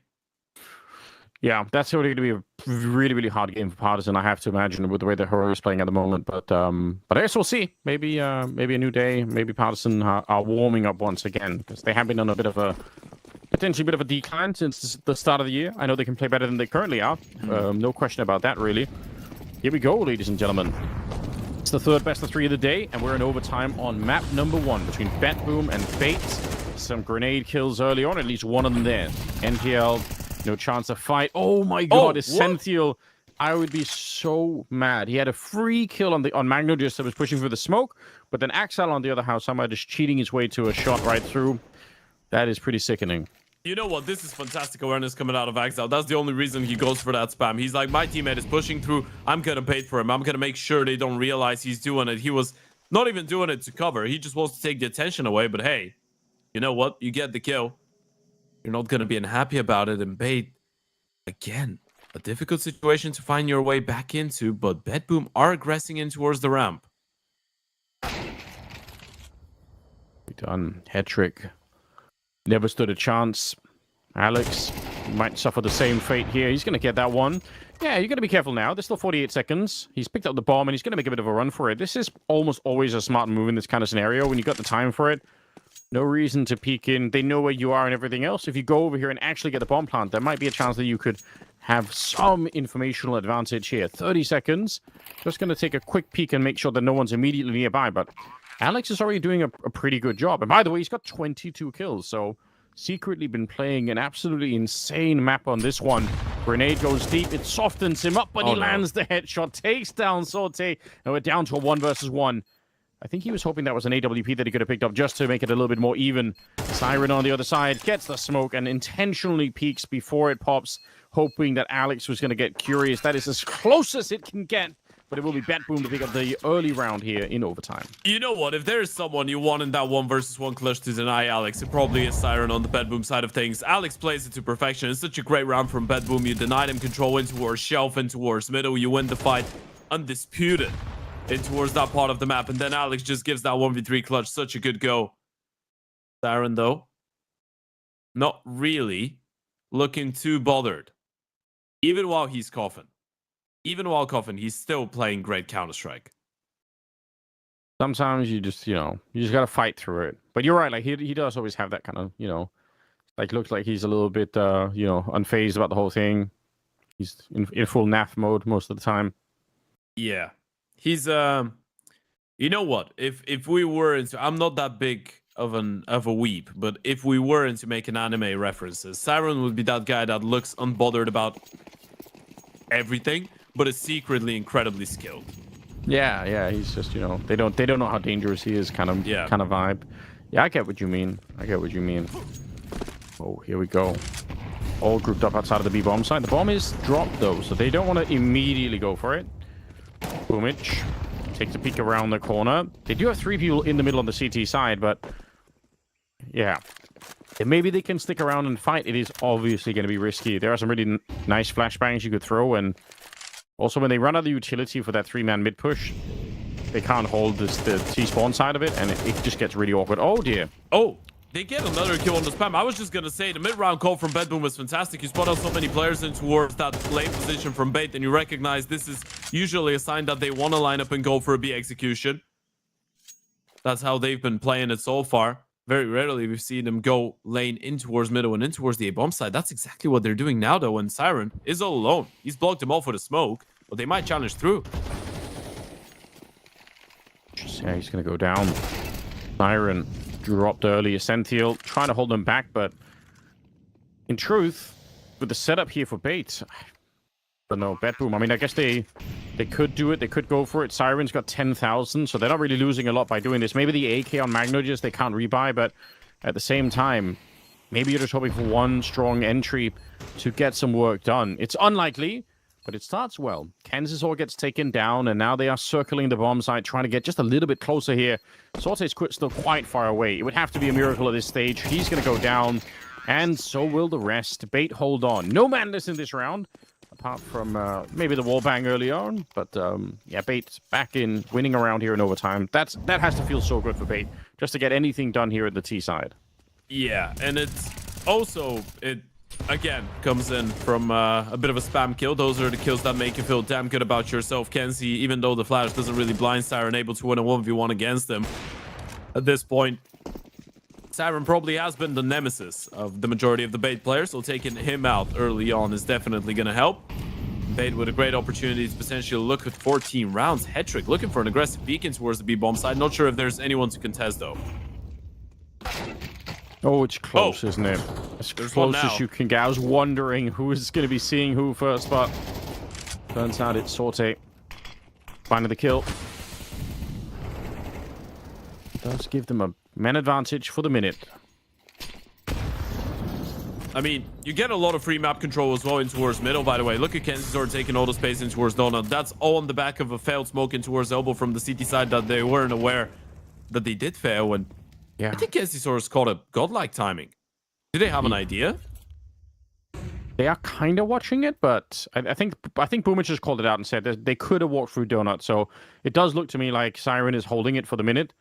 That's good communication on Bedroom. That's actually a really great chance to see that they are talking together. Now, it doesn't matter, apparently. Hey, clear. Siren still loses, or like, Kenzo still wins the fight there against the Siren. But he was watching it. He definitely knew Magnu just going to get blown up as well.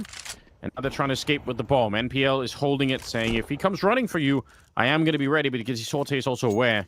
He doesn't just want to run straight in there. So 2 versus 3 for the retake here. Bad Boom. Unlikely, but not impossible. You're still going to give it a go as the last round of the first half. Low HP as well, and NPL could make it possible. But as you said, Crossfire really powerful in towards red. Going to take the first one there. Kenzisor getting a little bit of action here. Up to 13 kills now. It'll be NPL to get the last headshot to take down Sorte. Bait winning 2 out of 3 rounds in the opening half of overtime. Nicely done. Honestly, again, it's such a close-fought battle here. It really is. He knew, Siren. At least he knew. I mean, the thing is, you know there is a chance, right? But you still feel like you're playing a bit of a gambly setup in that type of a circumstance, because you're responsible for both the A walk and the mid walk. And Boomage, that's why he's being so active. He wants to make something happen. He wants to alleviate a little bit of the pressure on the shoulders of Siren, but he loses his fight as well. NPL, great awareness there. And the moment that you find those 2 kills, you just realize the avenue in towards the A-bomb side was empty. Bait. 1 step closer. It's been a really tight game. Pretty much what we were expecting out of a series like this. One of the 2 best teams in the event so far. Of course, we do have Heroic on their redemption arc through the lower bracket, playing against Partizan later on today as well. The winner of this one going to be the first team to play in the grand finals tomorrow. The loser will have to fight for their spot in the final, in the consolidation final, against the winner of that Heroic and Partizan matchup.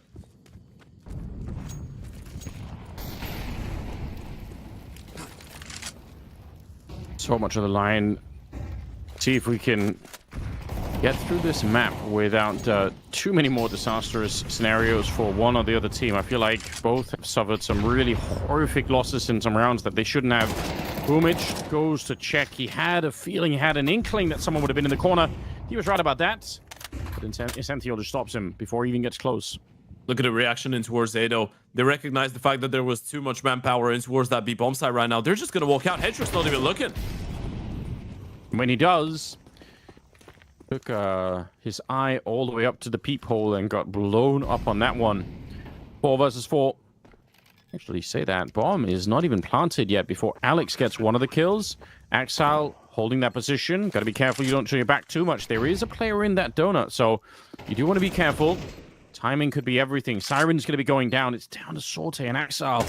2 versus 4 right here. They should not be winning it. Trade is in. Kenzisor, very patient. He played that whole donut position for such a long time that I don't think anyone thought he was going to be there. MPL picks up the AWP, takes down Sorte, and Bait now in a very strong position. Commanding lead. They've got the money, they've got the momentum, and they just need one more round. Bait have been incredibly calm in the situations where something doesn't go their way early on, by the way. It feels like every single time they know how to put themselves in the position to give themselves the highest amount of chances to get back into a round. I know that Boomich gets shut down, but then you lose Hetrick, you lose the A-bomb side. You still highlighted Kenzisor's patience in towards that donut position, not really giving them the fight on their own terms, waiting, knowing that as long as he doesn't show himself, he's being a nuisance because they don't have confirmation on Donut being clear. So they were ultimately always going to be scared about it. And now you get 2 chances to close. Bedboom did have their fair share of opportunities in regulation. Now it's the other way around. Now it's Bait playing to get their first map on the board. Like we said, Bedboom, they've managed to survive so many of these scary games and still come out on top. This could actually be one of the few times where they have to drop a map, and Bait, that's going to be, I mean, what a nice feeling to start a best of 3 this late in the tournament, and you managed to shock Bedboom a little bit. Again, it is Bait's map pick, so in that sense, I'm sure Bedboom will be ready to bounce on back. Yeah, we've got a real game in our hands. There's no question about it. A little bit of mid-control being attempted. Deep Molotov to clear out that back position that the CT sometimes will hide in. On the right-hand side of middle. Back with some wallbangs. This time, unfortunately, Magno just going to receive more than he dished out. Still giving it a shot, but MPL. Boomich is not messing around in the middle. He's had a pretty bad map. He's got 11 kills, but again, sometimes all you need is to stay alive long enough to have more of an impact, and that entry could be everything. He's going to go for more. Takes down a head trick. Like I said, just stay alive long enough. Those 2 kills for Boomich might have just won them the round here. Certainly has. Yeah, there's the big man with the impactful kills. You win the fight onto MPL. That gets away all the mid presence from the side of Bait, and then you get another one onto the Opera, a bit of a wild jump. Ascentio and Alex are still going to give it a go. Money not going to be an issue in the next one, but it's really difficult to see a way back into the round, and Alex might even want to hold on to the AK. Yeah, that's a good point. I'll rebuy that one. Okay, well, 15-14. Bedboom. Mostly Boomich in this case. Just a couple of good entries. Got the kill, saw the opportunity to push very fast towards the donut position and catching just one more player off guard. And I mean, that is kind of also one of the annoying things it must be playing up against Boomich, is that he does have that kind of style to him sometimes where he just, you know, he's in front of the pack, he's fighting, he's up in your face when you don't want him to be. This is where he thrives as well as an in-game leader, right? Yeah. This is where you feel like he can do the majority of the good work, because he's got no issues with just throwing himself out there and dying for the team, for others to be able to shine. Maybe that's why himself and Axel feel like they have a good dynamic between each other. You know, if Boomich can open up space and throw himself out there to create the opportunities, then you're putting a lot of Bank and Axel and Siren to close out the majority of the rounds, into Zorti as well. Yeah, I think that does work really well as a mix. Ooh, Boomich. No idea how he knew, but he knew how he knew. I don't know how he found him in the smoke. Axal's going to get a headshot on MPL, and Bedboom, a couple of kills away now from pushing this into double OT. Alex is trying the best that he can to stop that from happening, and he will get the first. He very nearly got Boomich as well. He's just barely alive through the spray there. 3 versus 3. Bomb back here somewhere. Head trick gets 1 and escapes. And they will pull down that incendiary to try and keep it alive. Deep grenade here. Ooh. Oh, it's so close. Boomich, how does he live? He takes 1 more step in the other direction. He's going to end up going down here. 55 seconds. Bait with a prime opportunity right now to seal the deal, and they've got the flank coming in as well. Kenzasaw, he's been on a massive mission to go through T-spawn, walking up behind them. He might not even need it at this stage. 1 versus 3, all of a sudden Boomich alone, he gets that one, but the bomb is behind him. And now Kenzasaw straight into the headshot. There's no way, with 4 health in a 1 versus 3, this can't be real. Alex on the other side. He just has to touch Boomich, and it's it. He's already seen him. He knows he's out there. Alex, he's got this every single time. No! Boomich, how did he escape? How did he win it? It's double OT in the most ridiculous fashion. That is absolutely unthinkable.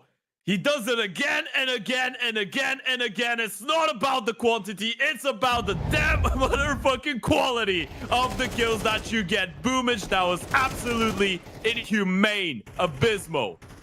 How is that possible? I think Alex saw the gun barrel. He must have assumed he kept going down the ramp, and then he just escapes.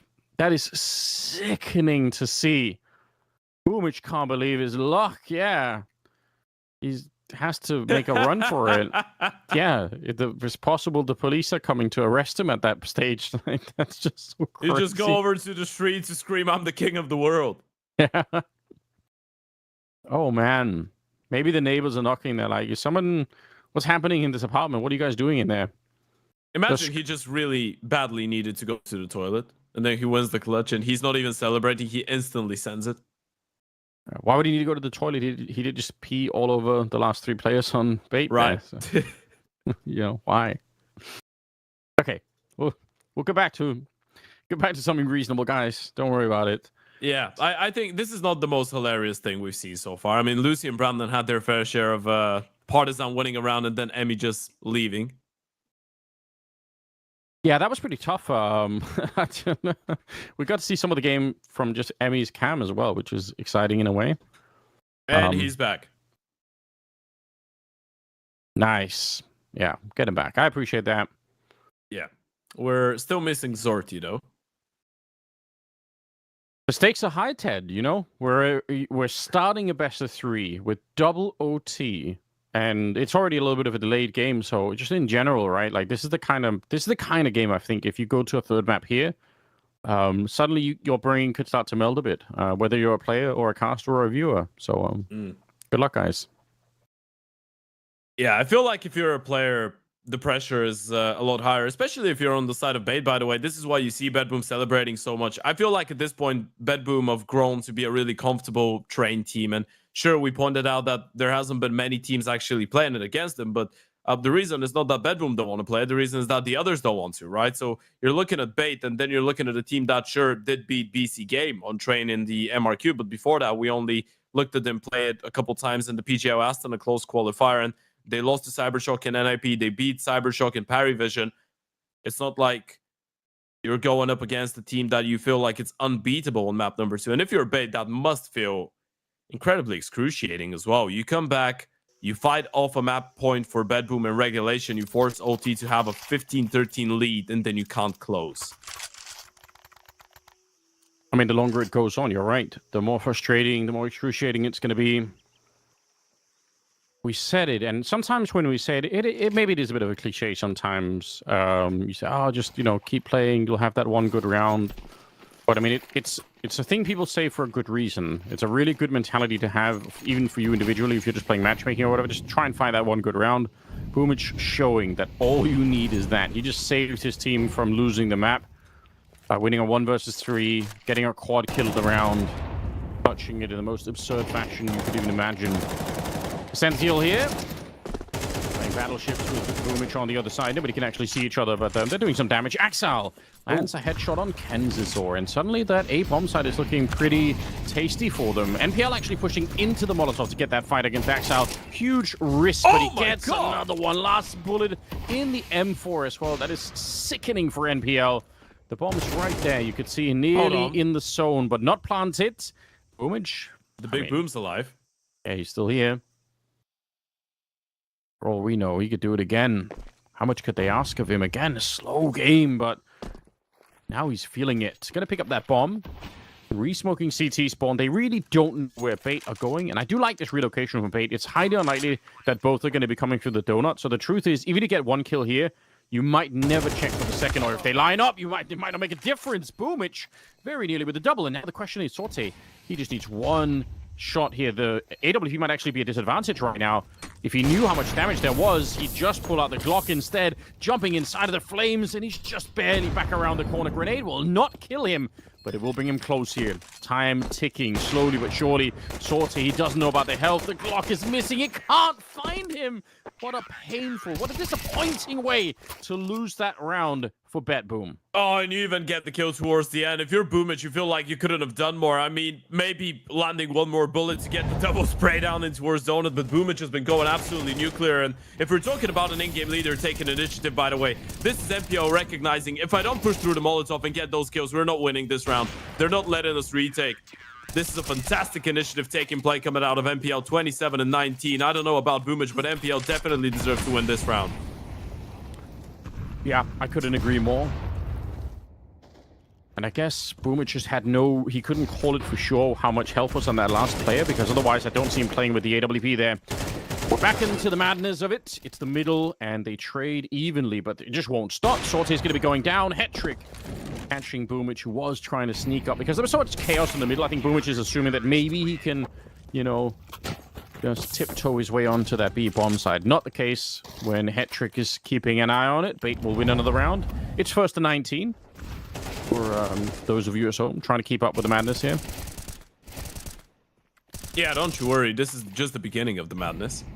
Although, I can't really say that. Yesterday it was clean 2-0s before us, and then we were the crazy train. But that Partizan Imperial game was still pretty entertaining.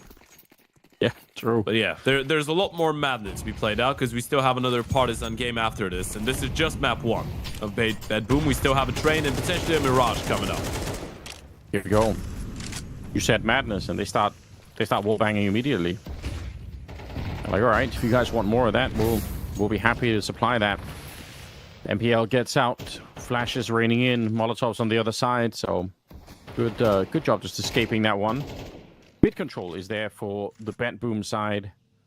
We'll see how Bait decide to sort of react to that if they want to do something else. Sometimes when you lose mid control, again, this is where you can try to push down maybe the B ramp or maybe the A hallways, but it doesn't seem like Bait are interested in any of that stuff right now. No, I don't think they are. I feel like they are quite comfortable as well, right? You don't really feel pressured in towards the B-bomb side. Issue is you don't really have a lot of util left, and the Sentinel is going to be down to 40 HP. You might want to re-clear middle later on. Exactly what they're going for, but it's been spotted out. They know. Nice shot to begin. Oh, it's MPL. He's back again. He's had a couple of insane rounds, really trying to save his team. He's got 31 kills, by the way. This time he's low. He can't get the next one in it, but he spotted enough time, enough of a distraction. His Sentinel's walking up behind Axal and Siren, and they never knew what hit them. MPL, you said, I mean, just captaining the team to victory. Him and Alex both on 31 kills. Yeah, it's absolutely unspeakable performance coming out of both of them. And there was a similar conversation about Alex, by the way, because we were given a lot of credit, MPL obviously being the in-game leader and taking the initiative and getting so much firepower output in the server. Alex, he is supposed to be a supportive element, same as Essentio on this team right now. That is something that MPL has said himself, right? Alex, towards the start of the year, when Kenzor arrived to the team, was like, hey, you know what? I don't feel like I'm playing good enough to be a star player, and maybe if the team needs me to be a support guy, I can do that. I can get some of the worst roles in the server. I can take a little bit of a hit. But as of right now, Alex is proving to be one of those. We had that conversation yesterday, by the way, about the players that are just incredibly good on a certain map. Maybe Alex is just an ancient player. The 1v3 clutch against Astralis to qualify Bait to the major. Now he's dropping 31 bomb against Bet Boom here. Consistently been really good on this map. Yeah, I saw the replay of that clutch. Still hurts. RIP Denmark, but great stuff for Bait. Hey, you've got OG at least. Shut up. Deep grenade doesn't it maybe do as much as you would have hoped for here. It's now Bet Boom fighting for triple overtime. I say bring it on. You know, once we're this deep in, we might as well keep going. Bomb is lean towards the A side, though. I don't believe you're trying to force another overtime into existence right now. Definitely, there's no way for Bait to get 3 more chances and not be able to win a single one. Zorti's going to start this round on 20 HP. Same, almost the same for MPO. He's on 38, a little bit more, but controlling the map pretty well as of right now. The TCT side-wise, you need a little bit of aggression, and you find it in the form of Magno and Boomich combining for 2 kills. Yeah, look at Siren baiting that position. He's sort of re-peeking, jiggling, saying to Kansas, oh, I'm running away. Look at me running. And then he's got a teammate with him. So, pretty nice setup here. Going to say Alex probably need to get a very, very clean entry to really create a bit of a path here. Now, funnily enough, if Essential can just peek and kill Axile, there's actually a chance for a bomb plant and a really interesting finish to it. It's highly unlikely. You can see, all right, he gets that one, spins out, he gets another one. Oh my god! He did it the hardest way possible. He volunteered himself into the crossfire, and yeah, now he's pushing through. Takes down Sorte. This is insanity. This should never, you forget what you're watching. Never do this at home. You're going to die 100% of the time unless you're Essential here.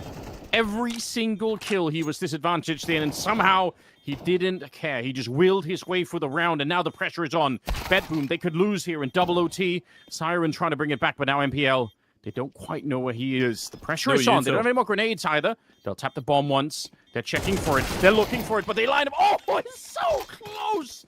It is unbelievably close, but they can't get the job done. Bedboom will stay alive in overtime here in spite of his Senthiel just, I don't know, reaching in and changing the code in the Matrix. Zorti fired a shot through the smoke. That's the reason. Essential just knew he had an opportunity. Yeah, you can see the reaction. He was feeling it so much. You get the first kill, then you pre-aim Cubby. By the time you get the second, you're just feeling like you can't lose the round. You're feeling like you can't miss out on the shot. And that was a great push and pull in towards middle from Bedboom. But then Essentio nearly giving them an opportunity. And there was a world in which MPL just lines both of them up there towards the B-bomb side. Bedboom do stay alive, though. A 2 versus 5 would have been a pretty saddening way to let this one go for Bedboom.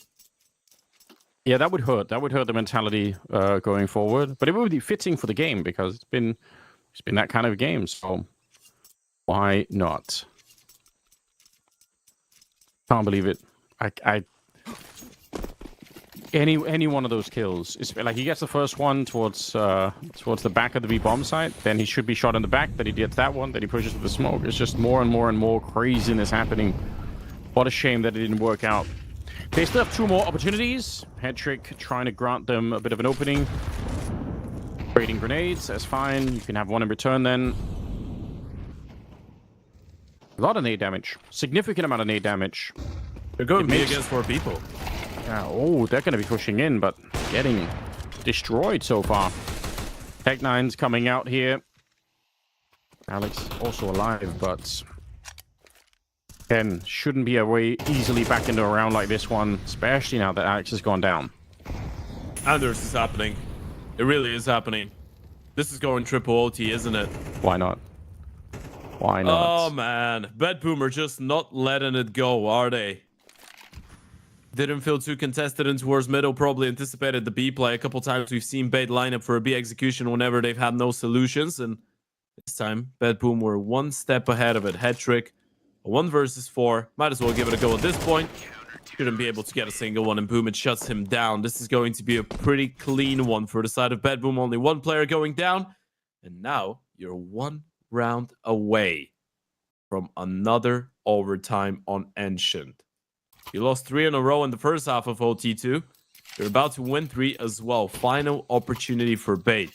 That would be their 5th wasted chance of closing out their own map pick. Let's see what they've got. 1 round for Bait, Bedboom, triple overtime. That is what they're dreaming of at the moment. A lot of look at Yuto again. An absolutely insane grenade that lands. How does it do so much damage? Again, they tried the very same thing. It's almost a repeat of the last round. Trading grenades and trying to get the boost up and just finding one opening. Bait's so sure this could work, and it certainly didn't last time when they decided to push up out of the B ramp, and it won't this time either. Bedboom had 3 people in position. And they're going to walk away. They realize, yeah, let's not do it again. Let's not give it 1 more shot. So, retreating with the bomb back to T-spawn. Look at the cave push. Gets Molotov the way, I think. Yeah, but they spotted each other. I mean, if you're on the CT side, you've seen the T's try and back off. Boomer, Siren, they're going to double up in towards Donut right now. You're not putting any emphasis on that A main position. Siren is just going to give it a quick check every now and then, but it's all coming down to that fight. You win the fight against the players coming in from middle, you win the round. Oh, look at Boomich. Based on the information you were just talking about, he's just trying his luck. It's ridiculously close. How are they alive? They're flashed through, but he got the reload in. Boomich has somehow been activated. His brain is firing at 150%. He's up to 24 kills, by the way. He was sleeping for most of this map. But now, late in the hour here, and he's going to start to really step it up. 20 seconds left, by the way. They do have Alex there trying to see if he can plant the bomb, but Magnuja is just going to walk straight through and deny any talk of that. Bedboom. They just have to lose 1 round here in this half of overtime, and they would have lost the map, but instead, they push us into triple OT. Let's go.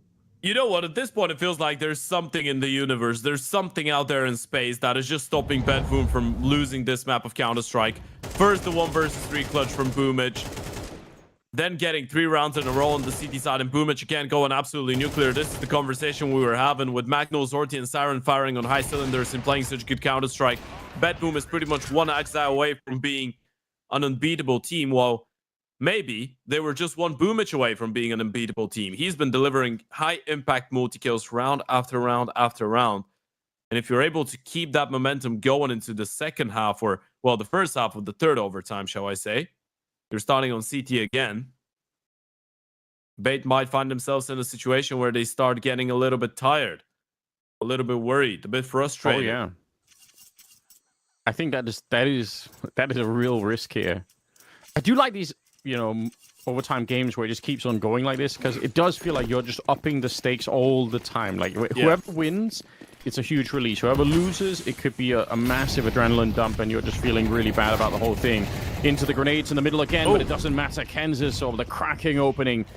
Boomich and Siren get blown up, and you'll tank the grenade damage for that kind of a double. Now they're pushing, at least investigating that A-bomb side. I guess they don't have to do anything quickly here. Bait, so just don't make sure you don't run in and lose another 2 players. Sorte, you're gonna take 1. Hold on, make it a quick double. He is so lightning fast. He's got the bomb. Yeah, and Axel's got the headshot on MPL to top it off. So suddenly, Bait at a man disadvantage. Now evening it up. Axel's gone down. Bomb is on the one side, but look at the Bait players. They are so far apart. Or they've sandwiched BetBoom in, depending on your point of view, I guess. This is such a smart call from BetBoom right now. They've both crossed towards the left-hand side. They know Essentio was on B. Zorti at the moment now is just going to turn around and watch his back. Essentio, it's all going to be a game of timings and head trick. Oh my god. It's actually walking back. They're going to try and go back B. It's all about Zorti here. Now he is looking. Oh, you said it. He's going to check his back. He did. But Essential is on another level too. 32 kills on him. Sorte being the last to fall victim. The bomb is going to be planted. Now it's Magnus. He's been playing a really fine game, but I feel like there's so much madness happening. We haven't even really got to marvel at how good he's been throughout this tournament so far. Maybe this could be his chance for a highlight. Watching a 1 versus 2 to begin triple overtime with. Why not? He's got a bit of a ring to it, doesn't he? He's got the Molotov as well. So he could put some pressure on Hetrick here, and he will. Yeah, burn him out. Hetrick does so smart. Very, very well played. That's what experience will get you. I think this is, Hetrick post NIP, he's such a more confident player in how he can play those kind of positions. So very nice to see. Yeah, I mean, post NIP, you could say that for a lot of players, I guess, but Hetrick has really been showing that he's a high quality player. I feel like he's one of those guys that too early in his career and maybe even lifespan, when he was a lot younger, was just thrown into a team that was struggling to some extent and expected to make a big difference, right? It doesn't really feel like he was given the tools and freedom to actually grow up in peace as a player on the team. But now he's doing so on Bait, and he can have the same conversation about MPL. Things are different. And speaking about difference, Bait just hitting us with a straight up B-rush off of Spawn Anders. We were midway through the replays, and the next round is already over. That is pretty quick, and yeah, I mean, I guess it's an interesting way to try and change the pace. Maybe shock that BetBoom side a little bit. Not really working out the way they want. Yeah, we got more replays, but from the previous round. A little bit of a cross going on here. Yeah, they just cleaned it up so quickly, didn't they? I mean, every single time Bait have tried to up the tempo a little bit and skill check the reactions of BetBoom towards either A or B, it's been picture perfect. Maybe Meadow's the only place where you've been able to catch them off guard a couple times. Bomb side holds, though, early round, have been great. First to 22 now. The new magic number that we're looking for. Sorted with a nice shot, and they're pushing out of the B ramp. I really like it. I think it's a sick idea, but Essential, I don't know how. He's so crisp. He's landing shots with lightning speed. You could tell there is no time to react. I really love the idea for BetBoom because it's something they haven't done too much. Neither team actually has been pushing that B ramp all that much. Essential is just back playing a fiery brand of Counter-Strike. He's going to get a triple on this one. Sorte running out in the open. It's not a good position, but it will make it one anyway. He's finding those kills. He should have been dead every single time. The Molotov will get rid of him. Now it's a 1 versus 1. Siren versus Kenzisaur, and the same is true like earlier. Kenzisaur, not his best map whatsoever, but this is where he could shine. This is where he could redeem himself, just win this round, get the team a step closer, and he's put himself in a really sick position, but... He doesn't know. Doesn't expect him to be that late. If I don't Siren think clears so. the angle, he's won the round. Yeah, you're right. Speaks right into it. I think he had it, he doubted just a little bit, he wasn't quite sure. Siren to take the round.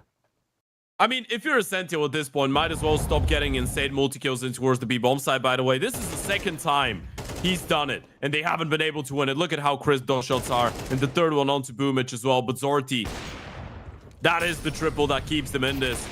And there you gotta start asking questions. Those individual peaks, those solo 1v1 after 1v1 against the Oper of Zorti. Do you need to give him those opportunities? Answer is probably no, and you probably feel like it now.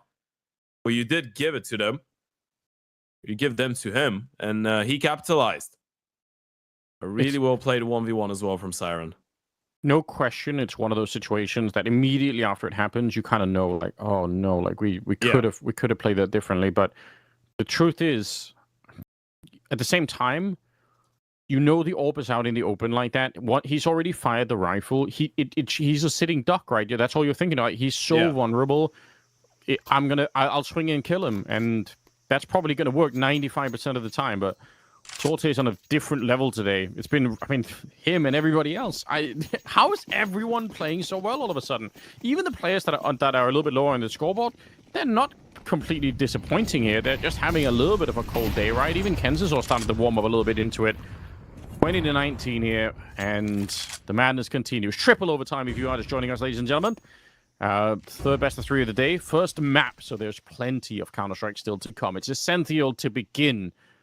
Cracks the skull of Magnogus for his 36th kill.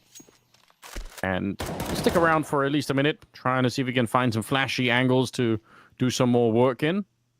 I mean, I like it. When you're playing this well, I feel like you should be trying to take this much space. It's risky, and you could end up going down, but at the same time, your impact on the round could be so huge. And I mean, why would you be afraid of anyone at this stage? Yeah, absolutely. Feels like a bit of a breath of fresh air as well, given Essential that cave position on the CT side, as we said. You're letting him be a little bit more vocal. Second biggest voice on the team after MPL, surprisingly for a lot of people, is Essential, and we can see how proactive he could be in the server. Bedboom, though, gathering up for a B play. Molotov is giving away Essential's position. This could be a big fight for Boomich. What? Sorte taking down Alex. It started with Essential, like you said, already low, but he's so fast. Gets the kill. HE on top as Alex, or Axel, sorry, will end up going down. It's just Boomich and Sorte left, and they're running the clock down very low here on top of everything else. Sorte's gone down to Kenzisaur, and Hetrick will catch that kill. Bait, again, with a massive opportunity. They've been here so many times, Ted. Surely they can find a way to close this out. They do need 2 more rounds, but yeah, they've got the momentum back in their hands. Yeah, and now you're on the CT side as well, right? You were struggling to get rounds on the T side. CT side was flawless, at least the first one in overtime.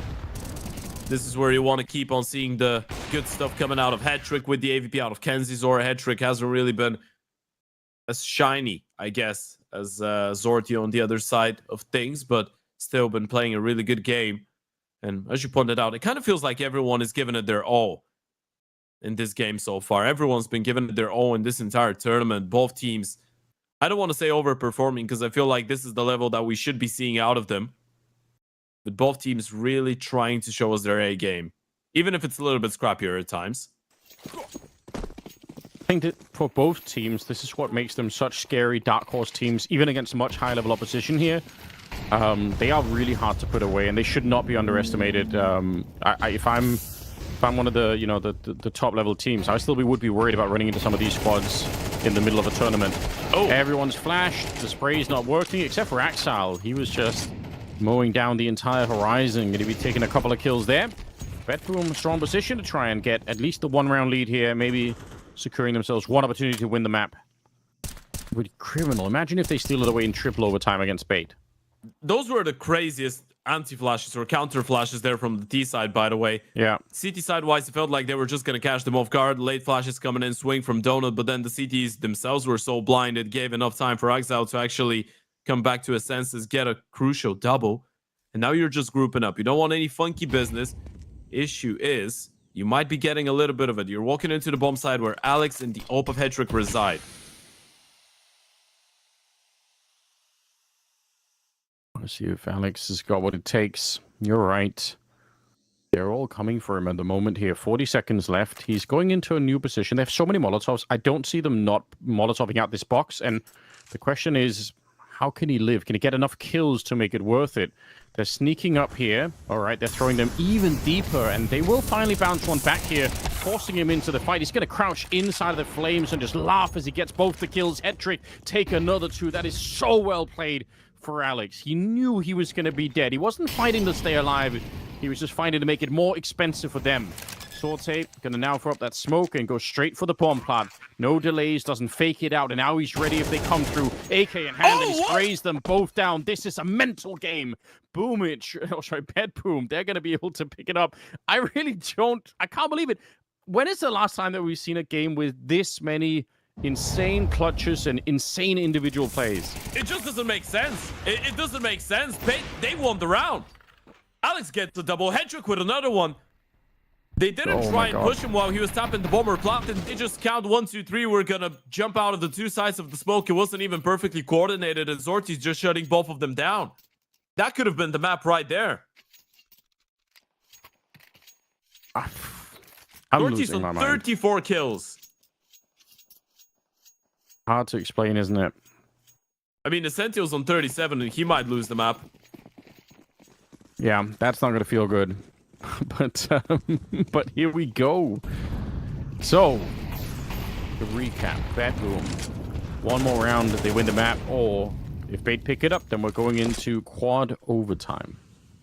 That is crazy. By the way, a fun fact for all of you at home. Go on. The only 2 times that those 2 teams, those 2 organizations have played against each other was back in 2024. They played 2 BO3s, and, well, both times going all the way. Both times going all 3 maps. And both times, Bait actually winning. Oh, that's interesting. Okay. Listen, I'm here for it at this stage. And both times in CCT as well. First time was the Series 2 of Season 2. Second time was Series 3 of Season 2. I got a little bit of history, but been a minute now. They're going to be pushing in and Hetrick with this elevated position. So obviously you can get flashed quite a bit here, but it's also unlikely that they're going to straight peek you. Oh, he's going to fall back right away. What a beautiful shot. Axel clipped in the middle of the air. A little bit of another leg shot coming out. He throws down the grenade in front, but he will burn eventually, and he didn't get the kill on the Sorte. It's Siren instead to go down next, and we're into a 4 versus 3. Oh, they're running out of players here. Bedboom, they just need 3 kills, and we can end Ancient. Bait holding on to it as much as they possibly can. NPL waiting for it, and he has been absolutely beautiful on the timing. He's going to get that one. Straight bullet to take down Sorte. He was ready with the spray down. Triple on NPL, and we go into quad overtime. Let's go. I've got a fun fact for you, by the way, Anders. You know how we still have one more best of 3 to go after this one, and this is map 1. Yeah. The last best of 3 was supposed to start 5 minutes ago. Well, better... Or shall I say, the next best of 3 was supposed to start 5 minutes ago, yeah. Better late than never and all that. You know, we'll get there one day. Don't worry We're just about enjoying life and overtimes, ladies and gentlemen. And this is how it is. Bait are just refusing to give in. Both teams are refusing to give in as of right now. I mean, we'll be here no matter what. Ted and I will keep casting, even if it goes past midnight. Don't fear, you know? I mean, at this point, you're fighting for midnight. For me, it's a sure thing. Yeah. It could very well happen. Yep. Looking likely at the moment. 21-21. New number is 25. Hard to imagine what this feels like if you're any of these players. Everyone's had the moments. Everyone had opportunities. Everyone can think back in the one round where they could have made the difference. They could have ended it for their team.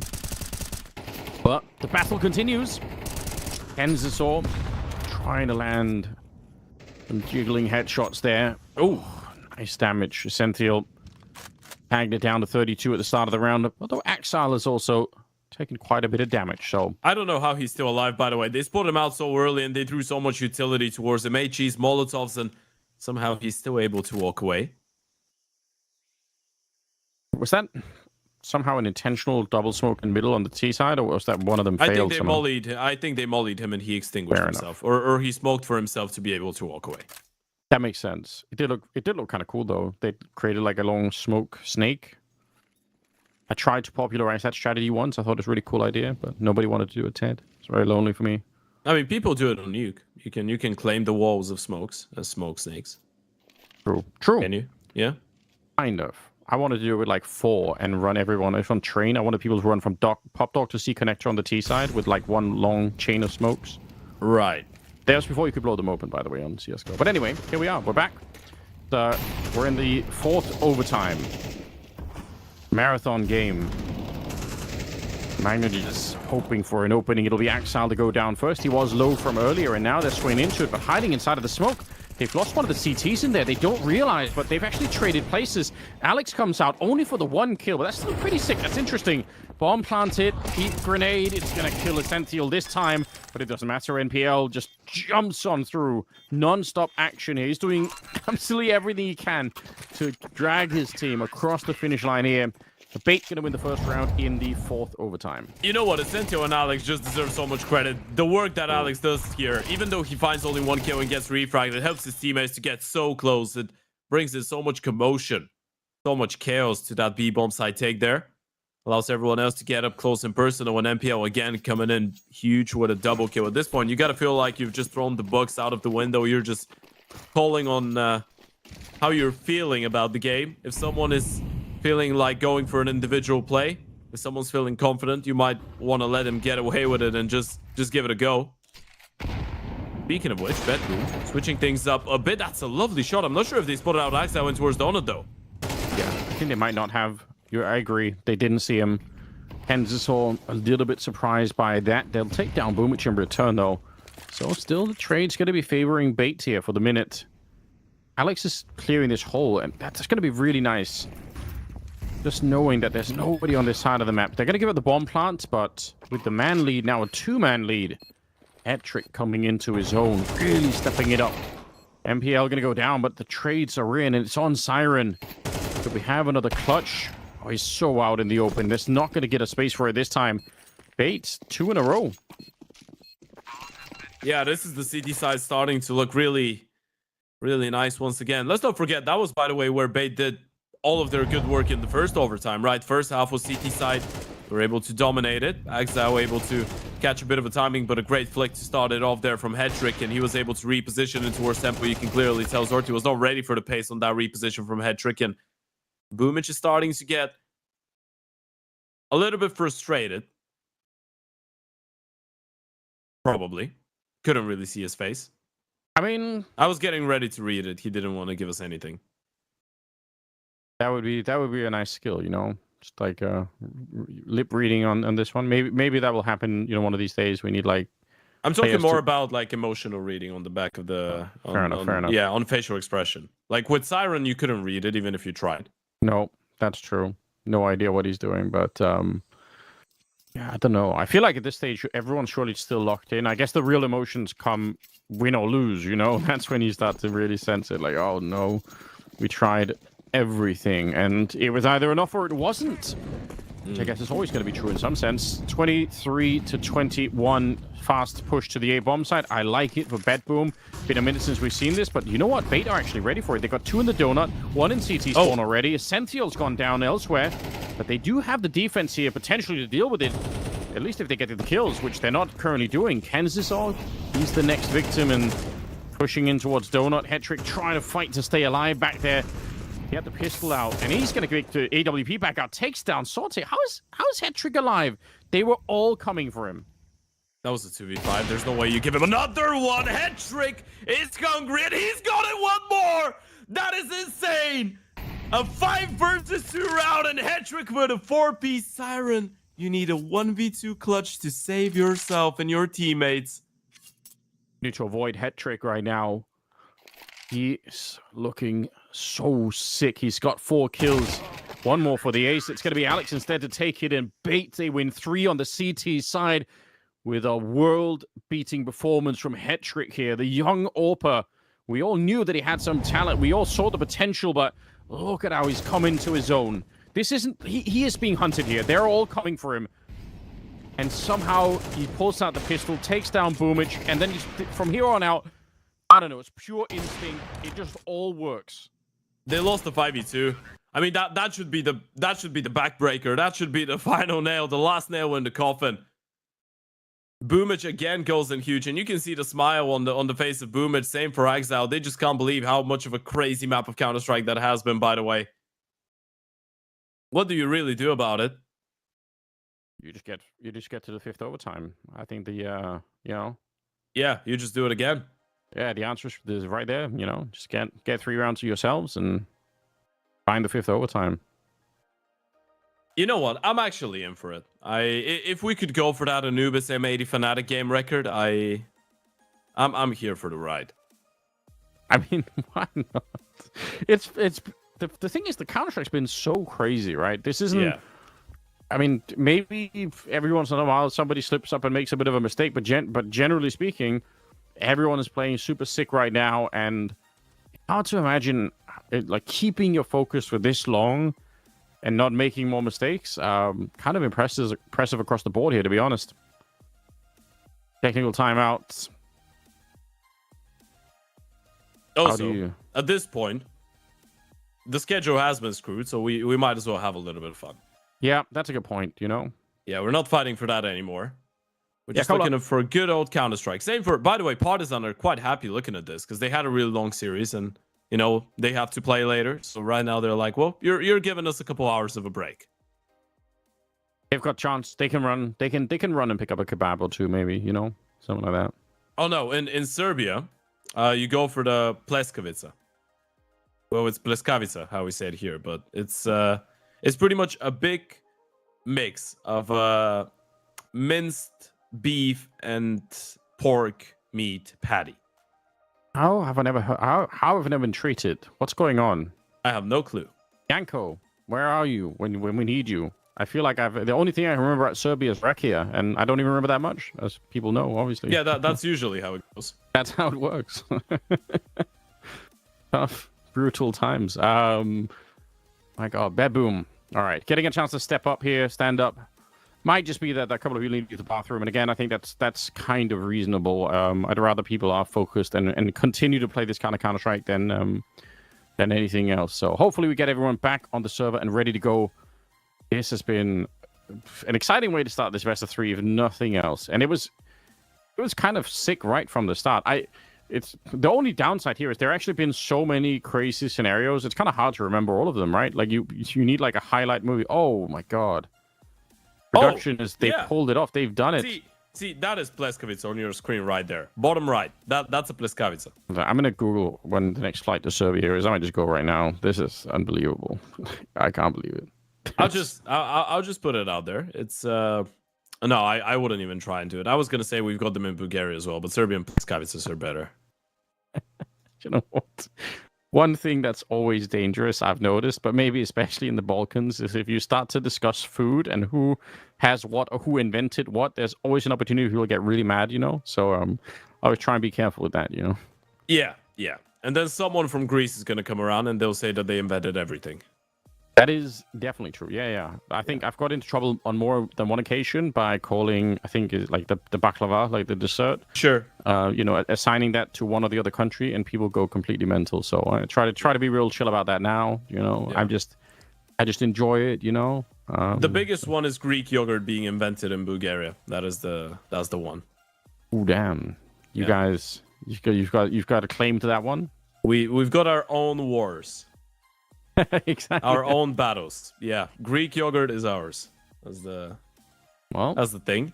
I think we're losing players rapidly, by the way, folks. We're gonna try and keep you tuned in and updated the moment that we get a little bit of information. But of course, for those of you that are just joining in, this is the first map of our third series of the day here at the CCT Global Finals. Of course, the winner of this one is not going to win the event quite yet, but they will have quite a big chance qualifying for the grand finals that will take place tomorrow.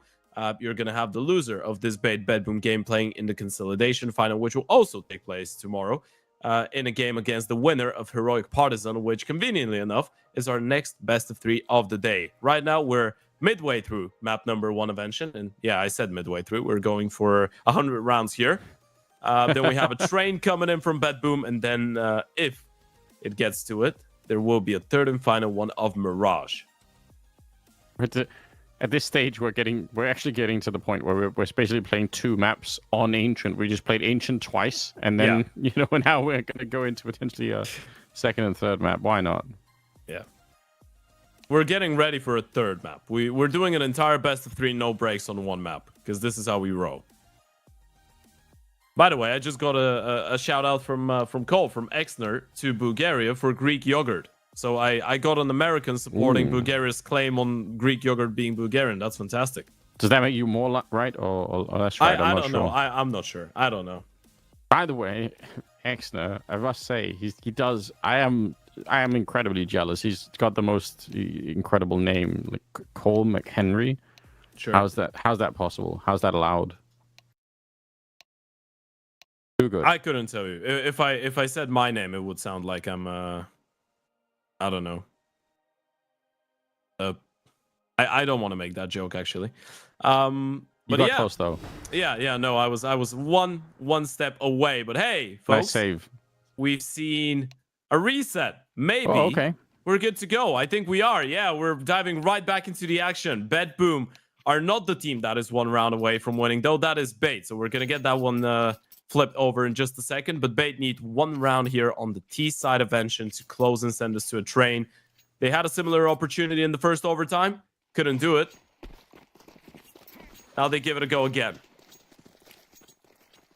Yeah. The HUD is a little bit wrong. It's Bait, who are on 24 rounds, by the way. We'll see if we can find a 25th, and then they will end up winning on Ancient here. It's Boomich with a nice start. Bedboom, obviously looking to find a 5th overtime. Because we haven't really seen enough Ancient yet. We're still not done with it yet. We want to continue. So welcome back, everybody. NPL goes down at the start.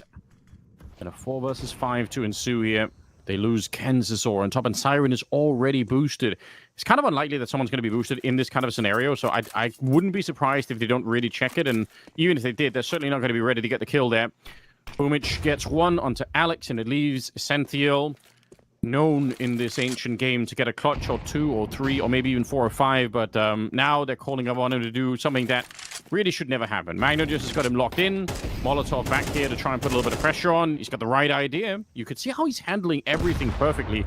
If he hits one of those shots, I mean, it does open it up, but I think now that he's been grenaded down, smoked off, and again, sandwiched in here, there shouldn't be a way out. It'll be Axal to take him down. Bedboom, they claim the round for themselves. They just need 2 more. Yeah, roll to a 5th overtime, I guess. Give it a couple more. Axal might be able to hit 30 bomb. He's on 27 right now, and he's trying to have a bit of a redemption as well. He's had a couple good rounds, by the way, with some impactful multi-kills. But Bait, try and run something a little bit quicker in towards middle and in towards the A-bomb side. It doesn't work. A little bit unfortunate that Boomich is able to shut down MPL through the smoke. You give it a go in the first. You still have a little bit more leeway to work with. You've got that cushion of the 2 opportunities. You just don't want to let this one slip. And actually, they're calling the exact same thing. Well, this time they get a little bit further, right? They lost to Boomich last time around towards the donut position. The MPL going down. Now they're in the red room looking to take the fight to Sortie. And even if he gets the first shot there, they're just going to try and run him down. Alex straight in the face of Siren and taking him down. And the pressure is on Boomich. He's trying to escape. He's so aware. What a great turnaround for Boomich. He somehow knew that if he kept running, he would get shot in the back, and he would have died every single time. But he stood his ground. Now, Essential, easy. Almost a free kill, taking down Axile. Leaves Boomich. 1 versus 2. Head trick is there, and that is the finishing kill. It's Bait to pick up the round and pick up the map in 4 overtimes, ladies and gentlemen. That is a hard-fought Ancient. Yeah, talk about a hard-fought-for victory. Essentio even going over 40 bomb in the end, and you can see the smiles on the faces of the Bait players. There's definitely not going to be too many of those on the faces of Bedboom, though. That was definitely a pretty disappointing map to let go.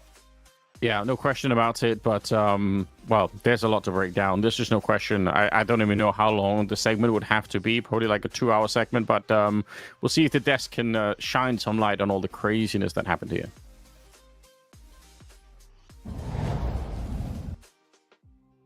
despite Bates' best efforts to lose that map multiple times in that entire Ancient, I do feel like at the end of the day, they still found a way to get it done. Credit to their CT sides that I think really allowed them to do that, giving them an extra bit of leeway. Even in regulation, I felt like they had a much better CT side than the scoreline might have suggested. And it's something that we kind of celebrated before we even got into the map, let alone actually in the server. Yeah. I mean, we talked about, Bates' ability to close out games. We really highlighted that that was something they were able to discover, and they did it in this matchup in flawless fashion, right? No questions on how they closed out this game. It was easy as can be. It only took them a couple overtimes, and I think most of all, again, there's moments in this matchup, and again, you think of like in particular like the amount of clutches that they lost with map points on the line, and you just think like, okay, this is gonna haunt this roster, it's gonna haunt this team, they're gonna mentally collapse, and they didn't do it. They still were able to stick together. They got these strong starts so consistently. Talk about Ascenthio and these opening duels that he was able to provide, whether it's wall pinging straight through the wood panel there on the B side, or if it's just straight duels being taken. He was so consistent at opening up the round here for his squad, and I mean, such an important position to play on this map as well, that if you have a piece like that, it's going to be hard to lose a map like H. Yeah, and you think about the work that NPL did in like the first couple of overtimes, many multi-kills on retakes on this A-bomb site specifically that just blew me away. I mean, they didn't actually, some of them didn't convert into rounds occasionally, but the fact that he was able to muscle them through, I think he was sitting at like 34 kills or something like that after 1 or 2 overtimes. Those were just so important to see out of him. And then Head Trick at the tail end. I mean, he had this like stand and deliver moment in the donut on a site again, where back against the wall, I think it was like 2v5, maybe 3v5, where he's gotten players coming in from every single angle possible, finding kill after kill, eventually converting it over. And I think that's when that was, I think, the round where it kind of broke the camel's back, so to speak, and Bedboom never really had the opportunity to claw back in. Despite Boomich's best efforts, Boomich and Zorte, I mean, what performance from those two guys. I think Siren as well had his moments where, you think about the 1v3 that Boomich had, and then you move over to just the openings that he was able to find. Zorte with his multi-kills. You think that maybe, just maybe, they'd give up, but they did their strongest work on that defense to really pull it over the line. Yeah, I mean, those CT sides are something that they have such a great handle on all the way through there, and it really shines in some of the ways that they take these contact duels and are able to pull it through together. It really was the case, though, that I do feel like, you look at both of these teams in the server, everyone being able to bring through some big individual moments, looking at Siren and how quick he was to shut down some of these moves, how calm he was in some of these clutch situations. Like that was another big piece of the puzzle here for the Bedboom camp, which again is a piece that we highlighted coming into this one. If you look at like some of these extremity players right now, and Ascenthio and Siren, a lot of difficult jobs, a lot of difficult roles for these guys to cover from. To do it in like 48 rounds of Counter-Strike there and do it in consistent fashion is something super impressive and hard to pull together throughout a grand scheme of a long map. And it always felt like these guys were available to pop up and show out when need be, when required there. And for Siren, I think it's a really good sign from him. For Ascenthio, though, again, like watching his opening duels, watching how consistent, it looks like he practices these wall bangs so consistently there with how precise he was. And the opping coming through from Head Trick, that final stand that you mentioned, being able to break down the Bedboom squad, these are all things that I think we're definitely missing from this roster, and are able to come together and mold on this map of Ancient versus a very experienced team on the other end of the server. Bedboom, no slouches when it comes to the experience. Yeah, I mean, I think when we got into overtime, I was thinking, okay, this is where the experience of a player like Boomich and maybe something that Axel could provide as well. Hell, Zorte has also been through his fair share of games. You're thinking this should be the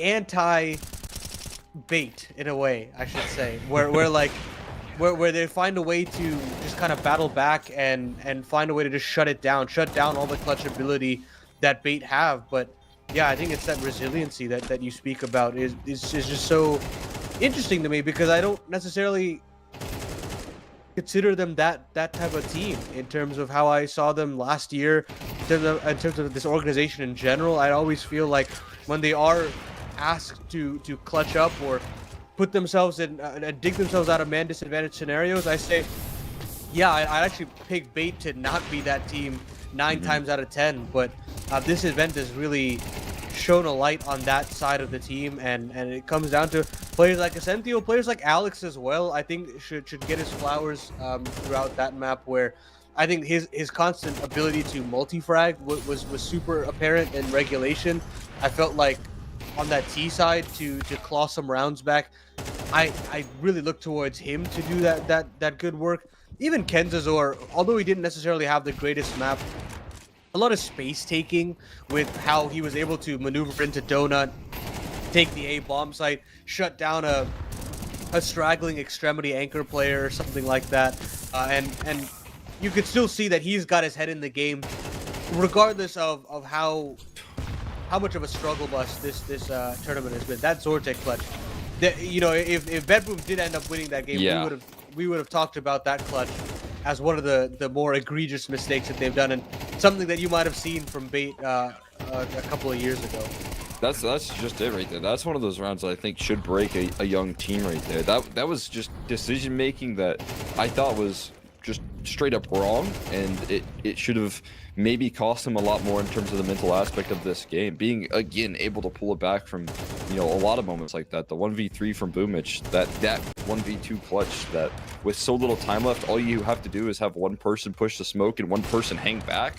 Like that's something that you've practiced and you've executed 1,000 times in your games and in your life cycle of Counter-Strike. And then when it gets late into overtime and the pressure's on and every mistake is amplified and put underneath the microscope, and then it gets punished, that to me is something that should break this young Bait team. But they held together and were able to close it out in the next OT. So a huge victory here in map 1. It's just the start of this series, though. We're hopping into a little bit later down the line, Train, where BetBoom again have yet to lose since the reintroduction of this map. So is that going to mean that they can keep up that life cycle? I mean, it really just comes down to how mentally available are BetBoom moving into the second map, because I think Anders and Ted both mentioned that it takes a lot out of you if you lose one of these kinds of maps where you're going back and forth. You put in so much energy in terms of the calling. I mean, you see the individual moments from every player on the server going back and forth, going blow for blow. You expend all that energy, and then now you are expected to go back onto your own map pick and push this to the distance and push this to that third map. Which, by the way, that third map is still an ace in the hole that Bait still have waiting to kind of pounce on them later on if we do get there. So you're thinking about that, and there's got to be some level of, a different level, honestly, of mental resiliency that you've got to dig deep and say, we can win this on Train, and we can go to Mirage and do it to them there. We can break whatever crazy win record they have on that map and pull it across the line. But that's where you really call into question of Boomich. You call into the question of these younger players like Magno as to what he can do, because we talk about the clutch ability of BetBoom and their X factor. Magno was nowhere to be seen this time around. That was one of the shockers that I definitely think bucked the trend of what we've seen out of BetBoom in this tournament, where you'd say, okay, if I need a guy to get me a single kill, a double kill, to put the team back on their backs, it would be Magno, and I didn't see that out of him today, and he's got to really find a way to shrug that off and say, the past is the past, and Train is still a great record for us. Mirage, we've still shown some good promise there, so hopefully we can see a little bit more out of him in that fashion. But yeah, it's going to take an extra gear, I feel like, for them to get back into this, regardless of whether or not this win streak is available. I feel like I don't know if you kind of emulate those same thoughts. Yeah, I'm right there with you. I think with the idea that you did take a pretty grueling loss, I think some of that, mental facilities that it takes to get back into a series, it's all kind of thrown into the mix. Their maps really don't matter when games go as long as that, and the protocols can kind of get thrown to the wind as you play out like it's just an endurance test, right? So it's coming down to who can fight and bring in more consistency in this next map, and I do think that's still in BetBoom's favor. Yeah, well, we'll get to see whether or not BetBoom can stay within this series with their flawless train streak after this short break. And then, yeah, of course, when we do come back, this grueling series continues to wage on this endless war.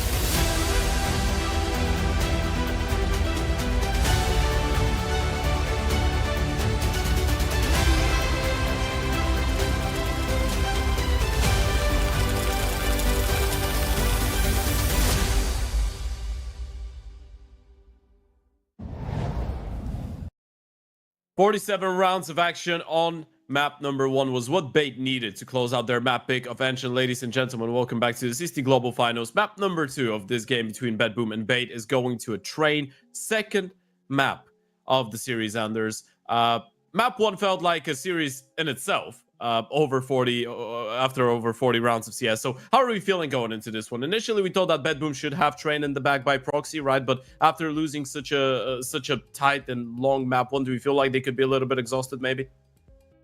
I definitely think they could be. I feel fine. This kind of Counter-Strike, I feel like I could be casting forever. And in some cases I have. I mean, like, when I started casting Counter-Strike in 2013-14 days, it was not unusual for us to have 16 to 18-hour work days, just because that was the Wild West. So don't think we're going to get even close to that. But honestly, when players are playing like this, I kind of don't care how long it goes. There's a kind of, it's weird. There's some Counter-Strike you can watch where even a quick match, like in terms of rounds, can just feel long and kind of boring. Like, come on, like, let's just, nobody's, like, everyone is scared, nobody's trying anything, everyone is playing this kind of, hesitant Counter-Strike. This is so sick. Like, I think they put on an amazing show on that opening map, so I'm really excited.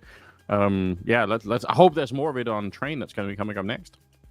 Yeah, definitely. I feel like definitely this second map should be full of, I guess, cool plays, right? We're looking at yesterday and the result that BetBoom had against Imperial. That game was a little bit scrappy, but the one thing that we shouldn't be forgetting is BetBoom did show us that they do have a pretty decent depth on their T side, right? Yeah. There was a lot of cool flashes, a lot of cool pops in towards that A-bomb side, really good knowledge on how to use the timings and how to catch the CTs off guard. So I guess if you're a BetBoom, you're going into this T side, you're thinking, well, you know what, we actually prefer to be on the T side. This is where we get to control the pace. This is where we get to surprise Bait. And if you're able to get a couple rounds early on, we know that they can already post, we already seen it yesterday, they can post a really good T side. The question here is, how motivated Bait are going to be on the back of that previous win.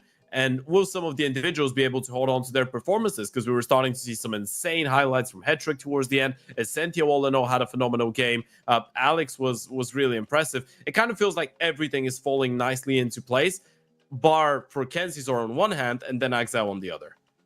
Yeah, I think that's probably a good summary of everything that was going on there. I do think that this is probably where having either good leadership, or if you have a team that has that kind of resource, having some sort of a coaching staff that can help out is going to go a really, really long way, right? Because it's hard. Whether you lose or win, it's hard to reset and say, okay, forget about all of that. Just put it all behind you. And now we're back and we're focusing on the next one. Like saying the words, super easy. Actually getting the atmosphere in the team and saying we're fully reset, not easy at all. We're going to go into the next map. It's going to be on Train coming up here for the third best of 3 of the day. So once again, big welcome, everyone. If you're just joining us, then enjoy the show. This has been, so far, one of the sickest matchups that we've seen, I think, throughout the CCT Global Finals yet. And maybe it'll continue to deliver here. It's going to be Bait starting on the CT side. Bet Boom will be on the T side. And already a smoke is being thrown all the way from T spawn by Boom, which it's going to land in front of the A site. So they'll try and see if they can run out Pop Dog, use that smoke as a bit of a wall so that they don't get shot down by the USPs right away. Although Alex will hit the first shot on Train. It's a takedown. Exile in a 4 versus 5 now. Bomb immediately planted inside of that smoke that Boomich threw earlier. So they at least get that job done. But Bet Boom, they need some kills right now. And we're actually getting them right now. Magdages, just as they were about to completely collapse and lose the round, he's brought them back. Unfortunately, the grenade will explode him. And Siren, he's trapped in here. He can't really survive this. Defuse coming in. He's trying to make the jump for it, but they're going to be able to get the job done. Essential gets a double, and Bait will claim the round. Yeah, it's a cool pistol round on the T side coming out of the Bet Boom side of things, right? You see them make a lot of steps in towards the B bomb side, even throw in a bit of a decoy to try and bait out for the steps, and then you just take a quick right turn in towards that A bomb side, but Bait able to keep it on lock and key. Good effort towards the end there. After the opening kills go in favor of Kenzizor and co. Magno, Siren did give it a really good go to bring back the round, but as you pointed out, low HP, 1 HE to isolate the fight onto Magno, and then they knew exactly where Siren was, so pretty easy to just smoke him off and bait him out for the jump. Bait do get the first one on the board, still a pretty expensive one, and Bet Boom on the back of a bomb plant will give it a go with the force by 2 Galils, 1 Scout, Tech 9, and a Deagle in the hands of Boomich. I mean, I kind of like it. I also love the fact that Bait actually have head armor on everyone. So they are, you know, not going to maybe save them against the Deagle, but against this kind of a Galil, maybe it will. MPL just out there fighting them. Don't know how he comes up with both the kills in that moment. And he's back for more. He sticks around with just 10 health to revenge his fallen teammate. Takedown Magnages. Sorte knew that he was going to be there, so just runs him with a lock instead. Somehow 2 versus 2 here. Entire fight happening in these back hallways, which I think probably one of the most important parts of the map right now. Just so much can be determined there. It's Hetrick. He gets the one. Does get traded immediately. Just keeps going back and forth, and now Sorte might actually have a slight advantage in terms of, you know, that bomb being picked up now. Alex, somewhere else for the FAMAS. He's struggling to make a decision right now, Zorti, though, right? It's so easy to say, hey, you should just sprint down the B bomb side, go for the bomb plant. He's actually pausing. He's waiting for the push. Alex is going to walk right into him. Does he realize? This is sickening. How did he read his mind? He just knew, and he still can't win it. Oh, no. I feel for Sorte. Oh, that's even worse, right? You didn't even hesitate. You knew it was happening. It's like you did just feel out and read the brainwaves there, but you couldn't land the shot. What a high-tempo, intense round as well, right? Early on, that train has already given us some Ancient vibes for those of you that missed out on it. It was a crazy map and a half, and MPL sticking around, getting a triple kill. Playing for the information. Hetrick good for 1. Force by can't really be even justified for the side of Bet Boom. Even though you do all this damage, you don't get a bomb plant, so you, as painful as it is, have to just go with the pistols. That is a hard way to lose that kind of an engagement. And this is all drops a bit low at the start of it, but the shots coming through. Sorte will get 1 kill in return here. And actually, anything more they could do, because again, Bait survived that last round with 1 person alive, so if Bet Boom can get 1 more kill in this round, it's all going to combine. It's all going to make it more tricky in the future. There's so much damage on the Hetrick, but they can't actually kill him. So 4 people living through the round, and Bait, after a bit of a struggle, it's turned into a pretty decent start, at least, on the opening half of Train here. We'll see what happens when Bet Boom start to pick up some more rifles. Yeah, we talked about the mental aspect as well of the game. Both those teams, I mean, Bait at this point have shown relentless tenacity when it comes down to coming back into an event, coming back into a game, coming back into a map, into a round.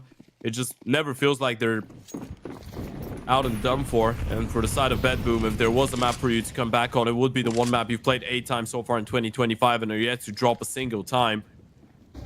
It has to start early on the T side though, and by the looks of things, a B pop is what they want to do with their first gun round. Essentio is delaying really well with the U2, needs to call for a little bit extra support though.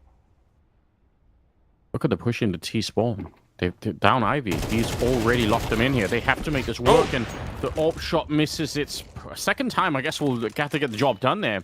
But that's so risky. And now that flank, even if it is really good, there is still a chance that Bet Boom are going to be looking for it. Not because they think he's gone through T-spawn, but they think he might have been flanking through Pop Dog. So, weirdly, it's not clear that it's actually going to be working out here. Siren's going to take down Kensasaur, and now it's a 1 versus 2, and they are looking for it. Alex, is he going to get at least one? Oh, he's just through the smoke on the other side. He couldn't see him. I feel like Alex has been betrayed by this round somehow. It's such a sick play for him to go that whole way. And Bet Boom didn't even have necessarily a great entry onto the bomb site, but somehow they still converted into a very, very winnable scenario here. He's got the smoke, but no kit, which means, well, there's one down there.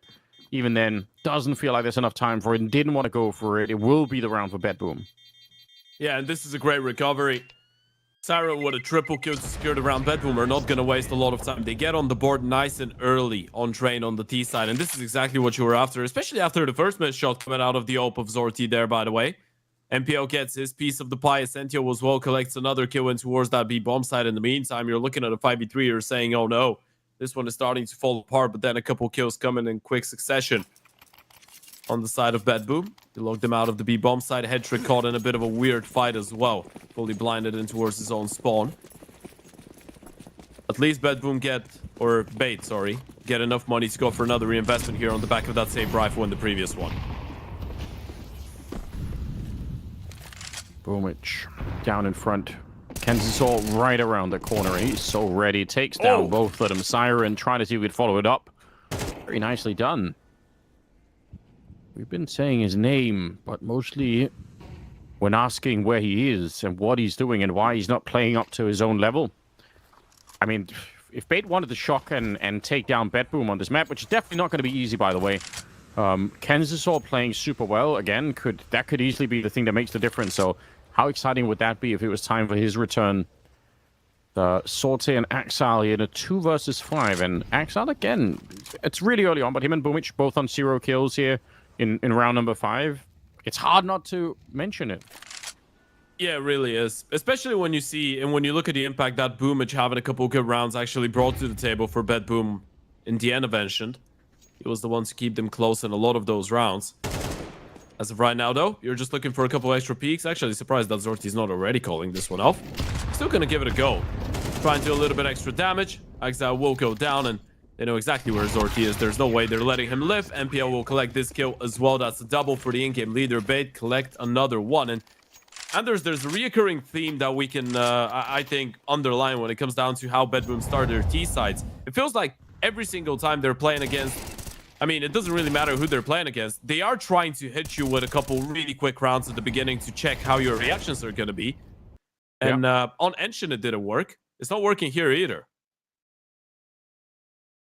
I mean, it's possible also that the Bait simply have a bit of a read. Maybe they've done some homework and they kind of know that some of those early rounds are going to be a little bit faster. Speaking of fast, they are doing it again. They run down through the early incendiary that was thrown down. Tinges the toes a bit, and I think Essential, he would have heard all of the footsteps down there. So if there was a CT on the other side, they're trying to push in, Essential probably would have been able to call it out and say, listen, be careful, they are coming. NPL and Kansas or double push to go in. They take down Boomich. How are Bait getting so much map control? They're not pushing through Ivy this time because they're fighting Ivy right now. They pushed out through T-Main instead, and Magno just barely winning the fight. It's another absurd round. 3 versus 3 at the end of it. Yeah, the bomb is dropped in towards the corridor though, right? And even though Zorti's got the bomb side, They need to collect the bomb, go all the way through Pop, and carry it over to him. And they've lost Zorti as well. This is a big one from Hetrick. Now you gotta go B. You don't have any more real estate left, and you still have one more player in towards that upper ramp on B to deal with. Even this one, Bait, they're in such a hot position. Essential, hard to put into words what a insane game he had on Ancient. You actually would have to go back. It would be worth going back and probably watching that entire game just from Essential's point of view if you really wanted to get a sense of how good it was. Doubt he can do the same here on Train, but that is only a compliment to how good it was on Ancient. Going to be 17 seconds here with Magnages, very low. And they do have double HE, so I think he's dead already here. Grenade goes down, and Hetrick to take him. And Alex would have had the other grenade, so very unlikely that could have worked out. But still, bomb plant is theirs, and they get 3 kills. It's not great for Bedboom, but you have to look on the bright side, as it were, and try and figure out how do we get back into it. And as we all know by now, keeping the CT economy low is a nice start if you wanted to build a comeback. This is the one way forward, right? And step number 1 should be, we gotta try and find a way to stop Bait from going for those aggressive plays all the time. Worst part is you didn't even know about that Ivy push a couple rounds ago. This is the second time Bait have done something like that, maybe even the third if you want to count that crunch in towards the brown holes that they did in the first buy round as well. Bait have been trying their absolute best to disturb the T side of Bedboom so far, and they've been doing a really good job at it. It's a really dangerous trap as well for Bedboom not to get frustrated, because again, we had that conversation. There's a lot of experience on that Bedboom team, but you did lose a really prolonged map number 1. Really exhausting. And now you start map 2, T-side Train, you're 1-5 down, and you're on a half buy. If this ends up being a 1-6, 1-7 deficit, it could be mentally really difficult to imagine that even energy-wise you'd have enough to come back into this game. Yeah, it's not easy, is it? Maybe for Bedboom, it's just a bridge too far. They run into an early HE, but the flashes are really good. And they're going to get the 1 kill on Kansas or playing by that E-box now. Look at Boomich, he's so smart. He knows that they're going to be rotating through, so he's ready to try and catch them. This is why Boomich is such a fun player to watch. I'm a big fan of the kind of play that he has here. Mechanically, there are better players on the server, but in terms of just reading the game, he is at such a high level. MPL goes down, and we're into 1 versus 1. They've got some intel that Sorte might be low, so Hetrick's pulled out the USP. He just executes him, takes a second to just savor the moment and line up the kill. Bait, they win the round. It is as close as they can get, really. And again, they do great damage here for the Bedboom side, but this is a sign of trouble, isn't it? Yeah, it really is. The thing is, there's signs of trouble for both those teams, right? Because on one hand, you could say Bedboom have been knocking on the door. They've been so close to picking up a round. On the other, though, Bait are winning incredibly close rounds. They're on the edge of a reset, even though they have a 6-1 lead. They lose 1 round, they're going to be left with nearly nothing in the bank. But if they keep winning them, this map could really quickly get out of control. Bedboom needs to win a round now. I mean, this, in a weird way, if they win this round, then they can climb back into the game very fast, right? 6-1, but probably get to 6-3 before Bait can have a really good buy once again. Alex going down already. How did they not see it? They have no idea. What a position. And it's MPL. Gets the spray down to drop Siren next. Halfway through a wall, or at least the side of something there. 1 player disadvantage. Grenades raining in. One of them landing right on top of Sorte. He's actually so close to dying from that. That's a little bit scary. A minute on the clock as they lose Axel. Big kill. Yeah, Magno just sneaking on in. He's going to get that one for free, but is it enough to turn the round? I sort of doubt it here. He's doing the best that he can, and the spray just won't connect. 50 seconds, and no reason to fight him here if you're Hetrick. You will anyway. I think that's a bit risky. You don't really have to do that. He will get the job done, though. And again, he's been playing so well. Maybe I shouldn't be doubting him. He's 9-2 at the moment. Bait win the round. Deny what Bedboom have been fighting for. They keep that economy going a while longer on the CT side. This is pure wilderness coming out of Hetrick, by the way. It's not only the second kill, it's the fact that he chases down the first player with a Tech 9 in hand. We're going to see it on the replay. He just pulls his pistol out right here. Magno's not low on HP. He's on 75 HP. Hetrick just decides, hey, you know what? I'm going to chase you down, and then goes for the reface. He's playing with so much confidence right now, and you can't really fault him. Especially after that 4K, that magical play on map number 1. He's on 9-2 right now, and this is where it starts getting dangerous, Anders. This is what we were talking about. Sure, you've been able to keep a lot of those rounds really expensive, but now you don't get a bomb plant. Bait keep a couple more players alive. Bait is a couple clean rounds away from building up a foundation right now. And sure, it is easy to bounce back into a half when the CT side team has barely any money. But yeah, we're gonna get a closer look. The buy is not looking great. 2 AKs, a couple pistols, utility. You want to keep doing the damage, but eventually you got to start getting rounds on the board as well. Nice early HE there from the T side to stop anyone from pushing in towards Pop Dog, but the flashes are coming out, and pretty good kill. Kansas did go down. MPL sneaking forward. He's already got one. He's not quite ready. That looked very awkward. Put them back into a 3 versus 3. We've been here before, and every single time almost, Bait end up picking up these kind of rounds. But there's so much time for BetBoom, and they're going to bring the bomb a little bit further back. So they're sort of... Okay, there we go. I think it's just picking up a weapon, maybe, Axal. He did have the bomb on his back, so it will delay him actually getting to the site. And you got to wonder if that's going to be a problem or not. Deep nades being traded. He will get the bomb. Oh, look at that. So close to killing Axile. Scary stuff. Essential goes down. The flick not connecting here for head trick, and now the pressure is on Bates. Almost might as well try and go for it. You break the backs of BetBoom if you can win this clutch. That's going to be denied as Magno just finds another double kill here, and BetBoom, they finally get them to a second round. Yeah, you're finally able to deal with that aggression coming out of the CT side as well. This is one that BetBoom needed desperately.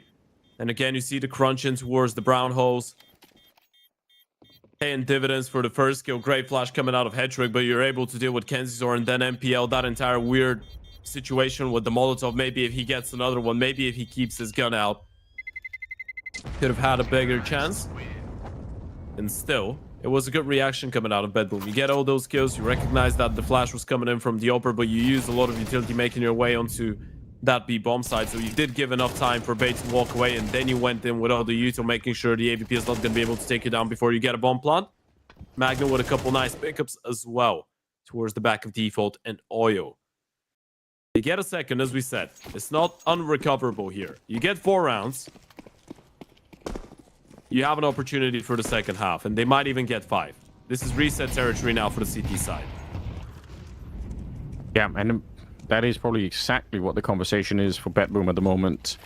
We've done a lot of work here. Let's just capitalize on it, see if we can't follow through and get the rest. Kansas, although, nice opening. He's going to keep it going. A double kill for him. Hetrick will take down Boomich at the very same time, and they're just trying to get onto the yard, but getting completely repelled at the moment. Sorte's dropped very low, and it's the scout to take him down, just to add insult to injury. Kansas saw 3 kills, up to 9 in total. Rock solid play coming out, and even worse for BetBoom. This isn't even a round where they actually do a lot of damage.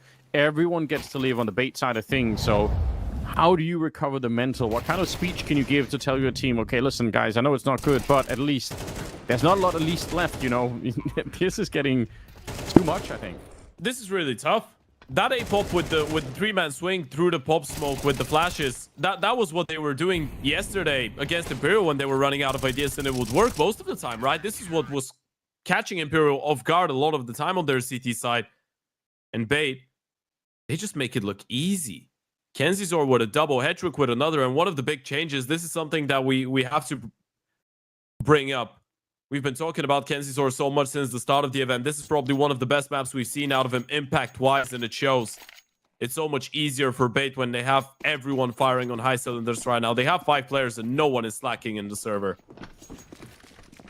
Yeah, very, very cool to see. We kept the faith in him. We knew that he could do better than he has been.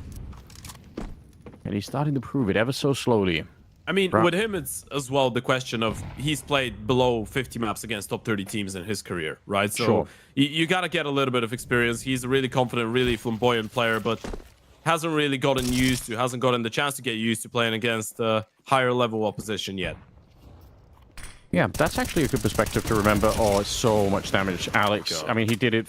He almost killed 3 of them. Look at the amount that he's done out here. Maybe a little bit sloppy on that one, but it doesn't matter because Sorte didn't even sound like he fired the shot. Maybe he did, but he didn't hit it. And Axal, he was one of the people who was peppered through that smoke at the beginning, so absolutely low luck for him down here. I don't know if there's any... I mean, it's also a lot to try and save 1 AK for such a long time, but they don't have any money going into the 12th round. I mean, saving is probably what you want to do, but are you going to be allowed to?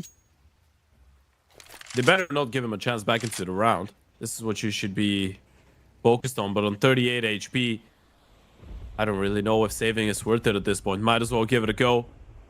Bait will be moving up to 9 rounds on that CT side, and this is a really tough one. You feel like you've been hit by a train. Exile will get another one, but with 20 seconds on the clock, 17 HP as well. He doesn't have the time to sprint over in towards that B-bomb side. Yeah, it's honestly really impressive that he gets as far He as doesn't he have got. it, right? No, I don't think he'd get there. No, he doesn't have enough time. I don't think I'm pretty so. sure. Maybe? No. Nope. Missed it, right? Pretty sure, right? It went from 4 to 3. Oh, no, he's got it? That is insane. That must be the closest bomb plant I think I've ever seen. 1 versus 2. I swear I saw it went from 4 to 3, and still he managed to get the bomb planted. I was so sure that wasn't going to work out. Now, he still has all his work ahead of him. They've got a smoke. They've got a flashbang as well. They obviously got kids, so we'll see. Sneaking into the high ground, he's going to go down to NPL. That is so much more than I was expecting, to be honest. And even getting the bomb plant is huge for Bedboom. Gives them a chance to buy a little bit extra in this round. They were going to have nothing. Yeah, that's a big NT, by the way, there for Exile. The fact that he's able to get away with a bomb plant out of this one and even give himself a bit of a go. But this is just becoming worse and worse. I mean, look at it goes through the smokes as well. Everywhere you go, you just get shot right into the face. And now you're starting to see the results as well of dropping that first map here on the side of Bedboom. Even if some of the individuals are trying to fight back. Zorti's on 10 kills, Magno's on 8, but everyone else is just running on fumes right now. The entire team is running on fumes, and Bait is looking at that grand final spot. They really are. They're playing like a team that deserves to be in the grand final as well. Can't really doubt that they've been tested here on Ancient with 4 overtimes, and now into this one. This is the map pick of Bedboom, and they have such an insane record on this map, Bedboom, at the moment. They seem to be very strong on it, and somehow Bait have shown up and are just looking fresh. Like that other map didn't even happen. Like it didn't take any kind of energy away from them. Maybe on the other side of things, Bedboom having a real hard time recovering. Magno just playing well, Siren's playing well, but and Sorte, I suppose. But again, Axel and Boomich, unfortunately, just kind of letting the team down a bit. That's when you need them. Another 4v5, another opportunity. Bait looking at double digits. Head trick posted with the ult. Flashed in once, flashed in twice. It doesn't really make a difference for the first one, though. They get that kill. Head trick. Traded immediately. Axel starting to do a little bit more work here. He's going to get nuked, unfortunately. HE will find him and just a war through the smoke. Nobody can see anything, but it doesn't matter. Siren doesn't need to see you to kill you, apparently, and he's going to get one more quad kill on him. 10 overall. What a way to win that round. Bedboom. They needed it so badly. They're not going to be celebrating that because 9-3 is still not that good on the T side of Train, but it's something to work with, and I'm not going to count them out yet here. If they win the pistol on the second half and start to get rolling a little bit, I think they can still do a decent job. So Bates, obviously, in a very strong position right now, but they can't take anything for granted. It feels a little bit just as well towards the performances of Siren, Magno, and Zorti to give them a little bit of a chance, right? It feels fair. Absolutely. Don't ride them off. Don't ride them out of this one just yet. Still, though, Bait are pretty much one pistol round and conversions away from securing that one. Maybe even securing the entire map right now. Bedboom know how important that second half pistol round is. This is where you open up the big book if you're Boomich. You go back to your Navi days and you bring out all the papers. You look for the best pistol round ever. That's what you need. Oh, on Train, what is the best pistol round ever? B-Rush. It is a classic for a reason, you know? Simple. I like it. We used to have a... I mean, they're on the CT side, so it's not really applicable. In my team, back in like CS 1.6 or 5, maybe even, we had a strat where we ran out of main and actually ran 2 pop dog. So we ran into the T yard or CT yard and just ran over that way, and it was super confusing for people. They had no idea what was going on, and we were laughing the whole way. But you called for a B rush, and we're gonna see it. Double dualies on the other side. The Glocks trying to see if they can win the fight. Oh, it's awkward. Axel, I think that was literally the last bullet that he had for the headshot on the Sential, but the round is not over yet. Kenzisor has snuck in deep behind enemy lines, and he can actually do so much damage here. There's a lot of time left. Magno's missed him entirely. Yeah. He's in towards that A main position. He has no clue. And Zorti's looking in towards Z. They have no clue. They might think about the Ivy timing, but he's so quick. If he gets a kill for free, Zorti's going to look. Oh. Does he check? This is going to be really important. A little bit wobbly on the conversion, but still gets the kill. And that should be enough.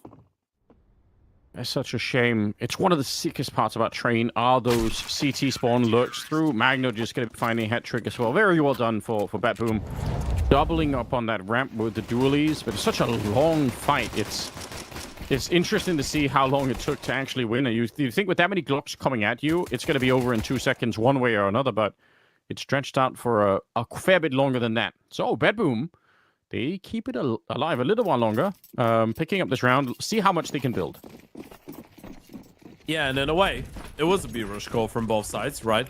Boomich puts 2 of his players on dual Berettas, puts them in towards lower ramp, and he was ready to support him with the ESP and the Flash's long range, so a good counter coming out of Batboom. This is a nice way for the CT side to start, right? You got to take it one step at a head. It's or one step at a time. It's a really long road. It's a dusty one. You just have to focus on the next round, not on the bigger picture. You could that's all you can do. easily come back into this one on the CT side. Just got to stay focused. Yeah, one round at a time.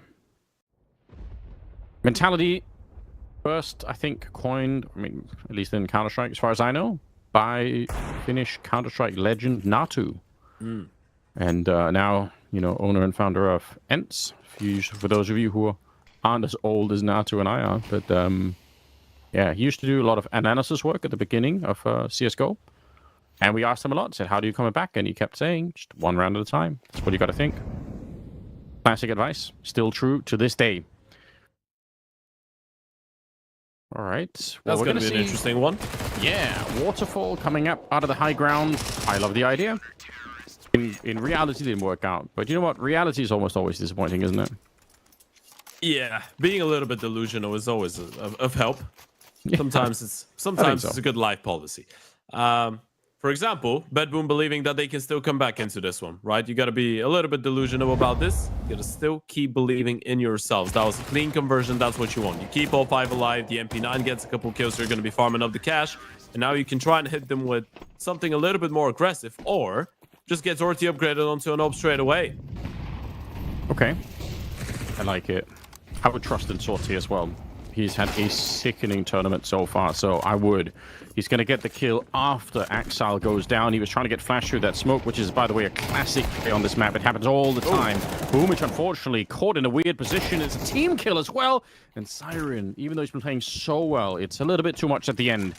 NPL takes him down. 2 versus 2, I say that, but might have caused Magno just. He goes down to Alex in the smoke. And suddenly it's Sorte here. They know that he's got the AWP. They haven't planted... Oh, there we go. Planted the bomb now. And that, unfortunately, really takes away from his chances. Only thing that works for him is the element of surprise. But the smoke, he has to push in front. The timing of that grenade is absolutely sick. If they don't throw that smoke, he has such a chance to make it a 1v1 before anyone can find out where he is. But that smoke forced his hand. Yeah, and this is starting to get painful now for the side of Batboom. This was the one round that could make the difference. And Bait just call in a straight-up A-pop as well. They just rush out the A-main position, wait out the initial Molotov, the HE, wait for Axel to give his life away. Zorti with a good counter. But again, good rifle work, regardless of the double kill coming out of Siren. It's MPL with another incredibly impactful multi-kill and Batboom. No choice this time around. You gotta go for the full investment. Ope again present in the server. 2 M4s as well. Utility not really being there, nor are the defuse kits. That's potentially a big issue. We don't know yet, but you're right. A lack of kids on this one. Not going to be fun if the bomb gets planted, which... Probably one of those scenarios here where either this B defense holds on its own, which with 1 M4 feels unlikely, or again, the lack of kids is going to be a big problem, and they probably won't even try and go for it here. It's Magno just down there, and he is knocked out immediately. Siren, he did actually pick up a kill. That's a bit fun. He's got the AWP up on the high ground, so how much of a nuisance could it be? It looks like they're going to decide to push on the other side, and they will also plant default. I don't know about that default plant. That actually worries me a bit. Maybe I'm being too paranoid now, but look at where the rest of Bait are. That's a bit tricky. There's so many CTs coming out of different angles as well. Yeah, this could go wrong. There could be a scenario here where someone is defusing even for 10 seconds, and suddenly you can't stop them. Siren and Exile, and with a double, they're going to get into it here. It's Siren, stolen AWP, and they make quick work of it. Bad Boom, I don't know how they win the round like that. They actually lost the only rifle they had on the B-bomb site. And from there on out, Bait should just be winning every time. I mean, there's a couple things probably, right? The first thing, I guess Siren just winning the fight against the Oper, this is the difference maker. But the fact that they just didn't seem to find any comfort in the post plan, right? They get that one kill. Siren staying alive, controlling the brown holes. Look at the post plan. It's so uncomfortable. You have one low HP player who's in towards Z. Obviously, they're going to be ready for that. And then you have a really weird crossfire. I'm not even sure if we can call it a crossfire. Set up in towards the lower ramp to cover both CT spawn and the lower ramp itself. Just doesn't hold on here. Bait, you get a little bit upset on the retake, and now looking to switch up the pace with something quicker in towards the B-bomb side. Tech9s could definitely work. Only going to be one player actually on the B site, although I did say that just as Sorte was going to start to rotate in, and with the Org back here, big opportunity right now, but don't underestimate the power of the Tech9 when it gets just a little bit closer. Smoke to try and create a bit of space here. Running out. That's a long range. And Sorte is having an absolutely grand time at the back. Firing down shot after shot across the range. It's just NPL left. They got the bomb plant, but they got no kills. So Betboom officially alive in the second half now. 7-3. It's a 3-round gap. They're totally back in this game here. And for Bait, it's going to start to be a little bit worrying. Also, you look at the scoreboard, it's Siren on 21 kills. He's just trying to drag Betboom back into the series. And this is your B player, by the way. This is your B anchor on train right now. And now you're going back to that triple kill or the 4-piece from Siren in the last round of the first half as well. We were saying that it was a great one, but we're not sure if it's going to actually make a difference. Well, apparently, it was important. Apparently, it is making a difference. And he's keeping it going here on the B bomb side as well. Great work between himself and Zorti every single time. Bait have tried to attack B. But still, it is back to the guns. And Bait still have that buffer of rounds to work with. Early deep Molotov in towards the stairs. Zorti posted. MPL looking to challenge. Gotta be really careful. Oh, that was an interesting nade. I wonder if it's like a fake to pretend like you just blew open the smoke and hoping that somebody peeks on the other side or something. I don't know, but it did look really weird. So did that. NPL spams down Boomich. That is a very interesting angle. You can see Axel was dangerously close to walking into the same lineup. Okay. Oh, look at this. That's going to be used a lot. Very curious. Yeah, this is the same spam that yesterday we saw Boomage Bully try with, by the way, if you remember. Yeah, I mean, I feel like it worked so much better this time around. But yeah, you're right. We did see it, or at least a version of it. 4 versus 4. 40 seconds here. Trying to get close. The Molotov down in front is really burning, and Magna just goes down. Look at the entries. This is fantastic work coming out. Bates getting onto the site. The bomb is going to be planted here. Siren will find himself alone in the back. At this point, you almost say, just go for it. He's played such an insane series. You might as well try and even clutch this one. There were plenty of clutches like this on Ancient, but on this map, it's been a little bit less, and Siren isn't feeling it. He's not quite up to the job here. So Bait going to pick up an 11th round. They're getting dangerously close to actually winning the entire series against Betboom. And also the money on that CT side. They have enough for the next round, but it won't last forever. Yeah, the biggest issue right now seems to be like, I'm gonna shoot straight. The only rifle in the server that is competitive with the side of Bait is the B player, right? So yeah, Boomage, Exile, Magno, and Siren is even gonna lose his gun. This is not great news. But you're looking at the 3 rifles in towards that A bomb side. We're not counting. Obviously, we're not counting Zorti, but the 3 rifles combined have the same amount of kills, I think, as Siren. Actually, below that. Yeah, that's not good. You're right. I mean, and especially because, yeah, how's that possible? How is he doing so much? I don't know. He's got 22. But you're right, being the B anchor is great, obviously, having that kind of force there, but at the same time, what if they attack A and you're just not going to be able to do anything? A lot of the times, it could be a bit of a lonely position. Let's see what we've got. It's MPL again with an opening again. Boomich the victim, and he keeps on pushing. He knows Axal is out there, and he's not wrong either. The flashes are keeping Axal alive right now. Sorte shows up and knocks down Essential and MPL before anyone even knows what's happening. 2 versus 3. And Alex sneaking closer. Sorte having himself around. It's about time somebody helped out Siren. Sorte gets a triple and finds 20 kills of his own. Yeah, that's different. That's what they needed. It really is the Sorty and Siren show, isn't it? And look at the change of pace as well. MPL ahead of the timing of the U2, able to get the first one. Sorty, fantastic work on that rotation with the big green, though. Incredibly reliable. Putting himself in great situations every single time. Bedboom stay alive. They keep on fighting here. Sorty's doing his absolute damnedest to keep them in this one. Same for this man on your screen right now. Everyone else, though, having a bit of a tough one. What Siren and Zorti are doing right now, they're providing a buffer, and I feel like Boomich realizes that. He's been given a lot of time to actually figure out how to make things look a little bit more fluent on that CT side. Yeah, if we gotta be honest, probably should have lost by now. Yeah, I mean, that's definitely true.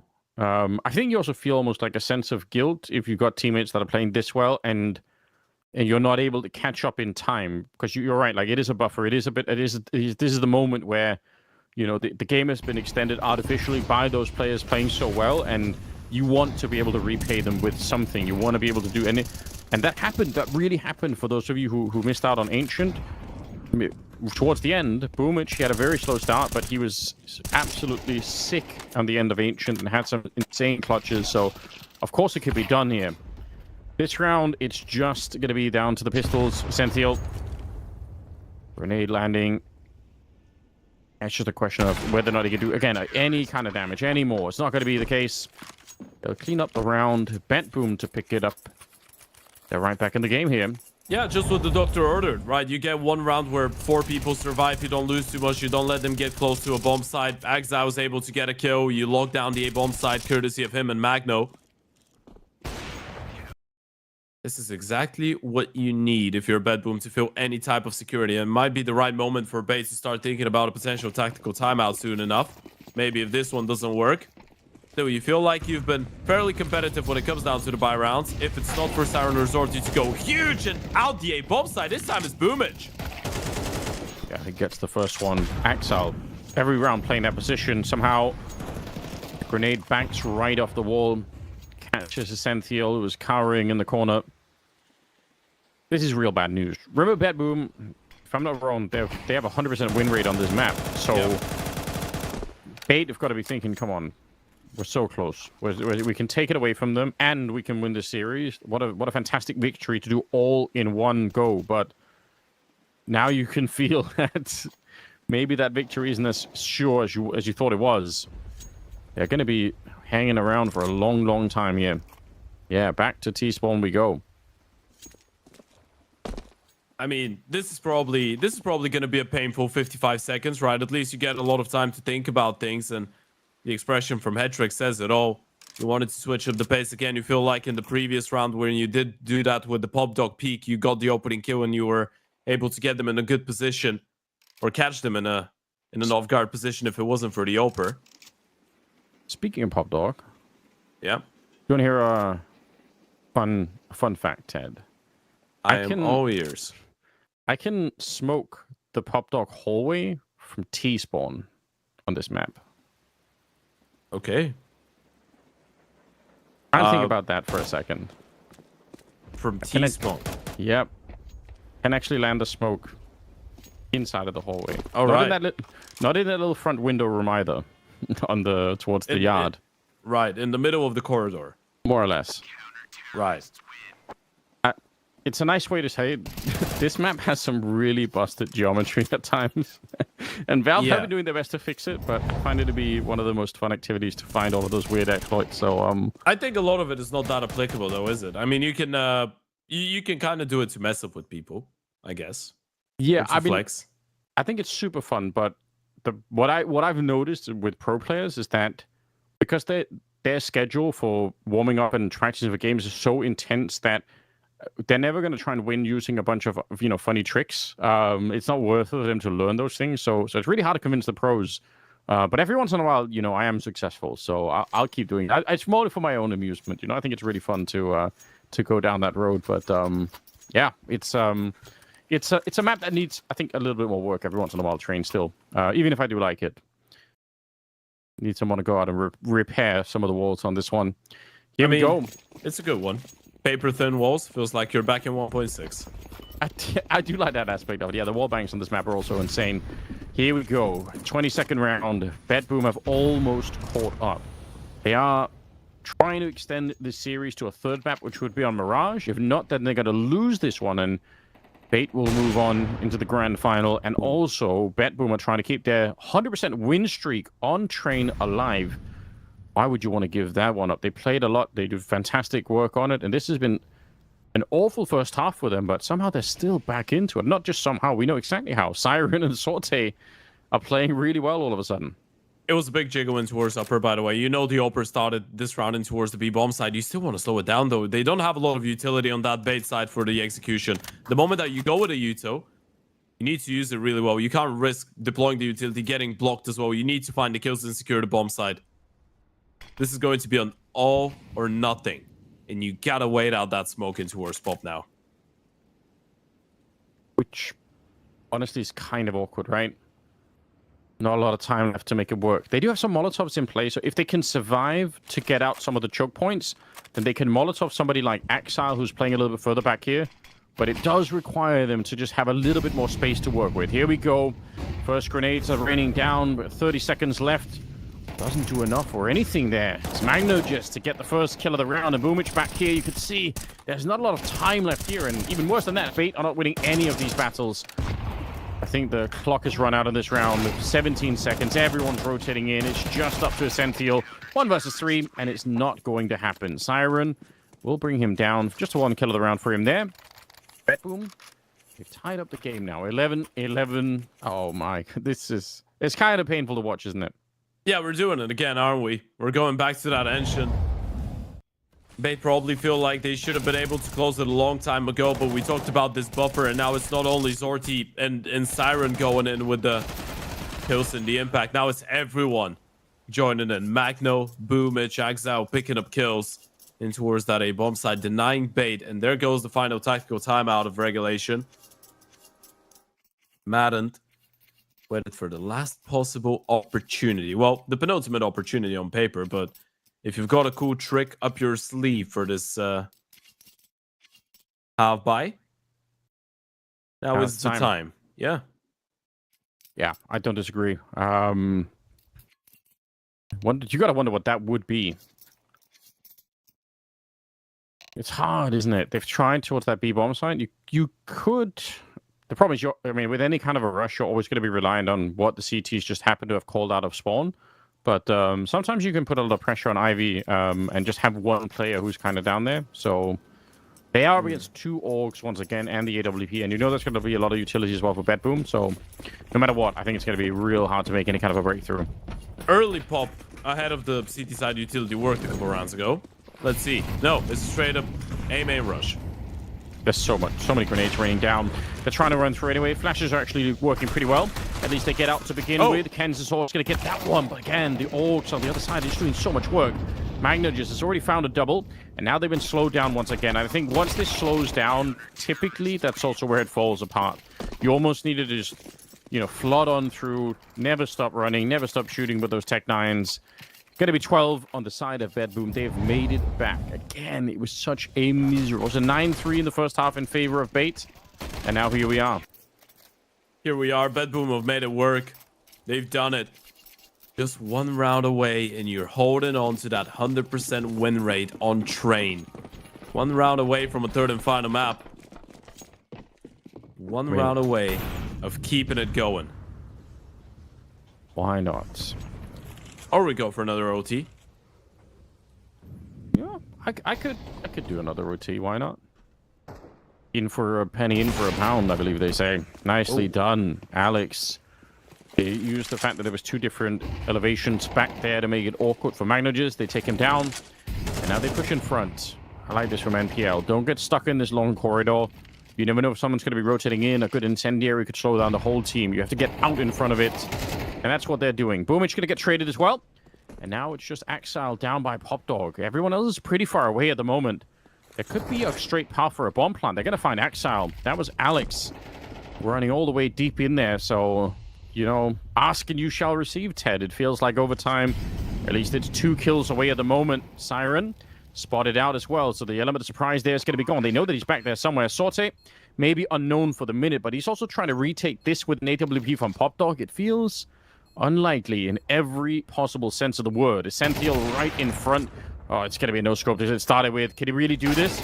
Swinging wide and instantly dropped Kansas Saw. Again, he's been warming up a bit. He's back in the game. Alex takes down Siren, and we do, in fact, get more overtime. This time on Train. Yeah, this time on Train. This time on the back of an Alex 666 quad kill. Oh, starting up with an opening onto the Oper, and then he just kept it going. Good effort being brought in here from Zorti with a no-scope, but it was never meant to be. Bait just switch up the pace completely. I mean, not even switching up the pace, but switch up the approach. You go from trying explosive plays in towards the A and B bomb sides all the time to a 4-man walk in towards Ivy, and you never really gave your intentions away. It was just one player that the Oper sees, and then you just keep it going. You catch them off guard. A lot of people caught out of position, dying from angles that they were not necessarily holding for. So now you're looking at more extra rounds. That's been a really, as we said, emotionally for the players at this point, definitely feeling like an exhausting game. Feeling like a roller coaster. It's got to be right. For them, it's a similar feeling. Oh, more overtime. Why? Also for Bedboom, it's, you know, if you end up losing quad overtime on the opening map, imagine if, and no matter how much overtime or not it is here, just losing in overtime on back-to-back maps, also losing your win streak. I don't know. We've got sort of the recipe for disaster here for Bedboom, but also, if it goes to a 3rd map, both teams are going to get worn down. Back into the mix. Not a long break. Shout out to the teams for keeping it going here. Boomich takes a little peek, does spot somebody on top of it, and Kansas Horde takes 75 damage from that encounter. Not happy about that, no question. But he is alive, and they're going to chill out a little bit. They are worried about some early pushes coming out. Bedboom have tried to do that, but I mean, Bait, when they were on the CT side, were wild with pushing towards T-spawn. Yeah, that's what I was about to say as well. Bedboom is probably not the team that we're associating too much with aggressive plays on the CT side. Maybe that's why if you're Bait, you slow things down in the first round of OT. You're expecting if Bedboom were to switch things up, that would be the right time to do it. Try and hit you with something you wouldn't be ready for. And this is one of the first times that you've been able to bait out a little bit of the util. But again, you're looking at Bedboom and their utility, by the way. Smokes, mollies, they've been able to hold on to a whole lot of those. And if you want to go for a later play here, if you're Bait, you're going to have to go through a little bit of utility. Siren already starting them off very nicely. Boom, it's just, they can't even get through here at all. Locked down and denied. Sentinel is trying to save it. That actually really sick, but Boomich gives it all. Runs back through the flames to stick his gun right into the mouth of Hetrick, who was trying to come through on the other side. That is, as a captain's performance right there. Trying to save the ship. It's Alex. And he's done the bomb on his back, so he doesn't know it. He can't really know where they are, so he's checking everything, but in theory, he could at least get a bomb plant. Oh, he's going to walk back into this one. It's unfortunate. Siren with an almost unbeatable position. That's really smart. Yeah, Siren is an incredibly intelligent player. Even the way that you see him approach those situations, he's not going to hold on to an up-close angle into RZ. He's going to be like, hey, you know what? We know you're low on HP. You're not the Oper, but you've got an AVP in your hands. If you want to get a bomb plant, you can do that. I'm not giving you a 1v1, though. I'm not giving you a chance into the round. Fantastic effort coming out of Boomich in towards A-main, running through the flames to collect the triple. One less, and this is Bait with an opportunity to get the round. It just felt like Bait were waiting for such a long time for something to happen that the moment that they were the ones that had to take the initiative, it was uncomfortable fights that they were going for. Essential still gave it a good go coming out of Pop, getting a quick double to try and bring them back, but it was not enough. 13-12, Bedboom. 1 round lead here. And again, a quick reminder for everyone that's just joining in. Bedboom is fighting for a third and final map right now. This is only the second one of the series. If Bait end up winning here in OT and 16 is the magical number, we're back to CSGO days. Then it's a 2-0 and Bait make it into the grand final. But if Bait win, we've got Mirage. And then another best of 3 after that. Heroic and Partizan are still waiting. Yeah, you're right. They're in the wings. They're going to have to take a seat. Just enjoy the show for what it is. Axile pushed up. I do like it. Does he have some backup on the other side? He doesn't. Siren a little bit too far back. And MPL cracking the skulls of both him and Boomich. That pincer movement is so sick, but it feels like half... What if you only have like half a pincer? Then you don't have one at all, do you? Doesn't really work that way. No. Sadly, it doesn't. Especially when MPL's got a spear on the other side and he's just putting it right through all of you. I like that. It's a Spartan feel, you know. Yeah, making shish kebab out of them. Getting very graphic all of a sudden. We have been talking about kebabs for some reason, but now Heads, for some whatever reason, has brought in the human kebab. I don't know if that's necessary, you know. Although it does, it does sound like the kind of horror movie that someone needs to make. I'm just saying, you know. We already have the human centipede. The human kebab seems like the next logical step, to be honest. Yeah. The infinite Bedboom Bait game. Exactly. That's the inspiration for the horror film, obviously, logically. Nicely done. Manages taken down the Senthiel 2 versus 2. Don't see how they can get back into this round, but they are trying their very best. Sorte gets one shot. Oh, he just had to stay away. Alex, if you duck and dive from that one, you're going to be absolutely fine. There's no time if you just hide, but Sorte, he lands a sickening shot. A triple for him and a nightmare clutch coming through. Bates, they're not going to be happy. They had every chance. They had essentially won it, but they just didn't. They didn't believe Sorte could do that. I mean, they won it, but they didn't. That was a 5 versus 2. That should have been a sure thing. We were talking about bloody human kebab there, and they just win a 2v5 round. That is insane. And yeah, you're spot on, by the way. If Alex just ducks in, he probably wins the round. He just gets a little bit overzealous. He's probably thinking, I'm playing a headshot angle. He's got an AVP. There's no way this guy's peeking into me and I'm not winning the fight. Well, think about that again. I mean, again, those are some of the more painful clutches that you end up losing, because the second you die, you absolutely know that it was a mistake. It's not like you're waiting for the analysis after the game, or you're not asking your coach, "Ooh, what did I do wrong?" Like, you instantly understand what happened. But it's so hard to judge. It's so hard to figure out in the moment.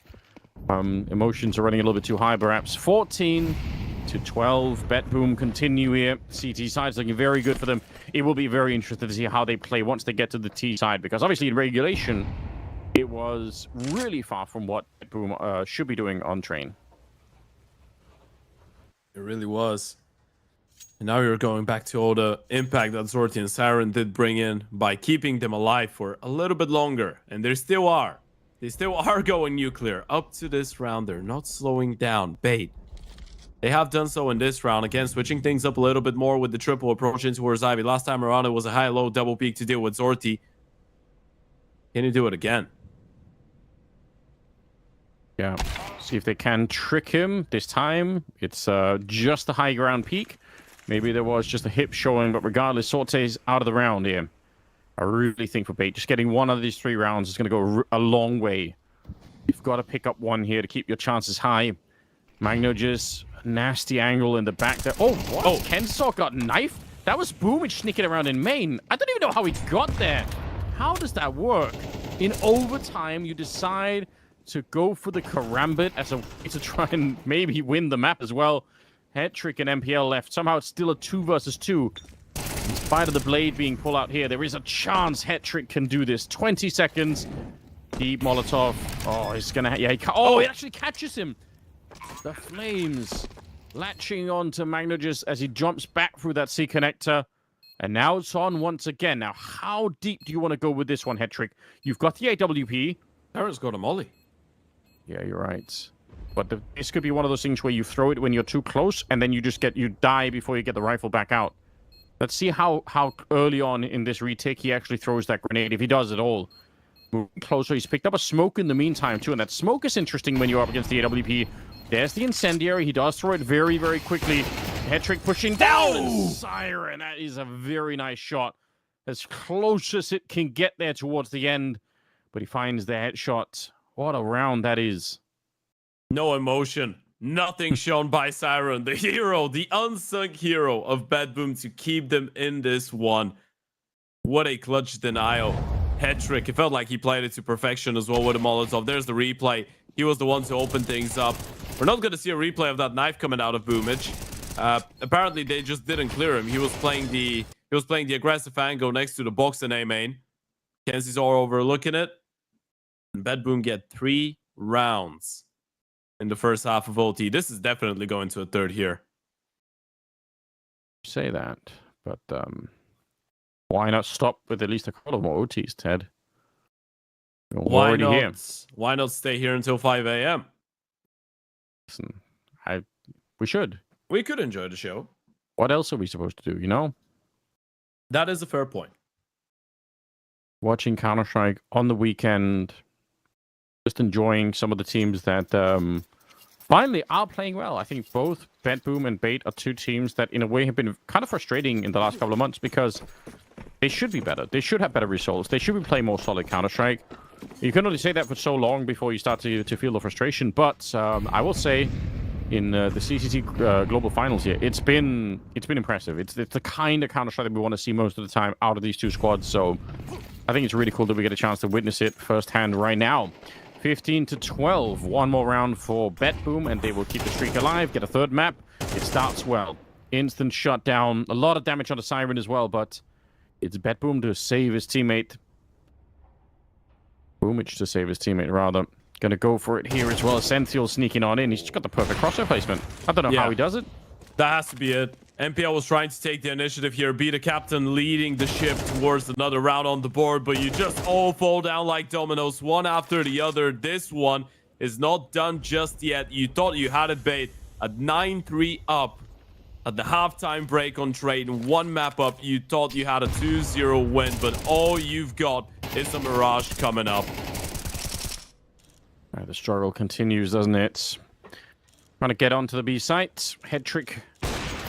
Oh, they do line up. How sick would it have been if you got 2 for 1? Grenade starting to rain in. And the issue is they have another incendiary on Boomage afterwards. They can keep that C connector pretty much wrapped up for a real long time. Throwing it deep right there. They've relocated back to CT spawn. Not easy at all to retake this one. There's so much to clear, but nice damage to begin with here. Sorte gets tacked up a little bit, and they are getting dangerously close. Head trick finding that first shot, and now they actually have a chance to put some pressure on. I don't know, there is a way. Oh my God. He spins around Head trick, but they're coming for him.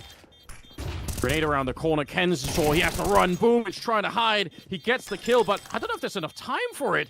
Surely not. I doubt it. I really doubt it. I think Boomage fought enough for it. Oh, what great play that is. The 100% win streak, it stays alive here. Somehow, Bet Boom, in spite of a dreadful beginning, with a 9-3 first half, they claw their way back and they win it on overtime. Yeah, they just don't lose, do they? They don't lose on train. They might have lost on Ancient, but they always find a way to crawl their way back. 3-9 down at halftime. And courtesy of Siren, courtesy of Zordy, courtesy of Boomage stepping it up towards the end once again, Bad Boom are able to get this one on the board, and we're playing a third map to figure out which one of those 2 teams is going to the grand finals. I really can't believe it. Yeah, more overtime, more close Counter-Strike.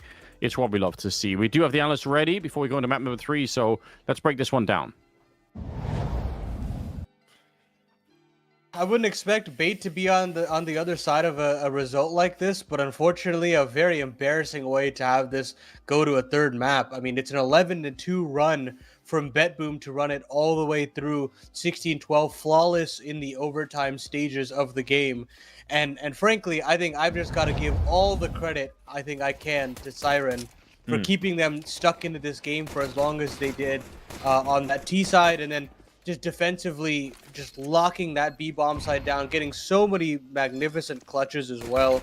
I mean, you can't ask for more out of an extremity player like him, I feel.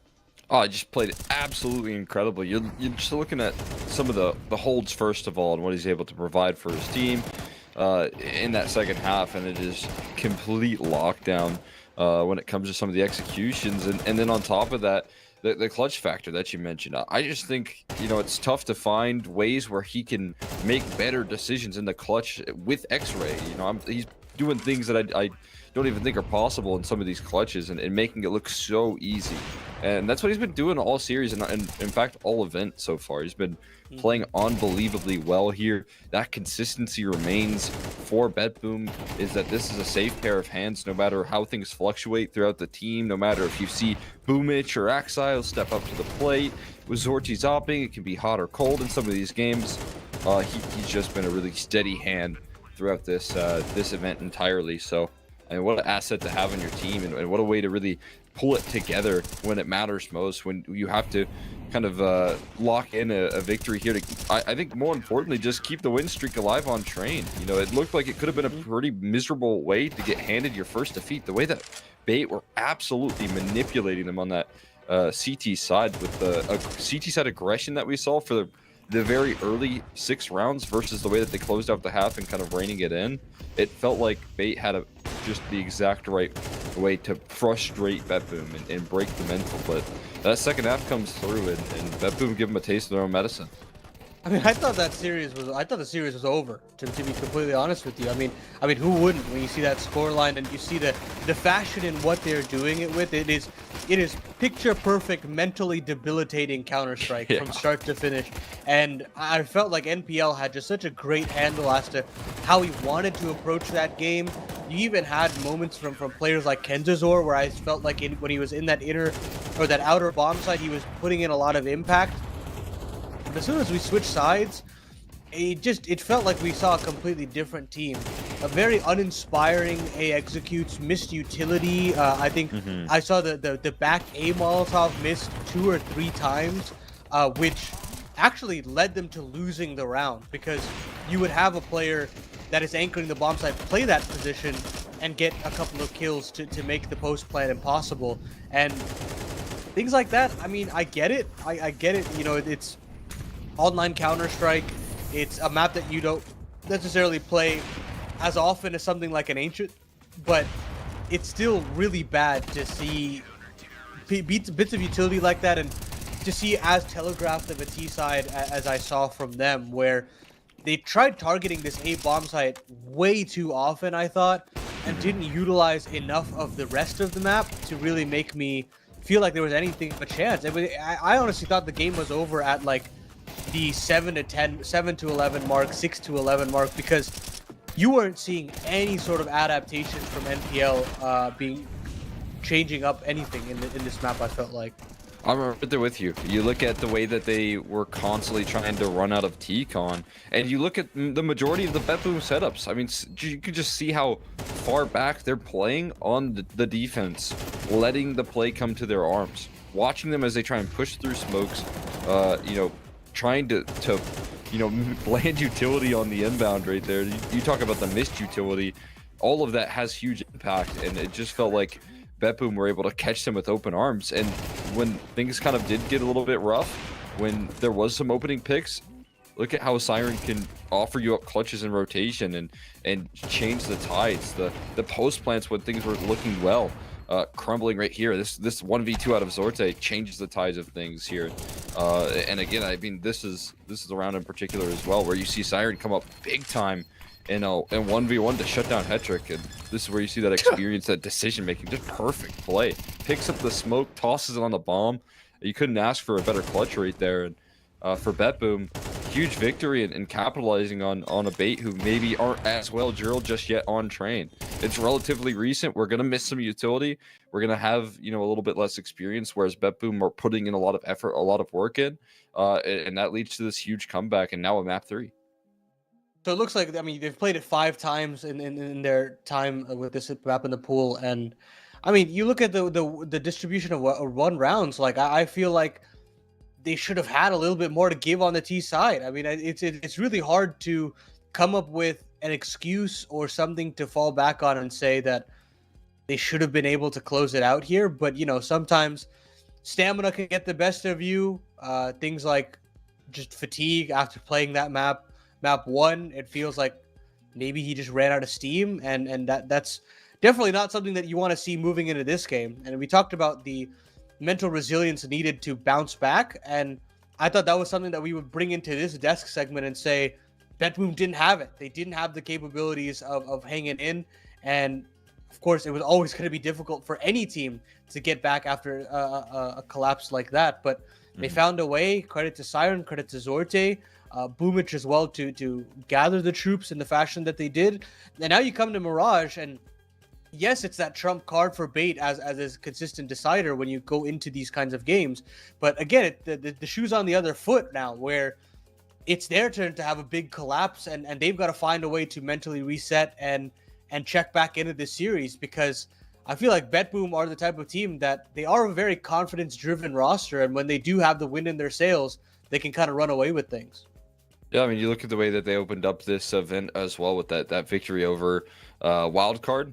I mean, that just goes to show right there that this team, when they're playing with confidence, when they can pull streaky rounds off in a row where it's consistently pulling together, in this case a comeback, like, it is very hard to slow down this team.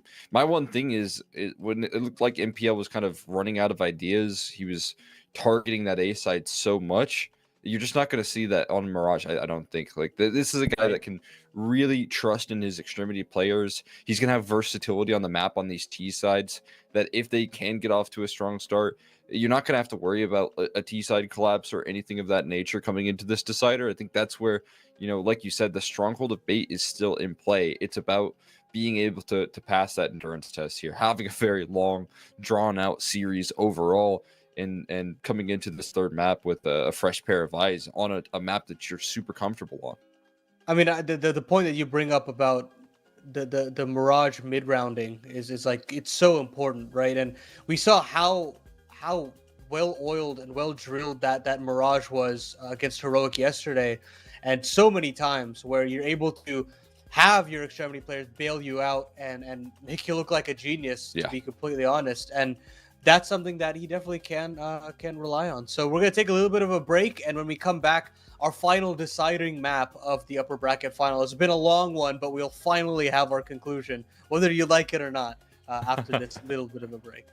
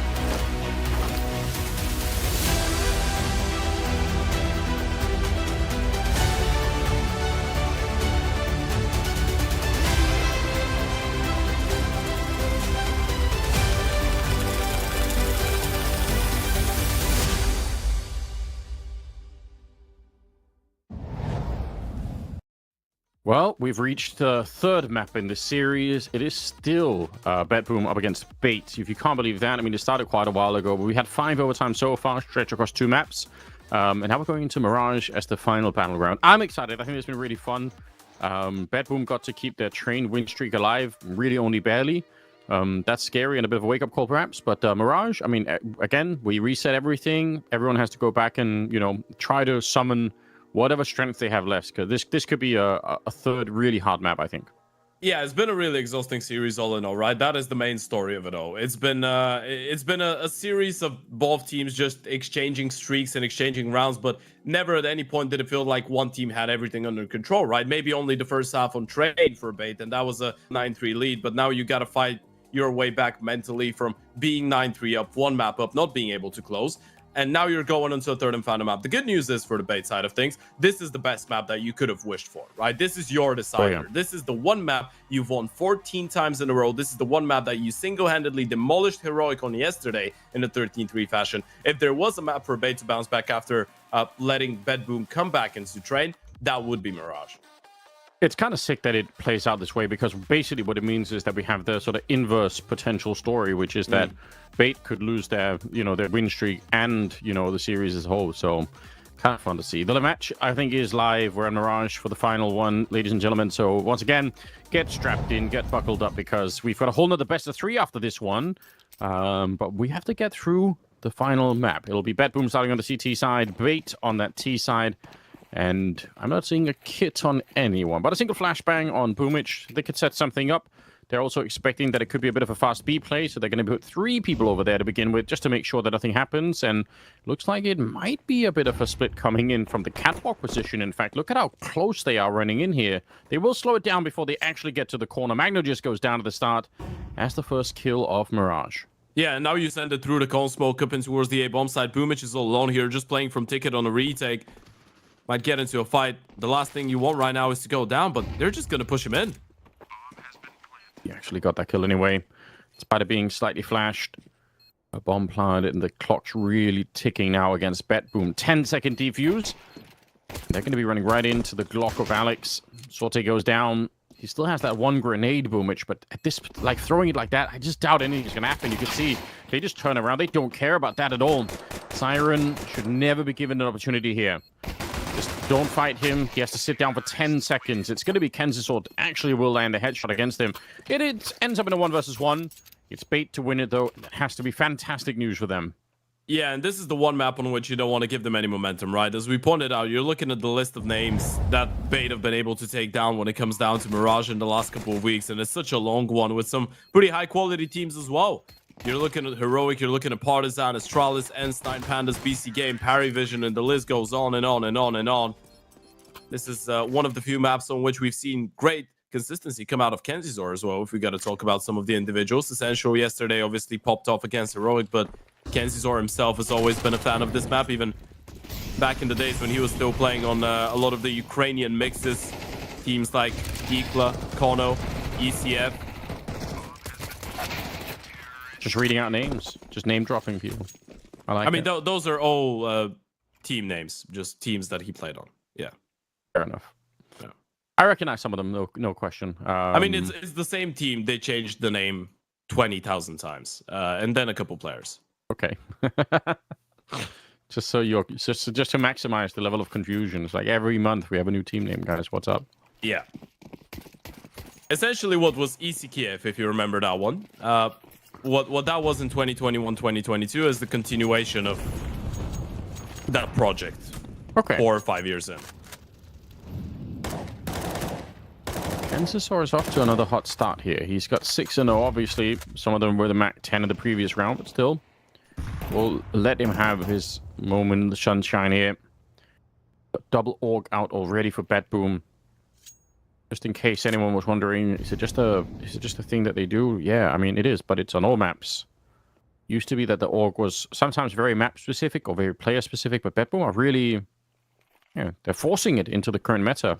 Curious to see how many teams will follow them. I'm wondering if, some of the top 10 teams in the world are going to start to do this a lot more. That could be interesting if there's sort of a bit of a revolution in the buys for the CT side.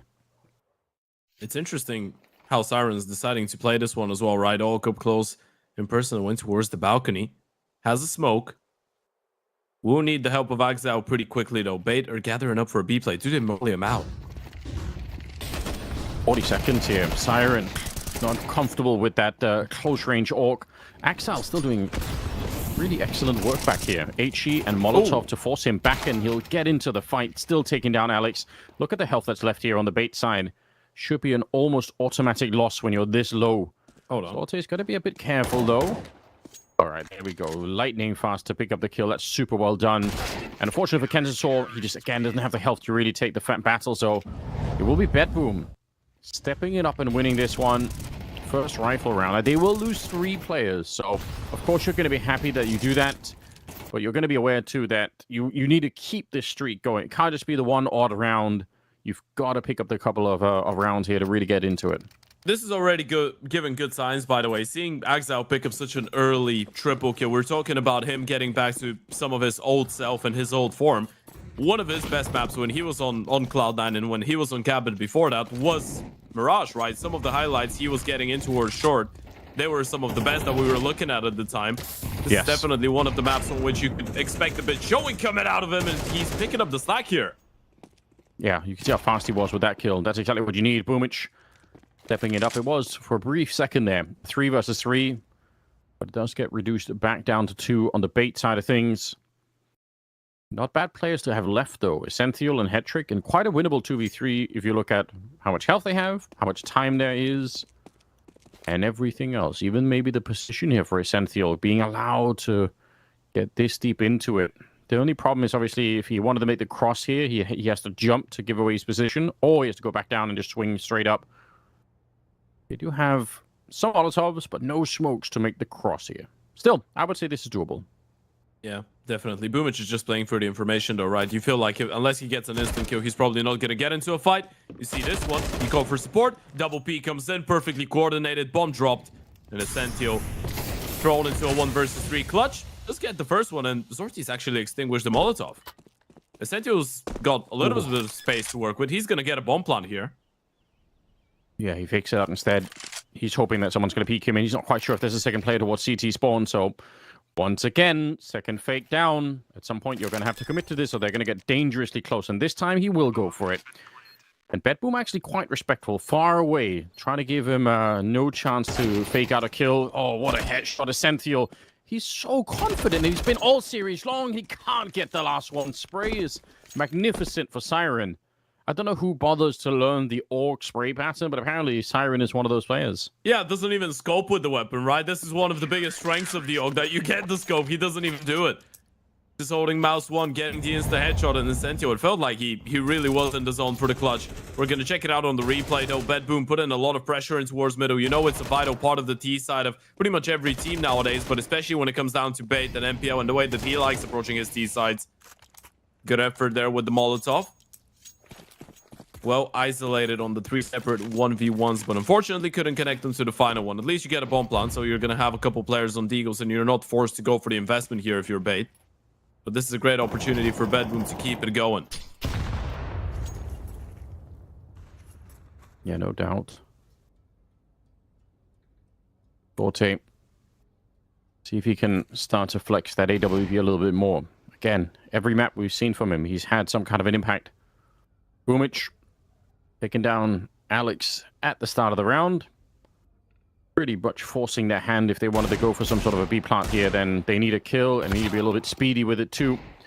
Haxal feasting on them at the moment. He's having himself a very nice start to this game, but that kill actually does pave the way. So bomb plant, I mean, that is not bad for Bait. You've got to make a little bit more money. You've got to keep the economy low on the Bedboom side of things, but Haxal refusing to submit.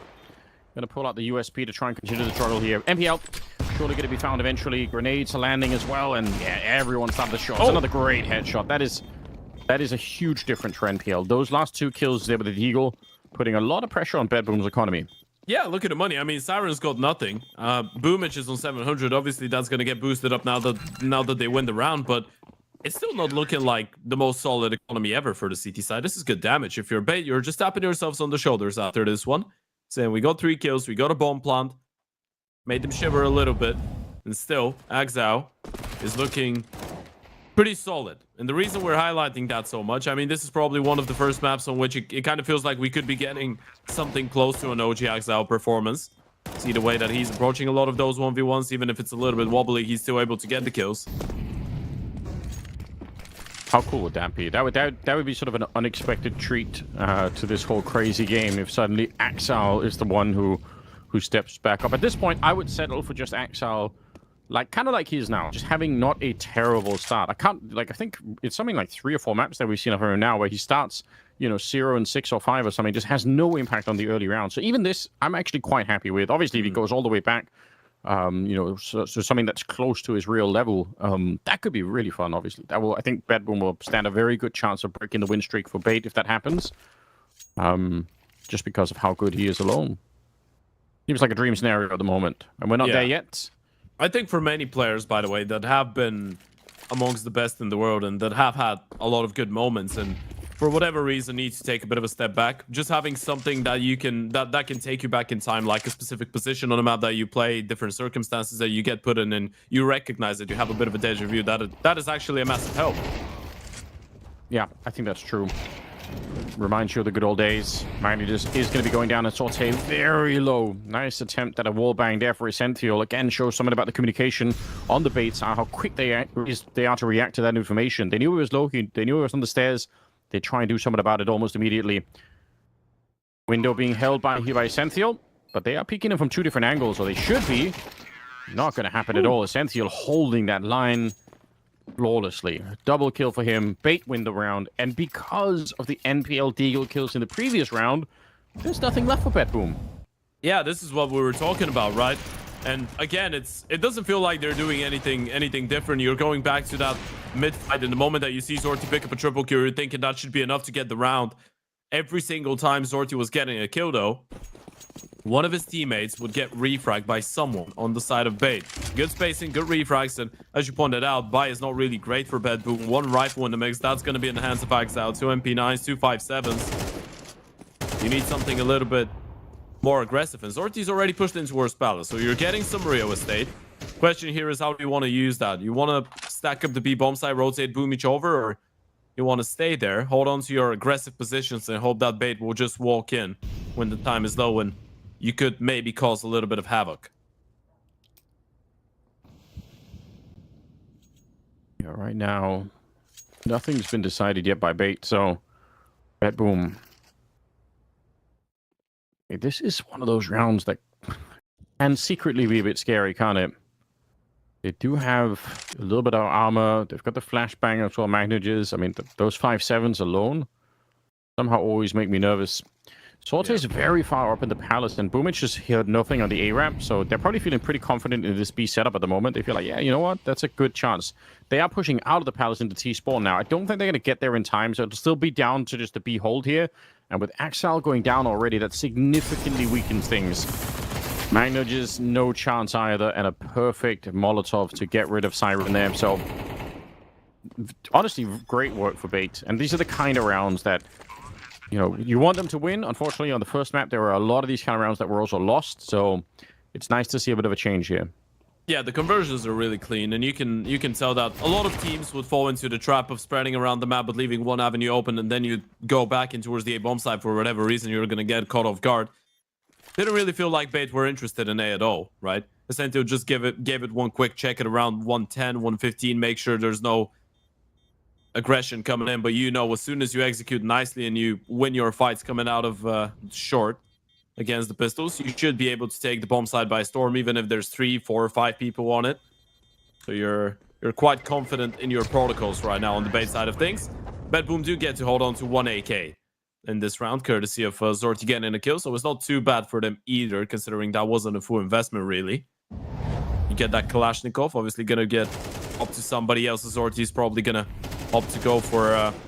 Oh, actually, never mind. I just had a brain fog moment. Yeah, that was a full investment into the round. So it's a hero AK going into the next only. That's, I mean, they get it the Sorty. I can appreciate that. Yeah, One the AK. pistols and MP9 fooled me in a way. Yeah, I know what you mean.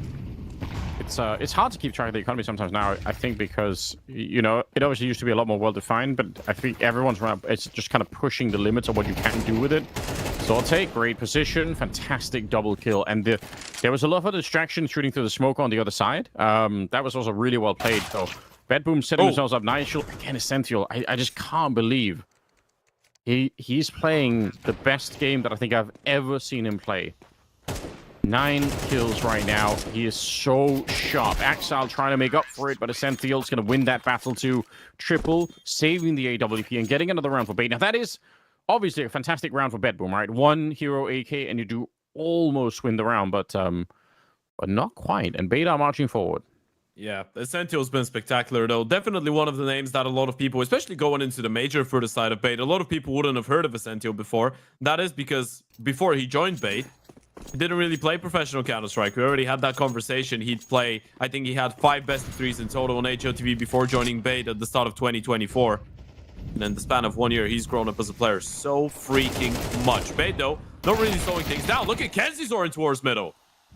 Yeah, we can hardly even get into the round, and he's already found a triple kill. He does get taken down here, but so does Boomich, who was the last defender. They won that so hard, the bomb is still in T-spawn. They couldn't believe they'd win it so flawlessly. Yeah, it's one of those things where, sure, the plan obviously for Kenzie was to take a quick fight in the middle, but he just won it so badly that they're like, oh, to hell with it. Let's just keep going then. Siren will have to try and save the M4 for a real long time as the bomb is going to be planted eventually. He's already making noise. I think Alex already heard him, so yeah, it might be a quicker round, and it will be. Everything is lost here.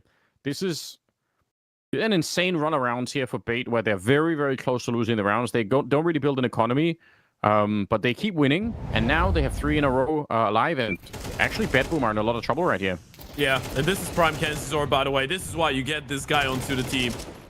He just runs out middle and gets a triple kill just like that. And that was one of the main ideas, right? That's the entire conversation we were having about Alex stepping in into supportive roles. MPL, for the first time on his team, not being the guy to primarily run in first on the T sides. Obviously, CT side-wise, he's still getting a lot of freedom and a lot of good positions. But you're looking at Kenzor being the main man when it comes down to all of that. Opening fights-wise, I mean, the only person that is close to the attempts of Kenzor is MPL, and the difference is quite massive. You're looking at Kenzor being around 39% T side wise, which is an incredibly high percentage, by the way. Usually an entry number is between 25 and 30 in extreme scenarios. He's got well above 30. Can't believe it. We said it like, you know, it's a bit of a dream perhaps. We talked about Axile maybe made a bit of a comeback, and Kenzor, he's been the weak link on the Bait side of things. No longer. 14-6. Devastating for Bedboom that this is the map where he decides to show up. But down to upgraded pistols, a bit of scattered armor on that CT side. Hoping this is you're praying for a crazy 5-7 round here for that to work out, or maybe a couple of good deagle headshots. But barring something like that, it's about to be 7 on the side of Bait, and even then, your economy's not going to be fantastic. I mean, you'll put something together in the next round, but they're swiftly running out of opportunities here.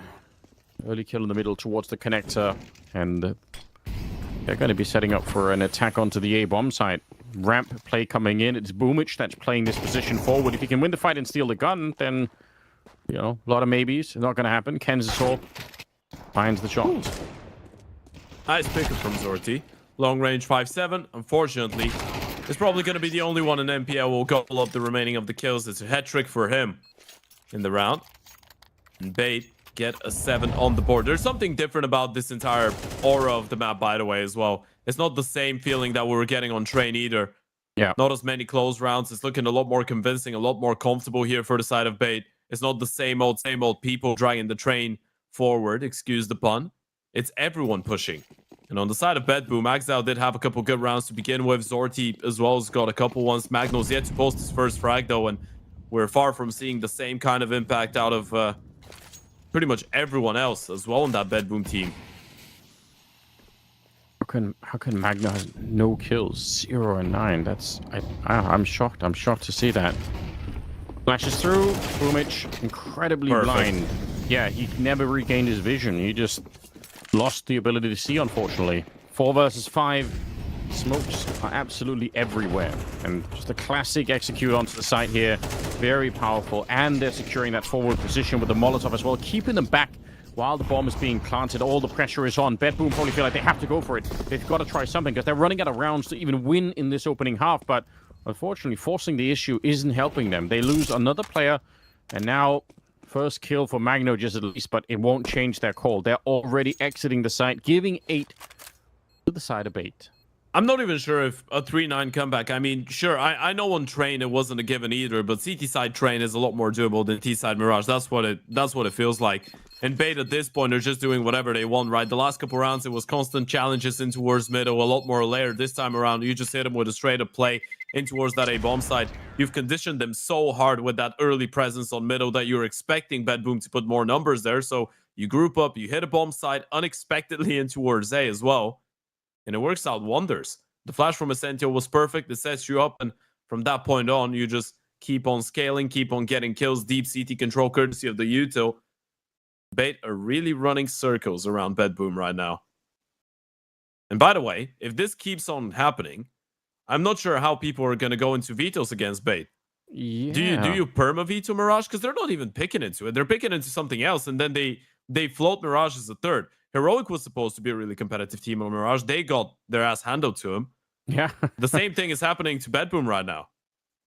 Yeah, that's an interesting challenge that you raised. That's kind of hard to deal with, right? Also, the fact that it's one thing to have a map that you're really strong on, but typically, like you said, that just gets vetoed a lot. But if this isn't even, necessarily the map you have to pick all the time, then it does get the veto process kind of hard to deal with. Sneakily, one of those sleeper teams that more and more people are starting to realize just how powerful they could be. 8-3, going into round number 12 here. Bedboom. Nothing to do yet. Alex with a nice return as Hetrick did go down. He knows that the orb is up there somewhere. No reason to re-peek it once again. Nice grenade here. Putting some pressure on the sortie. Alex did very nearly go down, and he's got the bomb, so he has to be very careful. Essential back once again. He's got 12 kills. Kenzisor has got 17-7, which is about a damn time that he got into this tournament. Gonna get the headshot on sortie as well. They know it's clear. Yeah. Tyra's the B player. Axel gets the kill in towards the B apartments. You know they're both going to be on B. Yeah, you're absolutely right, Ted. And they had the same thought exactly. Bomb going to be planted now.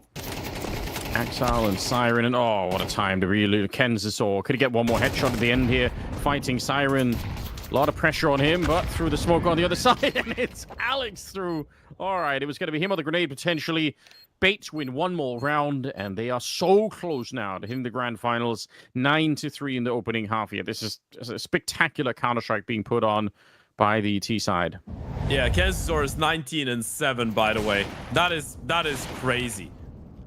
You know how many kills he had on